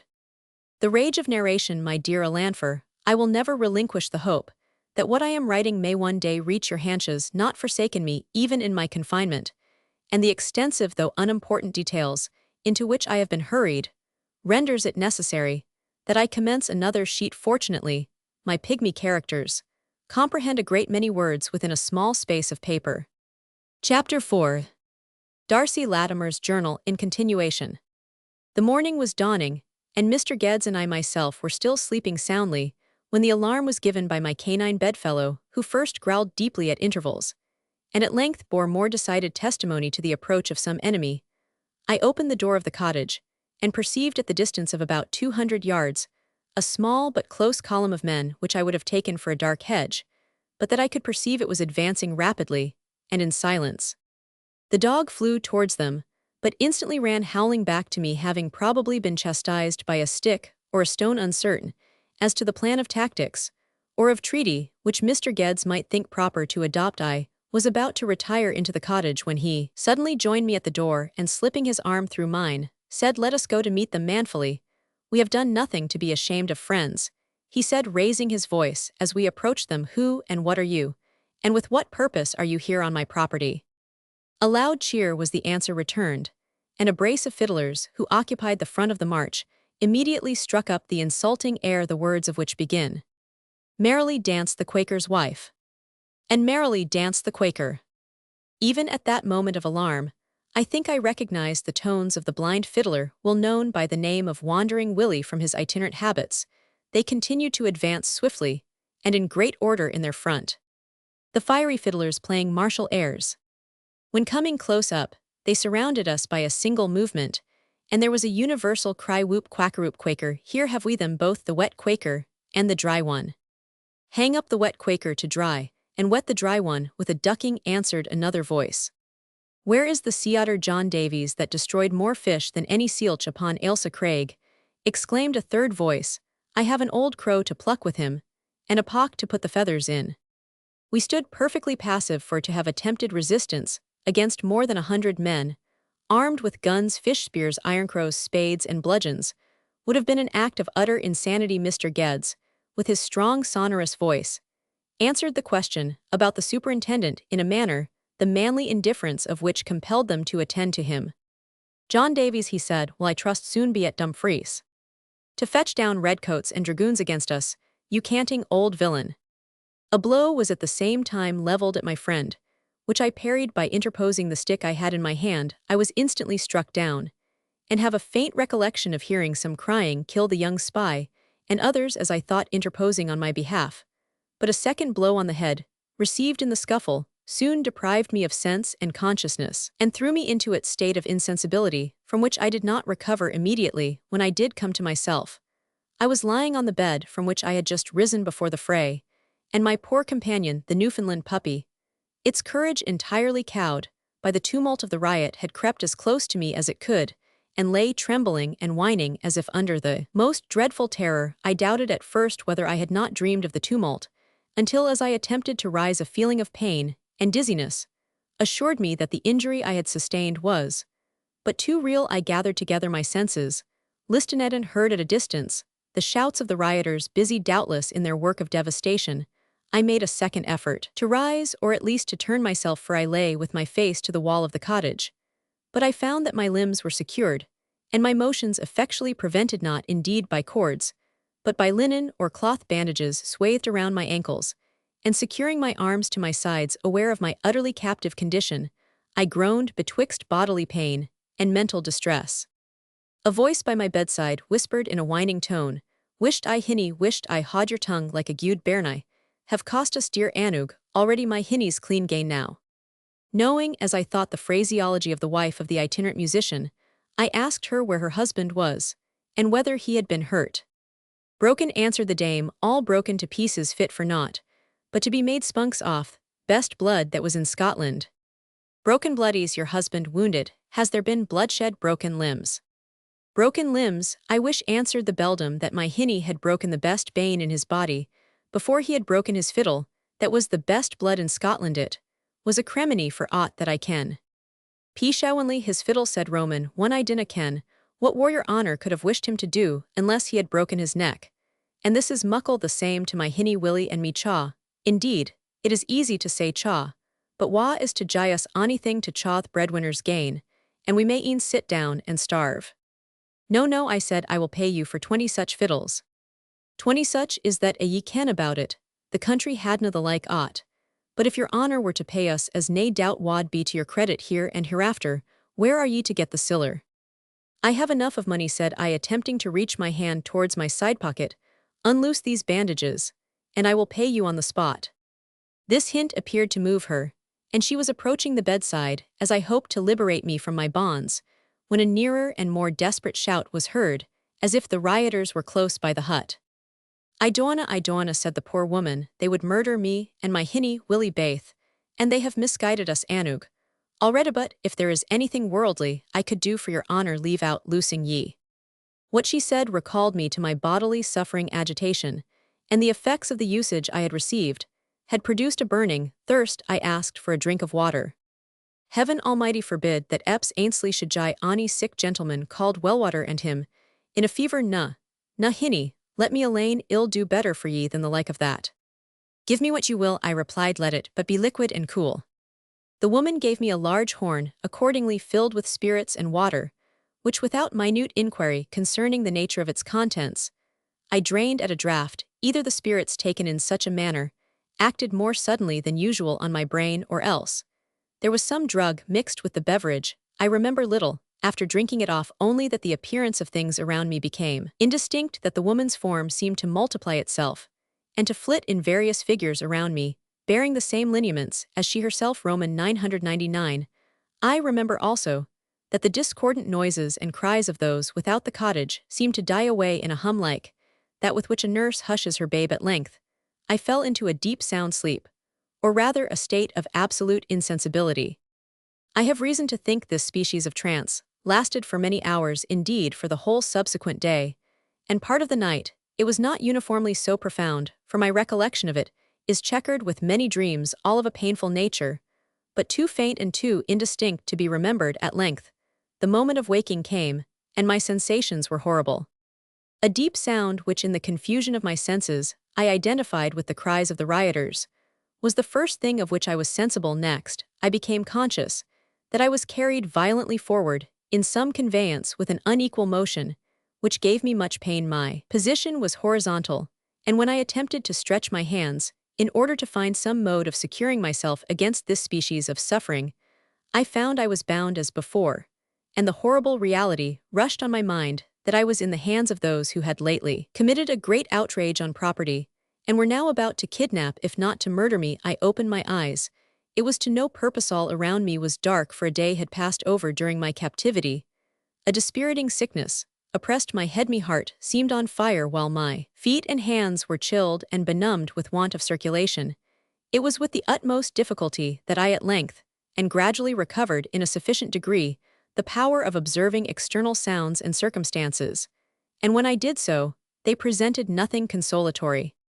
Groping with my hands as far as the bandages would permit, and receiving the assistance of some occasional glances of the moonlight, I became aware that the carriage in which I was transported was one of the light carts of the country called tumblers, and that a little attention had been paid to my accommodation, as I was laid upon some sacks covered with matting and filled with straw. Without these, my condition would have been still more intolerable for the vehicle, sinking now on one side, and now on the other, sometimes sticking absolutely fast, and requiring the utmost exertions of the animal, which drew it to put it once more in motion, was subjected to jolts in all directions, which were very severe. At other times it rolled silently and smoothly over what seemed to be wet sand.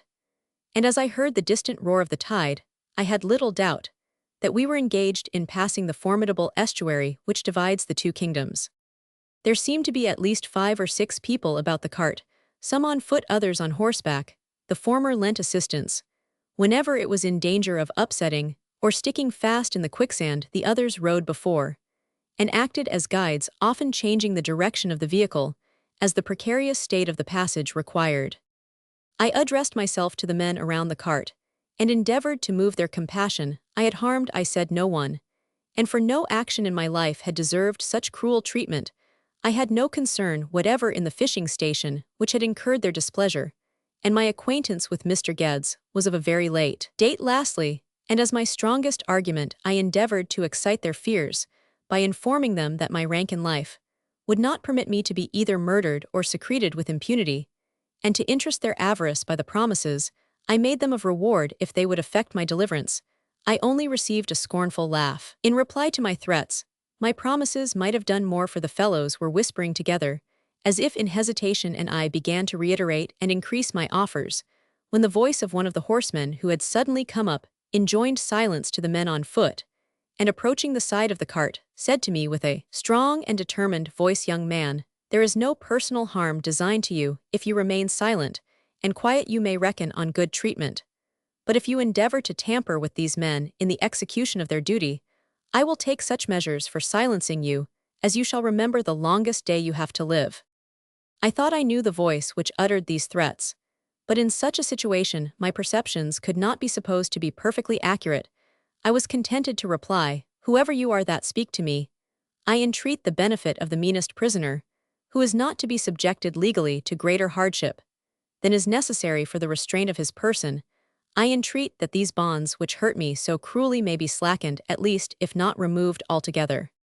"I will slacken the belts," said the former speaker. "Nay, I will altogether remove them, and allow you to pursue your journey in a more convenient manner, provided you will give me your word of honor that you will not attempt an escape."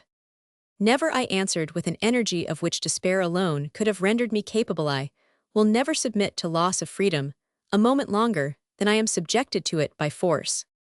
"Enough," he replied, "the sentiment is natural, but do not on your side complain that I, who am carrying on an important undertaking, use the only means in my power for ensuring its success." I entreated to know what it was designed to do with me, but my conductor, in a voice of menacing authority, desired me to be silent on my peril, and my strength and spirits were too much exhausted to permit my continuing a dialogue so singular, even if I could have promised myself any good result by doing so. It is proper here to add that from my recollections at the time, and from what has since taken place, I have the strongest possible belief that the man with whom I held this expostulation was the singular person residing at Brokenburn in Dumfriesshire, and called by the fishers of that hamlet the Laird of the Solway. Locks the cause for his inveterate persecution I cannot pretend even to guess at. In the meantime the cart was dragged heavily and wearily on, until the nearer roar of the advancing tide excited the apprehension of another danger. I could not mistake the sound which I had heard upon another occasion, when it was only the speed of a fleet horse, which saved me from perishing in the quicksands. Thou, my dear Alan, canst not but remember the former circumstances, and now, wonderful contrast, the very man, to the best of my belief, who then saved me from peril, was the leader of the lawless band who had deprived me of my liberty. I conjectured that the danger grew imminent, for I heard some words and circumstances which made me aware that a rider hastily fastened his own horse to the shafts of the cart, in order to assist the exhausted animal which drew it, and the vehicle was now pulled forward at a faster pace, which the horses were urged to maintain by blows and curses. The men, however, were inhabitants of the neighborhood, and I had strong personal reason to believe that one of them at least was intimately acquainted with all the depths and shallows of the perilous paths in which we were engaged, but they were in imminent danger themselves. And, if so as from the whispering and exertions to push on with the cart was much to be apprehended, there was little doubt that I should be left behind as a useless encumbrance, and that while I was in a condition which rendered every chance of escape impracticable, these were awful apprehensions. But it pleased Providence to increase them to a point which my brain was scarcely able to endure. As we approached very near to a black line, which dimly visible as it was I could make out to be the shore, we heard 2 or 3 sounds, which appeared to be the report of firearms. Immediately all was bustle among our party to get forward. Presently a fellow galloped up to us, crying out, where hawk, the landsharks are out from Berg and Allenby. Tom will lose his cargo if you do not bear a hand." Most of my company seemed to make hastily for the shore on receiving this intelligence. A driver was left with the cart, but at length, when after repeated and hairbreadth escapes, it actually stuck fast in a slough or quicksand, the fellow with an oath cut the harness, and as I presume departed with the horses, whose feet I heard splashing over the wet sand and through the shallows as he galloped off. The dropping sound of firearms was still continued, but lost almost entirely in the thunder of the advancing surge. By a desperate effort, I raised myself in the cart, and attained a sitting posture, which served only to show me the extent of my danger. There lay my native land, me own England land, where I was born, and to which my wishes since my earliest age had turned with all the prejudices of national feeling. There it lay within a furlong of the place where I yet was. That furlong, which an infant would have raced over in a minute, was yet a barrier effectual to divide me forever from England and from life. I soon not only heard the roar of this dreadful torrent, but saw by the fitful moonlight the foamy crests of the devouring waves, as they advanced with the speed and fury of a pack of hungry wolves. The consciousness that the slightest ray of hope or power of struggling was not left me quite overcame the constancy which I had hitherto maintained. My eyes began to swimmy, head grew giddy and mad with fear. I chattered and howled to the howling and roaring sea. 1 or 2 great waves already reached the cart, when the conductor of the party whom I have mentioned so often was as if by magic at my side. He sprang from his horse into the vehicle, cut the ligatures which restrained me, and bade me get up and mount in the fiend's name. Seeing I was incapable of obeying, he seized me as if I had been a child of 6 months old, threw me across the horse, sprang on behind, supporting with one hand, while he directed the animal with the other. In my helpless and painful posture, I was unconscious of the degree of danger which we incurred, but I believe at one time the horse was swimming, or nearly so, and that it was with difficulty that my stern and powerful assistant kept my head above water. I remember particularly the shock which I felt when the animal, endeavoring to gain the bank, reared and very nearly fell back on his burden. The time during which I continued in this dreadful condition did not probably exceed 2 or 3 minutes, yet so strongly were they marked with horror and agony that they seemed to my recollection a much more considerable space of time. When I had been thus snatched from destruction, I had only power to say to my protector or oppressor, for he merited either name at my hand, "You do not then design to murder me?" He laughed as he replied, but it was a sort of laughter which I scarce desire to hear again. "Else, you think I had let the waves do the work. But remember, the shepherd saves his sheep from the torrentes. It, to preserve its life, be silent. However, with questions or entreaties, what I mean to do thou canst no more discover or prevent than a man with his bare palm can scoop dry the Solway."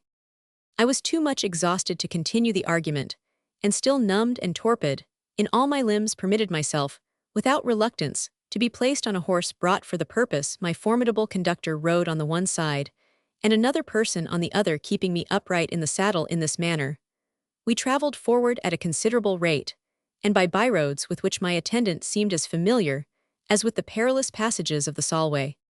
At length, after stumbling through a labyrinth of dark and deep lanes, and crossing more than one rough and barren heath, we found ourselves on the edge of a highroad where a chaise and 4 awaited, as it appeared, our arrival. To my great relief, we now changed our mode of conveyance, for my dizziness and headache had returned in so strong a degree that I should otherwise have been totally unable to keep my seat on horseback, even with the support which I received. My doubted and dangerous companion signed to me to enter. The Eighteenth man, who had ridden on the left side of my horse, stepped in after me, and drawing up the blinds of the vehicle gave the signal for instant departure. I had obtained a glimpse of the countenance of my new companion, as by the aid of a dark lantern, the drivers opened the carriage door, and I was well-nigh persuaded that I recognized in him the domestic of the leader of this party, whom I had seen at his house in Brokenburn, on a former occasion. To ascertain the truth of my suspicion, I asked him whether his name was not Crystal Nixon. "What is other folks' names to you?" he replied gruffly, "who cannot tell your own father and mother?" "You know them perhaps," I exclaimed eagerly. "You know them. And with that secret is connected the treatment which I am now receiving. It must be so, for in my life have I never injured anyone. Tell me the cause of my misfortunes, or rather help me to my liberty, and I will reward you richly." I, replied my keeper, "but what use to give you liberty, who know nothing how to use it like a gentleman, but spend your time with Quakers and fiddlers, and such like raff. If I was your hem. Here Crystal stopped short, just on the point, as it appeared when some information was likely to escape him. I urged him once more to be my friend, and promised him all the stock of money which I had about me, and it was not inconsiderable if he would assist in my escape. He listened as if to a proposition which had some interest, and replied, but in a voice rather softer than before, "But men do not catch old birds with chaff, my master. Where have you got the rhino you are so flush of?" "I will give you earnest directly, and that in banknotes," said I, but thrusting my hand into my side pocket, I found my pocketbook was gone. I would have persuaded myself that it was only the numbness of my hands which prevented my finding it, but Crystal Nixon, who bears in his countenance that cynicism which is especially entertained with human misery, no longer suppressed his laughter. "Oh ho, my young master," he said, "we have taken good enough care you have not kept the means of bribing poor folks' fidelity. What man, they have souls as well as other people, and to make them break trust is a deadly sin. And as for me, young gentleman, if you would fill St. Mary's Kirk with gold, Crystal Nixon would mind it no more than so many chuckastones." I would have persisted were it but in hopes of his letting drop that which it concerned me to know, but he cut off further communication by desiring me to lean back in the corner and go to sleep. "Thou art cockbrained enough already," he added, "and we shall have thy young pate addled entirely, if you do not take some natural rest." I did indeed require repose, if not slumber. The draught which I had taken continued to operate, and satisfied in my own mind that no attempt on my life was designed. The fear of instant death no longer combated the torpor which crept over me. I slept and slept soundly, but still without refreshment.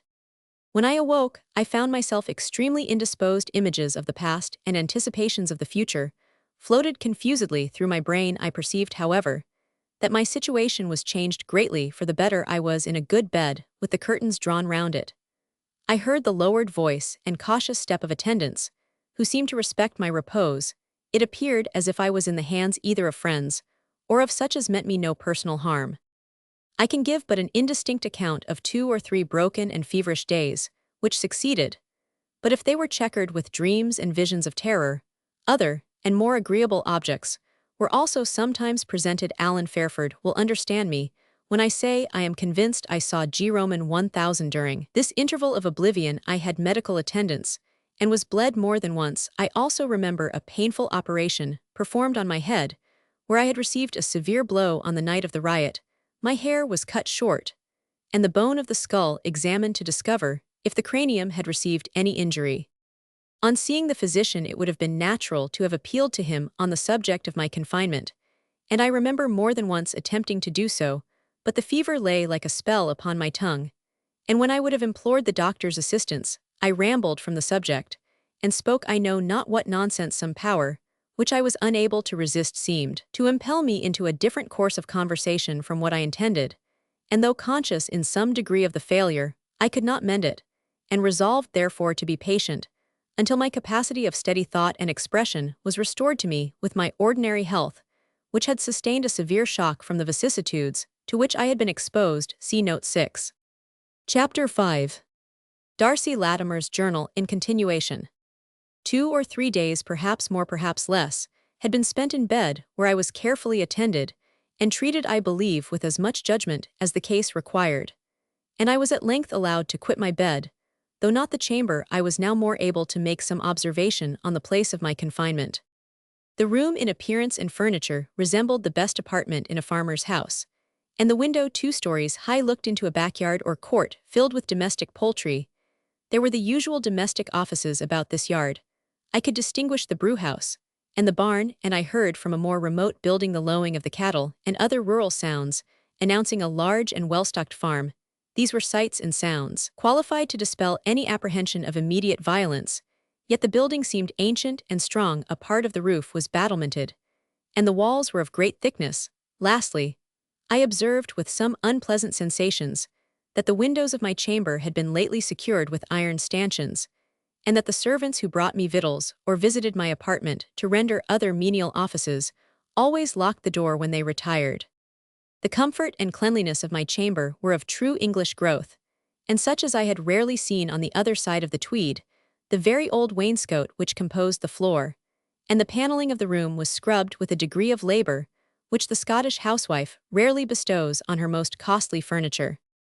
The whole apartments appropriated to my use consisted of the bedroom, a small parlor adjacent within which was a still smaller closet, having a narrow window, which seemed anciently to have been used as a shot-hole, admitting indeed a very moderate portion of light and air, but without its being possible to see anything from it except the blue sky, and that only by mounting on a chair. There were appearances of a separate entrance into this cabinet, besides that which communicated with the parlor, but it had been recently built up, as I discovered by removing a piece of tapestry which covered the fresh mason work. I found some of my clothes here with linen and other articles, as well as my writing case, containing pen, ink, and paper, which enables me at my leisure, which God knows is undisturbed enough to make this record of my confinement. It may be well believed, however, that I do not trust to the security of the bureau, but carry the written sheets about my person, so that I can only be deprived of them by actual violence. I also am cautious to write in the little cabinet, only so that I can hear any person approach me through the other apartments, and have time enough to put aside my journal before they come upon me. The servants, a stout country fellow, and a very pretty milkmaid-looking lass, by whom I am attended, seem of the true Joan and Hedge school, thinking of little and desiring nothing beyond the very limited sphere of their own duties or enjoyments, and having no curiosity whatever about the affairs of others. Their behavior to me in particular is, at the same time, very kind and very provoking. My table is abundantly supplied, and they seem anxious to comply with my taste in that department. But whenever I make inquiries beyond what's for dinner, the brood of a lad baffles me by his onnen and his done anon, and if hard-pressed turns his back on me composedly and leaves the room. The girl, too, pretends to be as simple as he, but an arch grin, which she cannot always suppress, seems to acknowledge that she understands perfectly well the game which she is playing, and is determined to keep me in ignorance. Both of them, and the wench in particular, treat me as they would do a spoiled child, and never directly refuse me anything which I ask, taking care at the same time not to make their words good by effectually granting my request. Thus, if I desire to go out, I am promised by Dorcas that I shall walk in the park at night, and see the cows milked, just as she would propose such an amusement to a child. But she takes care never to keep her word, if it is in her power to do so. In the meantime, there has stolen on me insensibly an indifference to my freedom, a carelessness about my situation for which I am unable to account, unless it be the consequence of weakness and loss of blood. I have read of men who, immured as I am, have surprised the world by the address with which they have successfully overcome the most formidable obstacles to their escape, and when I have heard such anecdotes, I have said to myself that no one who is possessed only of a fragment of freestone or a rusty nail to grind down rivets, and to pick locks, having his full leisure to employ in the task, need continue the inhabitant of a prison. Here, however, I sit day after day, without a single effort to effect my liberation. Yet my inactivity is not the result of despondency, but arises in part at least from feelings of a very different cast. My story, long a mysterious one, seems now upon the verge of some strange development, and I feel a solemn impression that I ought to wait the course of events to struggle against which is opposing my feeble efforts to the high will of fate. Thou, my Allen, wilt treat as timidity this passive acquiescence, which has sunk down on me like a benumbing torpor. But if thou hast remembered by what visions my couch was haunted and dust, but think of the probability that I am in the vicinity, perhaps under the same roof, with G. Roman 1000. Thou wilt acknowledge that other feelings than pusillanimity have tended in some degree to reconcile me to my fate. Still I own it is unmanly to submit with patience to this oppressive confinement. My heart rises against it, especially when I sit down to record my sufferings in this journal. And I am determined, as the first step to my deliverance, to have my letters sent to the post house. I am disappointed when the girl Dorcas, upon whom I had fixed for a messenger, heard me talk of sending a letter. She willingly offered her services, and received the crown which I gave her for my purse, had not taken flight, with the more valuable contents of my pocketbook, with a smile which showed her whole set of white teeth. But when, with the purpose of gaining some intelligence respecting my present place of abode, I asked to which post town she was to send or carry the letter, a stolid Anon showed me she was either ignorant of the nature of a post office, or that for the present she chose to seem so simpleton. I said with some sharpness. "O Lord, sir," answered the girl, turning pale, which they always do when I show any sparks of anger, "don't put yourself in a passion, put the letter in the post." "What, and not know the name of the post town?" said I, out of patience. "How on earth do you propose to manage that?" "Lie you there, good master, what need you frighten a poor girl that is no scholard, bating what she learned at the charity school of St. Bees?" "Is St. Bees far from this place, Dorcas? Do you send your letters there?" said I, in a manner as insinuating and yet careless as I could assume. "St. Bees, la who, but a madman, begging your honour's pardon. It's a matter of 20 years since Fader lived at St. Bees, which is 20 or 40, or I dunna know not how many miles from this part to the west on the coast side, and I would not have left St. Bees but that Fader." "Oh, the devil take your father," replied Roman one, to which she answered, "Nay, but thof your honour be a little howcomiso, you shouldn't damn folks' faders, and I want stand to it for one." "Oh, I beg you 1,000 pardons, I wish your father no ill in the world, was a very honest man in his way." "Was an honest man," she exclaimed, "for the Cumbrians are, it would seem, like their neighbours the Scotch ticklish, on the point of ancestry. He is a very honest man, as ever led nag with halter on head to Stainshawbank fair. Honest he is a horsecooper." "Right, right," I replied, "I know it. I have heard of your father as honest as any horsecooper of them all. Why, Dorcas, I mean to buy a horse of him." "Ah, your honour," sighed Dorcas, "he is the man to serve your honour well. If ever you should get round Agoner Thoff, you were a bit off the hooks, he would no more cheat you than—" "Well, well, we will deal, my girl, you may depend on't. But tell me now, were I to give you a letter, what would you do to get it forward?" "Why, put it into Squire's own bag that hangs in hall," answered poor Dorcas. "What else could I do? He sends it to Brampton, or to Carlisle, or where it pleases him once a week, and that gate." "Ah," said I, "and I suppose your sweetheart John carries it." "Noticent no one, Jan is no sweetheart of mine, ever since he danced at his mother's feast with Kitty Ruttledge, and let me sit still, that a Roman 999. It was most abominable in Jan, and what I could never have thought of him," I replied. "Oh, but it did though, let me sit still on my seat, a Roman 999.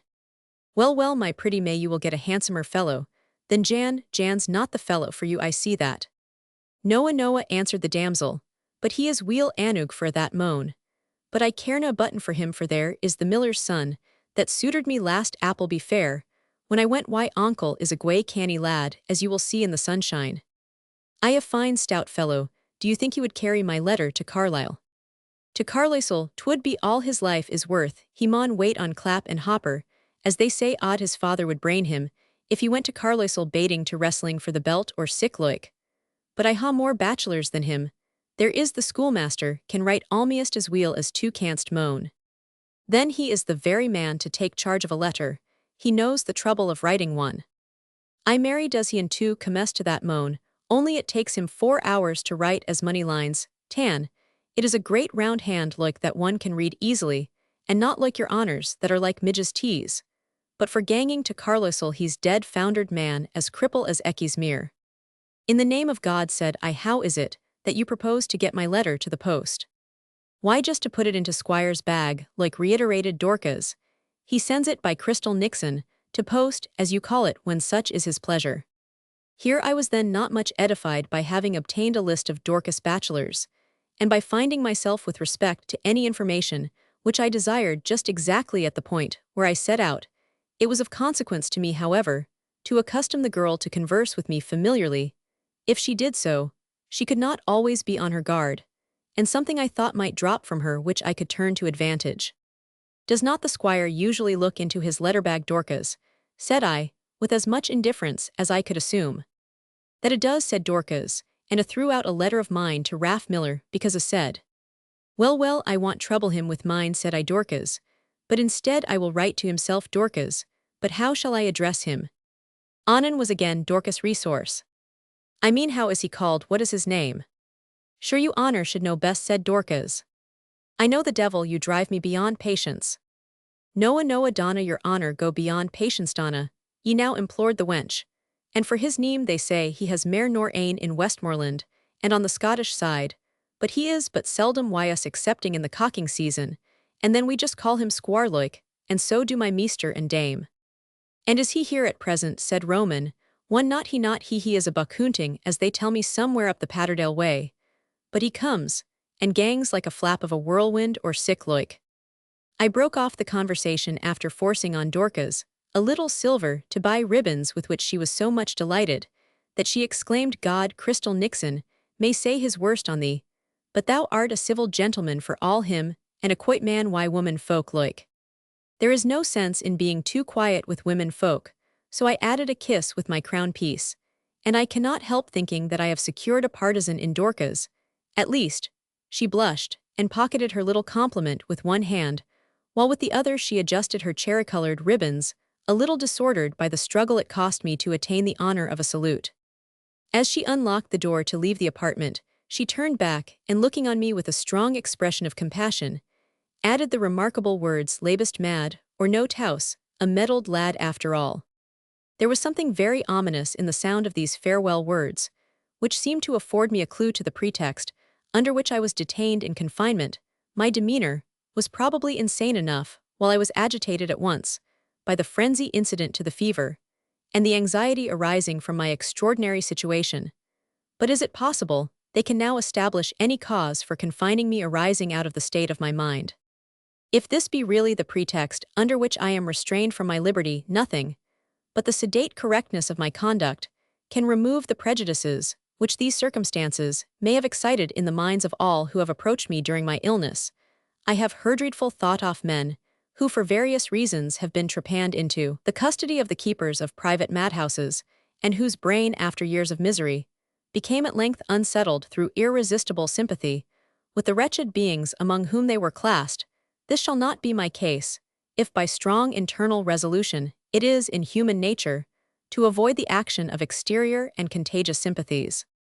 Meantime I sat down to compose and arrange my thoughts for my purposed appeal to my jailer, so I must call him whom I addressed in the following manner, having at length, and after making several copies, found language to qualify the sense of resentment which burned in the first drafts of my letter, and endeavored to assume a tone more conciliating. I mentioned the 2 occasions on which he had certainly saved my life when at the utmost peril, and I added that whatever was the purpose of the restraint now practiced on me, as I was given to understand by his authority, it could not certainly be with any view to ultimately injuring me. He might, I said, have mistaken me for some other person, and I gave him what account I could of my situation and education to correct such an error. I supposed it next possible that he might think me too weak for traveling, and not capable of taking care of myself, and I begged to assure him that I was restored to perfect health, and quite able to endure the fatigue of a journey. Lastly, I reminded him, in firm though measured terms, that the restraint which I sustained was an illegal one, and highly punishable by the laws which protect the liberties of the subject. I ended by demanding that he would take me before a magistrate, or at least that he would favor me with a personal interview, and explain his meaning with regard to me. Perhaps this letter was expressed in a tone too humble for the situation of an injured man, and I am inclined to think so when I again recapitulate its tenor. But what could I do? I was in the power of one whose passions seem as violent as his means of gratifying them appear unbounded. I had reason, too, to believe this to the Allen, that all his family did not approve of the violence of his conduct towards me. My object, in fine, was freedom, and who would not sacrifice much to attain it. I had no means of addressing my letter, excepting for the squire's own hand. He could be at no great distance, for in the course of 24 hours, I received an answer. It was addressed to Darcy Latimer, and contained these words: "You have demanded an interview with me. You have required to be carried before a magistrate, your first wish shall be granted. Perhaps the second also. Meanwhile be assured that you are a prisoner for the time by competent authority, and that such authority is supported by adequate power.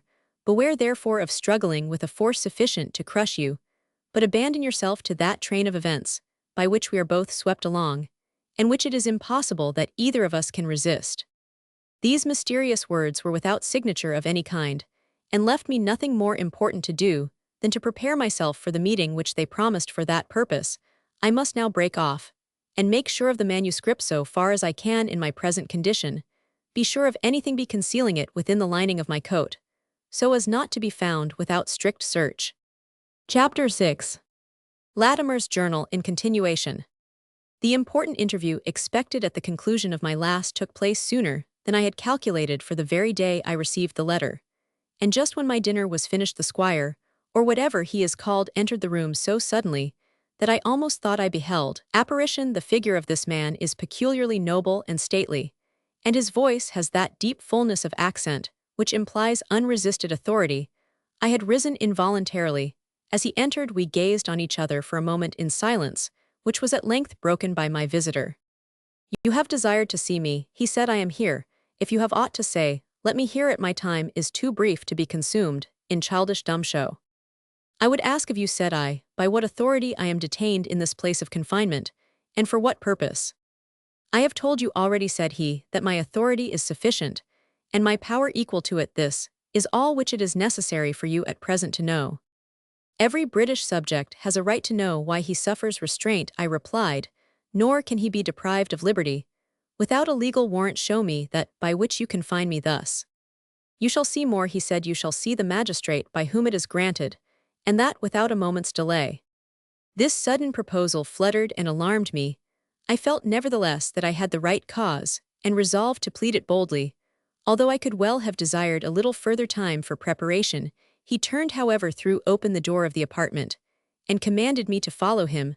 I felt some inclination, when I crossed the threshold of my prison chamber, to have turned and run for it, but I knew not where to find the stair-shed reason to think the outer doors would be secured, and to conclude so soon as I had quitted the room to follow the proud step of my conductor. I observed that I was dogged by Crystal Nixon, who suddenly appeared within 2 paces of me, and with whose great personal strength, independent of the assistance he might have received from his master, I saw no chance of contending. I therefore followed unresistingly, and in silence, along 1 or 2 passages of much greater length than consisted with the ideas I had previously entertained of the size of the house. At length, a door was flung open, and we entered a large, old-fashioned parlor having colored glass in the windows, oaken paneling on the wall, a huge grate in which a large faggot or 2 smoked under an arched chimney-piece of stone, which bore some armorial device, whilst the walls were adorned with the usual number of heroes, in armor with large wigs, instead of helmets, and ladies in sacks smelling to nosegays. Behind a long table on which were several books sat a smart, underbred-looking man, wearing his own hair tied in a club, and who, from the quire of paper laid before him, and the pen which he handled at my entrance, seemed prepared to officiate as clerk. As I wish to describe these persons as accurately as possible, I may add, he wore a dark-colored coat, corduroy breeches, and spatterdashes. At the upper end of the same table, in an ample easy-chair covered with black leather, reposed a fat personage, about 50 years old, who either was actually a country justice, or was well selected to represent such a character. His leathern breeches were faultless in make, his jockey boots spotless in the varnish, and a handsome and flourishing pair of boot-garters, as they are called, united the one part of his garments to the other. In fine, a richly laced scarlet waistcoat, and a purple coat set off the neat though corpulent figure of the little man, and threw an additional bloom upon his plethoric aspect. Suppose he had dined, for it was 2 hours past noon, and he was amusing himself and aiding digestion with a pipe of tobacco. There was an air of importance in his manner, which corresponded to the rural dignity of his exterior, and a habit which he had of throwing out a number of interjectional sounds uttered, with a strange variety of intonation, running from bass up to treble in a very extraordinary manner, or breaking off his sentences with a whiff of his pipe, seemed adopted to give an air of thought and mature deliberation to his opinions and decisions. Notwithstanding all this, Allen, it might be doubted, as our old professor used to say, whether the justice was anything more than an ass. Certainly, besides a great deference for the legal opinion of his clerk, which might be quite according to the order of things, He seemed to be wonderfully under the command of his brother squire, if squire either of them were, and indeed much more than was consistent with so much assumed consequence of his own. Hohiasasoam humphthas, is the young man I suppose you may seems, sickly young gentleman, you may sit down. I used the permission given, for I had been much more reduced by my illness than I was aware of, and felt myself really fatigued even by the few paces I had walked joined to the agitation I suffered. And your name, young man, Ishamfe Hohat, is it? Darcy Latimer. Right, am free, right, Darcy Latimer, is the very thing. Where do you come from? From Scotland, sir, I replied. A native of Scotland, am fe, how is it? I am an Englishman by birth, sir. Righty eyes, you are so, but pray, Mr. Darcy Latimer, have you always been called by that name, or have you any other nick? Write down his answers, Nick. As far as I remember, I never bore any other, was my answer. How no, well, I should not have thought so. Hey neighbor, would you? Here he looked towards the other squire, who had thrown himself into a chair, and with his legs stretched out before him and his arms folded on his bosom, seemed carelessly attending to what was going forward. He answered the appeal of the justice by saying that perhaps the young man's memory did not go back to a very early period. Aheheu, hear the gentleman, pray how far may your memory be pleased to run back, Tamph? Perhaps, sir, to the age of 3 years, or a little further. And will you presume to say, sir, said the squire, drawing himself suddenly erect in his seat, and exerting the strength of his powerful voice, that you then bore your present name? I was startled at the confidence with which this question was put, and in vain rummaged my memory for the means of replying. At least, I said, I always remember being called Darcy. Children at that early age seldom get more than their Christian name.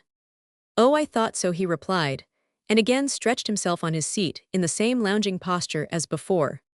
So you were called Darcy in your infancy, said the justice, and you, Mayuhan, did you first take the name of Latimer? I did not take it, sir, it was given to me. I ask you, said the lord of the mansion, but with less severity in his voice than formerly, whether you can remember that you were ever called Latimer until you had that name given you in Scotland. I will be candid.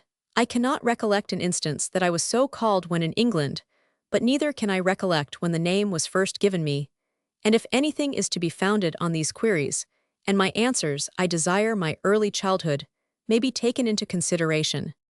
Humanize, said the justice, all that requires consideration shall be duly considered. Young Mani, I beg to know the name of your father and mother. This was galling a wound that has festered for years, and I did not endure the questions so patiently as those which preceded it, but replied, I demand in my turn to know if I am before an English justice of the peace. His worship Squire Foxley of Foxley Hall has been of the quorum these 20 years, said Master Nicholas. Then he ought to know, or you, sir, as his clerk should inform him, said I, that I am the complainer in this case, and that my complaint ought to be heard before I am subjected to cross-examination.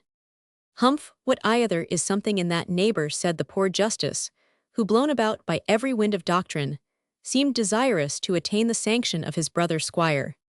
I wonder at you, Foxley, said his firm-minded acquaintance. How can you render the young man justice, unless you know who he is? Hayeseged, that's true, said Mr. Justice Foxley, and no looking into the matter more closely, is upon the whole nothing at all in what he say. So, sir, you must tell your father's name and surname. It is out of my power, sir, they are not known to me, since you must needs know so much of my private affairs. The justice collected a great afflatus in his cheeks, which puffed them up like those of a Dutch cherub, while his eyes seemed flying out of his head from the effort with which he retained his breath. He then blew it forth with few humpufhanot, know your parents. Youngster, then, I must commit you for a vagrant. I warrant you omni ignotum pro terribili, as we used to say at Appleby School, that is, every one that is not known to the justice is a rogue, and a vagabond. Ha, you may sneer, sir, but I question if you would have known the meaning of that Latin, unless I had told you. I acknowledged myself obliged for a new edition of the adage, and an interpretation which I could never have reached alone, and unassisted. I then proceeded to state my case with greater confidence. The justice was an ass, that was clear, but if was scarcely possible, he could be so utterly ignorant as not to know what was necessary in so plain a case as mine. I therefore informed him of the riot which had been committed on the Scottish side of the Solway Firth, explained how I came to be placed in my present situation, and requested of his worship to set me at liberty. I pleaded my cause, with as much earnestness as I could, casting an eye from time to time upon the opposite party, who seemed entirely indifferent to all the animation with which I accused him. As for the justice, when at length I had ceased, as really not knowing what more to say in a case so very plain, he replied, "Ho, ye is wonderful. And so this is all the gratitude you show to this good gentleman, for the great charge and trouble he hath had with respect to and concerning of you. He saved my life, sir, I acknowledge, on one occasion certainly, and most probably on two, but his having done so gives him no right over my person. I am not, however, asking for any punishment or revenge. On the contrary, I am content to part friends with the gentleman whose motives I am unwilling to suppose are bad, though his actions have been towards me unauthorized and violent. This moderation, Alan, thou wilt comprehend, was not entirely dictated by my feelings towards the individual of whom I complained. There were other reasons, in which regard for him had little share. It seemed, however, as if the mildness with which I pleaded my cause had more effect upon him than anything I had yet said. We was moved to the point of being almost out of countenance, and took snuff repeatedly, as if to gain time to stifle some degree of emotion. But on Justice Foxley, on whom my eloquence was particularly designed to make impression, the result was much less favorable. He consulted, in a whisper, with Mr. Nicholas, his clerk, shut-hemmed, and elevated his eyebrows, as if in scorn of my supplication. At length, having apparently made up his mind, he leaned back in his chair, and smoked his pipe with great energy, with a look of defiance, designed to make me aware that all my reasoning was lost on him. At length, when I stopped more from lack of breath than want of argument, he opened his oracular jaws, and made the following reply, interrupted by his usual interjectional ejaculations, and by long volumes of smoke. Poof, and youngster, do you think Matthew Foxley, who has been one of the quorum for these 20 years, is to be come over with such trash as would hardly cheat an applewoman? Poof Buffet, why dost thou not know the charge is not a bailable matter, and Thathumea, greatest man, Poof, Baron of Greystock himself, must stand committed, and yet you pretend to have been kidnapped by this gentleman and robbed of property, and what not? And Poofiu would persuade me all you want is to get away from him. I do believe that it is all you want, therefore, as you are sort of a slipstring gentleman and a huma, kind of idle apprentice, and something cockbrained withal, as the honest folks of the house tell Muhi, you must e'en remain under custody of your guardian, till your coming of age, or my Lord Chancellor's warrant shall give you the management of your own affairs, which if you can gather your brains again, you will even then not be a hempofin particular haste to assume. The time occupied by his worships, hums and haws and puffs of tobacco smoked together, with the slow and pompous manner in which he spoke, gave me a minute's space to collect my ideas, dispersed as they were by the extraordinary purport of this enunciation. I cannot conceive, sir, I replied, by what singular tenure this person claims my obedience as a guardian. It is a barefaced imposture. I never in my life saw him, until I came unhappily to this country about 4 weeks since. I, sir, we know and are aware that Poofiu do not like to hear some folks' names, and they to you understand mether are things and sounds, and matters conversation about names and such like, which put you off the hook, switch I have no humor to witness. Nevertheless, Mr. Darcy or Poof, Mr. Darcy Latimer or Poof, Poofy, hey, Mr. Darcy, without the Latimer you have acknowledged as much today as assures me you will best be disposed of under the honorable care of my friend Heriel. Your confession specifies that Poofe, I know him to be a most responsible person, a most responsible and honorable person. Can you deny this? I know nothing of him, I repeated, not even his name, and I have not, as I told you, seen him in the course of my whole life, till a few weeks since. Will you swear to that? Said the singular man, who seemed to await the result of this debate, secure as a rattlesnake is of the prey which has once felt its fascination. And while he said these words in deep undertone, he withdrew his chair a little behind that of the justice, so as to be unseen by him or his clerk, who sat upon the same side, while he bent on me a frown so portentous that no one who has witnessed the look can forget it during the whole of his life. The furrows of the brow above the eyes became livid and almost black, and were bent into a semicircular, or rather elliptical form above the junction of the eyebrows. I had heard such a look described in an old tale of diablerie, which it was my chance to be entertained with not long since, when this deep and gloomy contortion of the frontal muscles was not unaptly described as forming the representation of a small horseshoe. The tale, when told, awaked a dreadful vision of infancy, which the withering and blighting look now fixed on me again forced on my recollection, but with much more vivacity indeed.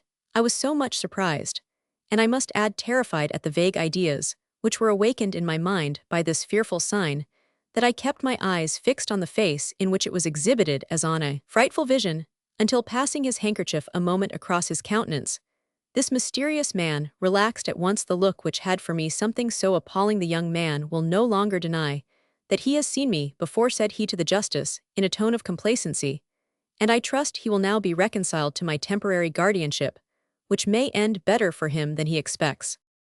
Whatever I expect, I replied, summoning my scattered recollections together, I see I am neither to expect justice, nor protection from this gentleman, whose office it is to render both to the lieges for you, sir.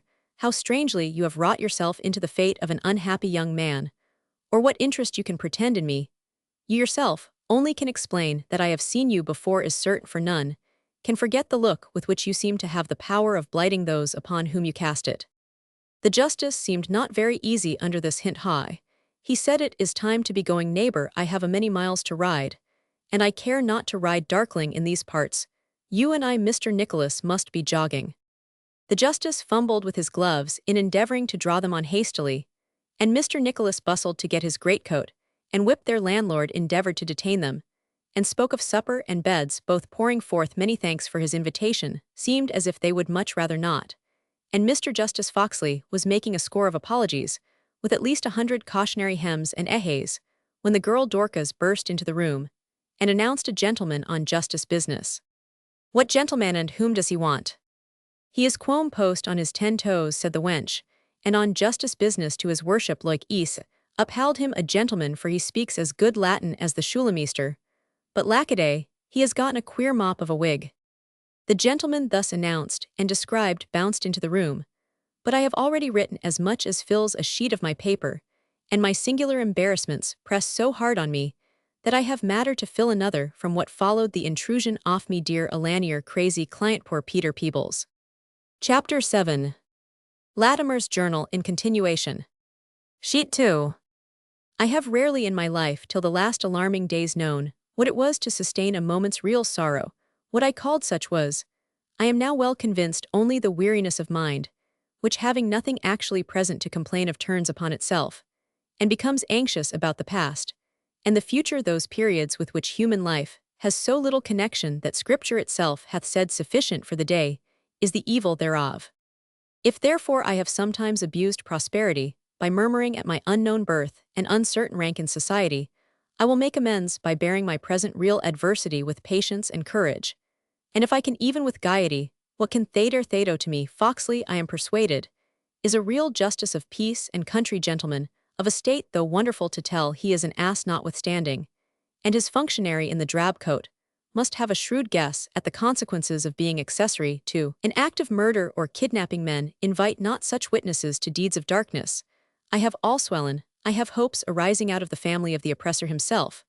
I am encouraged to believe that G. Roman 1000 is likely again to enter on the field. More I dare not here say, nor must I drop a hint, which another eye than might be able to construe. Enough my feelings are lighter than they have been, and though fear and wonder are still around me, they are unable entirely to overcloud the horizon. Even when I saw the spectral form of the old scarecrow of the Parliament House rush into the apartment where I had undergone so singular an examination, I thought of thy connection with him, and could almost have parodied Lear. Death nothing could have thus subdued nature to such a lowness but his learned lawyers. He was e'en as we have seen him of yore, Allen, when rather to keep thee company than to follow my own bent. I formerly frequented the halls of justice. The only addition to his dress in the capacity of a traveler was a pair of boots that seemed as if they might have seen the field of Sheriffmore, so large and heavy that tied, as they were to the creature's wearied hams, with large bunches of worsted tape of various colors, they looked as if he had been dragging them along either for a wager or by way of penance. Regardless of the surprised looks of the party, on whom he thus intruded himself, Peter blundered into the middle of the apartment with his head charged like a ram's in the act of butting, and saluted them thus. Good day to ye, good day to your honours. Ist, here they sell the Fugi warrants. I observed that on his entrance my friender enemy drew himself back, and placed himself, as if he would rather avoid attracting the observation of the newcomer I did the same myself as far as I was able, for I thought it likely that Mr. Peebles might recognize me as indeed I was too frequently among the group of young juridical aspirants who used to amuse themselves by putting cases for Peter's solution and playing him worse tricks, yet I was uncertain whether I had better avail myself of our acquaintance to have the advantage such as it might be of his evidence before the magistrate, or whether to make him, if possible, bearer of a letter, which might procure me more effectual assistance. I resolved therefore to be guided by circumstances, and to watch carefully that nothing might escape me. I drew back as far as I could, and even reconnoitered the door and passage to consider whether absolute escape might not be practicable, but there paraded Crystal Nixon, whose little black eyes, sharp as those of a basilisk, seemed the instant when they encountered mine to penetrate my purpose. I sat down as much out of sight of all parties as I could, and listened to the dialogue, which followed, a dialogue how much more interesting to me than any I could have conceived, in which Peter Peebles was to be one of the dramatis personae. "Is it here where ye sell the warrants fudgies, ye can?" said Peter. "Haid what?" said Justice Foxley. "What the devil does the fellow mean? What would you have a warrant for?" "It is to apprehend a young lawyer that is in meditation fugi, for he has ta'en my memorial, and pleaded my cause, and a good fee I gave him, and as muckle brandy as he could drink that day at his father's house. Lo's the brandy o'er wheel for sae youthful a creature.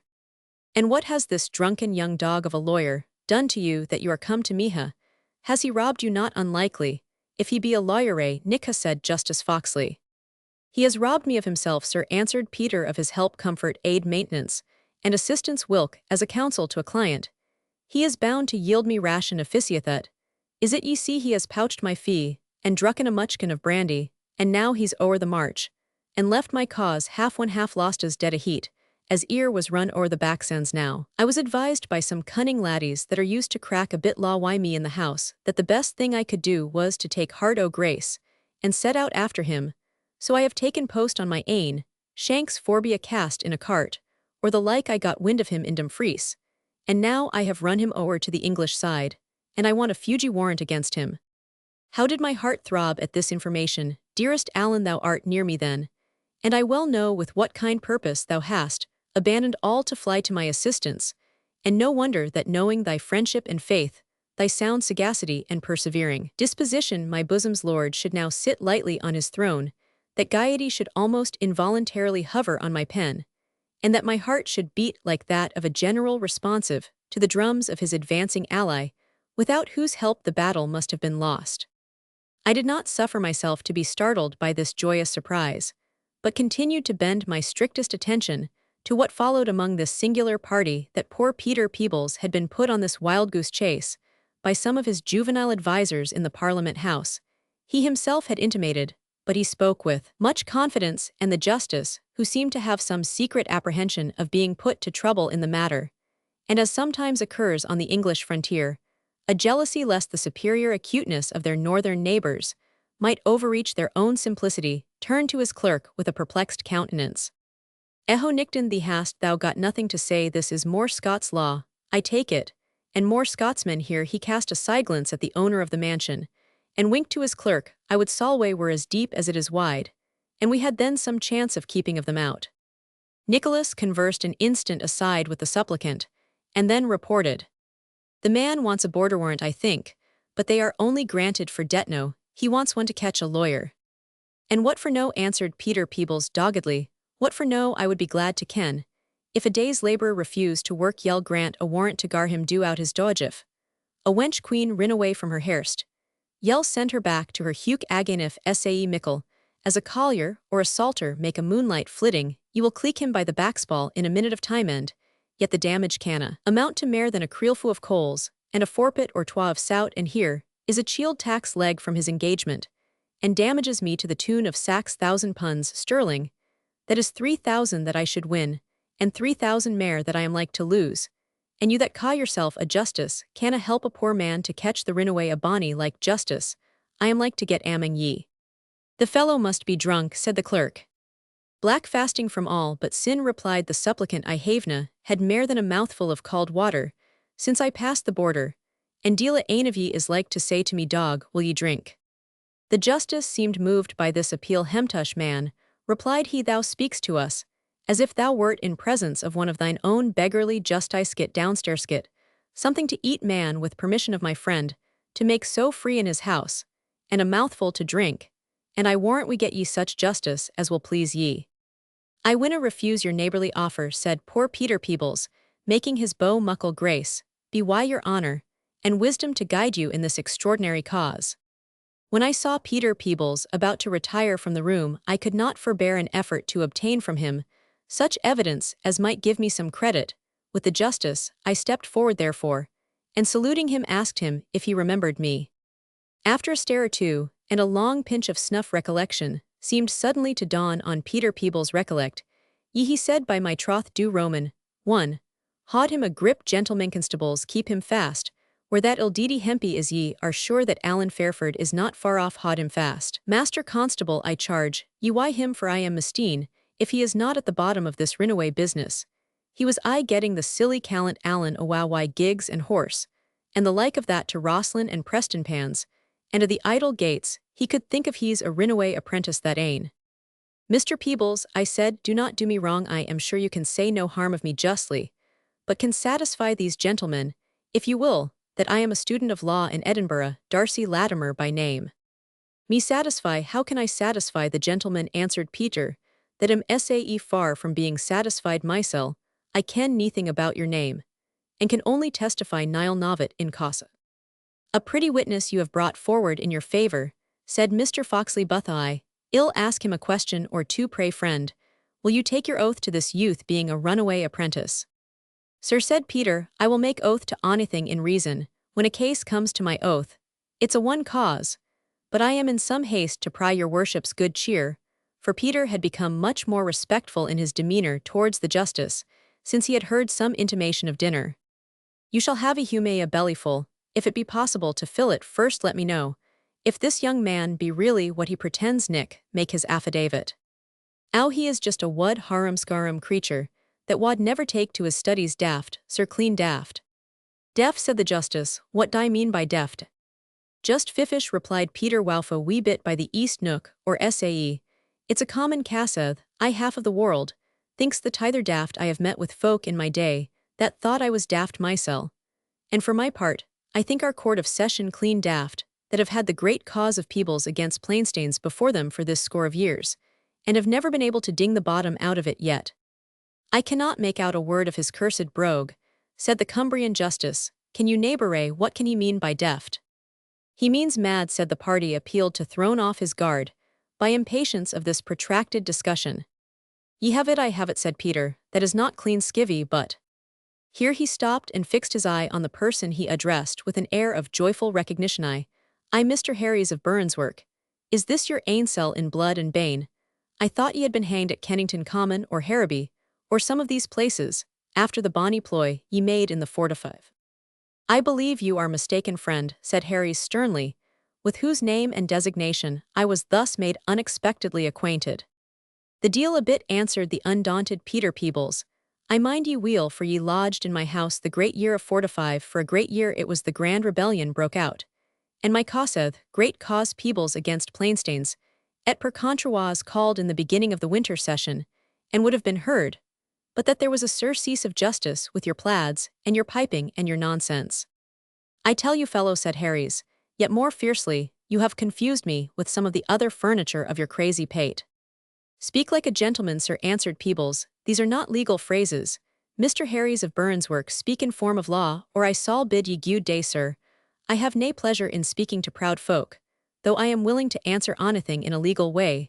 So if you are for a crack about Auld Lang Syne, and the splores that you and Captain Redgauntlet used to breed in my house, and the girded cask of brandy that ye drank and near thought of paying for it, not that I minded it muckle in the days, though I have felt a lack of it since syne, why I will waste an hour on ye at ony time end, whereas Captain Redgauntlet, now he was a wild chap like yoursel, though they arena sae keen, after you poor bodies for these some years bygin the heading, and hanging, is weel ower noaful jobawful jobwill ye try my sneeshing. He concluded his desultory speech by thrusting out his large bony paw filled with a Scottish mull of huge dimensions, which Harries, who had been standing like one petrified by the assurance of this unexpected address, rejected with a contemptuous motion of his hand, which spilled some of the contents of the box. Owl, said Peter Peebles, totally unabashed by the repulse e'en, as he like a wilful man maun hae his way. But he added, stooping down, and endeavouring to gather the spilled snuff from the polished floor, I canna afford to lose my sneeshing, for that yer gumplafoisted why me. My attention had been keenly awakened during this extraordinary and unexpected scene. I watched with as much attention as my own agitation permitted me to command the effect produced on the parties concerned.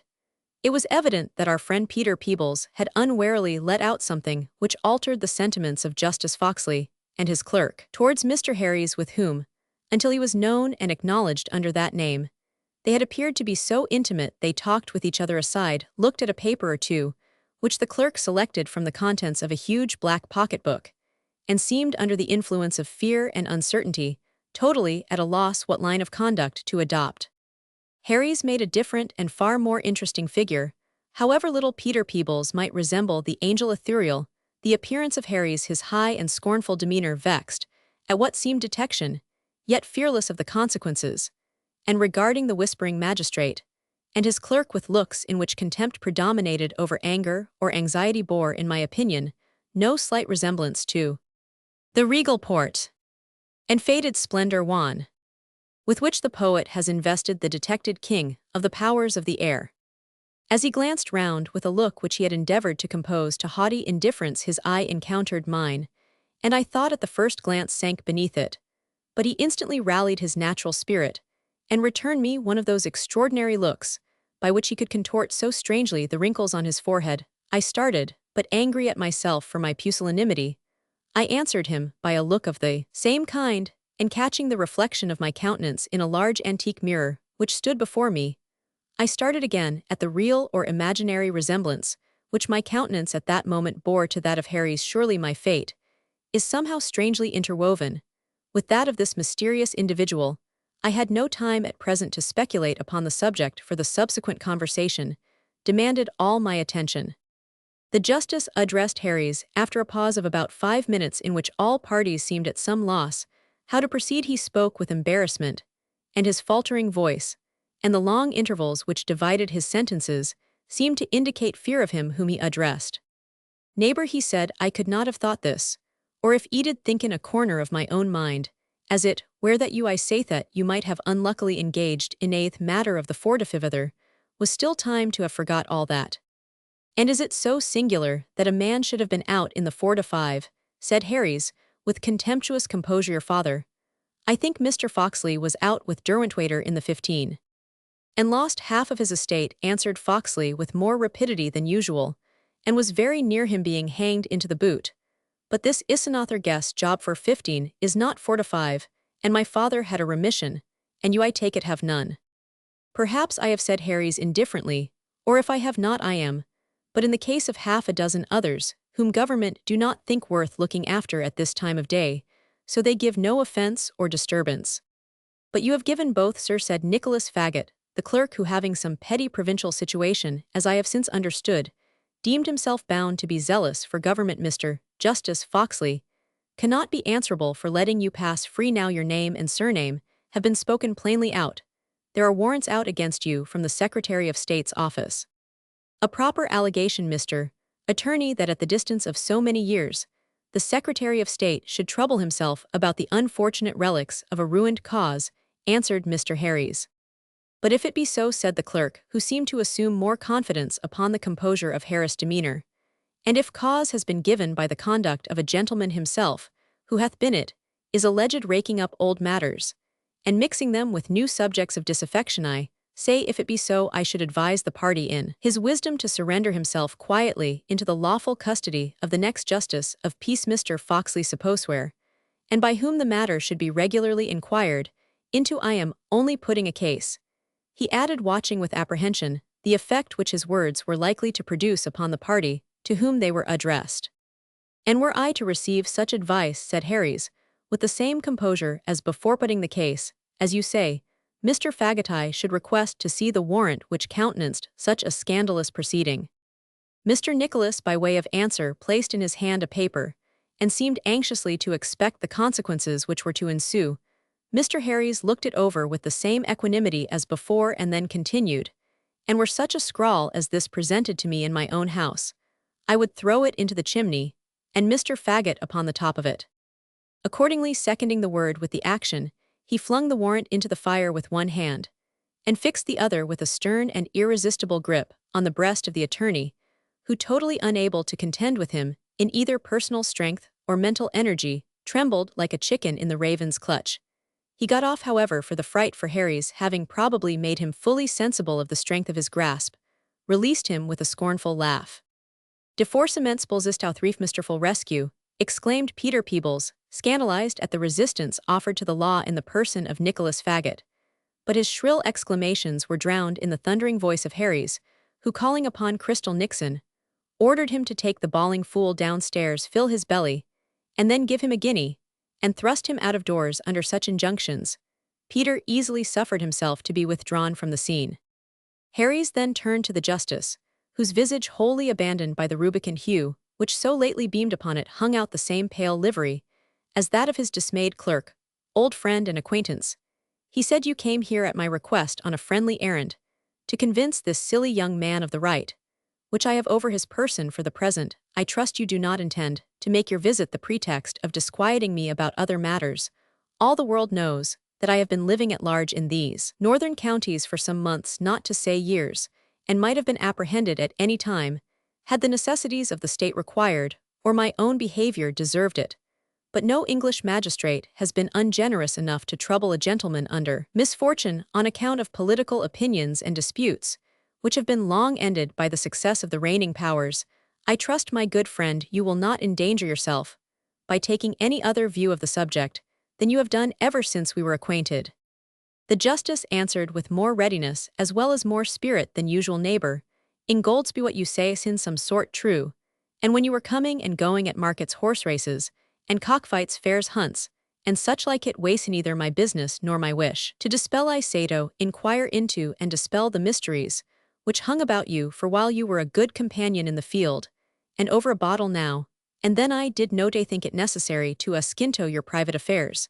And if I thought you were a him somewhat unfortunate in former undertakings and enterprises and connections, which might cause you to live unsettledly, and more private, I could have very little pleasure to aggravate your case, by interfering or requiring explanations, which are often more easily asked than given. But when there are warrants and witnesses to name, send those names, Christian and surname, belong to him, a tainted person charged, I trust, falsely with him taking advantage of modern broils and heartburnings, to renew our civil disturbances, the case is altered, and I must to him do my duty." The justice got on his feet as he concluded this speech, and looked as bold as he could. I drew close beside him and his clerk, Mr. Faggot, thinking the moment favorable for my own liberation, and intimated to Mr. Foxley my determination to stand by him. But Mr. Harries only laughed at the menacing posture which we assumed. "My good neighbor," said he, "you talk of a witness. Is yon crazy beggar a fit witness in an affair of this nature? But you do not deny that you are Mr. Harries of Burnswork, mentioned in the Secretary of State's warrant," said Mr. Foxley. "How can I deny or own anything about it?" said Harries with a sneer. "There is no such warrant in existence now. Its ashes, like the poor traitor, whose doom it threatened, have been dispersed to the four winds of heaven. There is now no warrant in the world." "But you will not deny," said the justice, "that you were the person named in it, and that your own act destroyed it." "I will neither deny my name, nor my actions, justice," replied Mr. Harries, when called upon by competent authority to avow or defend them. "But I will resist all impertinent attempts either to intrude into my private motives, or to control my person.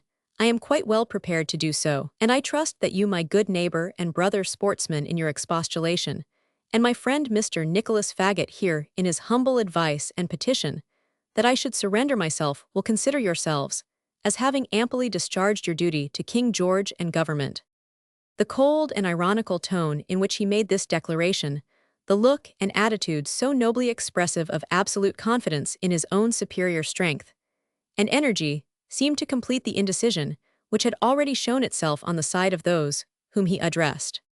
The justice looked to the clerk to the justice, the former haughty AD, without bringing forth an articulate syllable. The latter only said, "As the warrant is destroyed, Mr. Justice, I presume you do not mean to proceed with the arrest.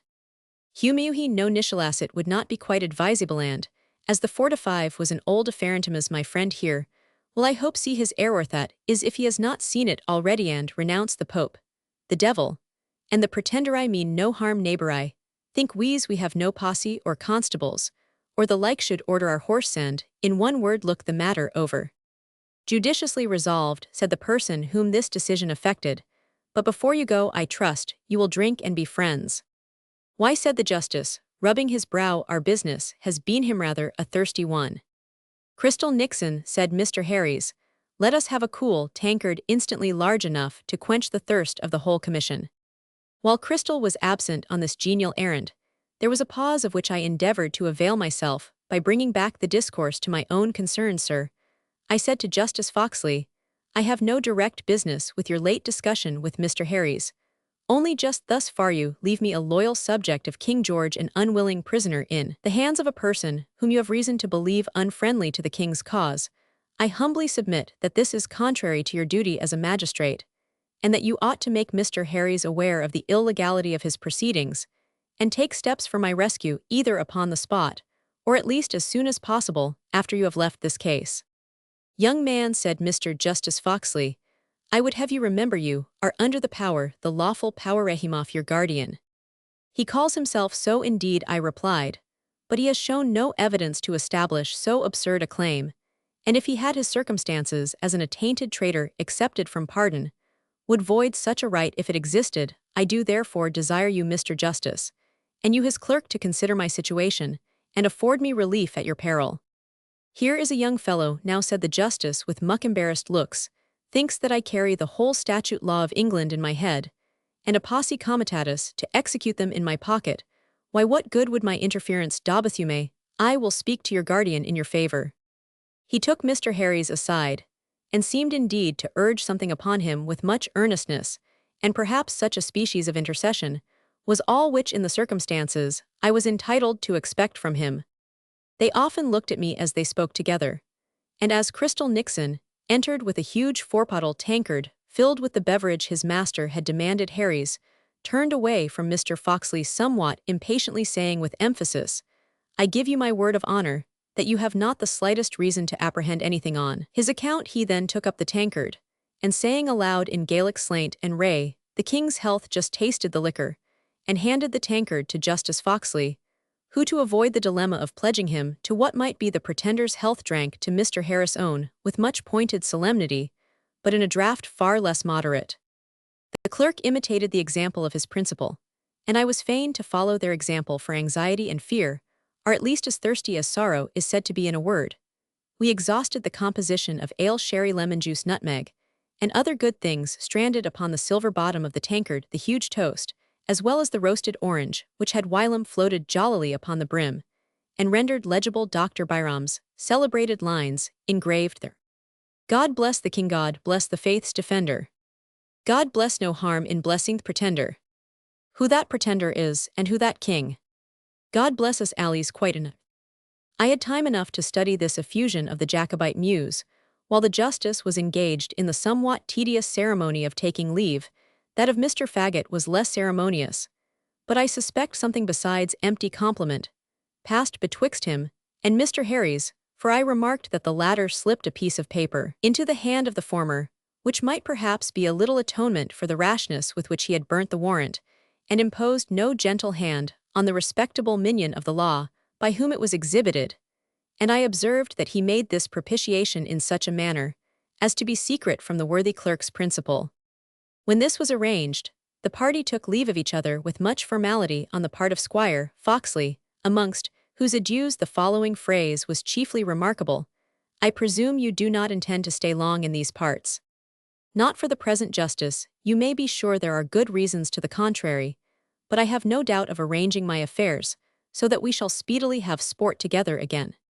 He went to wait upon the justice to the courtyard, and as he did so commanded Crystal Nixon to see that I returned into my apartment, knowing it would be to no purpose to resist or tamper with that stubborn functionary. I obeyed in silence, and was once more a prisoner in my former quarters. Chapter 8. Latimer's Journal in continuation.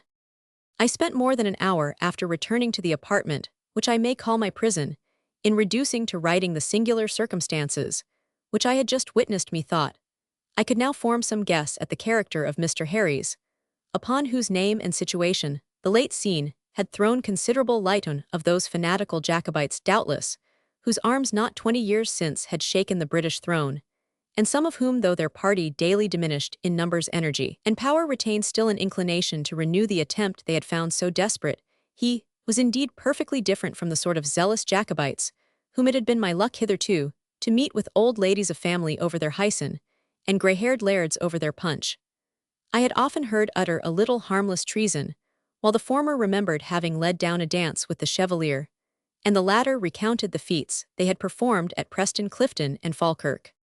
The disaffection of such persons was too unimportant to excite the attention of government. I had heard, however, that there still existed partisans of the Stuart family, of a more daring and dangerous description, men who, furnished with gold from Rome, moved secretly and in disguise through the various classes of society, and endeavored to keep alive the expiring zeal of their party.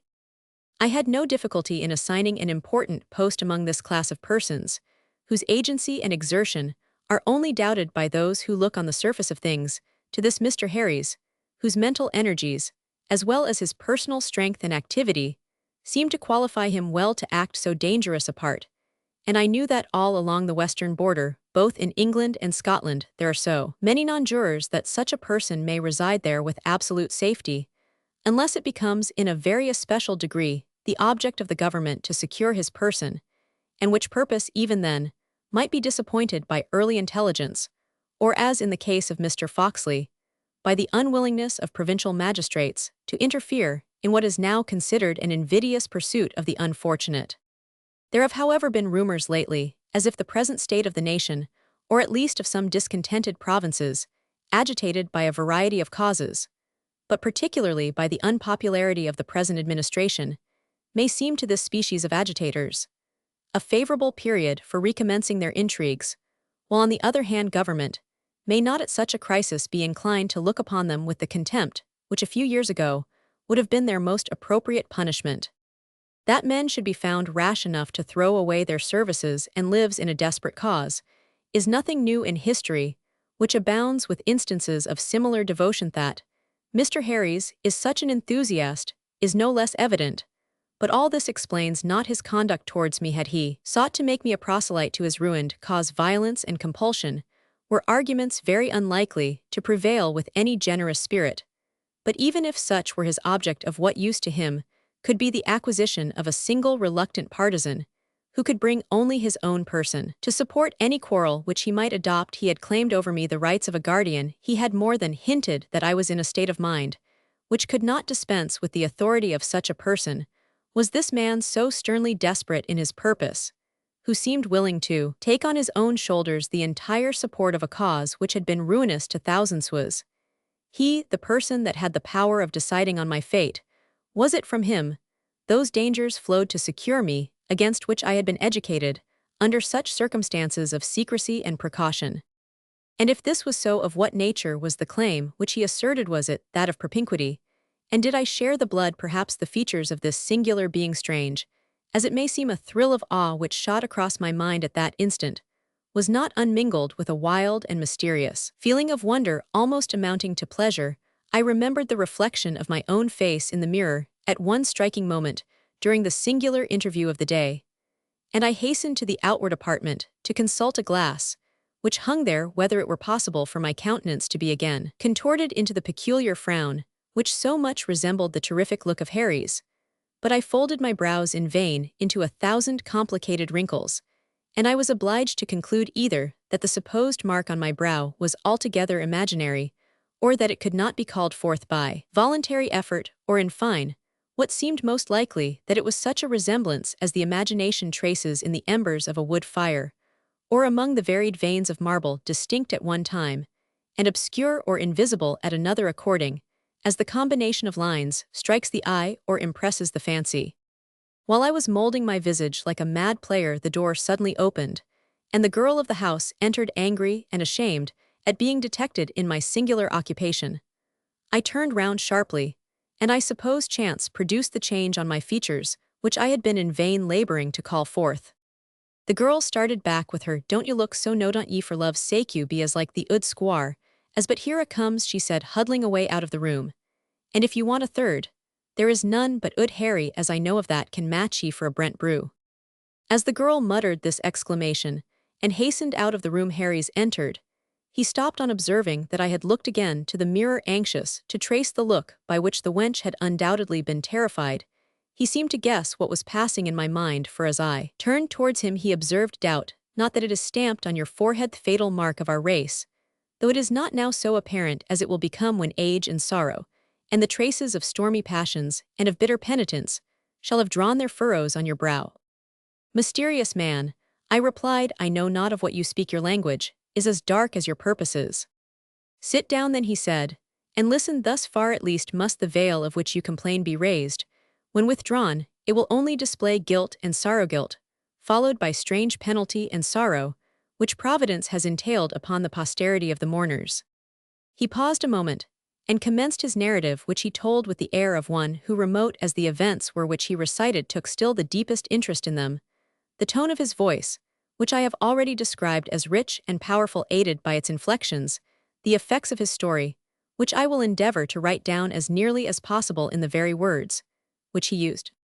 It was not of late years that the English learned that their best chance of conquering their independent neighbors must be by introducing amongst them division and civil war. You need not be reminded of the state of thraldom to which Scotland was reduced by the unhappy wars betwixt the domestic factions of Bruce and Balliol, nor how after Scotland had been emancipated from a foreign yoke, by the conduct and valor of the immortal Bruce, the whole fruits of the triumphs of Bannockburn were lost in the dreadful defeats of Duplin and Halidon, and Edward Balliol, the minion and feudatory of his namesake of England, seemed for a brief season in safe and uncontested possession of the throne, so lately occupied by the greatest general and wisest prince in Europe. But the experience of Bruce had not died with him. There were many who had shared his martial labors, and all remembered the successful efforts by which, under circumstances as disadvantageous as those of his son, he had achieved the liberation of Scotland. The usurper Edward Balliol was feasting with a few of his favorite retainers in the castle of Annan, when he was suddenly surprised by a chosen band of insurgent patriots.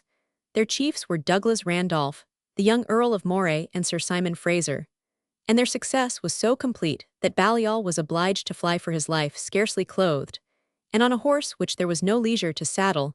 It was of importance to seize his person if possible, and his flight was closely pursued by a valiant knight of Norman descent, whose family had been long settled in the marches of Dumfriesshire. Their Norman appellation was Fitz Alden. But this knight, from the great slaughter which he had made of the Southron, and the reluctance which he had shown to admit them to quarter during the former war of that bloody period, had acquired the name of Redgauntlet, which he transmitted to his posterity. "Redgauntlet," I involuntarily repeated. "Yes, Redgauntlet," said my alleged guardian, looking at me keenly. "Does that name recall any associations to your mind?" "No," I replied, "except that I had lately heard it given to the hero of a supernatural legend." "There are many such current concerning the family," he answered, and then proceeded in his narrative. "Alberic Redgauntlet, the first of his house so termed, was, as may be supposed from his name, of a stern and implacable disposition, which had been rendered more so by family discord, and only son. Now a youth of 18, shared so much the haughty spirit of his father that he became impatient of domestic control, resisted paternal authority, and finally fled from his father's house, renounced his political opinions, and awakened his mortal displeasure by joining the adherents of Balliol. It was said that his father cursed in his wrath his degenerate offspring, and swore that if they met he should perish by his hand. Meantime circumstances seemed to promise atonement for this great deprivation. The lady of Alberic Redgauntlet was again, after many years, in a situation which afforded her husband the hope of a more dutiful heir. But the delicacy and deep interest of his wife's condition did not prevent Alberic from engaging in the undertaking of Douglas and Moray. He had been the most forward in the attack of the castle, and was now foremost in the pursuit of Balliol, eagerly engaged in dispersing or cutting down the few daring followers who endeavored to protect the usurper in his flight. As these were successively routed or slain, the formidable Redgauntlet, the mortal enemy of the house of Balliol, was within 2 lances' length of the fugitive Edward Balliol, in a narrow pass, when a youth, one of the last who attended the usurper in his flight, threw himself between them, received the shock of the pursuer, and was unhorsed and overthrown. The helmet rolled from his head, and the beams of the sun, then rising over the Solway, showed Redgauntlet the features of his disobedient son in the livery, and wearing the cognizance of the usurper. Redgauntlet beheld his son lying before his horse's feet, but he also saw Baliol, the usurper of the Scottish crown, still, as it seemed, within his grasp, and separated from him only by the prostrate body of his overthrown adherent. Without pausing to inquire whether young Edward was wounded, he dashed his spurs into his horse, meaning to leap over him, but was unhappily frustrated in his purpose. The steed made indeed a bound forward, but was unable to clear the body of the youth, and with its hind foot struck him in the forehead. As he was in the act of rising, the blow was mortal. It is needless to add that the pursuit was checked and Baliol escaped.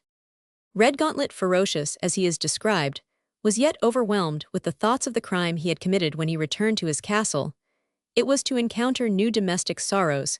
His wife had been prematurely seized with the pangs of labor. Upon hearing the dreadful catastrophe, which had taken place, the birth of an infant boy, cost her life, Redgauntlet sat by her corpse for more than 24 hours, without changing either feature or posture, so far as his terrified domestics could observe. The abbot of Dundrennan preached consolation to him. In vain Douglas, who came to visit in his affliction, a patriot of such distinguished zeal, was more successful in rousing his attention.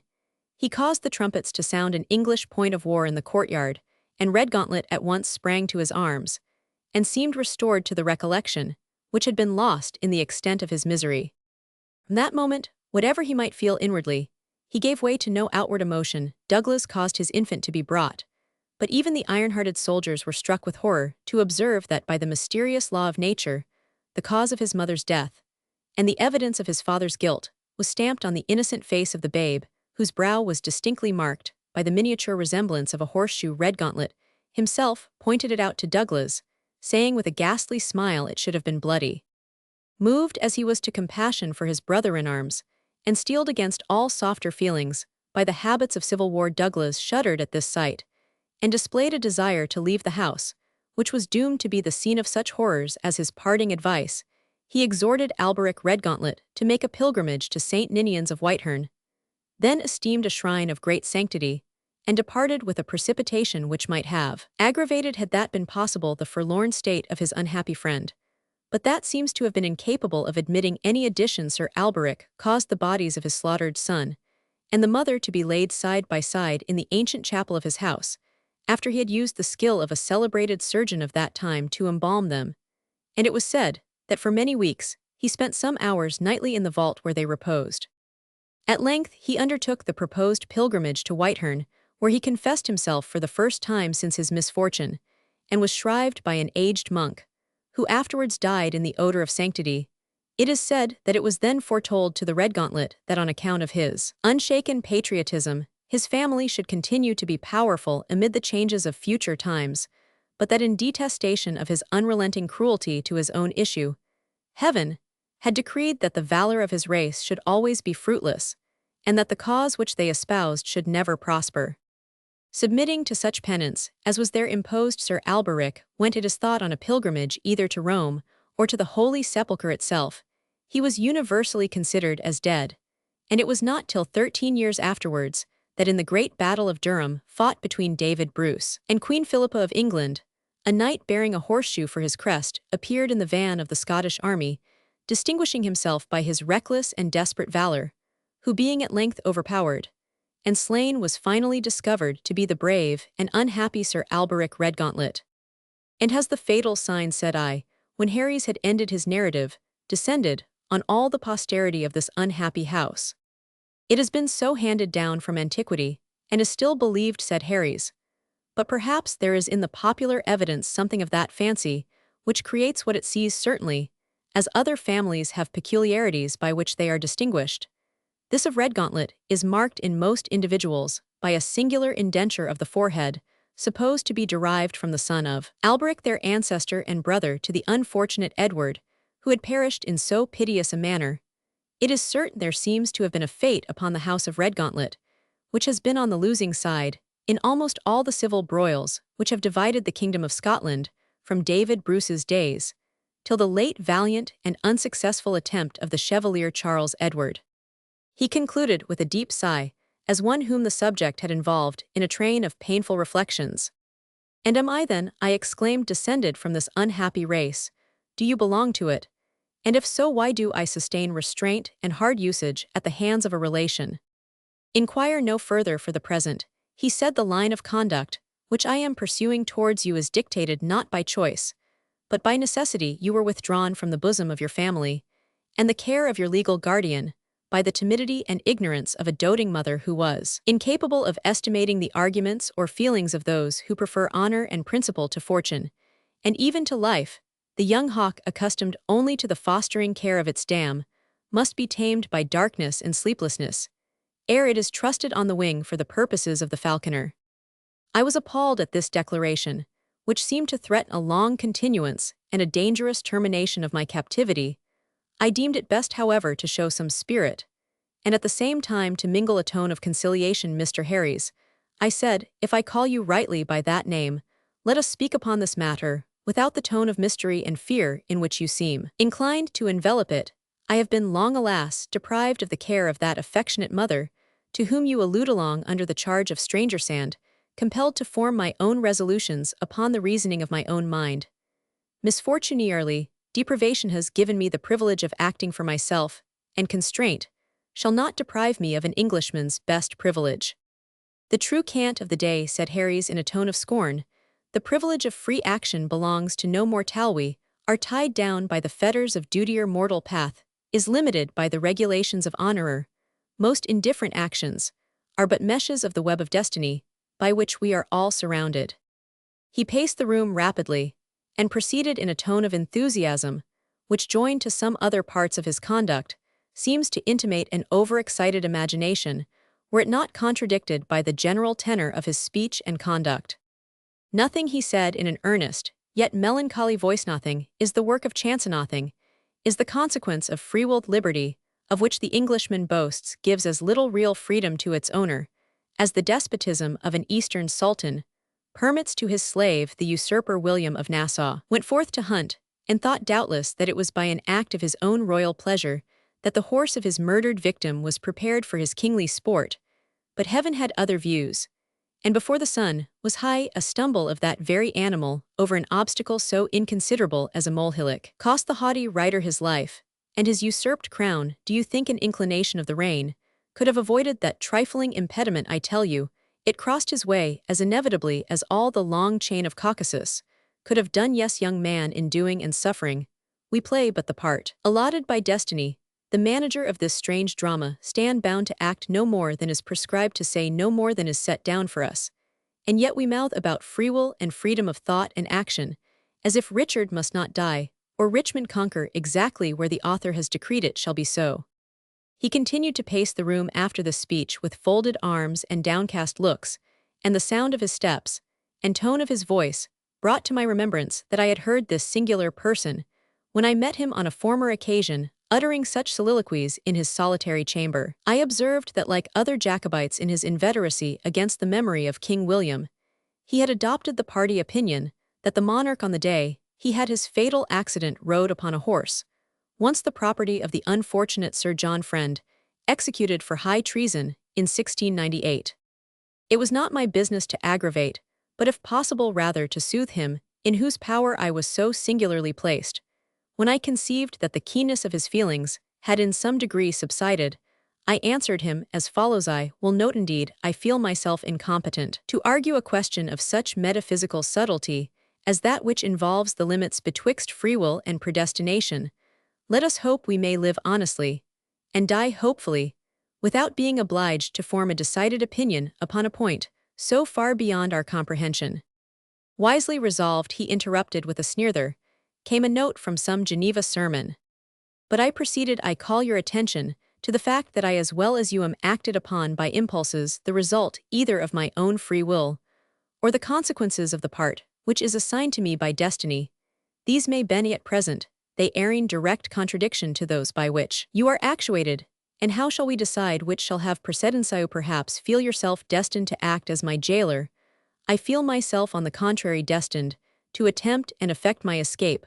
One of us must be wrong, but who can say which errs till the event has decided betwixt us? I shall feel myself destined to have recourse to severe modes of restraint, said he in the same tone of half jest, half earnest which I had used. In that case, I answered, it will be my destiny to attempt everything for my freedom. And it may be mine, young man, he replied in a deep and stern tone, to take care that you should rather die than attain your purpose. This was speaking out indeed, and I did not allow him to go unanswered. You threaten me in vain, said I. The laws of my country will protect me, or whom they cannot protect they will avenge. I spoke this firmly, and he seemed for a moment silenced, and the scorn with which he at last answered me had something of affectation in it. The laws, he said, and what stripling do you know of the laws of your country? Could you learn jurisprudence under a base-born blotter of parchment, such as Saunders Fairford, or from the empty pedantic coxcomb his son, who now forsooth writer himself advocate when Scotland was herself, and had her own king and legislature, such plebeian cubs, instead of being called to the bar of her supreme courts, would scarce have been admitted to the honor of bearing a sheepskin process bag. Allen, I could not bear this, but answered indignantly that he knew not the worth and honor from which he was detracting. I know as much of these Fairfords as I do of you, he replied. As much, said I, and as little, for you can neither estimate their real worth, nor mine. I know you saw them when last in Edinburgh. Ha, he exclaimed, and turned on me an inquisitive look. It is true, said I, you cannot deny it, and having thus shown you that I know something of your motions, let me warn you, I have modes of communication with which you are not acquainted. Oblige me not to use them to your prejudice. Prejudice me, he replied. Young man, I smile at, and forgive your folly. Nay, I will tell you that of which you are not aware, namely, that it was from letters received from these Fairfords that I first suspected what the result of my visit to them confirmed that you were the person whom I had sought for years. If you learned this, said I, from the papers which were about my person on the night when I was under the necessity of becoming your guest at Brokenburn, I do not envy your indifference to the means of acquiring information. It was dishonorable to peace, young man, said Harry's more calmly than I might have expected. The word dishonor must not be mentioned, as in conjunction with my name, your pocketbook was in the pocket of your coat, and did not escape the curiosity of another, though it would have been sacred from mine. My servant, Crystal Nixon, brought me the intelligence after you were gone. I was displeased with the manner in which he had acquired his information, but it was not the less my duty to ascertain its truth, and for that purpose I went to Edinburgh. I was in hopes to persuade Mr. Fairford to have entered into my views, but I found him too much prejudiced to permit me to trust him. He is a wretched, yet a timid slave of the present government, under which our unhappy country is dishonorably enthralled, and it would have been altogether unfit and unsafe to have entrusted him with the secret either of the right, which I possess to direct your actions, or of the manner in which I purpose to exercise it. I was determined to take advantage of his communicative humor, and obtain, if possible, more light upon his purpose. He seemed most accessible to being piqued on the point of honor, and I resolved to avail myself, but with caution, of his sensibility upon that topic. You say, I replied, that you are not friendly to indirect practices and disapprove of the means by which your domestic obtained information of my name and quality. Is it honorable to avail yourself of that knowledge which is dishonorably obtained? It is boldly asked, he replied, but within certain necessary limits. I dislike not boldness of expostulation. You have in this short conference displayed more character and energy than I was prepared to expect. You will, I trust, resemble a forest plant, which has indeed by some accident been brought up in the greenhouse, and thus rendered delicate and effeminate, but which regains its native firmness and tenacity when exposed for a season to the winter air. I will answer your question plainly. In business, as in war, spies and informers are necessary evils, which all good men detest, but which yet all prudent men must use, unless they mean to fight and act blindfold. But nothing can justify the use of falsehood and treachery in our own person.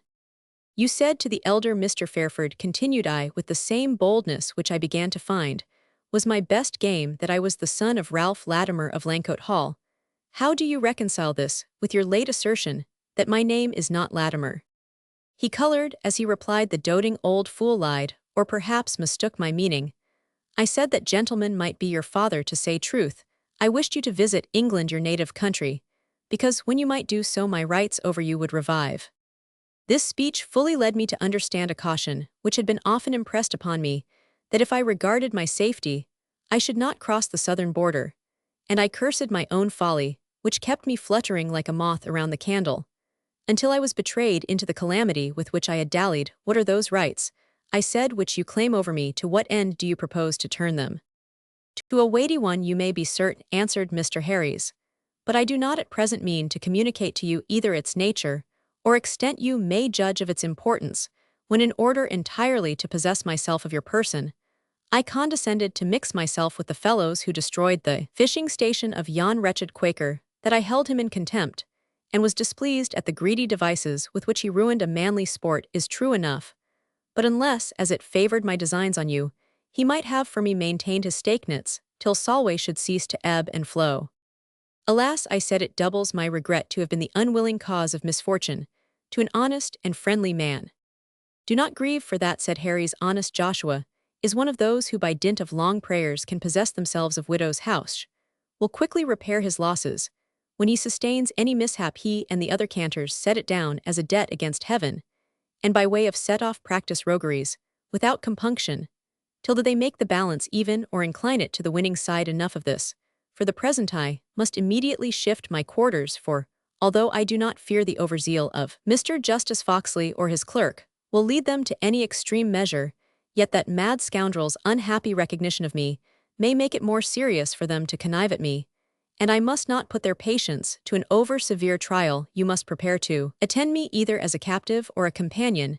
If as the latter, you must give your parole of honor to attempt no escape. Should you be so ill-advised as to break your word, once pledged, be assured that I will blow your brains out without a moment's scruple. I am ignorant of your plans and purposes, I replied, and cannot but hold them dangerous. I do not mean to aggravate my present situation by any unavailing resistance to the superior force which detains me, but I will not renounce the right of asserting my natural freedom, should it favorable opportunity occur. I will therefore rather be your prisoner than your confederate. That is spoken fairly, he said, and yet not without the canny caution of one brought up in the gude town of Edinburgh. On my part, I will impose no unnecessary hardship upon you, but on the contrary, your journey shall be made as easy as is consistent with your being kept safely. Do you feel strong enough to ride on horseback? As yet. Or would you prefer a carriage? The former mode of traveling is best adapted to the country through which we are to travel, but you are at liberty to choose between them. I said I felt my strength gradually returning, and that I should much prefer traveling on horseback. A carriage, I added, is so close and so easily guarded, replied Harries, with a look as if he would have penetrated my very thoughts, that doubtless you think horseback better calculated for an escape. My thoughts are my own, I answered, and though you keep my person prisoner, these are beyond your control. Oh, I can read the book, he said, without opening the leaves, but I would recommend to you to make no rash attempt, and it will be my care to see that you have no power to make any that is likely to be effectual. Linen, and all other necessaries for one in your circumstances, are amply provided. Crystal Nixon will act as your valet. I should rather perhaps say your femme de chambre. Traveling dress you may perhaps consider as singular, but it is such as the circumstances require, and if you object to use the articles prepared for your use, your mode of journeying will be as personally unpleasant as that which conducted you hither. We now know each other better than we did. It will not be my fault if the consequences of further intimacy be not a more favorable mutual opinion. He then left me with a civil good night to my own reflections, and only turned back to say that we should proceed on our journey at daybreak next morning, at furthest perhaps earlier, he said, but complimented me by supposing that as I was a sportsman, I must always be ready for a sudden start. We are then at issue, this singular man and myself. His personal views are to a certain point explained. He has chosen an antiquated and desperate line of politics, and he claims from some pretended tie of guardianship or relationship, which he does not deign to explain, but which he seems to have been able to pass current on a silly country justice, and his knavish clerk a right to direct and to control my motions. The danger which awaited me in England, and which I might have escaped had I remained in Scotland, was doubtless occasioned by the authority of this man, but what my poor mother might fear for me as a child, what my English friend Samuel Griffiths endeavoured to guard against during my youth and nonage, is now, it seems, come upon me, and under a legal pretext, I am detained in what must be a most illegal manner by a person foe, whose own political immunities have been forfeited by his conduct, it matters not me mind, is made up neither persuasion, nor threats shall force me into the desperate designs, which this man meditates, whether I am of the trifling consequence, which my life hitherto seems to intimate, or whether I have, as would appear from my adversaries' conduct, such importance by birth or fortune as may make me a desirable acquisition to a political faction. My resolution is taken in either case. Those who read this journal, if it shall be perused by impartial eyes, shall judge of me truly, and if they consider me as a fool in encountering danger unnecessarily, they shall have no reason to believe me a coward or a turncoat when I find myself engaged in it. I have been bred in sentiments of attachment to the family on the throne, and in these sentiments I will live and die. I have indeed some idea that Mr. Harries has already discovered that I am made of different and more unmalleable metal than he had at first believed. There were letters from my dear Alan Fairford giving a ludicrous account of my instability of temper in the same pocketbook, which, according to the admission of my pretended guardian, fell under the investigation of his domestic during the night I passed at Brokenburn, where, as I now recollect, my wet clothes, with the contents of my pockets, were with the thoughtlessness of a young traveller committed too rashly to the care of a strange servant, and my kind friend and hospitable landlord Mr. Alexander Fairford may also, and with justice, have spoken of my levities to this man, but he shall find he has made a false estimate upon these plausible grounds since. I must break off for the present. Chapter 9. Latimer's Journal in continuation.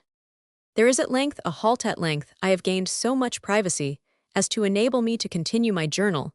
It has become a sort of task of duty to me, without the discharge of which I do not feel that the business of the day is performed true, no friendly I may ever look upon these labors which have amused the solitary hours of an unhappy prisoner. Yet in the meanwhile the exercise of the pen seems to act as a sedative upon my own agitated thoughts and tumultuous passions. I never lay it down, but I rise stronger in resolution, more ardent in hope. 1,000 vague fears, wild expectations, and indigested schemes hurry through one's thoughts in seasons of doubt and of danger, but by arresting them as they flit across the mind, by throwing them on paper, and even by that mechanical act compelling ourselves to consider them with scrupulous and minute attention, we may perhaps escape becoming the dupes of our own excited imagination, just as a young horse is cured of the vice of starting, by being made to stand still and look for some time, without any interruption, at the cause of its terror. There remains but one risk, which is that of discovery, but besides the small characters in which my residence in Mr. Fairford's house enabled me to excel for the purpose of transferring as many scroll sheets as possible to a huge sheet of stamped paper, I have, as I have elsewhere intimated, had hitherto the comfortable reflection that if the record of my misfortunes should fall into the hands of him by whom they are caused, they would, without harming anyone, show him the real character and disposition of the person who has become his prisoner, perhaps his victim. Now, however, that other names and other characters are to be mingled with the register of my own sentiments, I must take additional care of these papers, and keep them in such a manner that in case of the least hazard of detection I may be able to destroy them at a moment's notice. I shall not soon or easily forget the lesson I have been taught by the prying disposition which Crystal Nixon, this man's agent and confederate, manifested at Brokenburn, and which proved the original cause of my sufferings. My laying aside the last sheet of my journal hastily was occasioned by the unwonted sound of a violin in the farmyard beneath my windows. It will not appear surprising to those who have made music their study that after listening to a few notes, I became at once assured that the musician was no other than the itinerant formerly mentioned as present at the destruction of Joshua Geddes, Stakenitz the Superior, delicacy and force of whose execution would enable me to swear to his bow amongst a whole orchestra. I had the less reason to doubt his identity, because he played twice over the beautiful Scottish air called Wandering Willie, and I could not help concluding that he did so for the purpose of intimating his own presence, since what the French called the nom de guerre of the performer was described by the two. Hope will catch at the most feeble twig for support in extremity. I knew this man, though deprived of sight, to be bold in genius, and perfectly capable of acting as a guide.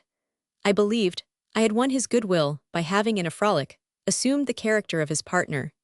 And I remembered that in a wild, wandering, and disorderly course of life, men, as they become loosened from the ordinary bonds of civil society, hold those of comradeship more closely sacred, so that honor is sometimes found among thieves and faith and attachment, in such as the law has termed vagrants. The history of Richard Coeur de Lion and his minstrel Blondel rushed at the same time on my mind, though I could not even then suppress a smile at the dignity of the example, when applied to a blind fiddler and myself. Still, there was something in all this to awaken a hope, that if I could open a correspondence with this poor violer, he might be useful in extricating me from my present situation.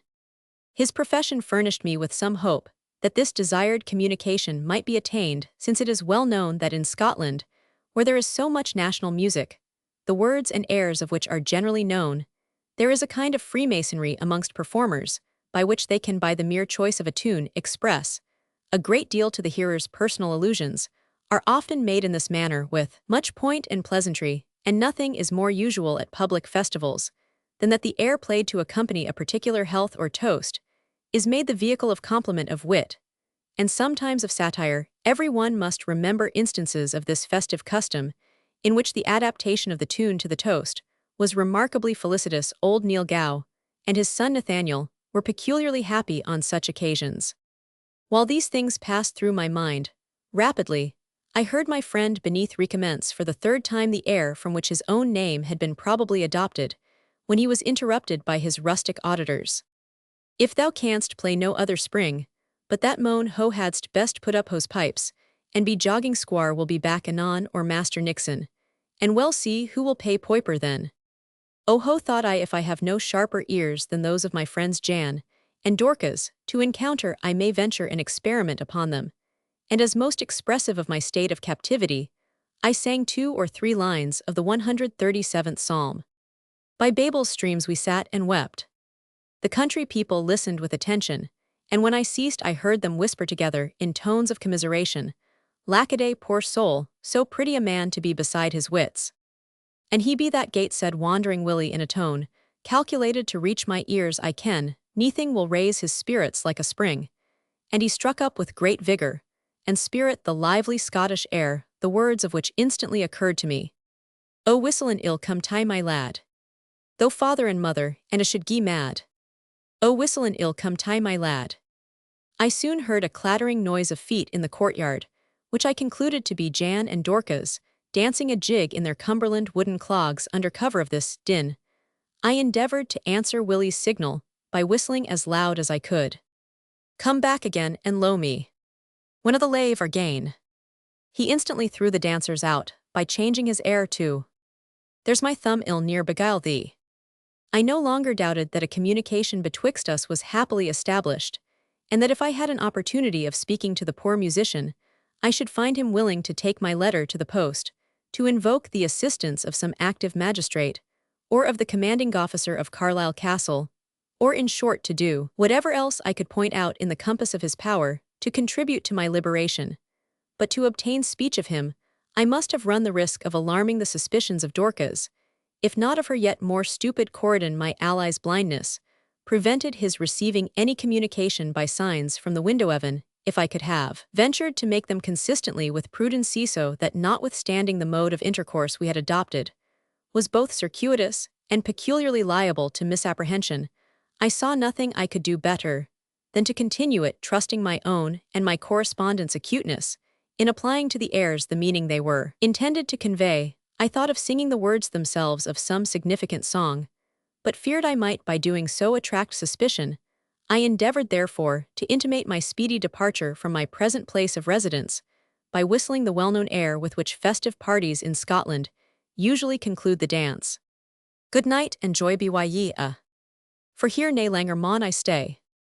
There's neither friend nor foe of mine, but wishes that I were away."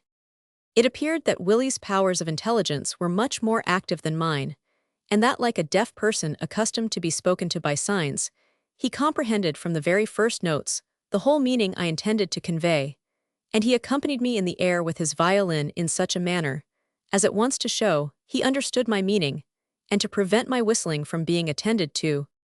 His reply was almost immediate, and was conveyed in the old martial air of "Hey Johnny lad, cock up your beaver." I ran over the words, and fixed on the following stanza as most applicable to my circumstances. "Cock up your beaver and cock it foose brush. well over the border, and give them a brush. There's somebody there will teach better behavior. Hey Johnny lad, cock up your beaver.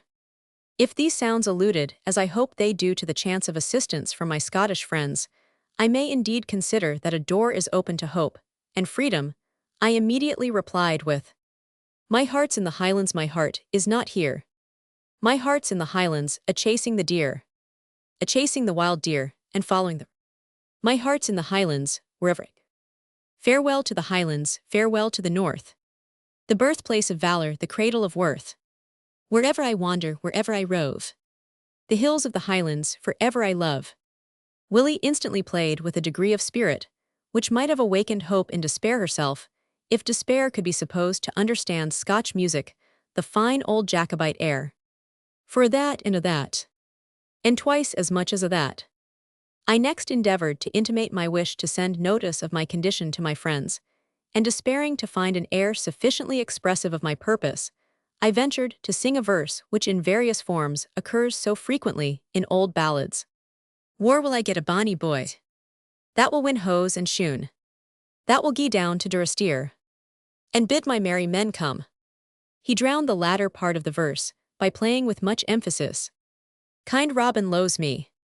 Of this, though I ran over the verses of the song in my mind, I could make nothing, and before I could contrive any mode of intimating my uncertainty, a cry arose in the courtyard that Crystal Nixon was coming. My faithful Willie was obliged to retreat, but not before he had half played, half hummed by way of farewell. "Leave thee, lad. I'll never leave thee. The stars shall gie withershins ere I will leave thee." I am thus, I think, secure of one trusty adherent in my misfortunes, and however whimsical it may be to rely much on a man of his idle profession, and deprived of sight, withal it is deeply impressed on my mind that his services may be both useful and necessary, there is another quarter from which I look for succor, and which I have indicated to the Allen Inn. More than one passage of my journal twice at the early hour of daybreak, I have seen the individual alluded to in the court of the farm, and twice she made signs of recognition, in answer to the gestures, by which I endeavored to make her comprehend my situation. But on both occasions, she pressed her finger on her lips as expressive of silence and secrecy. The manner in which G. Roman 1000 entered upon the scene for the first time seems to assure me of her goodwill so far as her power may reach, and I have many reasons to believe it is considerable, yet she seemed hurried and frightened during the very transitory moments of our interview, and I think was upon the last occasion startled by the entrance of someone into the farmyard.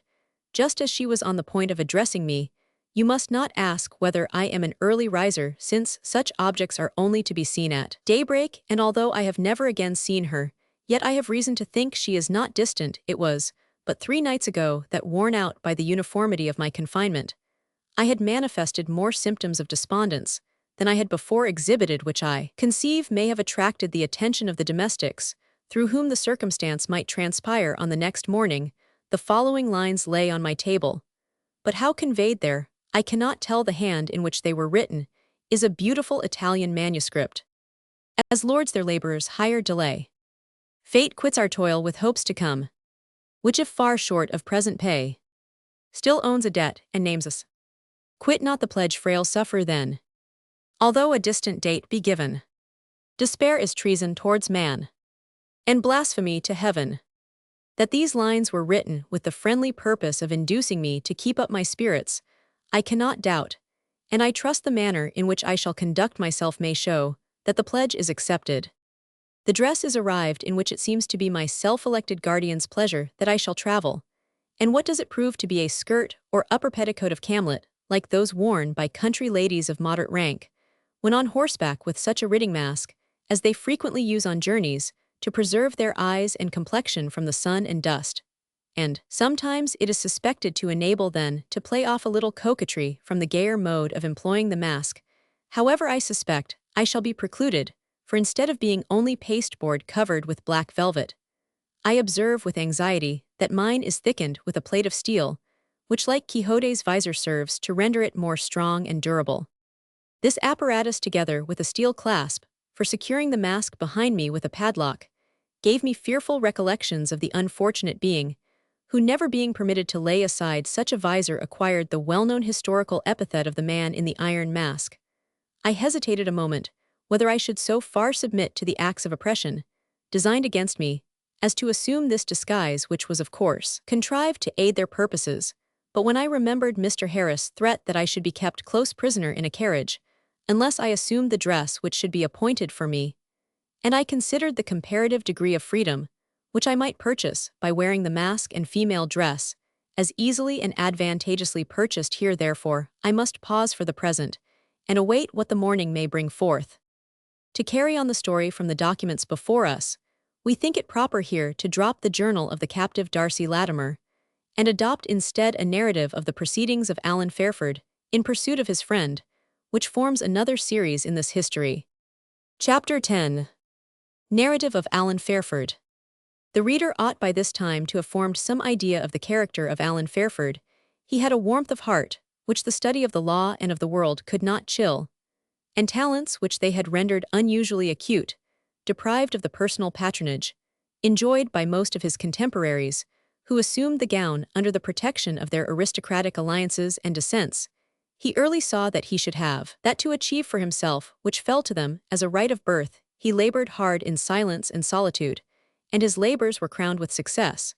But Alan doted on his friend Darcy even more than he loved his profession, and as we have seen threw everything aside, when he thought Latimer in danger for getting fame and fortune, and hazarding even the serious displeasure of his father, to rescue him whom he loved with an elder brother's affection. Darcy, though his parts were more quick and brilliant than those of his friend, seemed always to the latter a being under his peculiar charge, whom he was called upon to cherish and protect in cases where the youth's own experience was unequal to the exigency. And now, when the fate of Latimer seeming worse than doubtful, Alan's whole prudence and energy were to be exerted in his behalf, an adventure, which might have seemed perilous to most youths of his age, had no terrors for him. He was well acquainted with the laws of his country, and knew how to appeal to them. And besides his professional confidence, his natural disposition was steady, sedate, persevering, and undaunted with these requisites. He undertook a quest which at that time was not unattended with actual danger, and had much in it to appall a more timid disposition. Fairford's first inquiry concerning his friend was of the chief magistrate of Dumfries, Provost Crosby, who had sent the information of Darcy's disappearance on his first application. He thought he discerned in the honest dignitary a desire to get rid of the subject. The provost spoke of the riot at the fishing station as an outbreak among those lawless loons, the fishermen, which concerned the sheriff. He said, more than us poor town council bodies, that have enough to do to keep peace within burg, amongst such a set of commoners as the town are plagued with. But this is not all. Provost Crosby, said Mr. Alan Fairford, a young gentleman of rank and fortune, has disappeared amongst their hands. You know him. My father gave him a letter to you, Mr. Darcy Latimer. Lackaday, yes, said the provost. Mr. Darcy Latimer dined at my house. I hope he is well. I hope so too, said Alan rather indignantly, but I desire more certainty on that point. You yourself wrote my father that he had disappeared. Troth, yes, and that is true, said the provost, but did he not go back to his friends in Scotland? It was not natural to think he would stay here. Not unless he is under restraint, said Fairford, surprised at the coolness with which the provost seemed to take up the matter. Rely on it, sir, said Mr. Crosby, that if he has not returned to his friends in Scotland, he must have gone to his friends in England. I will rely on no such thing, said Alan. If there is law or justice in Scotland, I will have the thing cleared to the very bottom. Reasonable, said the provost, so far as is possible, but you know I have no power beyond the ports of the burg. But you are in the commission besides Mr. Crosby, a justice of peace for the county. True, very true that is, said the cautious magistrate. I will not say, but my name may stand on the list, but I cannot remember that I have ever qualified by taking the oaths to government. Why, in that case, said young Fairford, there are ill-natured people might doubt your attachment to the Protestant line, Mr. Crosby. God forbid, Mr. Fairford, I who have done and suffered in the 4 to 5. I reckon the Highlandmen did me damage, to the amount of 100 Scots, forby all they ate, and drank no, sir, I stand beyond challenge. But as for plaguing myself with county business, let them that ought the mare shoe the mare. The commissioners of supply would see my back broken before they would help me in the burg's work, and all the world kens the difference of the weight between public business in burg and landward. What are their riots to me? Have we not riots enough of our own? But I must be getting ready for the council meets. This forenoon I am blithe to see your father's son, on the causeway of our ancient burg, Mr. Alan Fairford. Were you a 12-month alder, we would make a burgess of you, man. I hope you will come and dine with me before you go away. What think you of today at 2 o'clock? Just a roasted chucky, and a drappet egg. Alan Fairford resolved that his friend's hospitality should not, as it seemed the inviter intended, put a stop to his queries. I must delay you for a moment, he said. Mr. Crosby, this is a serious affair. A young gentleman of high hopes, my own dearest friend, is missing. You cannot think it will be passed over slightly, if a man of your high character, and known zeal for the government, do not make some active inquiry. Mr. Crosby, you are my father's friend, and I respect you as such, but to others it will have a bad appearance. The withers of the provost were not unwrung. He paced the room in much tribulation, repeating, but what can I do, Mr. Fairford? I warrant your friend casts up agony, will come back again like the ill shilling.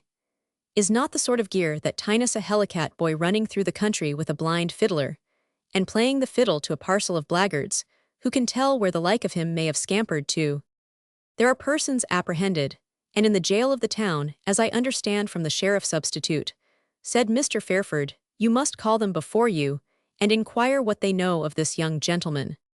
The sheriff depute did commit some poor creatures, I believe you wretched ignorant fishermen bodies, that had been quarrelling with Quaker Geds, and his stakenets wilk under favour of your gown. Be it spoken, Mr. Fairford, are not over and above lawful, and the town clerk thinks that they may be lawfully removed via factibus, that is by the by, but sir, the creatures were dismissed for want of evidence.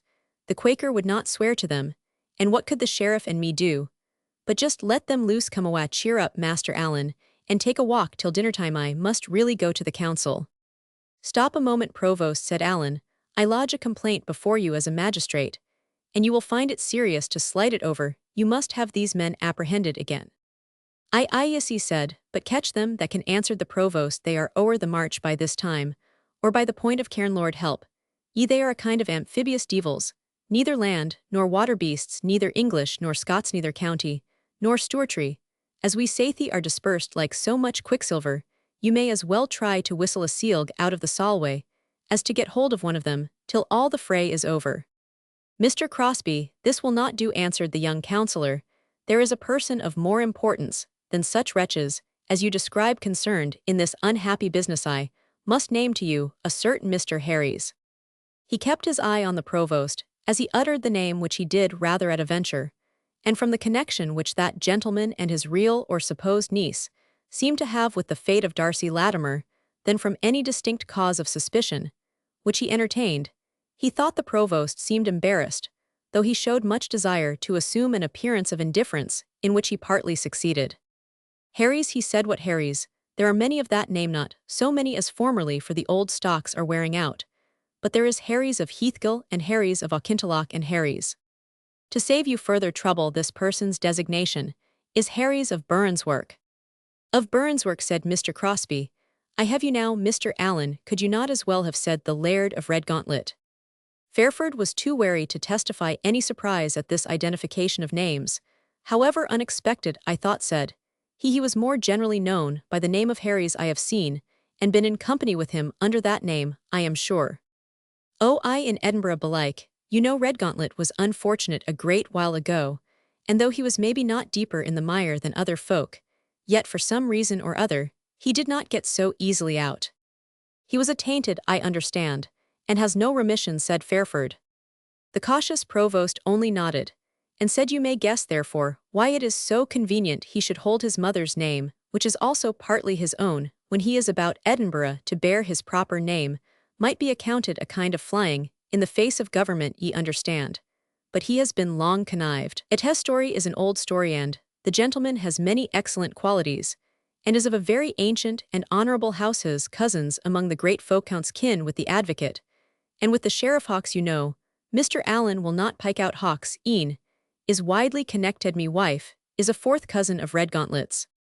Hinc illy lacrymae, thought Allan Fairford to himself, but the hint presently determined him to proceed by soft means, and with caution. I beg you to understand, said Fairford, that in the investigation I am about to make I design no harm to Mr. Harry's or Redgauntlet call, him what you will all I wish is to ascertain the safety of my friend. I know that he was rather foolish in once going upon a mere frolic in disguise to the neighborhood of this same gentleman's house.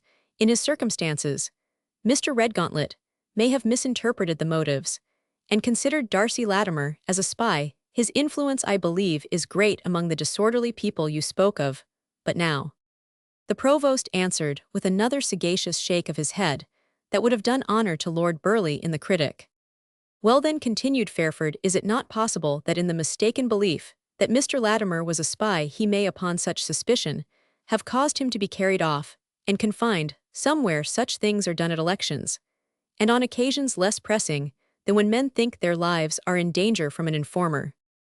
Mr. Fairford, said the provost very earnestly, I scarce think such a mistake possible, or if by any extraordinary chance it should have taken place, Redgauntlet, whom I cannot but know well, being, as I have said, my wife's first cousin, fourth cousin, I should say, is altogether incapable of doing anything harsh to the young gentleman, might send him o'er to Ailsa for a night or two, or maybe land him on the north coast of Ireland, or in Islay, or some of the Hebrides, but depend upon it, he is incapable of harming a hair of his head.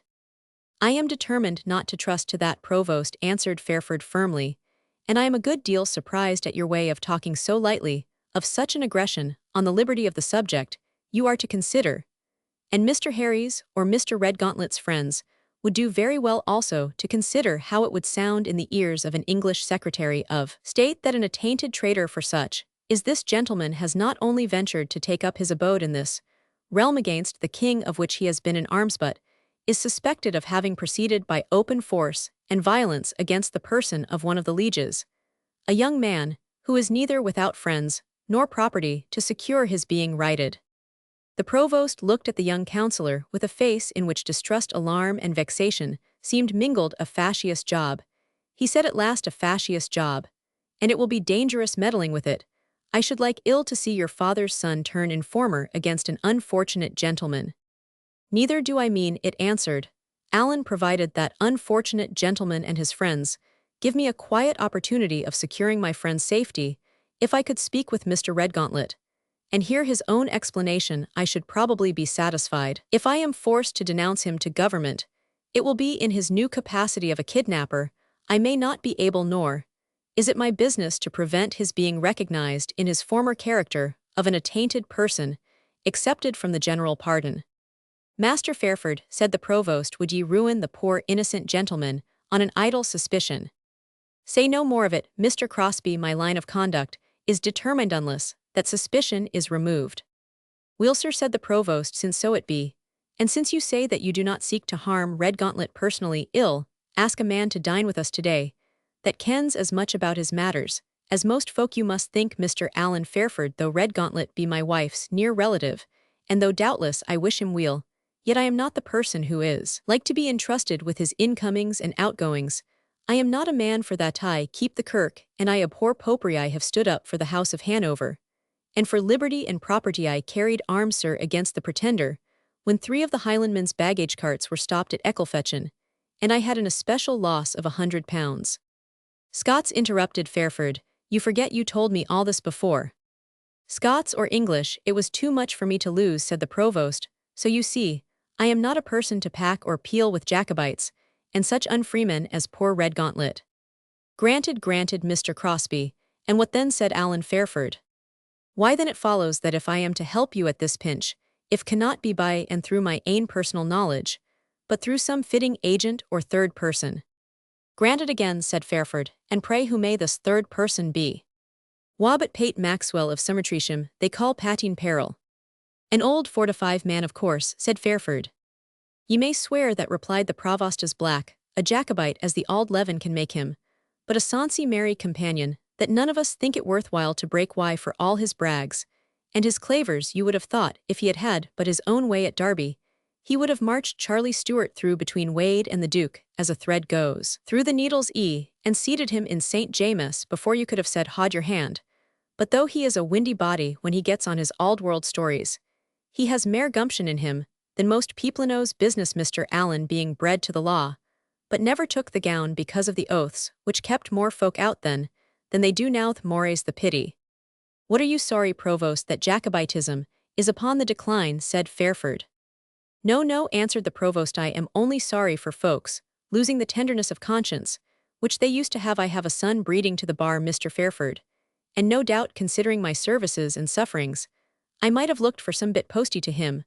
But if the muckle tykes come in, I mean, these Maxwells and Johnstons, and great lairds, that the oaths used to keep out lang syneth bits o' messin doggies like my son, and maybe like your father's son, Mr. Allen, will be sair put to the wall. But to return to the subject, Mr. Crosby, said Fairford, do you really think it likely that this Mr. Maxwell will be of service in this matter? It's very like he may be, for he is the tongue of the trump to the whole squad of them, said the Provost, and Redgauntlet, though he will not stick at times to call him a fool, takes more of his counsel than any man's else, that I am aware of. If fate can bring him to a communing, the business is done. He's a sharp-cheeled Patine Peril. Patine Peril, repeated Allen, a very singular name. Aye, and it was in as queer a way he got it. But ill say neathing about that, said the Provost, for fear of forestalling his market, for ye are sure to hear it once at least, however oftener, before the punch bowl gives place to the teapot hand. Now fare ye weel, for there is the council bell clinking in earnest, and if I am not there before it jows in Bailey Laurie will be trying some of his manoeuvres. The Provost, repeating his expectation of seeing Mr. Fairford at 2 o'clock at length, effected his escape from the young counsellor, and left him at a considerable loss. How to proceed? The sheriff, it seems, had returned to Edinburgh, and he feared to find the visible repugnance of the Provost to interfere with this Laird of Burns' work, or Redgauntlet, much stronger amongst the country gentlemen, many of whom were Catholics as well as Jacobites, and most others unwilling to quarrel with kinsmen and friends, by prosecuting with severity political offences, which had almost run a prescription. To collect all the information in his power, and not to have recourse to the higher authorities, until he could give all the light of which the case was capable, seemed the wiser proceeding in a choice of difficulties. He had some conversation with the procurator fiscal, who, as well as the Provost, was an old correspondent of his father Allen, expressed to that officer a purpose of visiting Brokenburn, but was assured by him that it would be a step attended with much danger to his own person, and altogether fruitless, that the individuals who had been ringleaders in the riot were long since safely sheltered in their various lurking holes in the Isle of Man, Cumberland, and elsewhere, and that those who might remain would undoubtedly commit violence on any who visited their settlement, with the purpose of inquiring into the late disturbances. There were not the same objections to his hastening to Mount Sharon, where he expected to find the latest news of his friend, and there was time enough to do so before the hour appointed for the Provost's dinner upon the road. He congratulated himself on having obtained one point of almost certain information: the person who had in a manner forced himself upon his father's hospitality, and had appeared desirous to induce Darcy Latimer to visit England, against whom too a sort of warning had been received from an individual connected with, and residing in his own family, proved to be a promoter of the disturbance in which Darcy had disappeared. What could be the cause of such an attempt on the liberty of an inoffensive and amiable man? It was impossible. It could be merely owing to Redgauntlet's mistaking Darcy for a spy, for though that was the solution which Fairford had offered to the Provost, he well knew that, in point of fact, he himself had been warned by his singular visitor of some danger to which his friend was exposed before such suspicion could have been entertained, and the injunctions received by Latimer from his guardian, or him who acted as such, Mr. Griffiths of London, pointed to the same thing. He was rather glad, however, that he had not let Provost Crosby into his secret further than was absolutely necessary, since it was plain that the connection of his wife with the suspected party was likely to affect his impartiality as a magistrate. When Allen Fairford arrived at Mount Sharon, Rachel Geddes hastened to meet him almost before the servant could open the door. She drew back in disappointment when she beheld a stranger, and said to excuse her precipitation that she had thought it was her brother Joshua returned from Cumberland. Mr. Geddes is then absent from home, said Fairford, much disappointed in his turn. He hath been gone since yesterday, friend, answered Rachel, once more composed to the quietude which characterizes her sect, but her pale cheek and red eye giving contradiction to her assumed equanimity. I am, said Fairford hastily, the particular friend of a young man, not unknown to you, Miss Geddes, friend of Darcy Latimer, and am come hither in the utmost anxiety, having understood from Provost Crosby that he had disappeared in the night, when a destructive attack was made upon the fishing station of Mr. Geddes. "Thou dost afflict me, friend, by thy inquiries," said Rachel, more affected than before, for although the youth was like those of the worldly generation wise in his own conceit, and lightly to be moved by the breath of vanity, yet Joshua loved him, and his heart clave to him as if he had been his own son, and when he himself escaped from the sons of Belial, which was not until they had tired themselves with reviling, and with idle reproach and the jests of the scoffer Joshua, my brother returned to them once and again, to give ransom for the youth called Darcy Latimer with offers of money, and with promise of remission, but they would not hearken to him. Also he went before the head judge, whom men call the sheriff, and would have told him of the youth's peril, but he would in no way hearken to him, unless he would swear unto the truth of his words, which thing he might not do without sin, seeing it is written, "Swear not at all, so that our conversation shall be yea or nay." Therefore Joshua returned to me disconsolate, and said, "Sister Rachel, this youth hath run into peril for my sake. Assuredly, I shall not be guiltless if a hair of his head be harmed, seeing I have sinned in permitting him to go with me to the fishing station, when such evil was to be feared. Therefore I will take my horse, even Solomon, and ride swiftly into Cumberland, and I will make myself friends with Mammon of unrighteousness among the magistrates of the Gentiles, and among their mighty men, and it shall come to pass that Darcy Latimer shall be delivered, even if it were at the expense of half my substance." And I said, "Nay, my brother, go not, for they will but scoff at, and revile thee but hire with thy silver, one of the scribes who are eager as hunters in pursuing their prey, and he shall free Darcy Latimer from the men of violence by his cunning, and thy soul shall be guiltless of evil towards the lad." But he answered and said, "I will not be controlled in this matter, and he is gone forth and hath not returned. And I fear me that he may never return, for though he be peaceful as becometh one who holds all violence as offense against his own soul, yet neither the floods of water, nor the fear of the snare, nor the drawn sword of the adversary brandished in the path will overcome his purpose, wherefore the Solway may swallow him up, or the sword of the enemy may devour him. Nevertheless, my hope is better in him, who directeth all things and ruleth over the waves of the sea and overruleth the devices of the wicked, and who can redeem us even as a bird from the fowler's net." This was all that Fairford could learn from Miss Geddes, but he heard with pleasure that the good Quaker her brother had many friends among those of his own profession in Cumberland, and without exposing himself to so much danger as his sister seemed to apprehend, he trusted he might be able to discover some traces of Darcy Latimer. He himself rode back to Dumfries, having left with Miss Geddes his direction in that place, and an earnest request that she would forward thither whatever information she might obtain from her brother. On Fairford's return to Dumfries, he employed the brief interval which remained before dinner-time in writing an account of what had befallen Latimer, and of the present uncertainty of his condition, to Mr. Samuel Griffiths, through whose hands the remittances for his friend's service had been regularly made, desiring he would instantly acquaint him with such parts of his history as might direct him in the search which he was about to institute through the border counties, and which he pledged himself not to give up until he had obtained news of his friend alive or dead. The young lawyer's mind felt easier when he had dispatched this letter.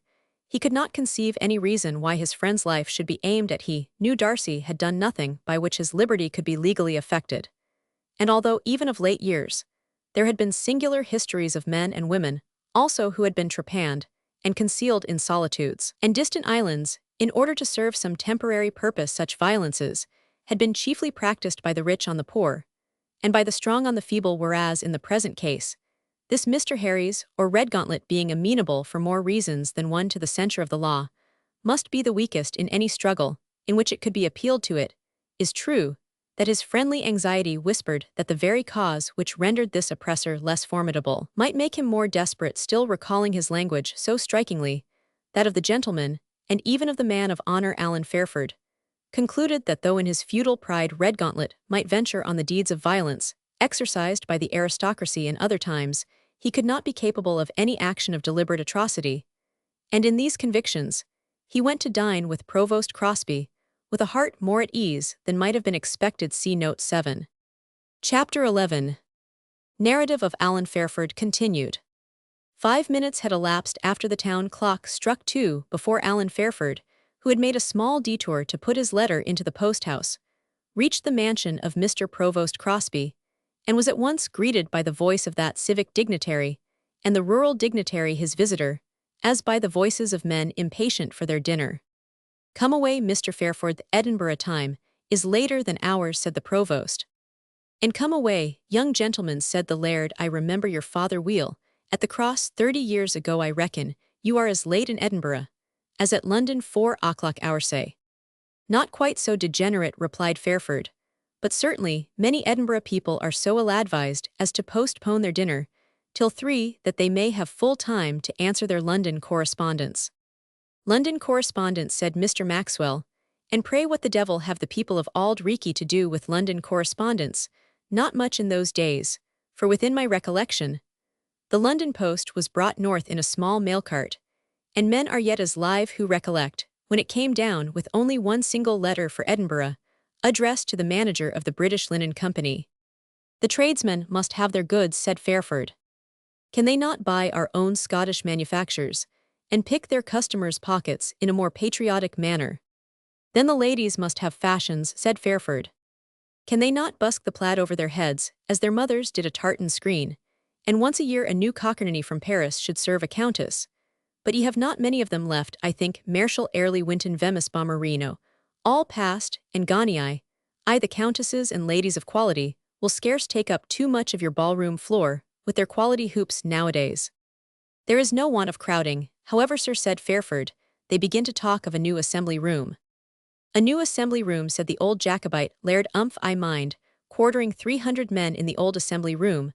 I remember hearing this identical answer, given by an old Highland gentleman of the 45, when he heard of the opening of the new assembly rooms in George Street. "But come, I'll ask no more questions. Answers, all smell of new lords, new lands, and do but spoil my appetite, which were a pity, since here comes Mrs. Crosby to say our mutton's ready." It was even so. Mrs. Crosby had been absent like Eve on hospitable cares, intent a duty which she did not conceive herself exempted from either by the dignity of her husband's rank in the municipality, or the splendor of her Brussels silk gown, or even by the more highly prized luster of her birth.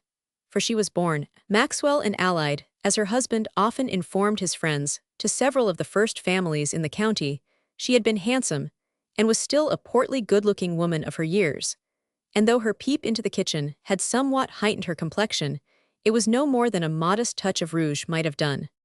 The provost was certainly proud of his lady, nay, some said he was afraid of her, for of the females of the Redgauntlet family, there went a rumour that ally where they would there was a grey mare, as surely in the stables of their husbands, as there is a white horse in Wouvermans. Pictures. The good dame, too, was supposed to have brought a spice of politics into Mr. Crosby's household, along with her, and the provost's enemies at the council table of the burgh used to observe that he uttered there many a bold harangue against the Pretender, and in favour of King George and government, of which he dared not have pronounced a syllable in his own bedchamber, and that in fact his wife's predominating influence had now and then occasioned his acting or forbearing to act in a manner very different from his general professions of zeal for revolution principles. If this was in any respect true, it was certain, on the other hand, that Mrs. Crosby in all external points seemed to acknowledge the lawful sway and right supremacy of the head of the house, and if she did not in truth reverence her husband, she at least seemed to do so.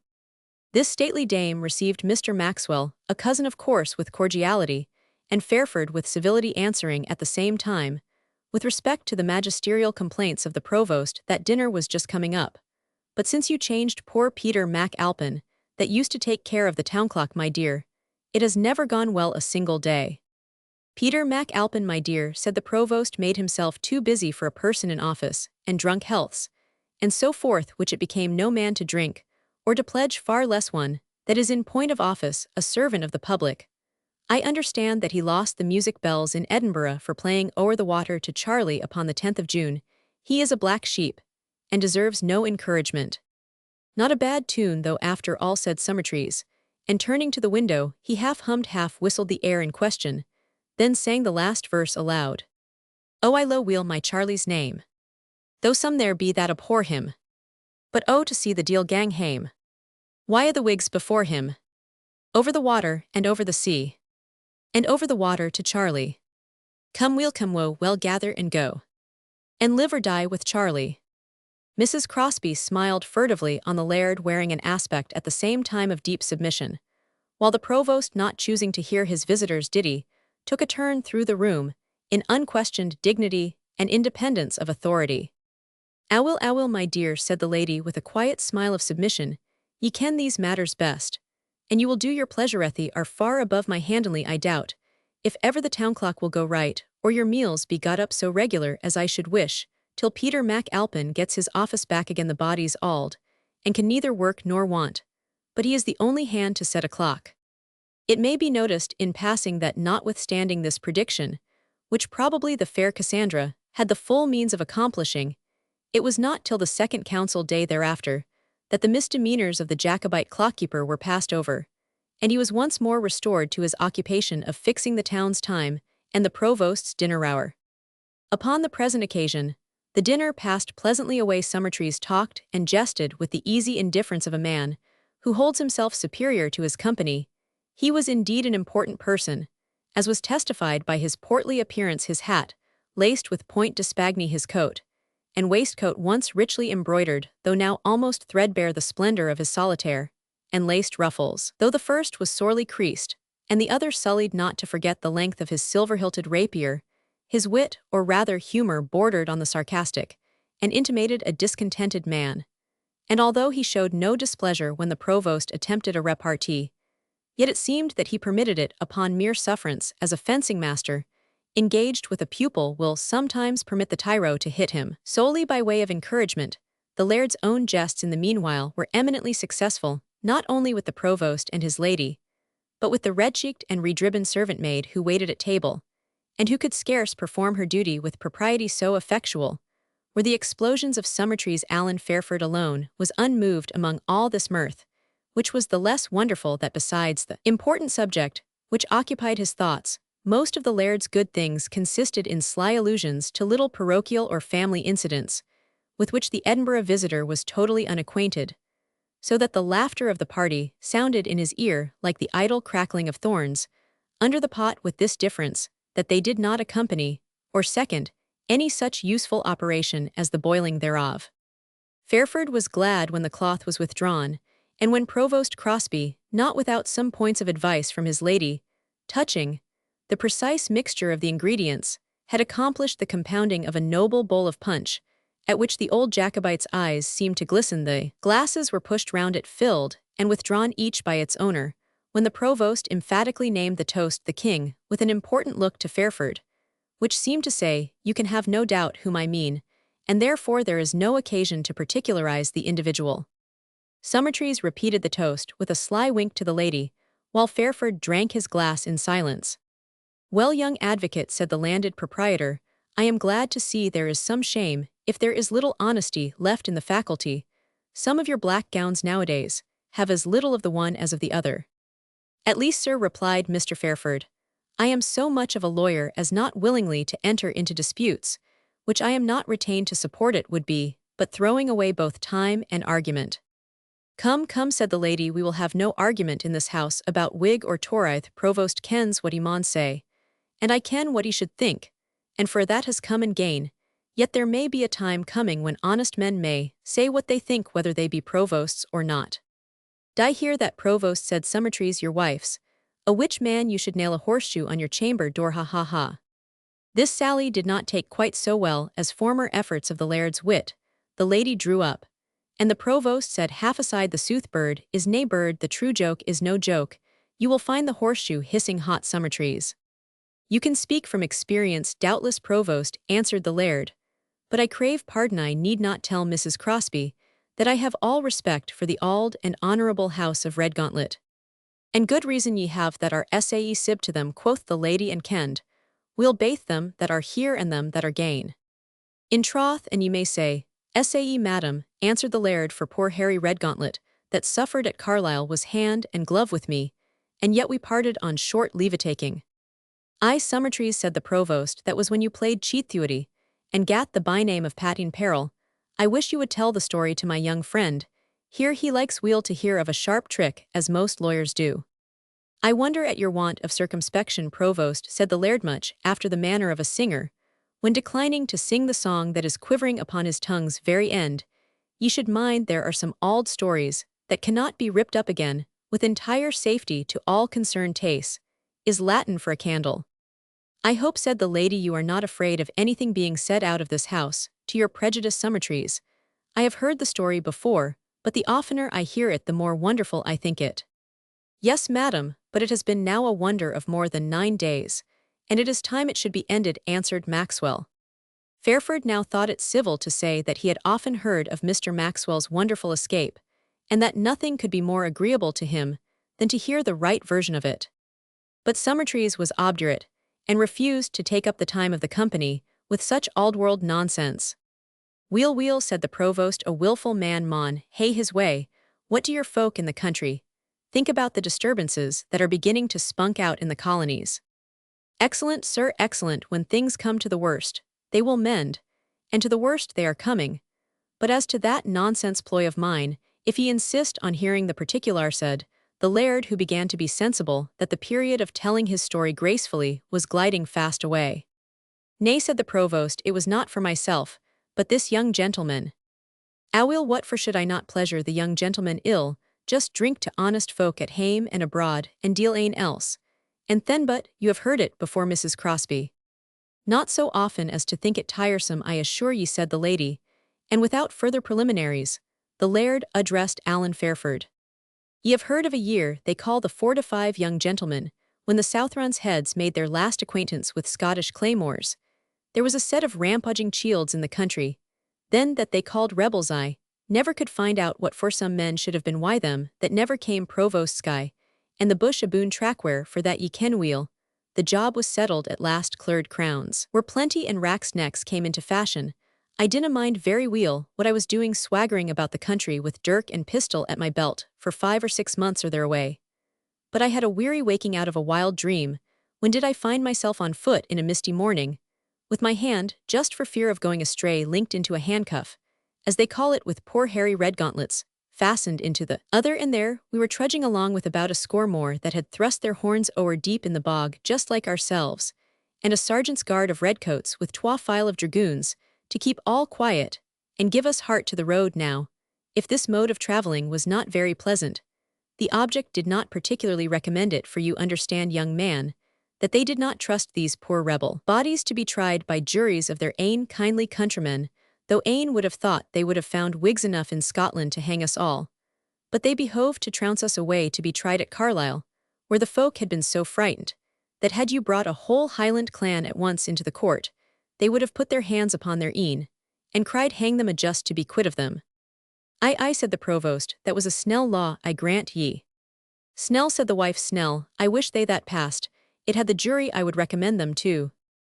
"I suppose the young lawyer thinks it all very right," said Summertrees, looking at Fairford. An old lawyer might have thought otherwise, however the cudgel was to be found to beat the dog.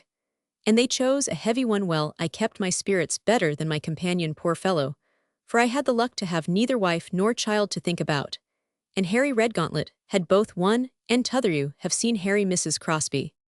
"In troth have I," said she, with the sigh which we give to early recollections, of which the object is no more. "He was not so tall as his brother, and a gentler lad every way. After he married the great English fortune, folk called him less of a Scottishman than Edward." "Folk lead then," said Summertrees. "Poor Harry was none of your bold-speaking ranting reivers that talk about what they did yesterday, or what they will do tomorrow. It was when something was to do at the moment that you should have looked at Harry Redgauntlet. I saw him at Culloden, when all was lost, doing more than 20 of these bleezing braggarts, till the very soldiers that took him cried not to hurt him for all somebody's orders provost for. He was the bravest fellow of them all. Weel, as I went by the side of Harry, and felt him raise my hand up in the mist of the morning, as if he wished to wipe his eye, for he had not that freedom without my leaving. Me very heart was like to break for him, poor fellow. In the meanwhile, I had been trying and trying to make my hand as fine as a lady's, to see if I could slip it out of my iron wristband. You may think," he said, laying his broad bony hand on the table, "I had work enough with such a shoulder-offment fist, but if you observe, the shackly bones are of the largest, and so they were obliged to keep the handcuff wide. At length I got my hand slipped out and slipped in again, and poor Harry was sae deep in his ain thoughts, I could not make him sensible what I was doing." "Why not?" said Alan Fairford, for whom the tale began to have some interest. "Because there was an unchancy beast of a dragoon riding close beside us on the other side, and if I had let him into my confidence as well as Harry, It would not have been long before a pistol ball slapped through my bonnet. Well, I had little for it, but to do the best I could for myself. And by my conscience, it was time when the gallows was staring me in the face. We were to halt for breakfast at Moffat. Well, did I know the moors we were marching over, having hunted and hawked on every acre of ground in very different times. So I waited, you see, till I was on the edge of Erichstainbury, ye ken, the place they call the Marquis beef stand, because the Annandale loons used to put their stolen cattle in there. Fairford intimated his ignorance. Ye must have seen it as ye came this way. It looks as if four hills were laying their heads together to shut out daylight from the dark hollow space between them. A deep blackguard-looking abyss of a hole it is, and goes straight down from the roadside as perpendicular as it can do to be a heathery brae at the bottom. There is a small bit of a brook that you would think could hardly find its way out from the hills that are so closely jammed round it. A bad pass indeed, said Allan. You may say that, continued the laird. Bad as it was, sir, it was my only chance, and though my very flesh creeped when I thought what a rumble I was going to get, yet I kept my heart up all the same. And so just when we came on the edge of this beefstand of the Johnstons, I slipped out my hand from the handcuff, cried to Harry Gauntlet, follow muhisked, under the belly of the dragoon horseflung my plaid round me with the speed of lightning, threw myself on my side, for there was no keeping my feet, and down the brae hurled I over heather and fern, and blackberries like a barrel down Chalmers close. In auld reekie gee, sir, I never could help laughing when I think how the scoundrel redcoats must have been bumbazed, for the mist being, as I said, thick, they had little notion, I take it, that they were on the verge of such a dilemma. I was halfway down, for rowing is faster work than Rinninger they could get at their arms, and then it was flash, rap from the edge of the road. But my head was too jumbled to think anything either of that, or the hard knocks I got among the stones. I kept my senses. The gither wilk has been thought wonderful by all that ever saw the place, and I helped myself with my hands as gallantly as I could, and to the bottom I came. There I lay for half a moment. But the thoughts of a gallows is worth all the salts and scent bottles in the world for bringing a man to himself. Up I sprang like a 4-year-old colt. All the hills were spinning round with me like so many great big humming tops, but there was nae time to think of that, neither, more especially as the mist had risen a little with the firing. I could see the villains like sae money craws on the edge of the brae, and I reckoned that they saw me, for some of the loons were beginning to crawl down the hill, but like our auld wives in their red cloaks coming frae a field preaching. Then such a supple lad as I was accordingly, they soon began to stop and load their pieces. Gooding to you, gentlemen, thought I, if that is to be the gate of it, if you have any further word with me, you maun come as far as Carryfrogons. And so off I set, and never buck went faster o'er the braes than I did, and I never stopped till I had put 3 waters reasonably deep. As the season was rainy, 6 mountains, and a few thousand acres of the worst moss and ling in Scotland, betwixt me and my friends the redcoats.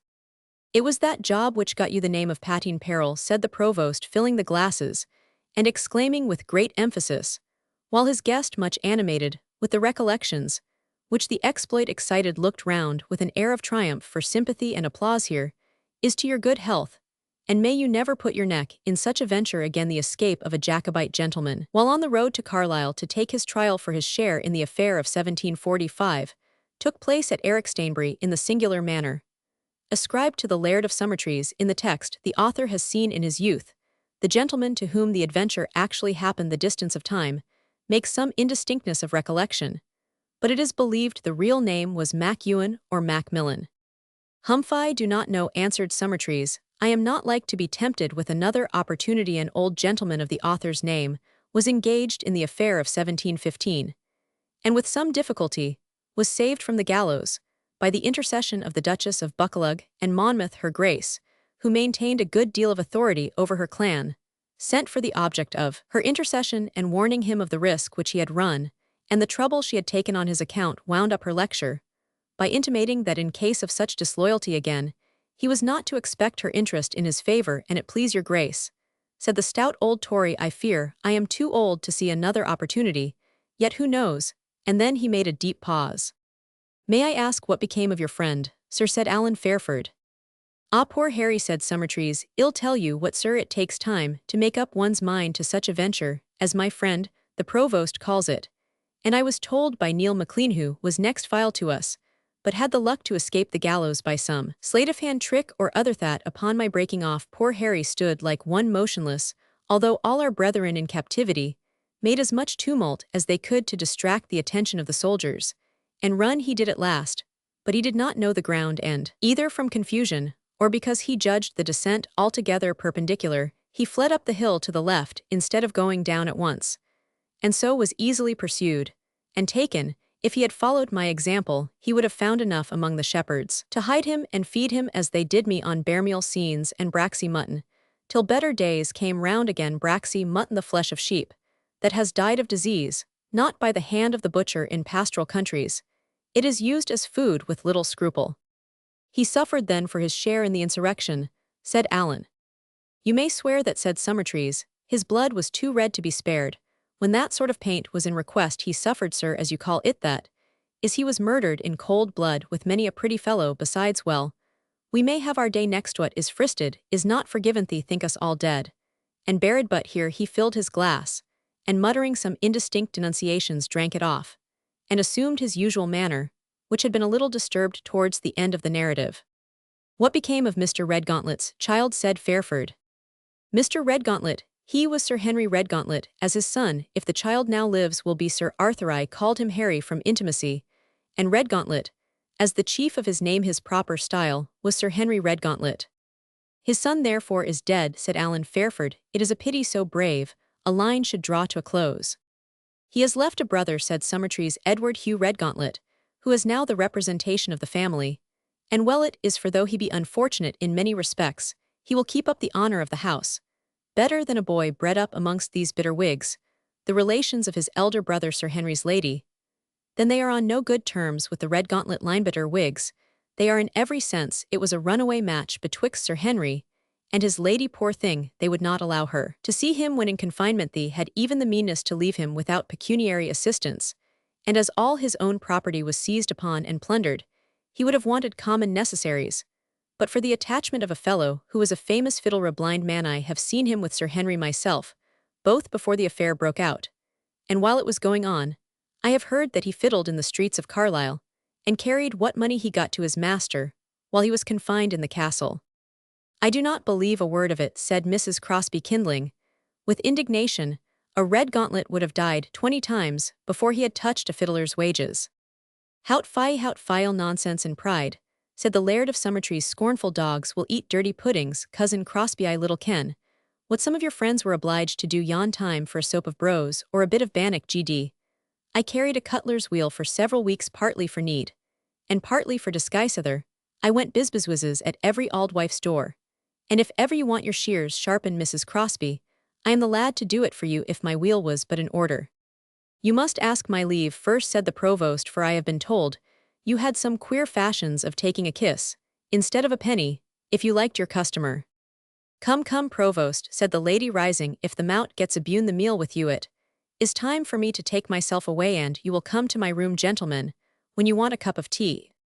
Allen Fairford was not sorry for the lady's departure.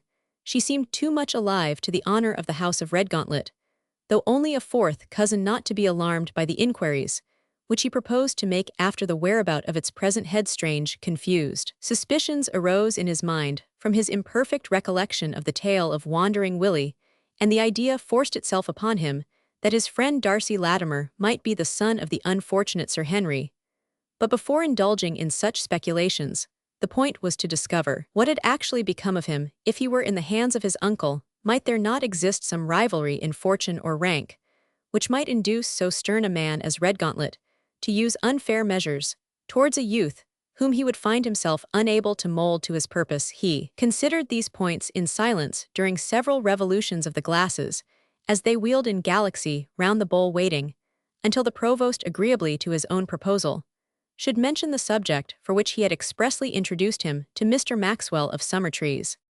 Apparently the provost had forgot his promise, or at least was in no great haste to fulfill it. He debated with great earnestness upon the Stamp Act, which was then impending over the American colonies, and upon other political subjects of the day, but said not a word of Redgauntlet. Allen soon saw that the investigation he meditated must advance, if at all, on his own special motion, and determined to proceed accordingly. Acting upon this resolution, he took the first opportunity afforded by a pause in the discussion of colonial politics to say, I must remind you, Provost Crosby, of your kind promise to procure some intelligence upon the subject I am so anxious about. Gadso, said the provost, after a moment's hesitation, it is very true, Mr. Maxwell, we wish to consult you on a piece of important business. You must know, indeed, I think you must have heard that the fishermen at Brokenburn, and higher up the Solway, have made a raid upon Quaker Geddes stake nets, and levelled all with the sands. In troth, I heard it, provost, and I was glad to hear the scoundrels had so much pluck left as to right themselves against a fashion, which would make the upper heritors a sort of clocking hens to hatch the fish that folk below them were to catch and eat. Well, sir, said Allan, that is not the present point, but a young friend of mine was with Mr. Geddes at the time this violent procedure took place, and he has not since been heard of. Now our friend, the provost, thinks that you may be able to advise. Here he was interrupted by the provost and Summertrees, speaking out, both at once, the first endeavoring to disclaim all interest in the question, and the last to evade giving an answer. Methinks, said the provost, I never thought twice about it. Mr. Fairford, it was neither fish, nor flesh, nor salt herring of mine. And I able to advise, said Mr. Maxwell, of Summertrees. What the devil can I advise you to do excepting to send the bellman through the town to cry your lost sheep, as they do spaniel dogs or stray ponies? With your pardon, said Allan calmly, but resolutely, I must ask a more serious answer. Why, Mr. Advocate, answered Summertrees, I thought it was your business to give advice to the lieges, and not to take it from poor stupid country gentlemen. If not exactly advice, it is sometimes our duty to ask questions, Mr. Maxwell. Aye, sir, when you have your bagwig and your gown on, we must allow you the usual privilege of both gown and petticoat, to ask what questions you please. But when you are out of your canonicals, the case is altered. How come you, sir, to suppose that I have any business with this riotous proceeding, or should know more than you do what happened there? The question proceeds on an uncivil supposition. I will explain, said Allan, determined to give Mr. Maxwell no opportunity of breaking off the conversation. You are an intimate of Mr. Redgauntlet, is accused of having been engaged in this affray, and of having placed under forcible restraint the person of my friend Darcy Latimer, a young man of property and consequence, whose fate I am here for the express purpose of investigating. This is the plain state of the case, and all parties concerned, your friend in particular, will have reason to be thankful for the temperate manner in which it is my purpose to conduct the matter, if I am treated with proportionate frankness. You have misunderstood me, said Maxwell, with a tone changed to more composure. I told you I was the friend of the late Sir Henry Redgauntlet, who was executed in 1745 at Harrowby near Carlisle, but I know no one who at present bears the name of Redgauntlet. You know Mr. Harry's of Burns' work, said Allan, smiling, to whom the name of Redgauntlet belongs. Maxwell darted a keen, reproachful look towards the provost, but instantly smoothed his brow, and changed his tone to that of confidence and candor. You must not be angry, Mr. Fairford, that the poor persecuted nonjurors are a little upon the qui vive, when such clever young men as you are making inquiries after us. I myself now, though I am quite out of the scrape, and may cock my hat at the cross, as I best like sunshine or moonshine, have been yet so much accustomed to walk with the lap of my cloak cast over my face, that faith, if a redcoat walk suddenly up to me, I wish for my wheel and whetstone again.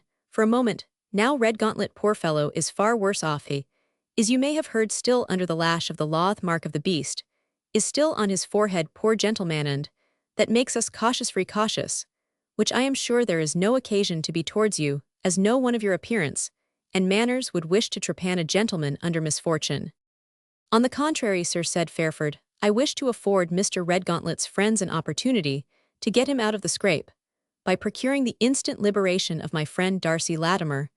I will engage that if he has sustained no greater bodily harm than a short confinement, the matter may be passed over quietly without inquiry.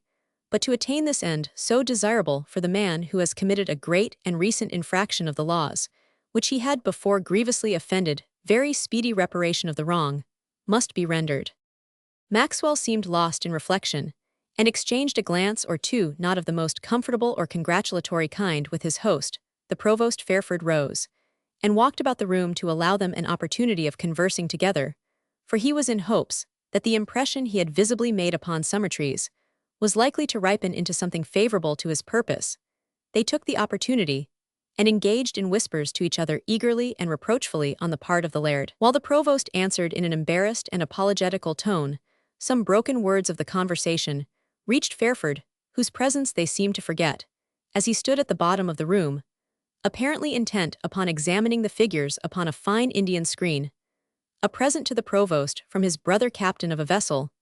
In the company's service, what he overheard made it evident that his errand, and the obstinacy with which he pursued it, occasioned altercation between the whisperers. Maxwell at length let out the words a good fright, and so sent him home with his tail scalded like a dog that has come aprivateering on strange premises. The provost's negative was strongly interposed, not to be thought off making bad worsome situation me.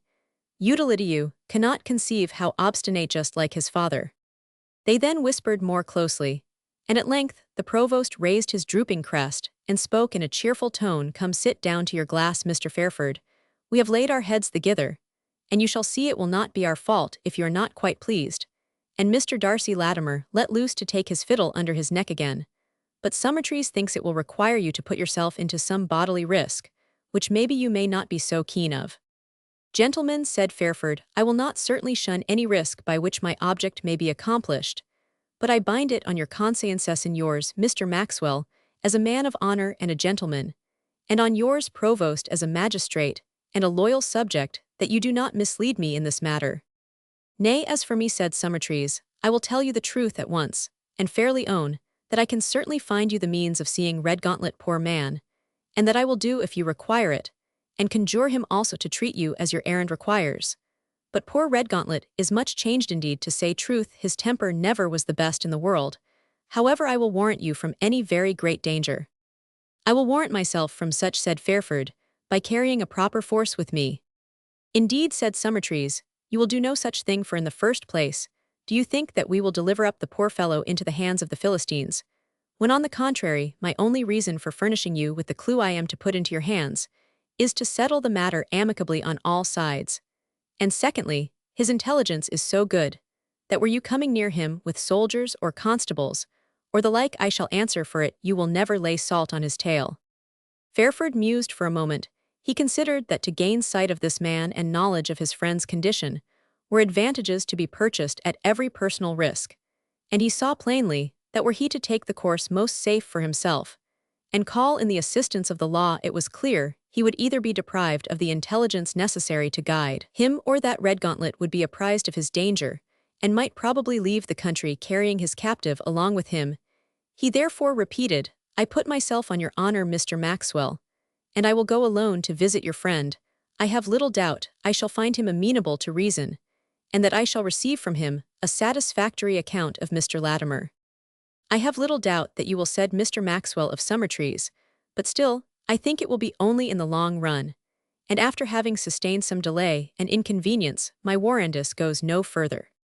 I will take it as it is given, said Alan Fairford, but let me ask, would it not be better, since you value your friend's safety so highly, and surely would not willingly compromise mine, that the provost, or you should go with me to this man, if he is within any reasonable distance, and try to make him hear reason.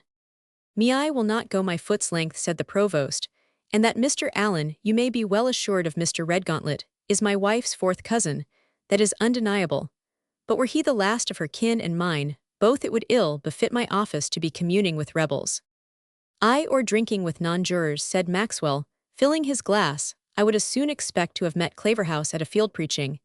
And as for myself, Mr. Fairford, I cannot go for just the opposite reason. It would be infradig, in the provost of this most flourishing and loyal town, to associate with Redgauntlet.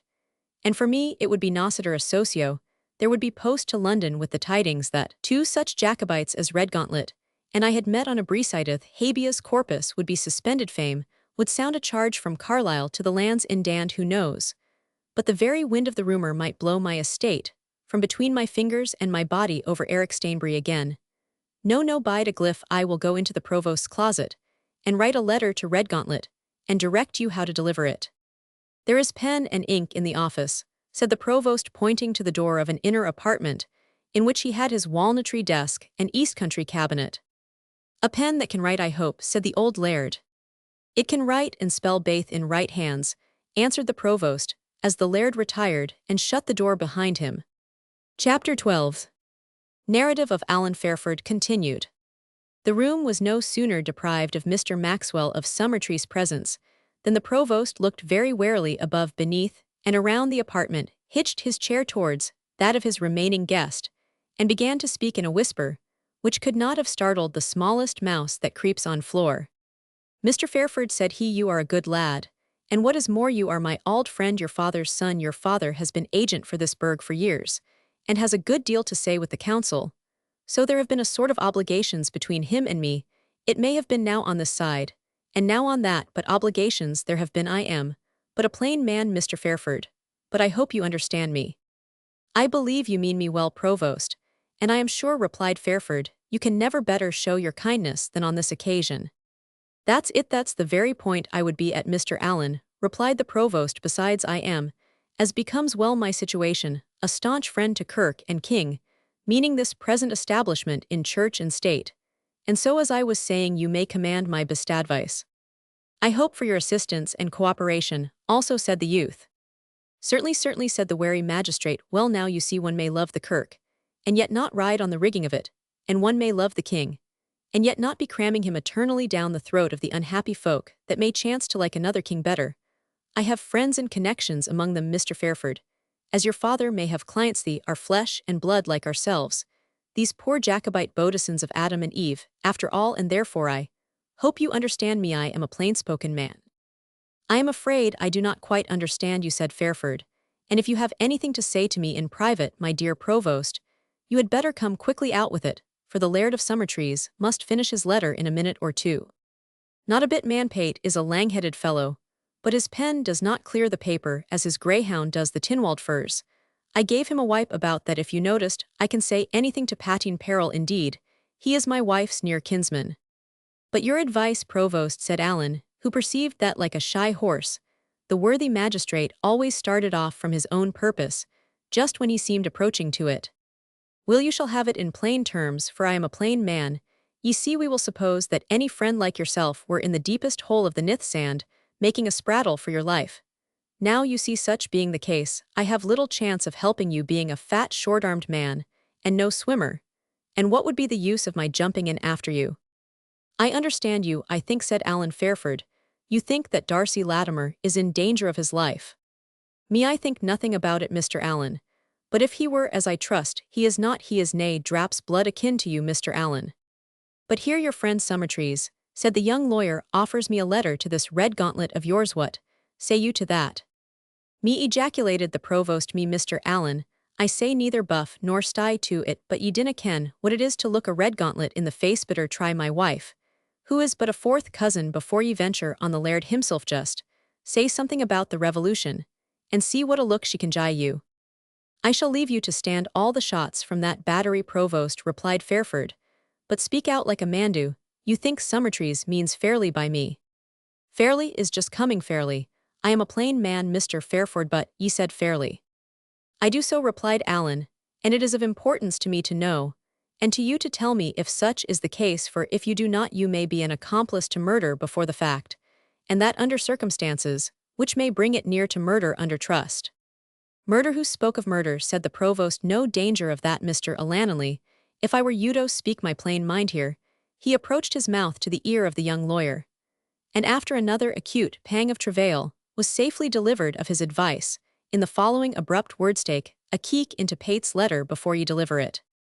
Fairford started, looked the provost hard in the face, and was silent, while Mr. Crosby, with the self-approbation of one who has at length brought himself to the discharge of a great duty, at the expense of a considerable sacrifice, nodded and winked to Allen, as if enforcing his advice, and then, swallowing a large glass of punch, concluded with the sigh of a man released from a heavy burden: "I am a plain man, Mr. Fairford." "A plain man," said Maxwell, who entered the room at that moment, with the letter in his hand. "Provost, I never heard you make use of the word, but when you had some sly turn of your own to work out." The provost looked silly enough, and the Laird of Summertrees directed a keen and suspicious glance upon Alan Fairford, who sustained it with professional intrepidity. There was a moment's pause. "I was trying," said the provost, "to dissuade our young friend from his wild-goose expedition. And I said, Fairford, am determined to go through with it, trusting myself to you, Mr. Maxwell. I conceive that I rely, as I before said, on the word of a gentleman. I will warrant you, said Maxwell, from all serious consequences some inconveniences you must look to suffer. To these I shall be resigned, said Fairford, and stand prepared to run my risk. Well then, said Summertrees, you must go. I will leave you to yourselves, gentlemen, said the provost, rising. When you have done with your crack, you will find me at my wife's tea table. And a more accomplished old woman never drank catlap, said Maxwell, as he shut the door. The last word has him speak it who willn't yet, because he is a willywaw body, and has a plausible tongue of his own, and is well enough connected, and especially because nobody could ever find out whether he is Whig or Tory. This is the third time they have made him provost. But to the matter in hand. This letter, Mr. Fairford, putting a sealed one into his hand, is addressed, you observe, to Mr. Hoffby, and contains your credentials for that gentleman, who is also known by his family name of Redgauntlet, but less frequently addressed by it, because it is mentioned something invidiously in a certain Act of Parliament. I have little doubt he will assure you of your friend's safety, and in a short time place him at freedom. That is supposing him under present restraint, but the point is to discover where he is, and before you are made acquainted with this necessary part of the business, you must give me your assurance of honor that you will acquaint no one, either by word or letter, with the expedition which you now propose to yourself. How, sir, answered Allen, can you expect that I will not take the precaution of informing some person of the route I am about to take, that in case of accident it may be known where I am, and with what purpose I have gone thither? And can you expect, answered Maxwell in the same tone, that I am to place my friend's safety not merely in your hands, but in those of any person you may choose to confide in, and who may use the knowledge to his destruction? Nan, I have pledged my word for your safety, and you must give me yours to be private in the matter, Jiffgaff, you know. Allen Fairford could not help thinking that this obligation to secrecy gave a new and suspicious coloring to the whole transaction, but considering that his friend's release might depend upon his accepting the condition, he gave it in the terms proposed, and with the purpose of abiding by it. And now, sir, he said, whither am I to proceed with this letter? Is Mr. Harry's at Brokenburn? He is not. I do not think he will come thither again, until the business of the Stakenets be hushed up, nor would I advise him to do so. The Quakers, with all their demureness, can bear malice as long as other folk, and though I have not the prudence of Mr. Provost, who refuses to ken where his friends are concealed during adversity, lest perchance he should be asked to contribute to their relief, yet I do not think it necessary or prudent to inquire into Redgauntlet's wanderings, poor man, but wish to remain at perfect freedom to answer if asked. At that, I ken nothing of the matter. You must then go to old Tom Trumbull's at Annan Tam Turnpenny, as they call him, and he is sure either to know where Redgauntlet is himself, or to find someone who can give a shrewd guess.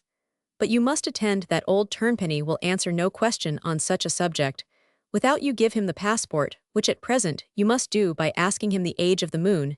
If he answers not light enough to land a cargo, you are to answer then plague on Aberdeen almanacs, and upon that he will hold free intercourse with you. And now, I would advise you to lose no time, for the parole is often changed, and take care of yourself among these moonlight lads, for laws and lawyers do not stand very high in their favor. I will set out this instant, said the young barrister. I will but bid the provost and Mrs. Crosby farewell, and then get on horseback, so soon as the ostler of the George Inn can saddle Hemas for the smugglers. I am neither gauger nor supervisor, and like the man who met the devil, if they have nothing to say to me, I have nothing to say to them. You are a mettled young man, said Summertrees, evidently, with increasing goodwill, on observing an alertness and contempt of danger, which perhaps he did not expect from Allen's appearance and profession. A very mettled young fellow indeed, and it is almost a pity. Here he stopped abort. What is a pity? Said Fairford. It is almost a pity that I cannot go with you myself, or at least send a trusty guide. They walked together to the bedchamber of Mrs. Crosby, for it was in that asylum that the ladies of the period dispensed their tea when the parlor was occupied by the punch-bowl. You have been good bairns tonight, gentlemen, said Mrs. Crosby. I am afraid, Summertrees, that the provost has given you a bad broust. You are not used to quit the lee side of the punch-bowl. In such a hurry I say nothing to you, Mr. Fairford, for you are too young a man yet for stoop and bicker. But I hope you will not tell the Edinburgh fine folk that the provost has scrimped you of your codgy, as the saying says. I am much obliged for the provost's kindness and yours, madam, replied Allen, But the truth is I have still a long ride before me this evening, and the sooner I am on horseback the better." "This evening," said the provost anxiously, "had you not better take daylight with you tomorrow morning?" "Mr. Fairford will ride as well in the cool of the evening," said Summertrees, taking the word out of Allan's mouth. The provost said no more, nor did his wife ask any questions, nor testify any surprise at the suddenness of their guest's departure. Having drunk tea, Allan Fairford took leave with the usual ceremony. The Laird of Summertrees seemed studious to prevent any further communication between him and the provost, and remained lounging on the landing-place of the stair, while they made their adieu. Ushered the provost asked if Allan proposed a speedy return, and the latter replied that his stay was uncertain, and witnessed the parting shake of the hand which, with a pressure more warm than usual and a tremulous "God bless and prosper you, Mr. Crosby," bestowed on his young friend Maxwell, even strolled with Fairford as far as the George, although resisting all his attempts at further inquiry into the affairs of Redgauntlet, and referring him to Tom Trumbull alias Turnpenny for the particulars which he might find it necessary to inquire into. At length Allan's hack was produced, an animal long in neck and high in bone, accoutred with a pair of saddlebags containing the rider's travelling wardrobe, proudly surmounting his small stock of necessaries, and no way ashamed of a mode of travelling which a modern Mr. Silvertongue would consider as the last of degradations. Allan Fairford took leave of the old Jacobite patting peril and set forward on the road to the loyal burgh of Annan. His reflections during his ride were none of the most pleasant. He could not disguise from himself that he was venturing rather too rashly into the power of outlawed and desperate persons, for with such only a man in the situation of Redgauntlet could be supposed to associate. There were other grounds for apprehension. Several marks of intelligence betwixt Mrs. Crosby and the Laird of Summertrees had not escaped Allan's acute observation, and it was plain that the provost's inclinations towards him, which he believed to be sincere and good, were not firm enough to withstand the influence of this league between his wife and friend. The provost's adieus, like Macbeth's amen, had stuck in his throat, and seemed to intimate that he apprehended more than he dared give utterance to. Laying all these matters together, Allan thought, with no little anxiety, on the celebrated lines of Shakespeare: "A drop that in the ocean seeks another drop." Roman 100. But pertinacity was a strong feature in the young lawyer's character. He was, and always had been, totally unlike the horse hot at hand, who tires before noon through his own over-eager exertions in the beginning of the day. On the contrary, his first efforts seemed frequently inadequate to accomplishing his purpose, whatever that for the time might be, and it was only as the difficulties of the task increased that his mind seemed to acquire the energy necessary to combat and subdue them.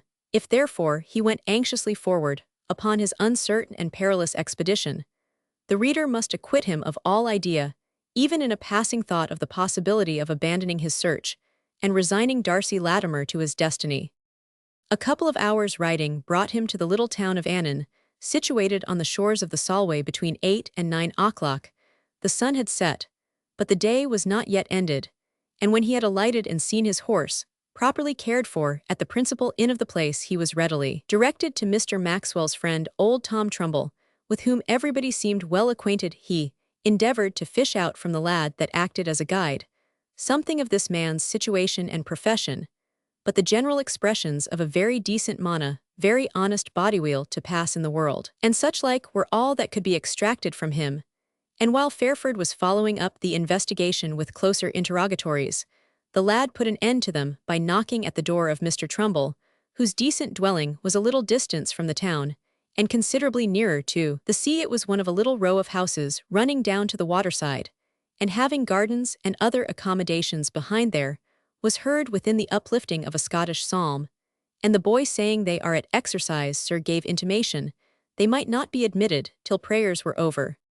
When, however, Fairford repeated the summons with the end of his whip, the singing ceased, and Mr. Trumbull himself, with his psalm-book in his hand, kept open by the insertion of his forefinger between the leaves, came to demand the meaning of this unseasonable interruption. Nothing could be more different than his whole appearance seemed to be from the confidant of a desperate man, and the associate of outlaws in their unlawful enterprises. He was a tall, thin, bony figure, with white hair combed straight down on each side of his face, and an iron-grey hue of complexion, where the lines, or rather, as Quin said of Macklin, the cordage of his countenance were so sternly adapted to a devotional and even ascetic expression that they left no room for any indication of reckless daring or sly dissimulation. In short, Trumbull appeared a perfect specimen of the rigid old Covenanter, who said only what he thought right, acted on no other principle but that of duty, and if he committed errors, did so under the full impression that he was serving God rather than man.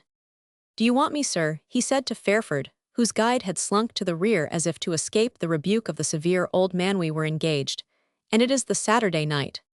Alan Fairford's preconceptions were so much deranged by this man's appearance and manner that he stood for a moment bewildered, and would as soon have thought of giving a cant password to a clergyman descending from the pulpit as to the respectable father of a family just interrupted in his prayers, for, and with the objects of his care hastily concluding Mr. Maxwell had passed some idle jest on him, or rather, that he had mistaken the person to whom he was directed. He asked if he spoke to Mr. Trumbull.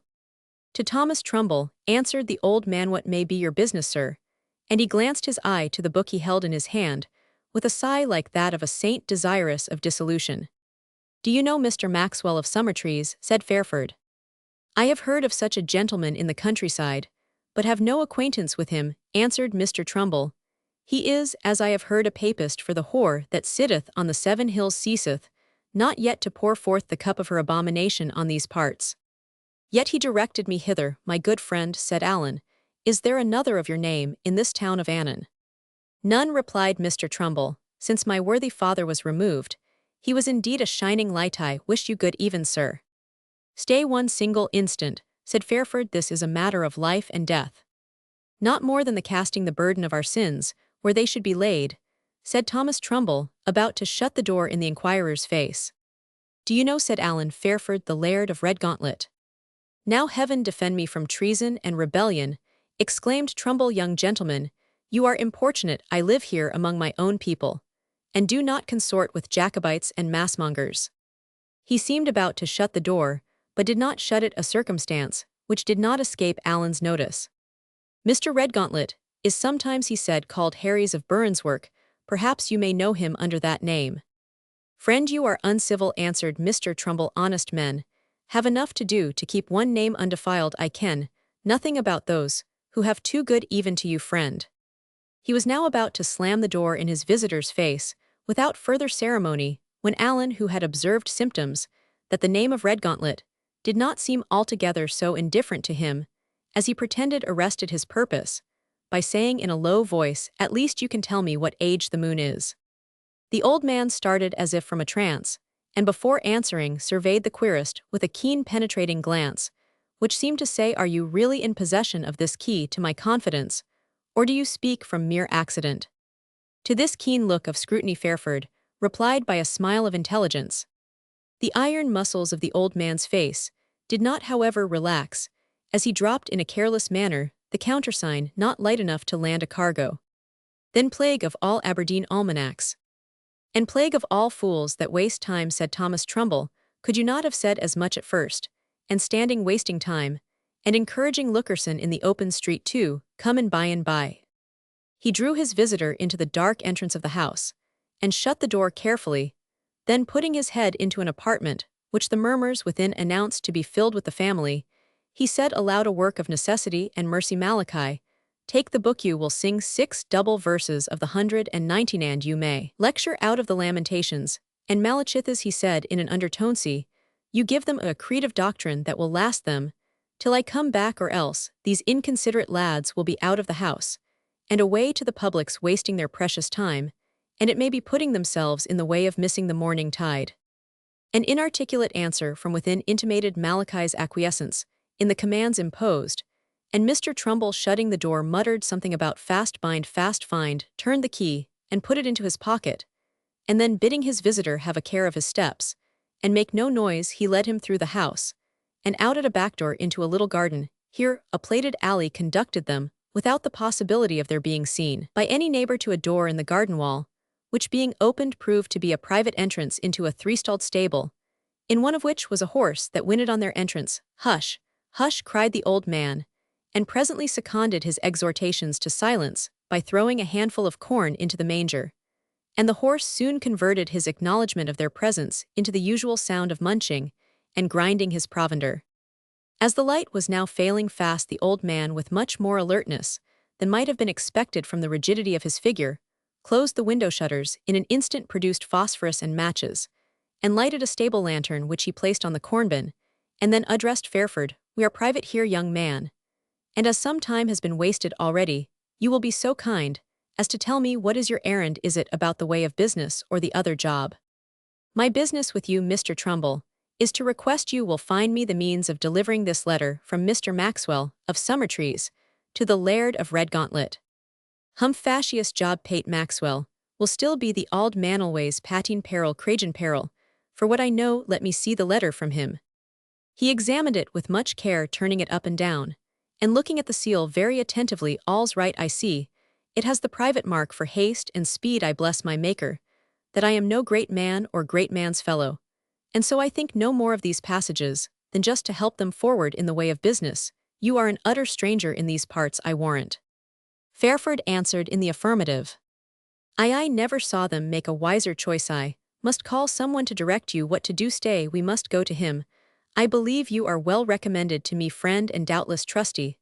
Otherwise, you may see more than I would like to show, or am, in the use of showing in the common line of business." Saying this, he placed his lantern on the ground beside the post of one of the empty stalls, drew up a small spring bolt, which secured it to the floor, and then forcing the post to one side, discovered a small trapdoor. "Follow me," he said, and dived into the subterranean descent, to which this secret aperture gave access. Fairford plunged after him, not without apprehensions of more kinds than one, but still resolved to prosecute the adventure. The descent, which was not above 6 feet, led to a very narrow passage, which seemed to have been constructed for the precise purpose of excluding everyone who chanced to be an inch more in girth than was his conductor. A small vaulted room of about 8 feet square received them at the end of this lane. Here, Mr. Trumbull left Fairford alone, and returned for an instant, as he said, to shut his concealed trapdoor. Fairford liked not his departure, as it left him in utter darkness. Besides that his breathing was much affected by a strong and stifling smell of spirits, and other articles of a savour more powerful than agreeable to the lungs, he was very glad, therefore, when he heard the returning steps of Mr. Trumbull, who, when once more by his side, opened a strong though narrow door in the wall, and conveyed Fairford into an immense magazine of spirit casks, and other articles of contraband trade.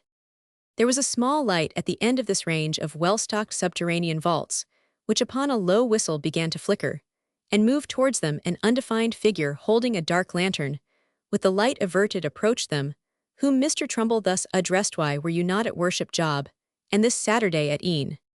"Swanston was loading the Jenny, sir, and I stayed to serve out the article." "True, a work of necessity, and in the way of business, does the jumping Jenny sail this tide?" Aye, sir, she sails for." "I did not ask you where she sailed for job," said the old gentleman, interrupting him. "I thank my Maker, I know nothing of their incomings or outgoings. I sell my article fairly, and in the ordinary way of business, and I wash my hands of everything else. But what I wish to know is whether the gentleman called the Laird of the Solway Lakes is on the other side of the border even now." Aye, said Job, "the Laird is something in my own line, you know, a little contraband, or so there is a statute for him, but no matter.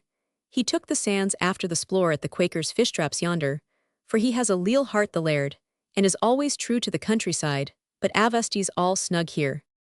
So saying, he suddenly turned on Alan Fairford the light side of the lantern he carried, who by the transient gleam which it threw in passing on the man who bore it saw a huge figure upwards of 6 feet high, with a rough hairy cap on his head, and a set of features corresponding to his bulky frame.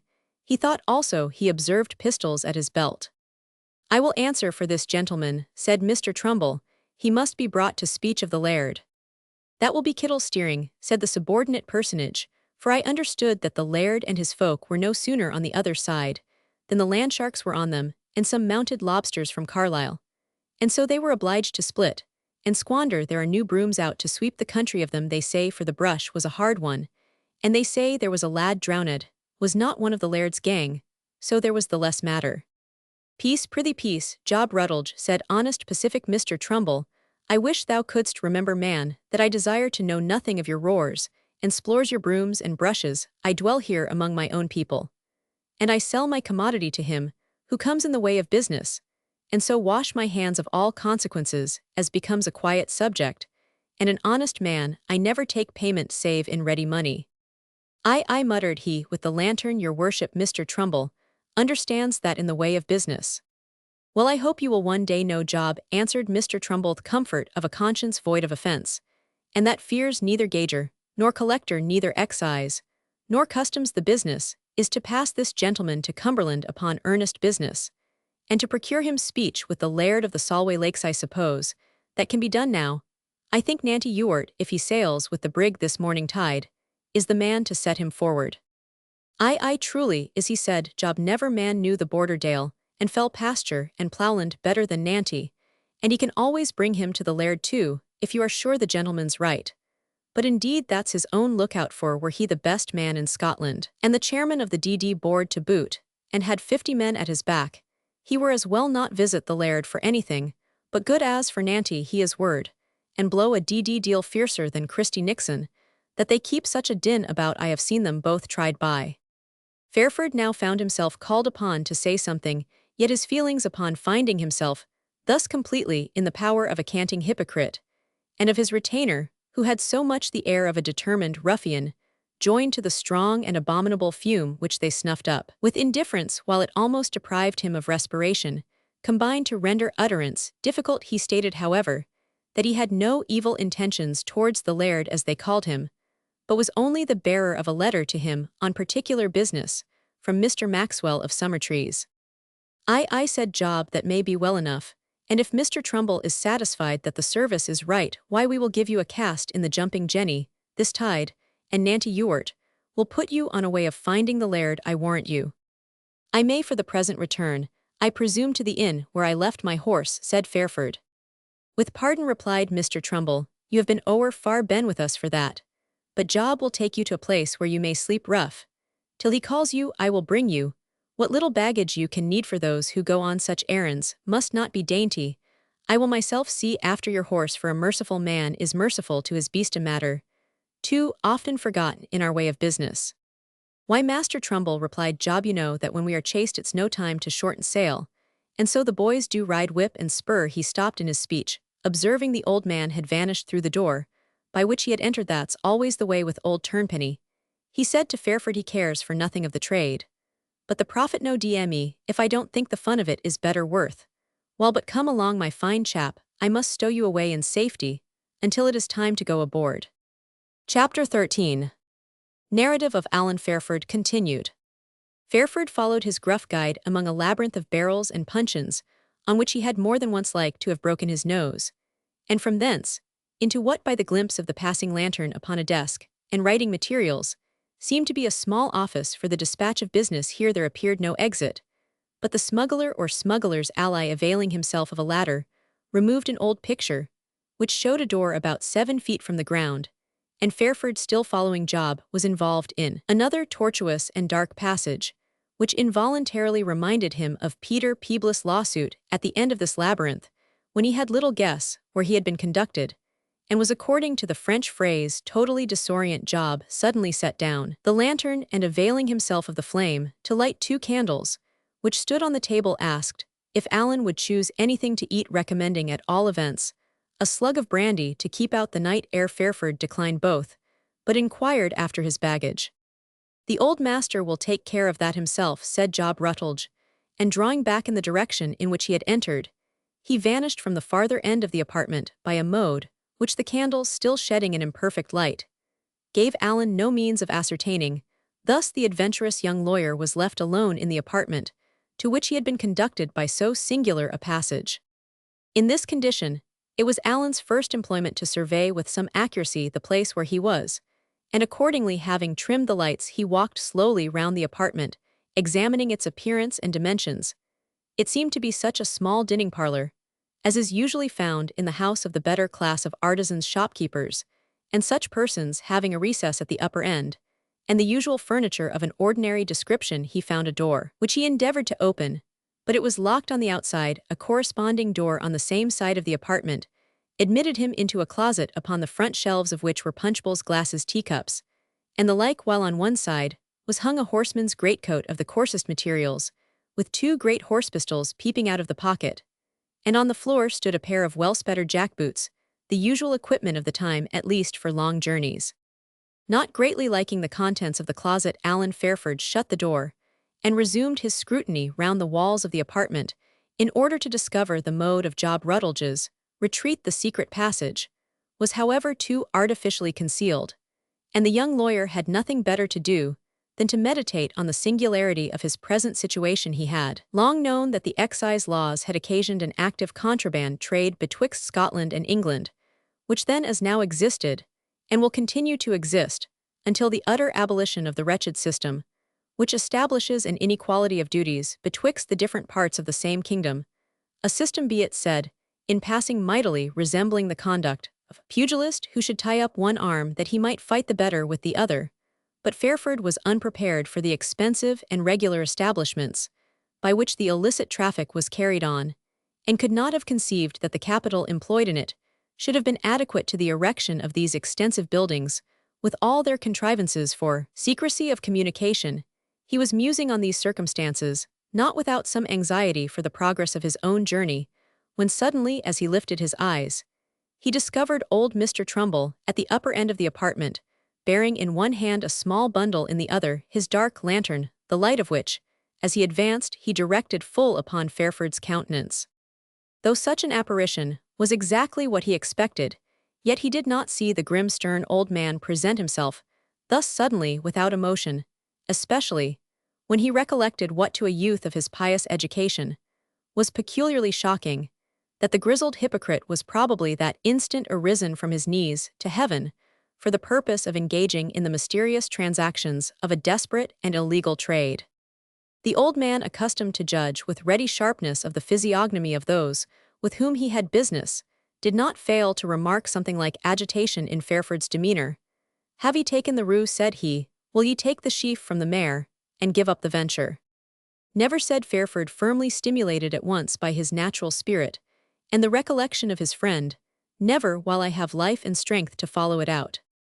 "I have brought you," said Trumbull, "a clean shirt, and some stockings, which is all the baggage you can conveniently carry, and I will cause one of the lads lend you a horseman's coat, for it is ill sailing or riding without one. And touching your valise, it will be as safe in my poor house, were it full of the gold of Ophir, as if it were in the depth of the mine. I have no doubt of it," said Fairford. "And now," said Trumbull again, "I pray you to tell me by what name I am to name you to Nanty, which is Anthony Ewart." "By the name of Alan Fairford," answered the young lawyer. "But that," said Mr. Trumbull in reply, "is your own proper name and surname." "And what other should I give?" said the young man. "Do you think I have any occasion for an alias? And besides, Mr. Trumbull," added Alan, thinking a little raillery might intimate confidence of spirit, "you blessed yourself, but a little while since, that you had no acquaintance with those who defiled their names, so far as to be obliged to change them." "True, very true," said Mr. Trumbull. "Nevertheless, young man, my grey hairs stand unreproved in this matter, for in my line of business, when I sit under my vine and my fig tree, exchanging the strong waters of the north for the gold, which is the price thereof, I have, I thank heaven, no disguises to keep with any man, and wear my own name of Thomas Trumbull, without any chance that the same may be polluted, whereas thou who art to journey in miry ways, and amongst a strange people, mayst do well to have 2 names, as thou hast 2 shirts, the one to keep the other clean." Here he emitted a chuckling grunt, which lasted for 2 vibrations of the pendulum exactly, and was the only approach towards laughter in which old Turnpenny, as he was nicknamed, was ever known to indulge. "You are witty, Mr. Trumbull," said Fairford, "but jests are no arguments. I shall keep my own name." "At your own pleasure," said the merchant. "There is but one name, which Roman 100 c. Roman 100. We will not follow the hypocrite through the impious cant," which he added in order to close the subject. Alan followed him in silent abhorrence to the recess in which the Beaufort was placed, and which was so artificially made as to conceal another of those traps with which the whole building abounded. This concealment admitted them to the same winding passage by which the young lawyer had been brought thither. The path which they now took amid these mazes differed from the direction in which he had been guided by Rutledge. It led upwards, and terminated beneath a garret window. Trumbull opened it, and with more agility than his age promised clambered out upon the leads.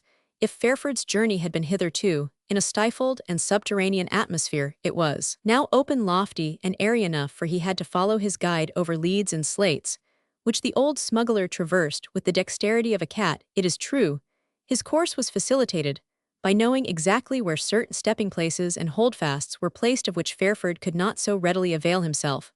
But after difficult and somewhat perilous progress along the roofs of 2 or 3 houses, they at length descended by a skylight into a garret room, and from thence by the stairs into a public-house, for such it appeared by the ringing of bells, whistling for waiters, and attendants bawling of house, here chorus of sea-songs, and the like noises. Having descended to the 2nd story, and entered a room there, in which there was a light, old Mr. Trumbull rang the bell of the apartment thrice, with an interval betwixt each, during which he told deliberately the number 20 immediately after the 3rd. Ringing, the landlord appeared with stealthy step, and an appearance of mystery on his buxom visage. He greeted Mr. Trumbull, who was his landlord as it proved, with great respect, and expressed some surprise at seeing him so late, as he termed it, on Saturday e'en. "And I, Robin Hasty," said the landlord to the tenant, "am more surprised than pleased to hear sae muckle din in your house, Roby, so near the honourable Sabbath. And I must mind you, that it is contravening the terms of your tack whilk stipulates, that you should shut your public on Saturday at 9 o'clock at latest." "Yes, sir," said Robin Hasty, no way alarmed at the gravity of the rebuke. "But you must take tent that I have admitted nobody, but you, Mr. Trumbull, who by the way admitted yoursel, since 9 o'clock, for the most of the folk have been here for several hours about the lading and so on of the brig. It is not full tide yet, and I cannot put the men out into the street. If I did, they would go to some other public, and their souls would be nane the better, and my purse muckle the war, for how am I to pay the rent if I do not sell the liquor?" "Nay then," said Thomas Trumbull, "if it is a work of necessity, and in the honest independent way of business, no doubt there is balm in Gilead, but prithee, Robin, wilt thou see if Nanty Ewart be as is most likely amongst these unhappy topers? And if so, let him step this way cannily, and speak to me, and this young gentleman, and it's dry talking. Robin, you must minister to us a bowl of punch. I ken my gauge. From a muchkin to a gallon I ken your honour's taste, Mr. Thomas Trumbull," said mine host, "and ye shall hang me over the signpost if there be a drap mair lemon, or a kern less sugar than just suits you. There are 3 of you will be for the Auld Scots peremptory pinstoop. For the success of the voyage, the Scottish pint of liquid measure comprehends 4 English measures of the same denomination. The jest is well known of my poor countrymen, who, driven to extremity by the raillery of the Southern, on the small denomination of the Scottish coin, at length answered, Aye, aye, but the deal tack them that has the least pinstoop." "Better pray for it than drink for it, Robin," said Mr. Trumbull. "Yours is a dangerous trade, Robin. It hurts money at ainbaith host and guest. But you will get the blue bowl, Robin. The blue bowl that will sloken all their druth, and prevent the sinful repetition of whipping for an eke of a Saturday at e'en. I, Robin, it is a pity of Nanty Ewart. Nanty likes the turning up of his little finger unco wheel, and we mauna stint him, Robin, so as we leave him sense to steer by." "Nanty Ewart could steer through the Pentland Firth, though he were as drunk as the Baltic Ocean," said Robin Hasty, and instantly tripping downstairs, he speedily returned with the materials for what he called his broust, which consisted of 2 English quarts of spirits, in a huge blue bowl, with all the ingredients for punch, in the same formidable proportion. At the same time, he introduced Mr. Antony, or Nanty Ewart, whose person, although he was a good deal flustered with liquor, was different from what Fairford expected. His dress was what is emphatically termed the shabby genteel frock, with tarnished lacy, a small cocked hat, ornamented in a similar way, a scarlet waistcoat, with faded embroidery breeches of the same, with silver knee-bends, and he wore a smart hanger, and a pair of pistols in a sullied sword belt. "Here I come, patron," he said, shaking hands with Mr. Trumbull. "Well, I see you have got some grog aboard." "It is not my custom, Mr. Ewart," said the old gentleman, "as you well know, to become a chamberer or carouser thus late on Saturday at e'en. But I wanted to recommend to your attention a young friend of ours that is going upon a something particular journey, with a letter to our friend, the Laird from Pateen Peril, as they call him. I indeed must be in high trust for so young a gentleman. I wish you joy, sir," bowing to Fairford, "by'r lady, as Shakespeare says, you are bringing up a neck for a fair end. Come, patron, we will drink to Mr. Whatshall-Callum. What is his name, did you tell me, and have I forgot it already?" "Mr. Alan Fairford," said Trumbull. "I, Mr. Alan Fairford, a good name for a fair trader, Mr. Alan Fairford, and may he be long withheld from the topmost round of ambition, which I take to be the highest round of a certain ladder. While he spoke, he seized the punch ladle and began to fill the glasses, but Mr. Trumbull arrested his hand, until he had, as he expressed himself, sanctified the liquor by a long grace, during the pronunciation of which he shut indeed his eyes, but his nostrils became dilated, as if he were snuffing up the fragrant beverage with peculiar complacency. When the grace was at length over, the three friends sat down to their beverage, and invited Alan Fairford to partake, anxious about his situation, and disgusted, as he was with his company he craved, and with difficulty obtained permission under the allegation of being fatigued, heated, and the like, to stretch himself on a couch which was in the apartment, and attempted at least to procure some rest before high water when the vessel was to sail. He was at length permitted to use his freedom, and stretched himself on the couch, having his eyes for some time fixed on the jovial party he had left, and straining his ears to catch, if possible, a little of their conversation. This he soon found was to no purpose, for what did actually reach his ears was disguised so completely by the use of cant words, and the thievish Latin called slang, that even when he caught the words, he found himself as far as ever from the sense of their conversation. At length, he fell asleep. It was after Alan had slumbered for 3 or 4 hours that he was wakened by voices bidding him rise up and prepare to be jogging. He started up accordingly, and found himself in presence of the same party of boon companions, who had just dispatched their huge bowl of punch. To Alan's surprise, the liquor had made but little innovation on the brains of men who were accustomed to drink at all hours, and in the most inordinate quantities. The landlord indeed spoke a little thick, and the text of Mr. Thomas Trumbull stumbled on his tongue, but Nanty was one of those topers who, becoming early what bon vivants term flustered, remain whole nights and days at the same point of intoxication, and in fact, as they are seldom entirely sober, can be as rarely seen absolutely drunk. Indeed, Fairford, had he not known how Ewart had been engaged, whilst he himself was asleep, would almost have sworn when he awoke that the man was more sober than when he first entered the room. He was confirmed in this opinion when they descended below, where 2 or 3 sailors and ruffian-looking fellows awaited their commands. Ewart took the whole direction upon himself, gave his orders with briefness and precision, and looked to their being executed with the silence and celerity which that peculiar crisis required. All were now dismissed for the brig, which lay, as Fairford was given to understand, a little farther down the river, which is navigable for vessels of light burden, till almost within a mile of the town.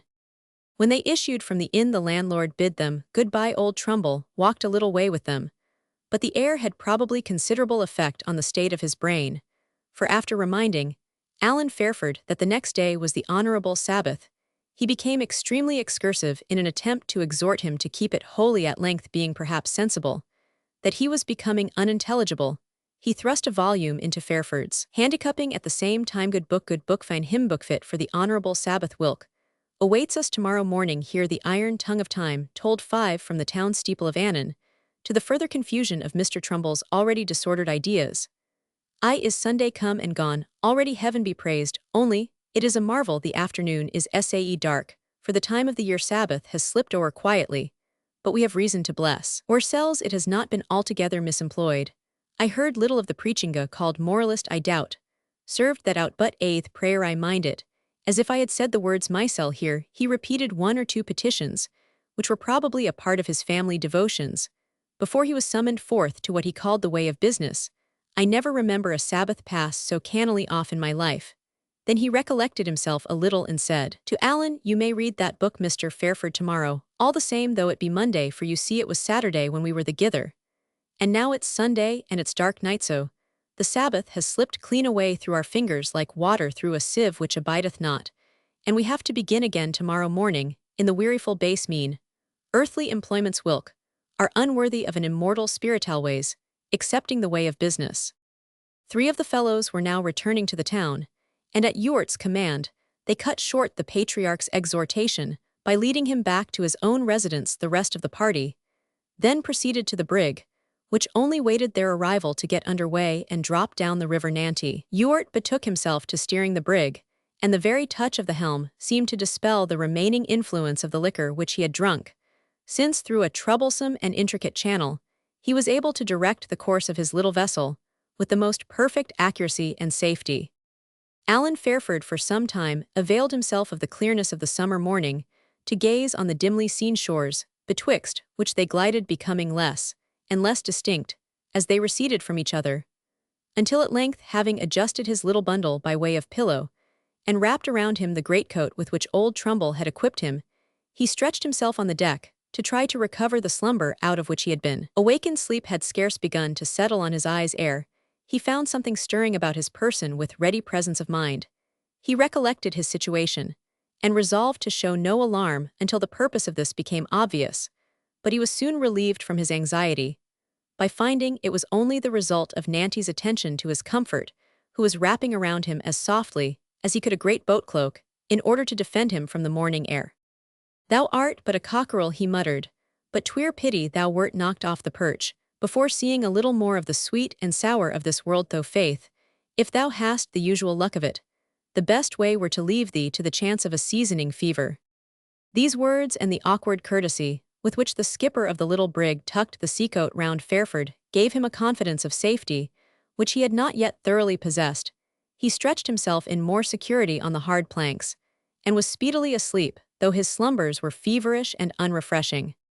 It has been elsewhere intimated that Alan Fairford inherited from his mother a delicate constitution with a tendency to consumption, and being an only child with such a cause for apprehension care to the verge of effeminacy, was taken to preserve him from damp beds, wet feet, and those various emergencies to which the Caledonian boys of much higher birth but more active habits are generally accustomed in man.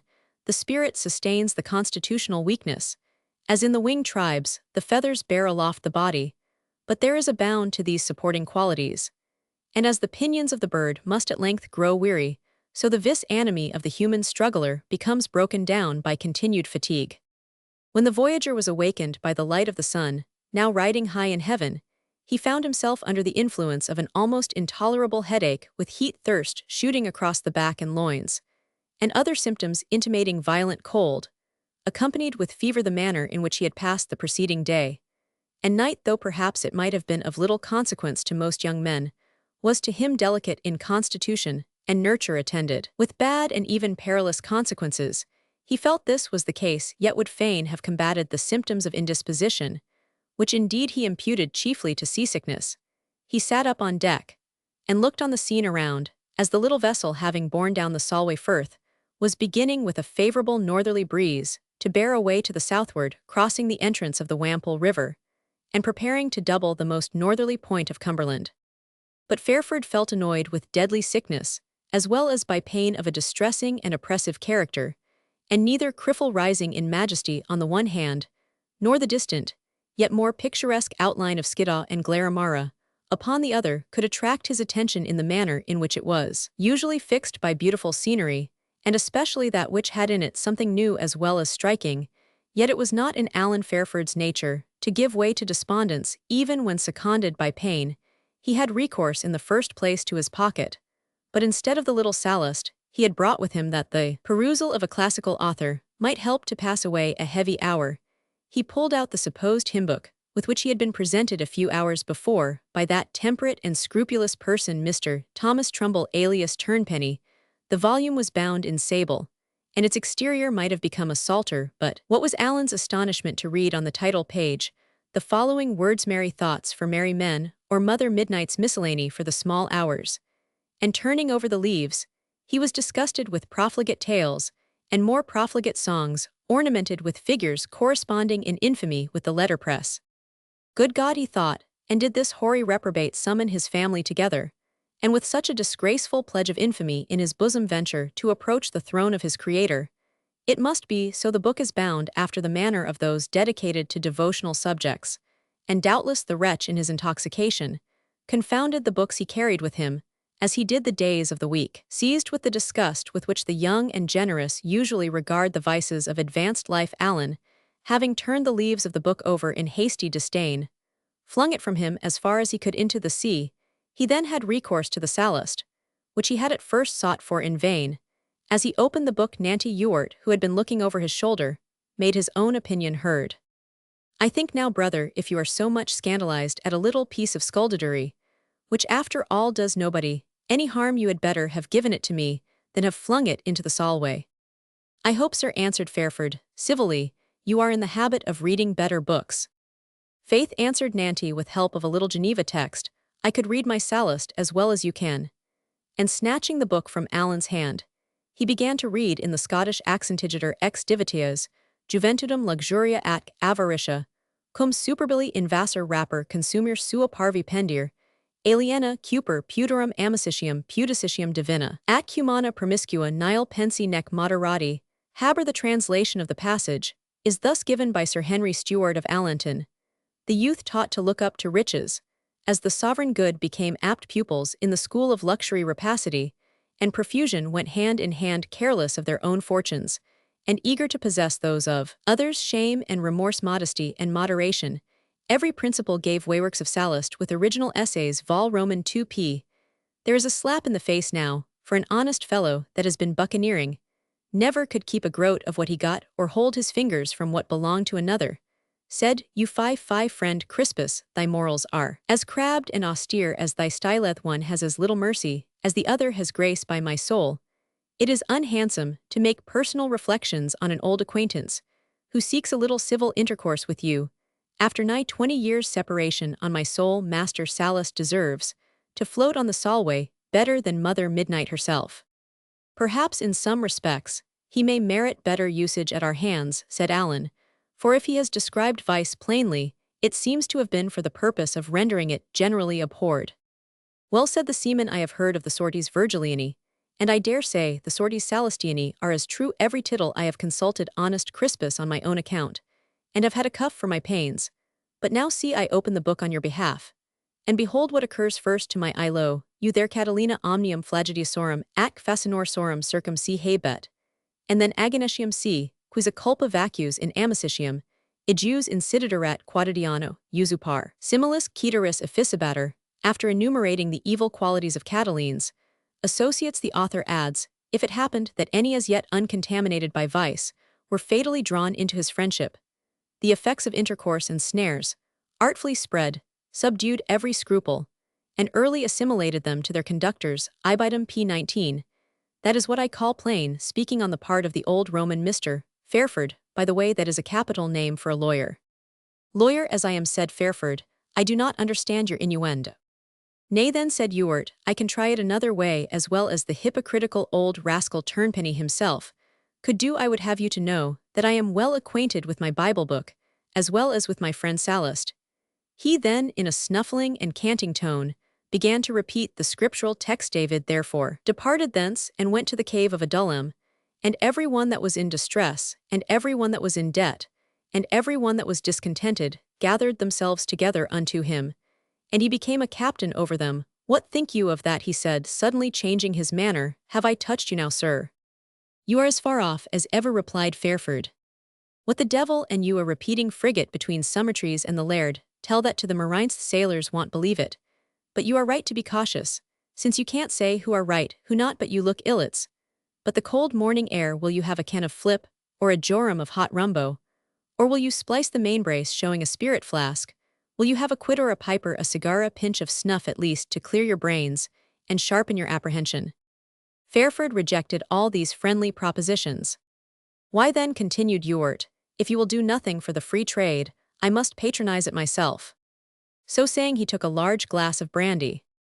A hair of the dog that bit me, he continued, off the dog that will worry me one day soon, and yet, and be d to me for an idiot, I must always have hint at my throat.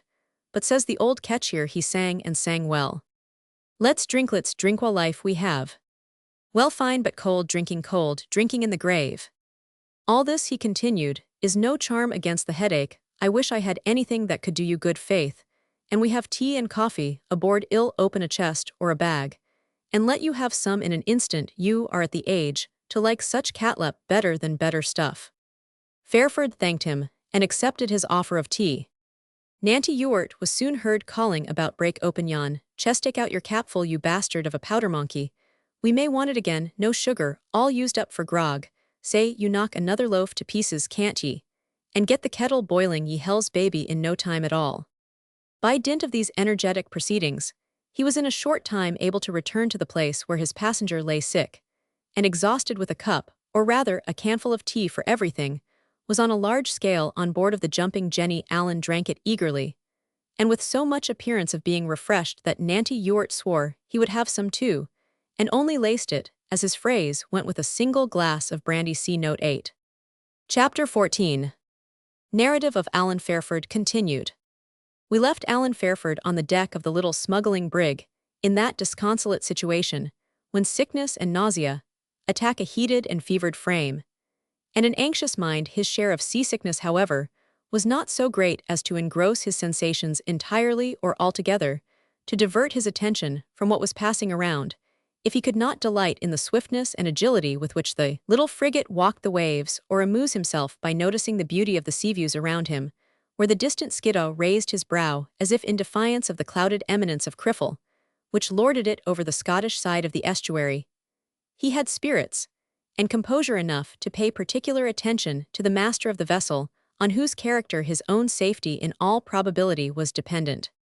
Nanty Ewart had now given the helm to one of his people, a bald-pated, grizzled old fellow, whose whole life had been spent in evading the revenue laws, with now and then the relaxation of a few months' imprisonment for deforcing officers, resisting seizures, and the like offences.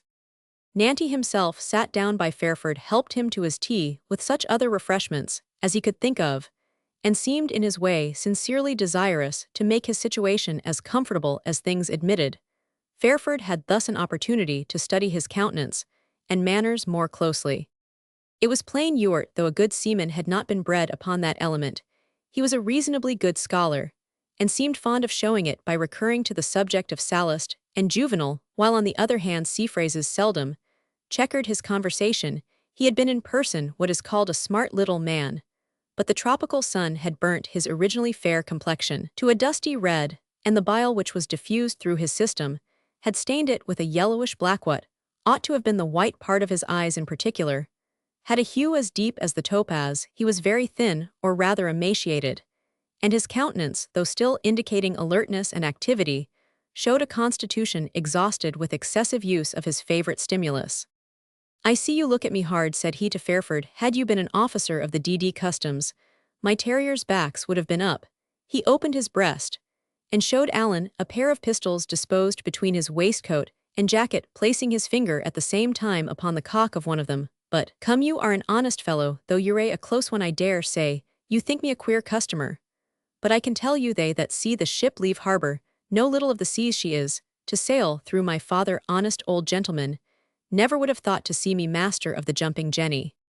Fairford said it seemed very clear indeed that Mr. Ewart's education was far superior to the line he at present occupied.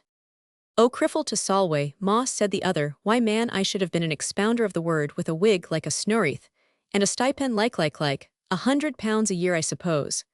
I can spend thrice as much as that, though being such as I am here." He sang a scrap of an old Northumbrian ditty, mimicking the burr of the natives of that county. "Willie Foster's gone to sea. Siller buckles at his knee. Hell come back and marry me. Canny Willie Foster." "I have no doubt," said Fairford, "your present occupation is more lucrative, but I should have thought the church might have been more." He stopped, recollecting that it was not his business to say anything disagreeable. "More respectable, you mean, I suppose," said Ewart with a sneer, and squirting the tobacco juice through his front teeth, then was silent for a moment, and proceeded in a tone of candour which some internal touch of conscience dictated.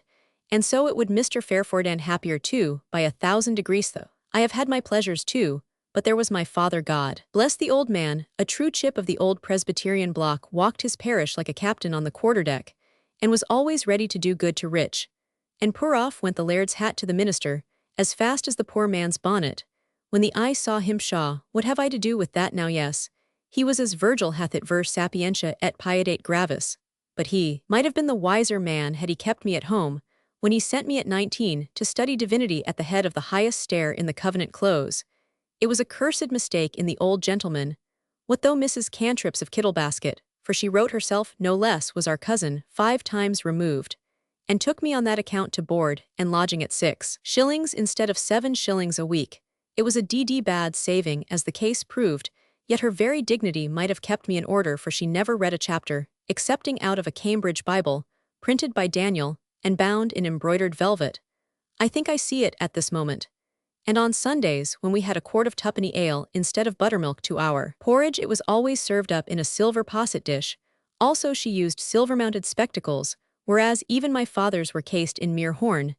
These things had their impression at first, but we get used to grandeur by degrees. Well, Sir Gad, I can scarce get on with my story, it sticks in my throat, must take a trifle to wash it down. Well, this dame had a daughter, just cantrips, a black-eyed bouncing wench, and, as the devil would have it, there was the DD 5 stair her foot was never from it, whether I went out or came home from the Divinity Hall.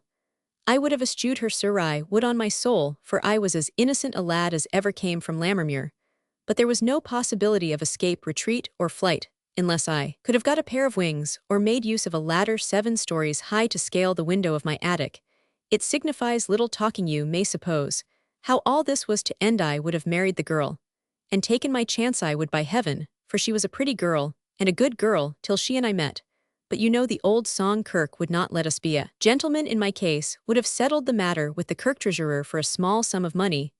But the poor Stibbler, the penniless dominie, having married his cousin of Kittlebasket, must next have proclaimed her frailty to the whole parish, by mounting the throne of Presbyterian penance, and proving, as Othello says, his love a whore in face of the whole congregation.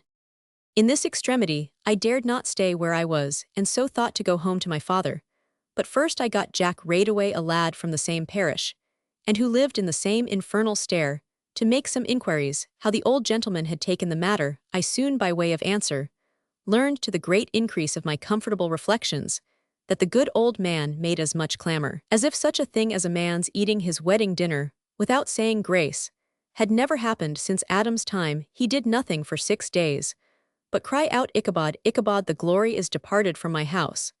And on the 7th, he preached a sermon in which he enlarged on this incident as illustrative of one of the great occasions for humiliation and causes of national defection. I hope the course he took comforted himself. I am sure it made me ashamed to show my nose at home, so I went down to Leith, and exchanging my hodden grey coat of my mother's spinning for such a jacket as this, I entered my name at the rendezvous as an able-bodied landsman, and sailed with the tender round to Plymouth, where they were fitting out a squadron for the West Indies. There I was put aboard the fear-not Captain Daredevillemong, whose crew I soon learned to fear, Satan the terror of my early youth, as little as the toughest Jack on board.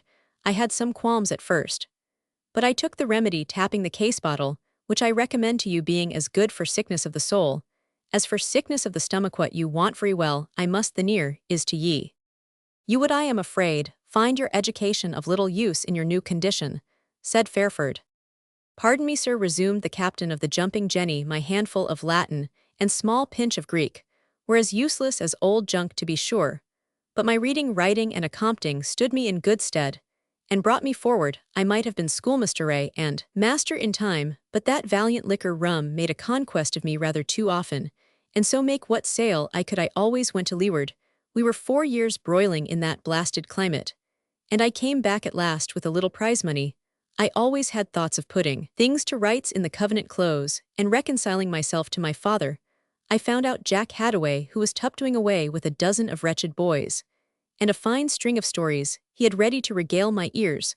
Withal, my father had lectured on what he called my falling away for 7 Sabbaths, when just as his parishioners began to hope that the course was at an end, he was found dead in his bed on the 8th Sunday morning.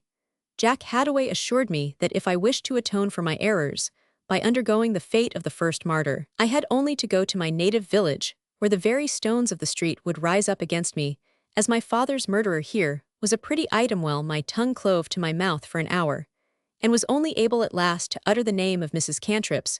Oh, this was a new theme for my job's comforter, my sudden departure. Me father's no less sudden death had prevented the payment of the arrears of my board and lodging. The landlord was a haberdasher with a heart as wrought as the muslin wares he dealt in, without respect to her age or gentle kin. My Lady Kittlebasket was ejected from her airy habitationer porridge pot, silver posset dish, silver-mounted spectacles, and Daniel's Cambridge Bible, sold at the Cross of Edinburgh, to the caddy who would bid highest for them, and she herself driven to the workhouse, where she got in with difficulty, but was easily enough lifted out at the end of the month, as dead as her friends could desire merry tidings. This to me, who had been the D.D.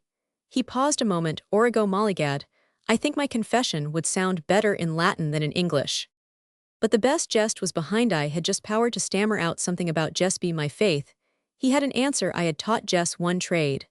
And like a prudent girl, she had found out another for herself, unluckily. They were both contraband, and Jess Cantrip's daughter of the Lady Kittlebasket had the honor to be transported to the plantations for streetwalking and pocket-picking about 6 months before I touched shore. He changed the bitter tone of affected pleasantry into an attempt to laugh, then drew his swarthy hand across his swarthy eyes, and said in a more natural accent, "Poor Jess." There was a posuntal Fairford pitying the poor man's state of mind, and believing he saw something in him that, but for early error and subsequent profligacy, might have been excellent, and Noble helped on the conversation by asking in a tone of commiseration how he had been able to endure such a load of calamity. "Why, very well," answered the seaman, "exceedingly well, like a tight ship, in a brisk gale. Let me recollect, I remember thanking Jack very composedly for the interesting and agreeable communication. I then pulled out my canvas pouch with my hoard of moidores, and taking out 2 pieces, I bid Jack keep the rest, till I came back, as I was for a cruise about Auld Reekie." The poor devil looked anxiously, but I shook him by the hand, and ran downstairs in such confusion of mind, that notwithstanding what I had heard, I expected to meet Jess at every turning.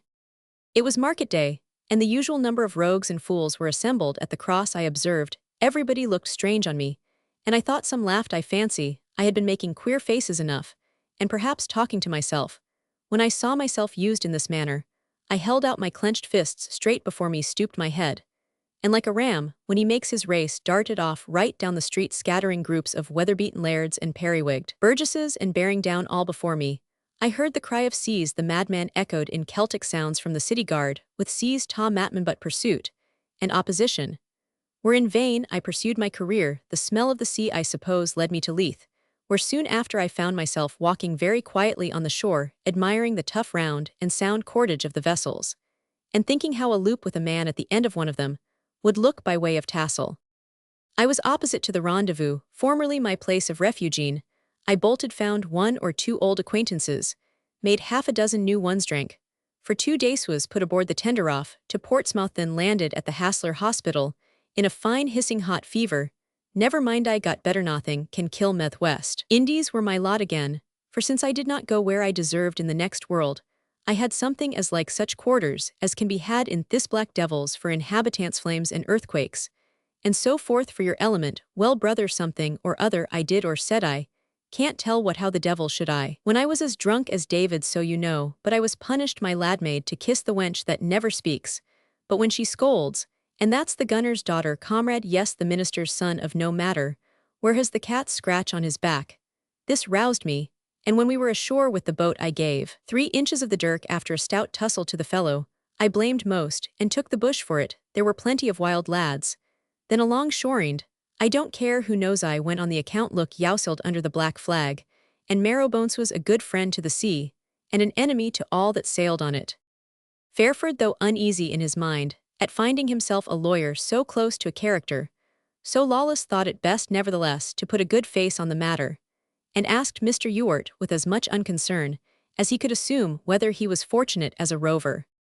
"No, not in it, no," replied Nanty. "The devil a crumb of butter was ever churned that would stick upon my bread. There was no order among us that was captain today was swabber tomorrow.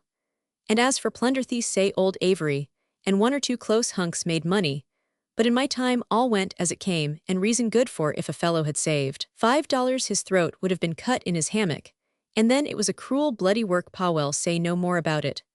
I broke with them at last for what they did on board of a bit of a snow, no matter what, it was bad enough since it frightened me. I took French leave, and came in upon the proclamation, so I am free of all that business, and here I sit the skipper of the Jumping Genya, nutshell of a thing, but goes through the water like a dolphin. If it were not for yon hypocritical scoundrel at Annan, who has the best end of the profit, and takes none of the risk, I should be well enough as I want to be here. Is no lack of my best friend touching his case, but to tell you a secret, he and I have got so used to each other, I begin to think he is like a professed joker, that makes your sides sore with laughing if you see him, but now and then. But if you take up house with him, he can only make your head stupid. But I warrant the old fellow is doing the best he can for me after all." "And what may that be?" said Fairford.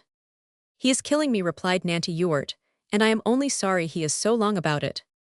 So saying, he jumped on his feet, and tripping up and down the deck, gave his orders with his usual clearness and decision, notwithstanding the considerable quantity of spirits, which he had contrived to swallow, while recounting his history.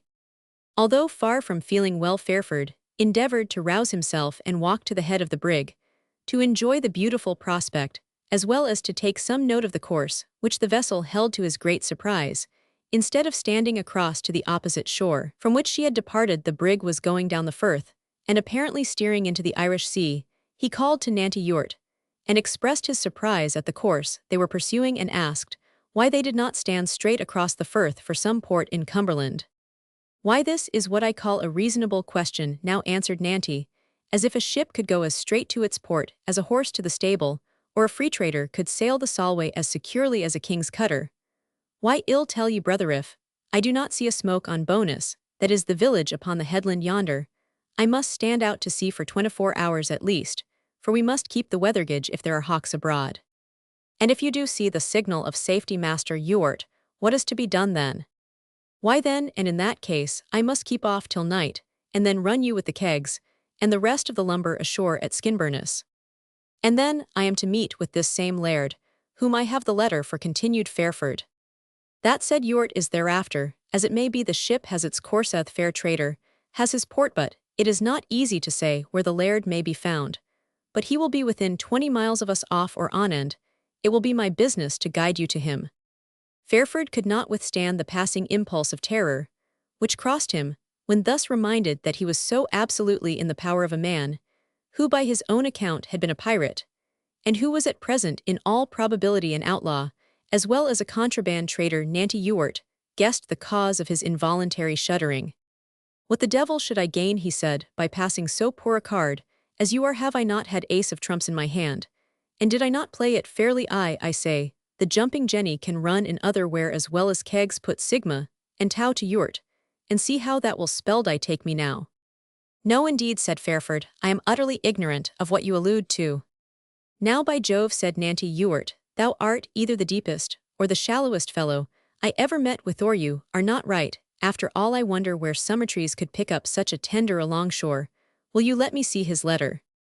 Fairford did not hesitate to gratify his wish, which he was aware he could not easily resist. The master of the Jumping Jenny looked at the direction very attentively, then turned the letter to and fro and examined each flourish of the pen, as if he were judging of a piece of ornamented manuscript, then handed it back to Fairford, without a single word of remark. "Am I right now?" said the young lawyer. "Why, for that matter," answered Nanty, "the letter is right sure enough, but whether you are right or not is your own business rather than mine." And striking upon a flint with the back of a knife, he kindled a cigar as thick as his finger, and began to smoke away with great perseverance. Alan Fairford continued to regard him with a melancholy feeling, divided betwixt the interest he took in the unhappy man, and a not unnatural apprehension for the issue of his own adventure. Ewart, notwithstanding the stupefying nature of his pastime, seemed to guess what was working in his passenger's mind, for, after they had remained some time engaged in silently observing each other, he suddenly dashed his cigar on the deck, and said to him, "Well then, if you are sorry for me, I am sorry for you. DN me. I have cared a button for man or mother's son, since 2 years since, when I had another peep of Jack Hadaway. The fellow was got as fat as a Norway whale, married to a great Dutch built queen, that had brought him 6 children. I believe he did not know me, and thought I was come to rob his house. However, I made up a poor face and told him who I was. Poor Jack would have given me shelter and clothes, and began to tell me of the moidores that were in bank when I wanted them. Egad, he changed his note when I told him what my life had been, and only wanted to pay me my cash, and get rid of me. I never saw so terrified a visage." I burst out, laughing in his face, told him it was all a humbug, and that the moidores were all his own henceforth, and for ever, and so ran off. I caused one of our people send him a bag of tea and a keg of brandy before I left. Poor Jack, I think you are the second person these 10 years that has cared a tobacco stopper for Nanty Ewart. "Perhaps, Mr. Ewart," said Fairford, "you live chiefly with men too deeply interested for their own immediate safety to think much upon the distress of others." "And with whom do you yourself consort, I pray?" replied Nanty smartly. "Why, with plotters that can make no plot to better purpose than their own hanging, and incendiaries that are snapping the flint upon wet tinder. Yowl as soon raise the dead as raise the Highlands. Yowl as soon get a grunt from a dead sow, as any comfort from Wales or Cheshire you think. Because the pot is boiling that no scum, but yours can come uppermost I, no better by all these rackets, and riots that you think are trending your way have no relation at all to your interest, and the best way to make the whole kingdom friends again at once would be the alarm of such an undertaking as these mad old fellows are trying to launch into. I really am not in such secrets as you seem to allude to, said Fairford, and determined, at the same time, to avail himself as far as possible of Nancy's communicative disposition, he added with a smile, and if I were I should not hold it prudent to make them much the subject of conversation. But I am sure so sensible a man as Summertrees and the laird may correspond together without offence to the state. I take you, friend, I take you, said Nanty Ewart, upon whom at length the liquor and tobacco smoke began to make considerable innovation, as to what gentlemen may or may not correspond, about why we may pretermit the question, as the old professor used to say at the hall, and as to Summertrees, I will say nothing, knowing him to be an old fox. But I say that this fellow the laird is a firebrand in the country, that he is stirring up all the honest fellows, who should be drinking their brandy quietly, by telling them stories about their ancestors and the 4 to 5, and that he is trying to turn all waters into his own milldam, and to set his sails to all winds, and because the London people are roaring about for some pinches of their own, he thinks to win them to his turn with a wet finger, and he gets encouragement from some because they want a spell of money from him, and from others because they fought for the cause once, and are ashamed to go back, and others because they have nothing to lose, and others because they are discontented fools. But if he has brought you or anyone, I say not whom, into this scrape with the hope of doing any good, he's a D.D. decoyduck, and that's all I can say for him, and you are geese, which is worse than being decoyducks or lame ducks, either, and so here is to the prosperity of King George III and the true Presbyterian religion, and confusion to the Pope, the devil and the pretender ill. Tell you what, Mr. Fairbairn, I am but 10th owner of this bit of a craft, the Jumping Jenny, but 10th owner, and must sail her by my owner's directions. But if I were whole owner, I would not have the brig be made a ferryboat for your Jacobitical old-fashioned popish riffraff, Mr. Fairport. I would not, by my soul, they should walk the plank by the gods, as I have seen better men do, when I sailed under the what d'ye call 'em colours, but, being contraband goods, and on board my vessel, and I with my sailing orders in my hand, why I am to forward them as directed. I say, John Roberts, keep her up a bit with the helmond, so Mr. Fairweather. What I do is's the D.D. villain turnpenny saysall in the way of business. He had been speaking with difficulty for the last 5 minutes, and now at length dropped on the deck, fairly silenced by the quantity of spirits which he had swallowed, but without having showed any glimpse of the gaiety, or even of the extravagance of intoxication. The old sailor stepped forward and flung a sea-cloak over the slumberer's shoulders, and added, looking at Fairford, pity of him, he should have this fault, for without it, he would have been as clever a fellow as ever trod a plank with ox leather. And what are we to do now, said Fairford. Stand off and on, to be sure, till we see the signal, and then obey orders. So saying, the old man turned to his duty, and left the passenger to amuse himself with his own meditations. Presently afterward, a light column of smoke was seen rising from the little headland. I can tell you what we are to do now, master, said the sailor. Well, stand out to sea, and then run in again with the evening tide and make Skinburness. Or if there's not light, we can run into the Wample River and put you ashore about Kirkbride or Leths with the longboat.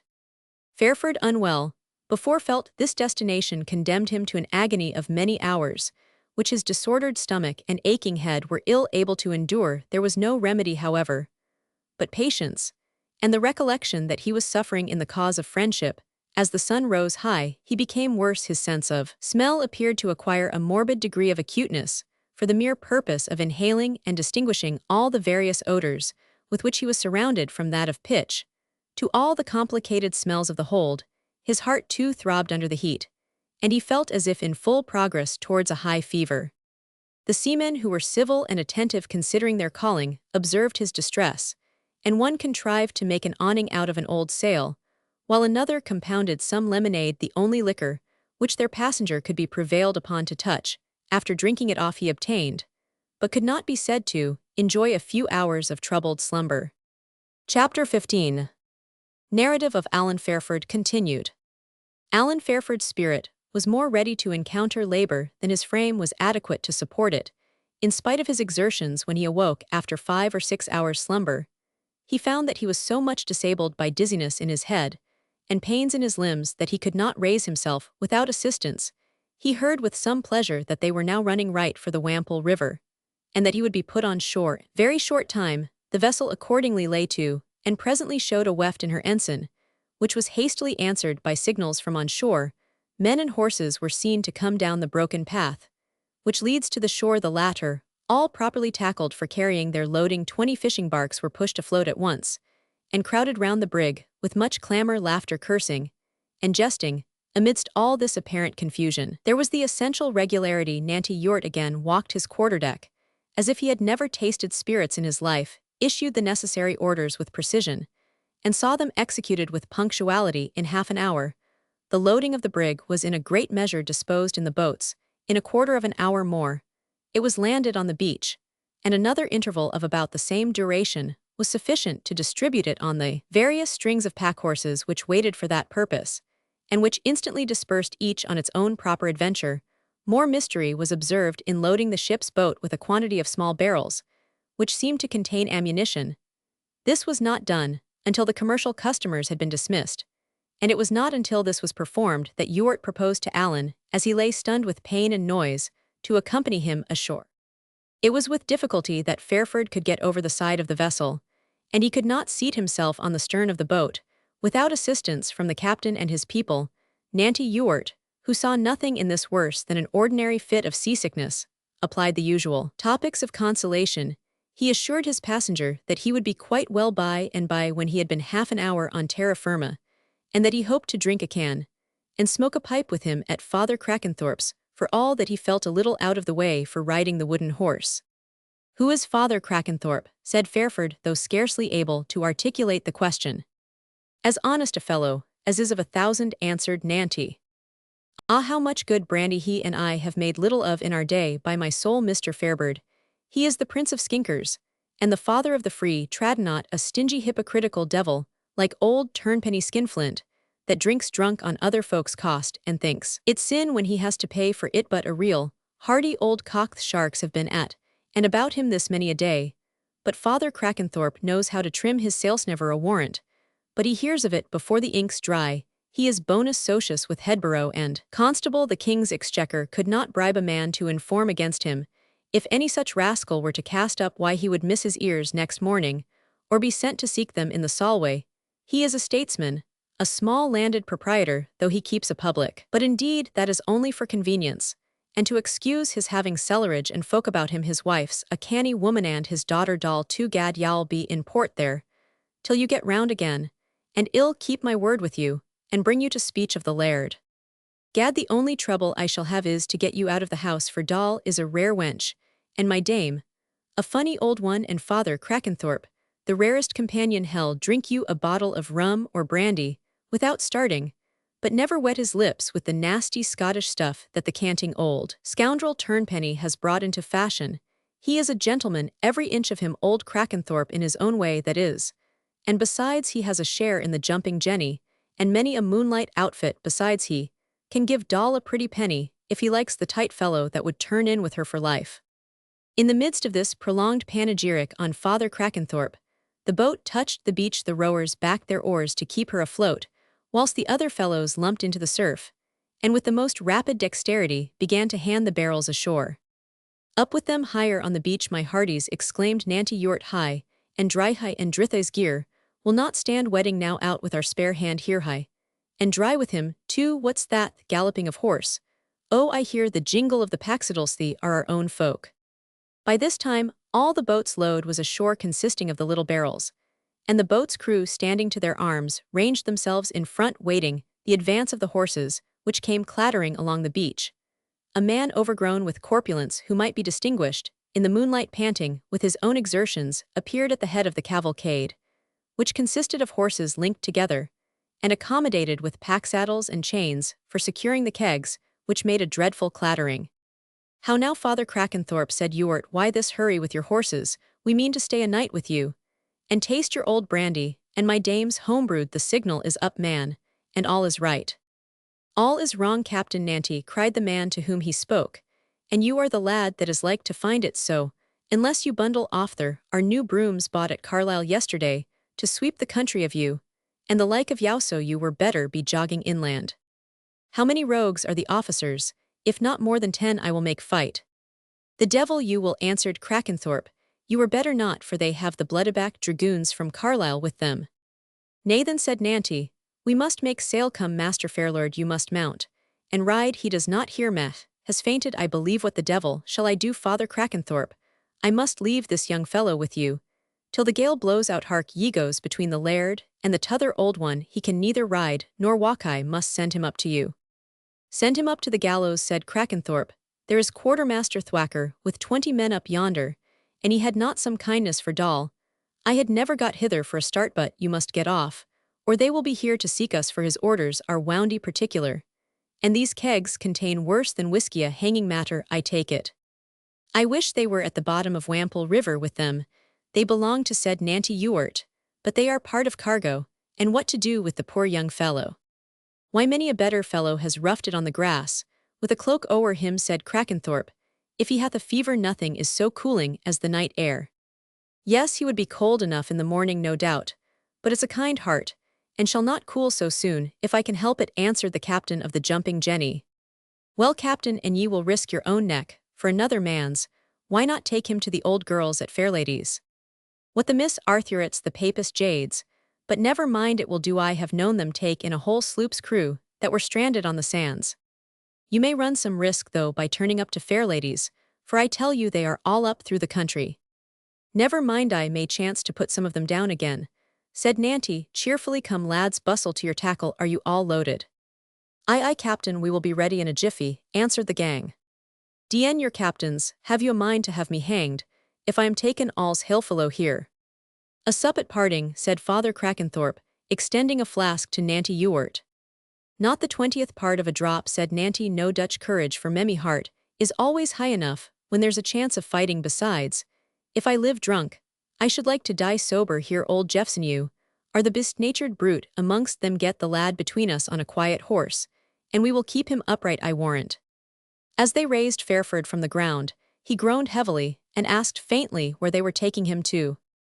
To a place where you will be as snug and quiet as a mouse in his hole, said Nanty.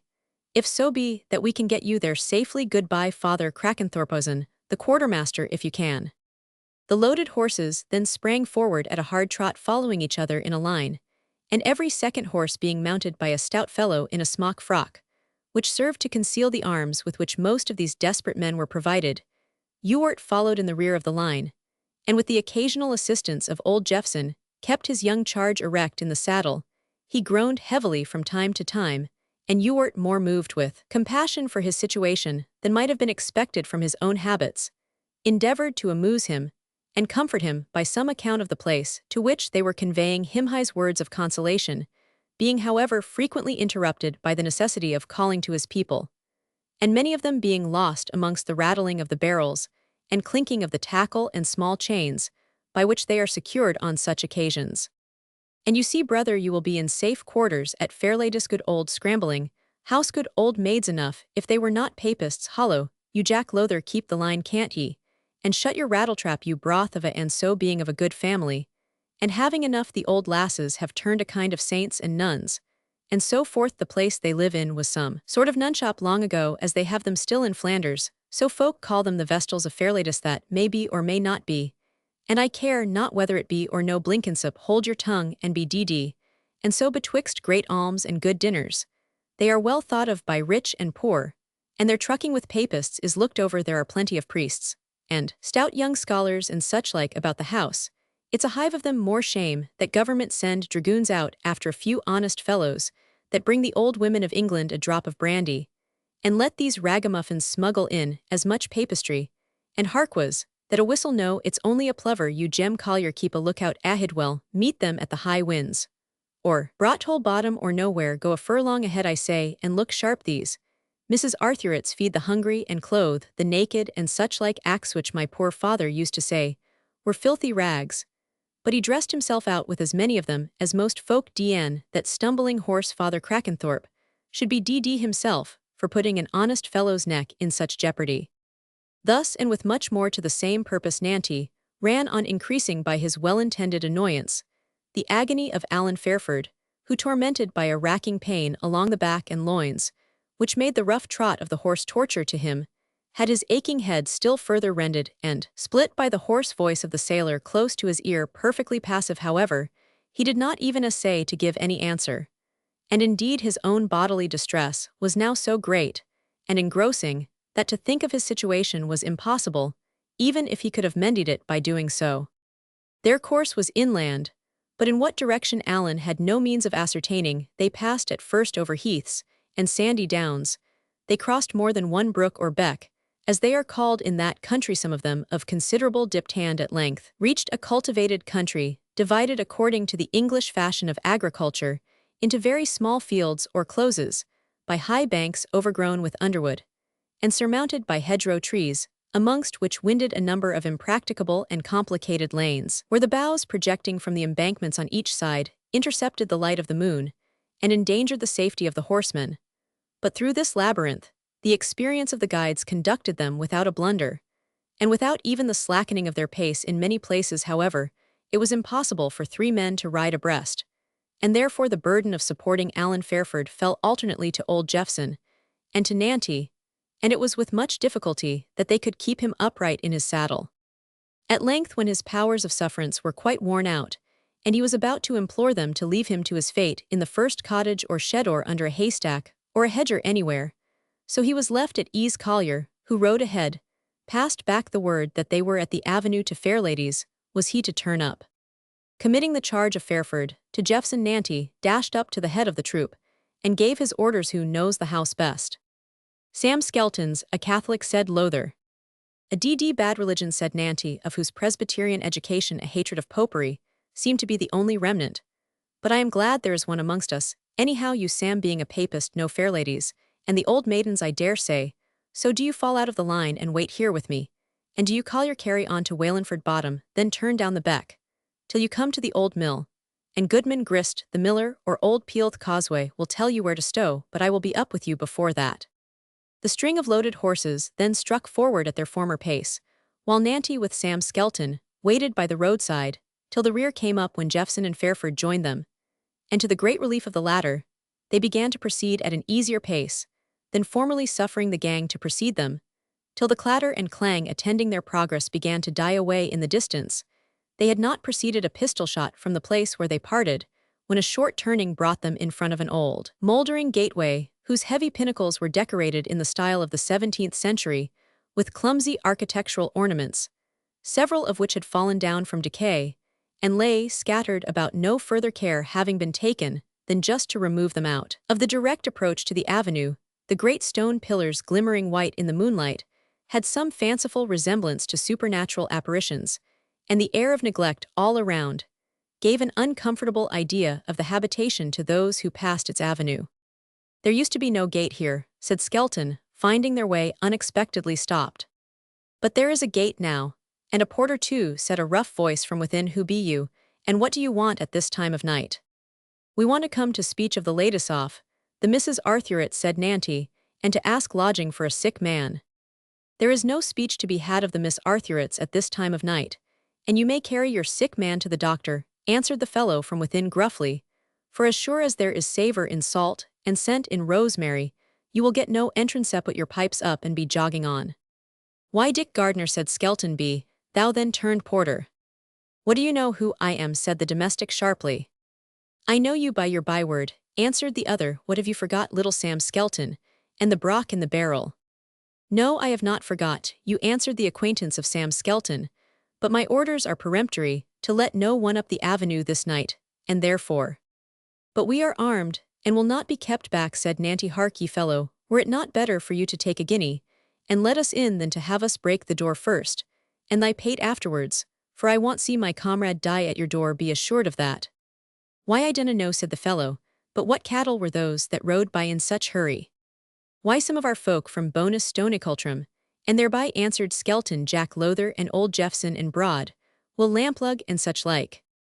Well, said Dick Gardner, as sure as there is savour in salt and scent in rosemary, I thought it had been the troopers from Carlisle and Wigton, and the sound brought my heart to my mouth.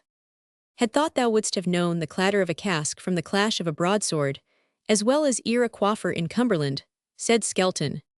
Come, brother, less of your jaw and more of your legs, if you please, said Nanty. Every moment we stay is a moment lost. Go to the ladies, and tell them that Nanty Ewart of the Jumping Jenny has brought a young gentleman charged with letters from Scotland to a certain gentleman of consequence in Cumberland, that the soldiers are out, and the gentleman is very ill, and if he is not received at Fairlady's, he must be left either to die at the gate, or to be taken with all his papers about him by the redcoats. Away ran Dick Gardner with this message, and in a few minutes lights were seen to flit about, which convinced Fairford, who was now, in consequence of the halt, a little restored to self-possession, that they were traversing the front of a tolerably large mansion house. What if thy friend Dick Gardner comes not back again, said Jephson to Skelton. Why then, said the person addressed, I shall owe him just such a licking as thou old Jephson had from Dan Cook, and will pay as duly and truly as he Roman 999. The old man was about to make an angry reply when his doubts were silenced by the return of Dick Gardner, who announced that Miss Arthurette was coming herself as far as the gateway to speak with them. Nanty Ewart cursed in a low tone the suspicions of old maids, and the churlish scruples of Catholics that made so many obstacles to helping a fellow creature, and wished Miss Arthurette a hearty rheumatism or toothache as the reward of her excursion. But the lady presently appeared to cut short further grumbling.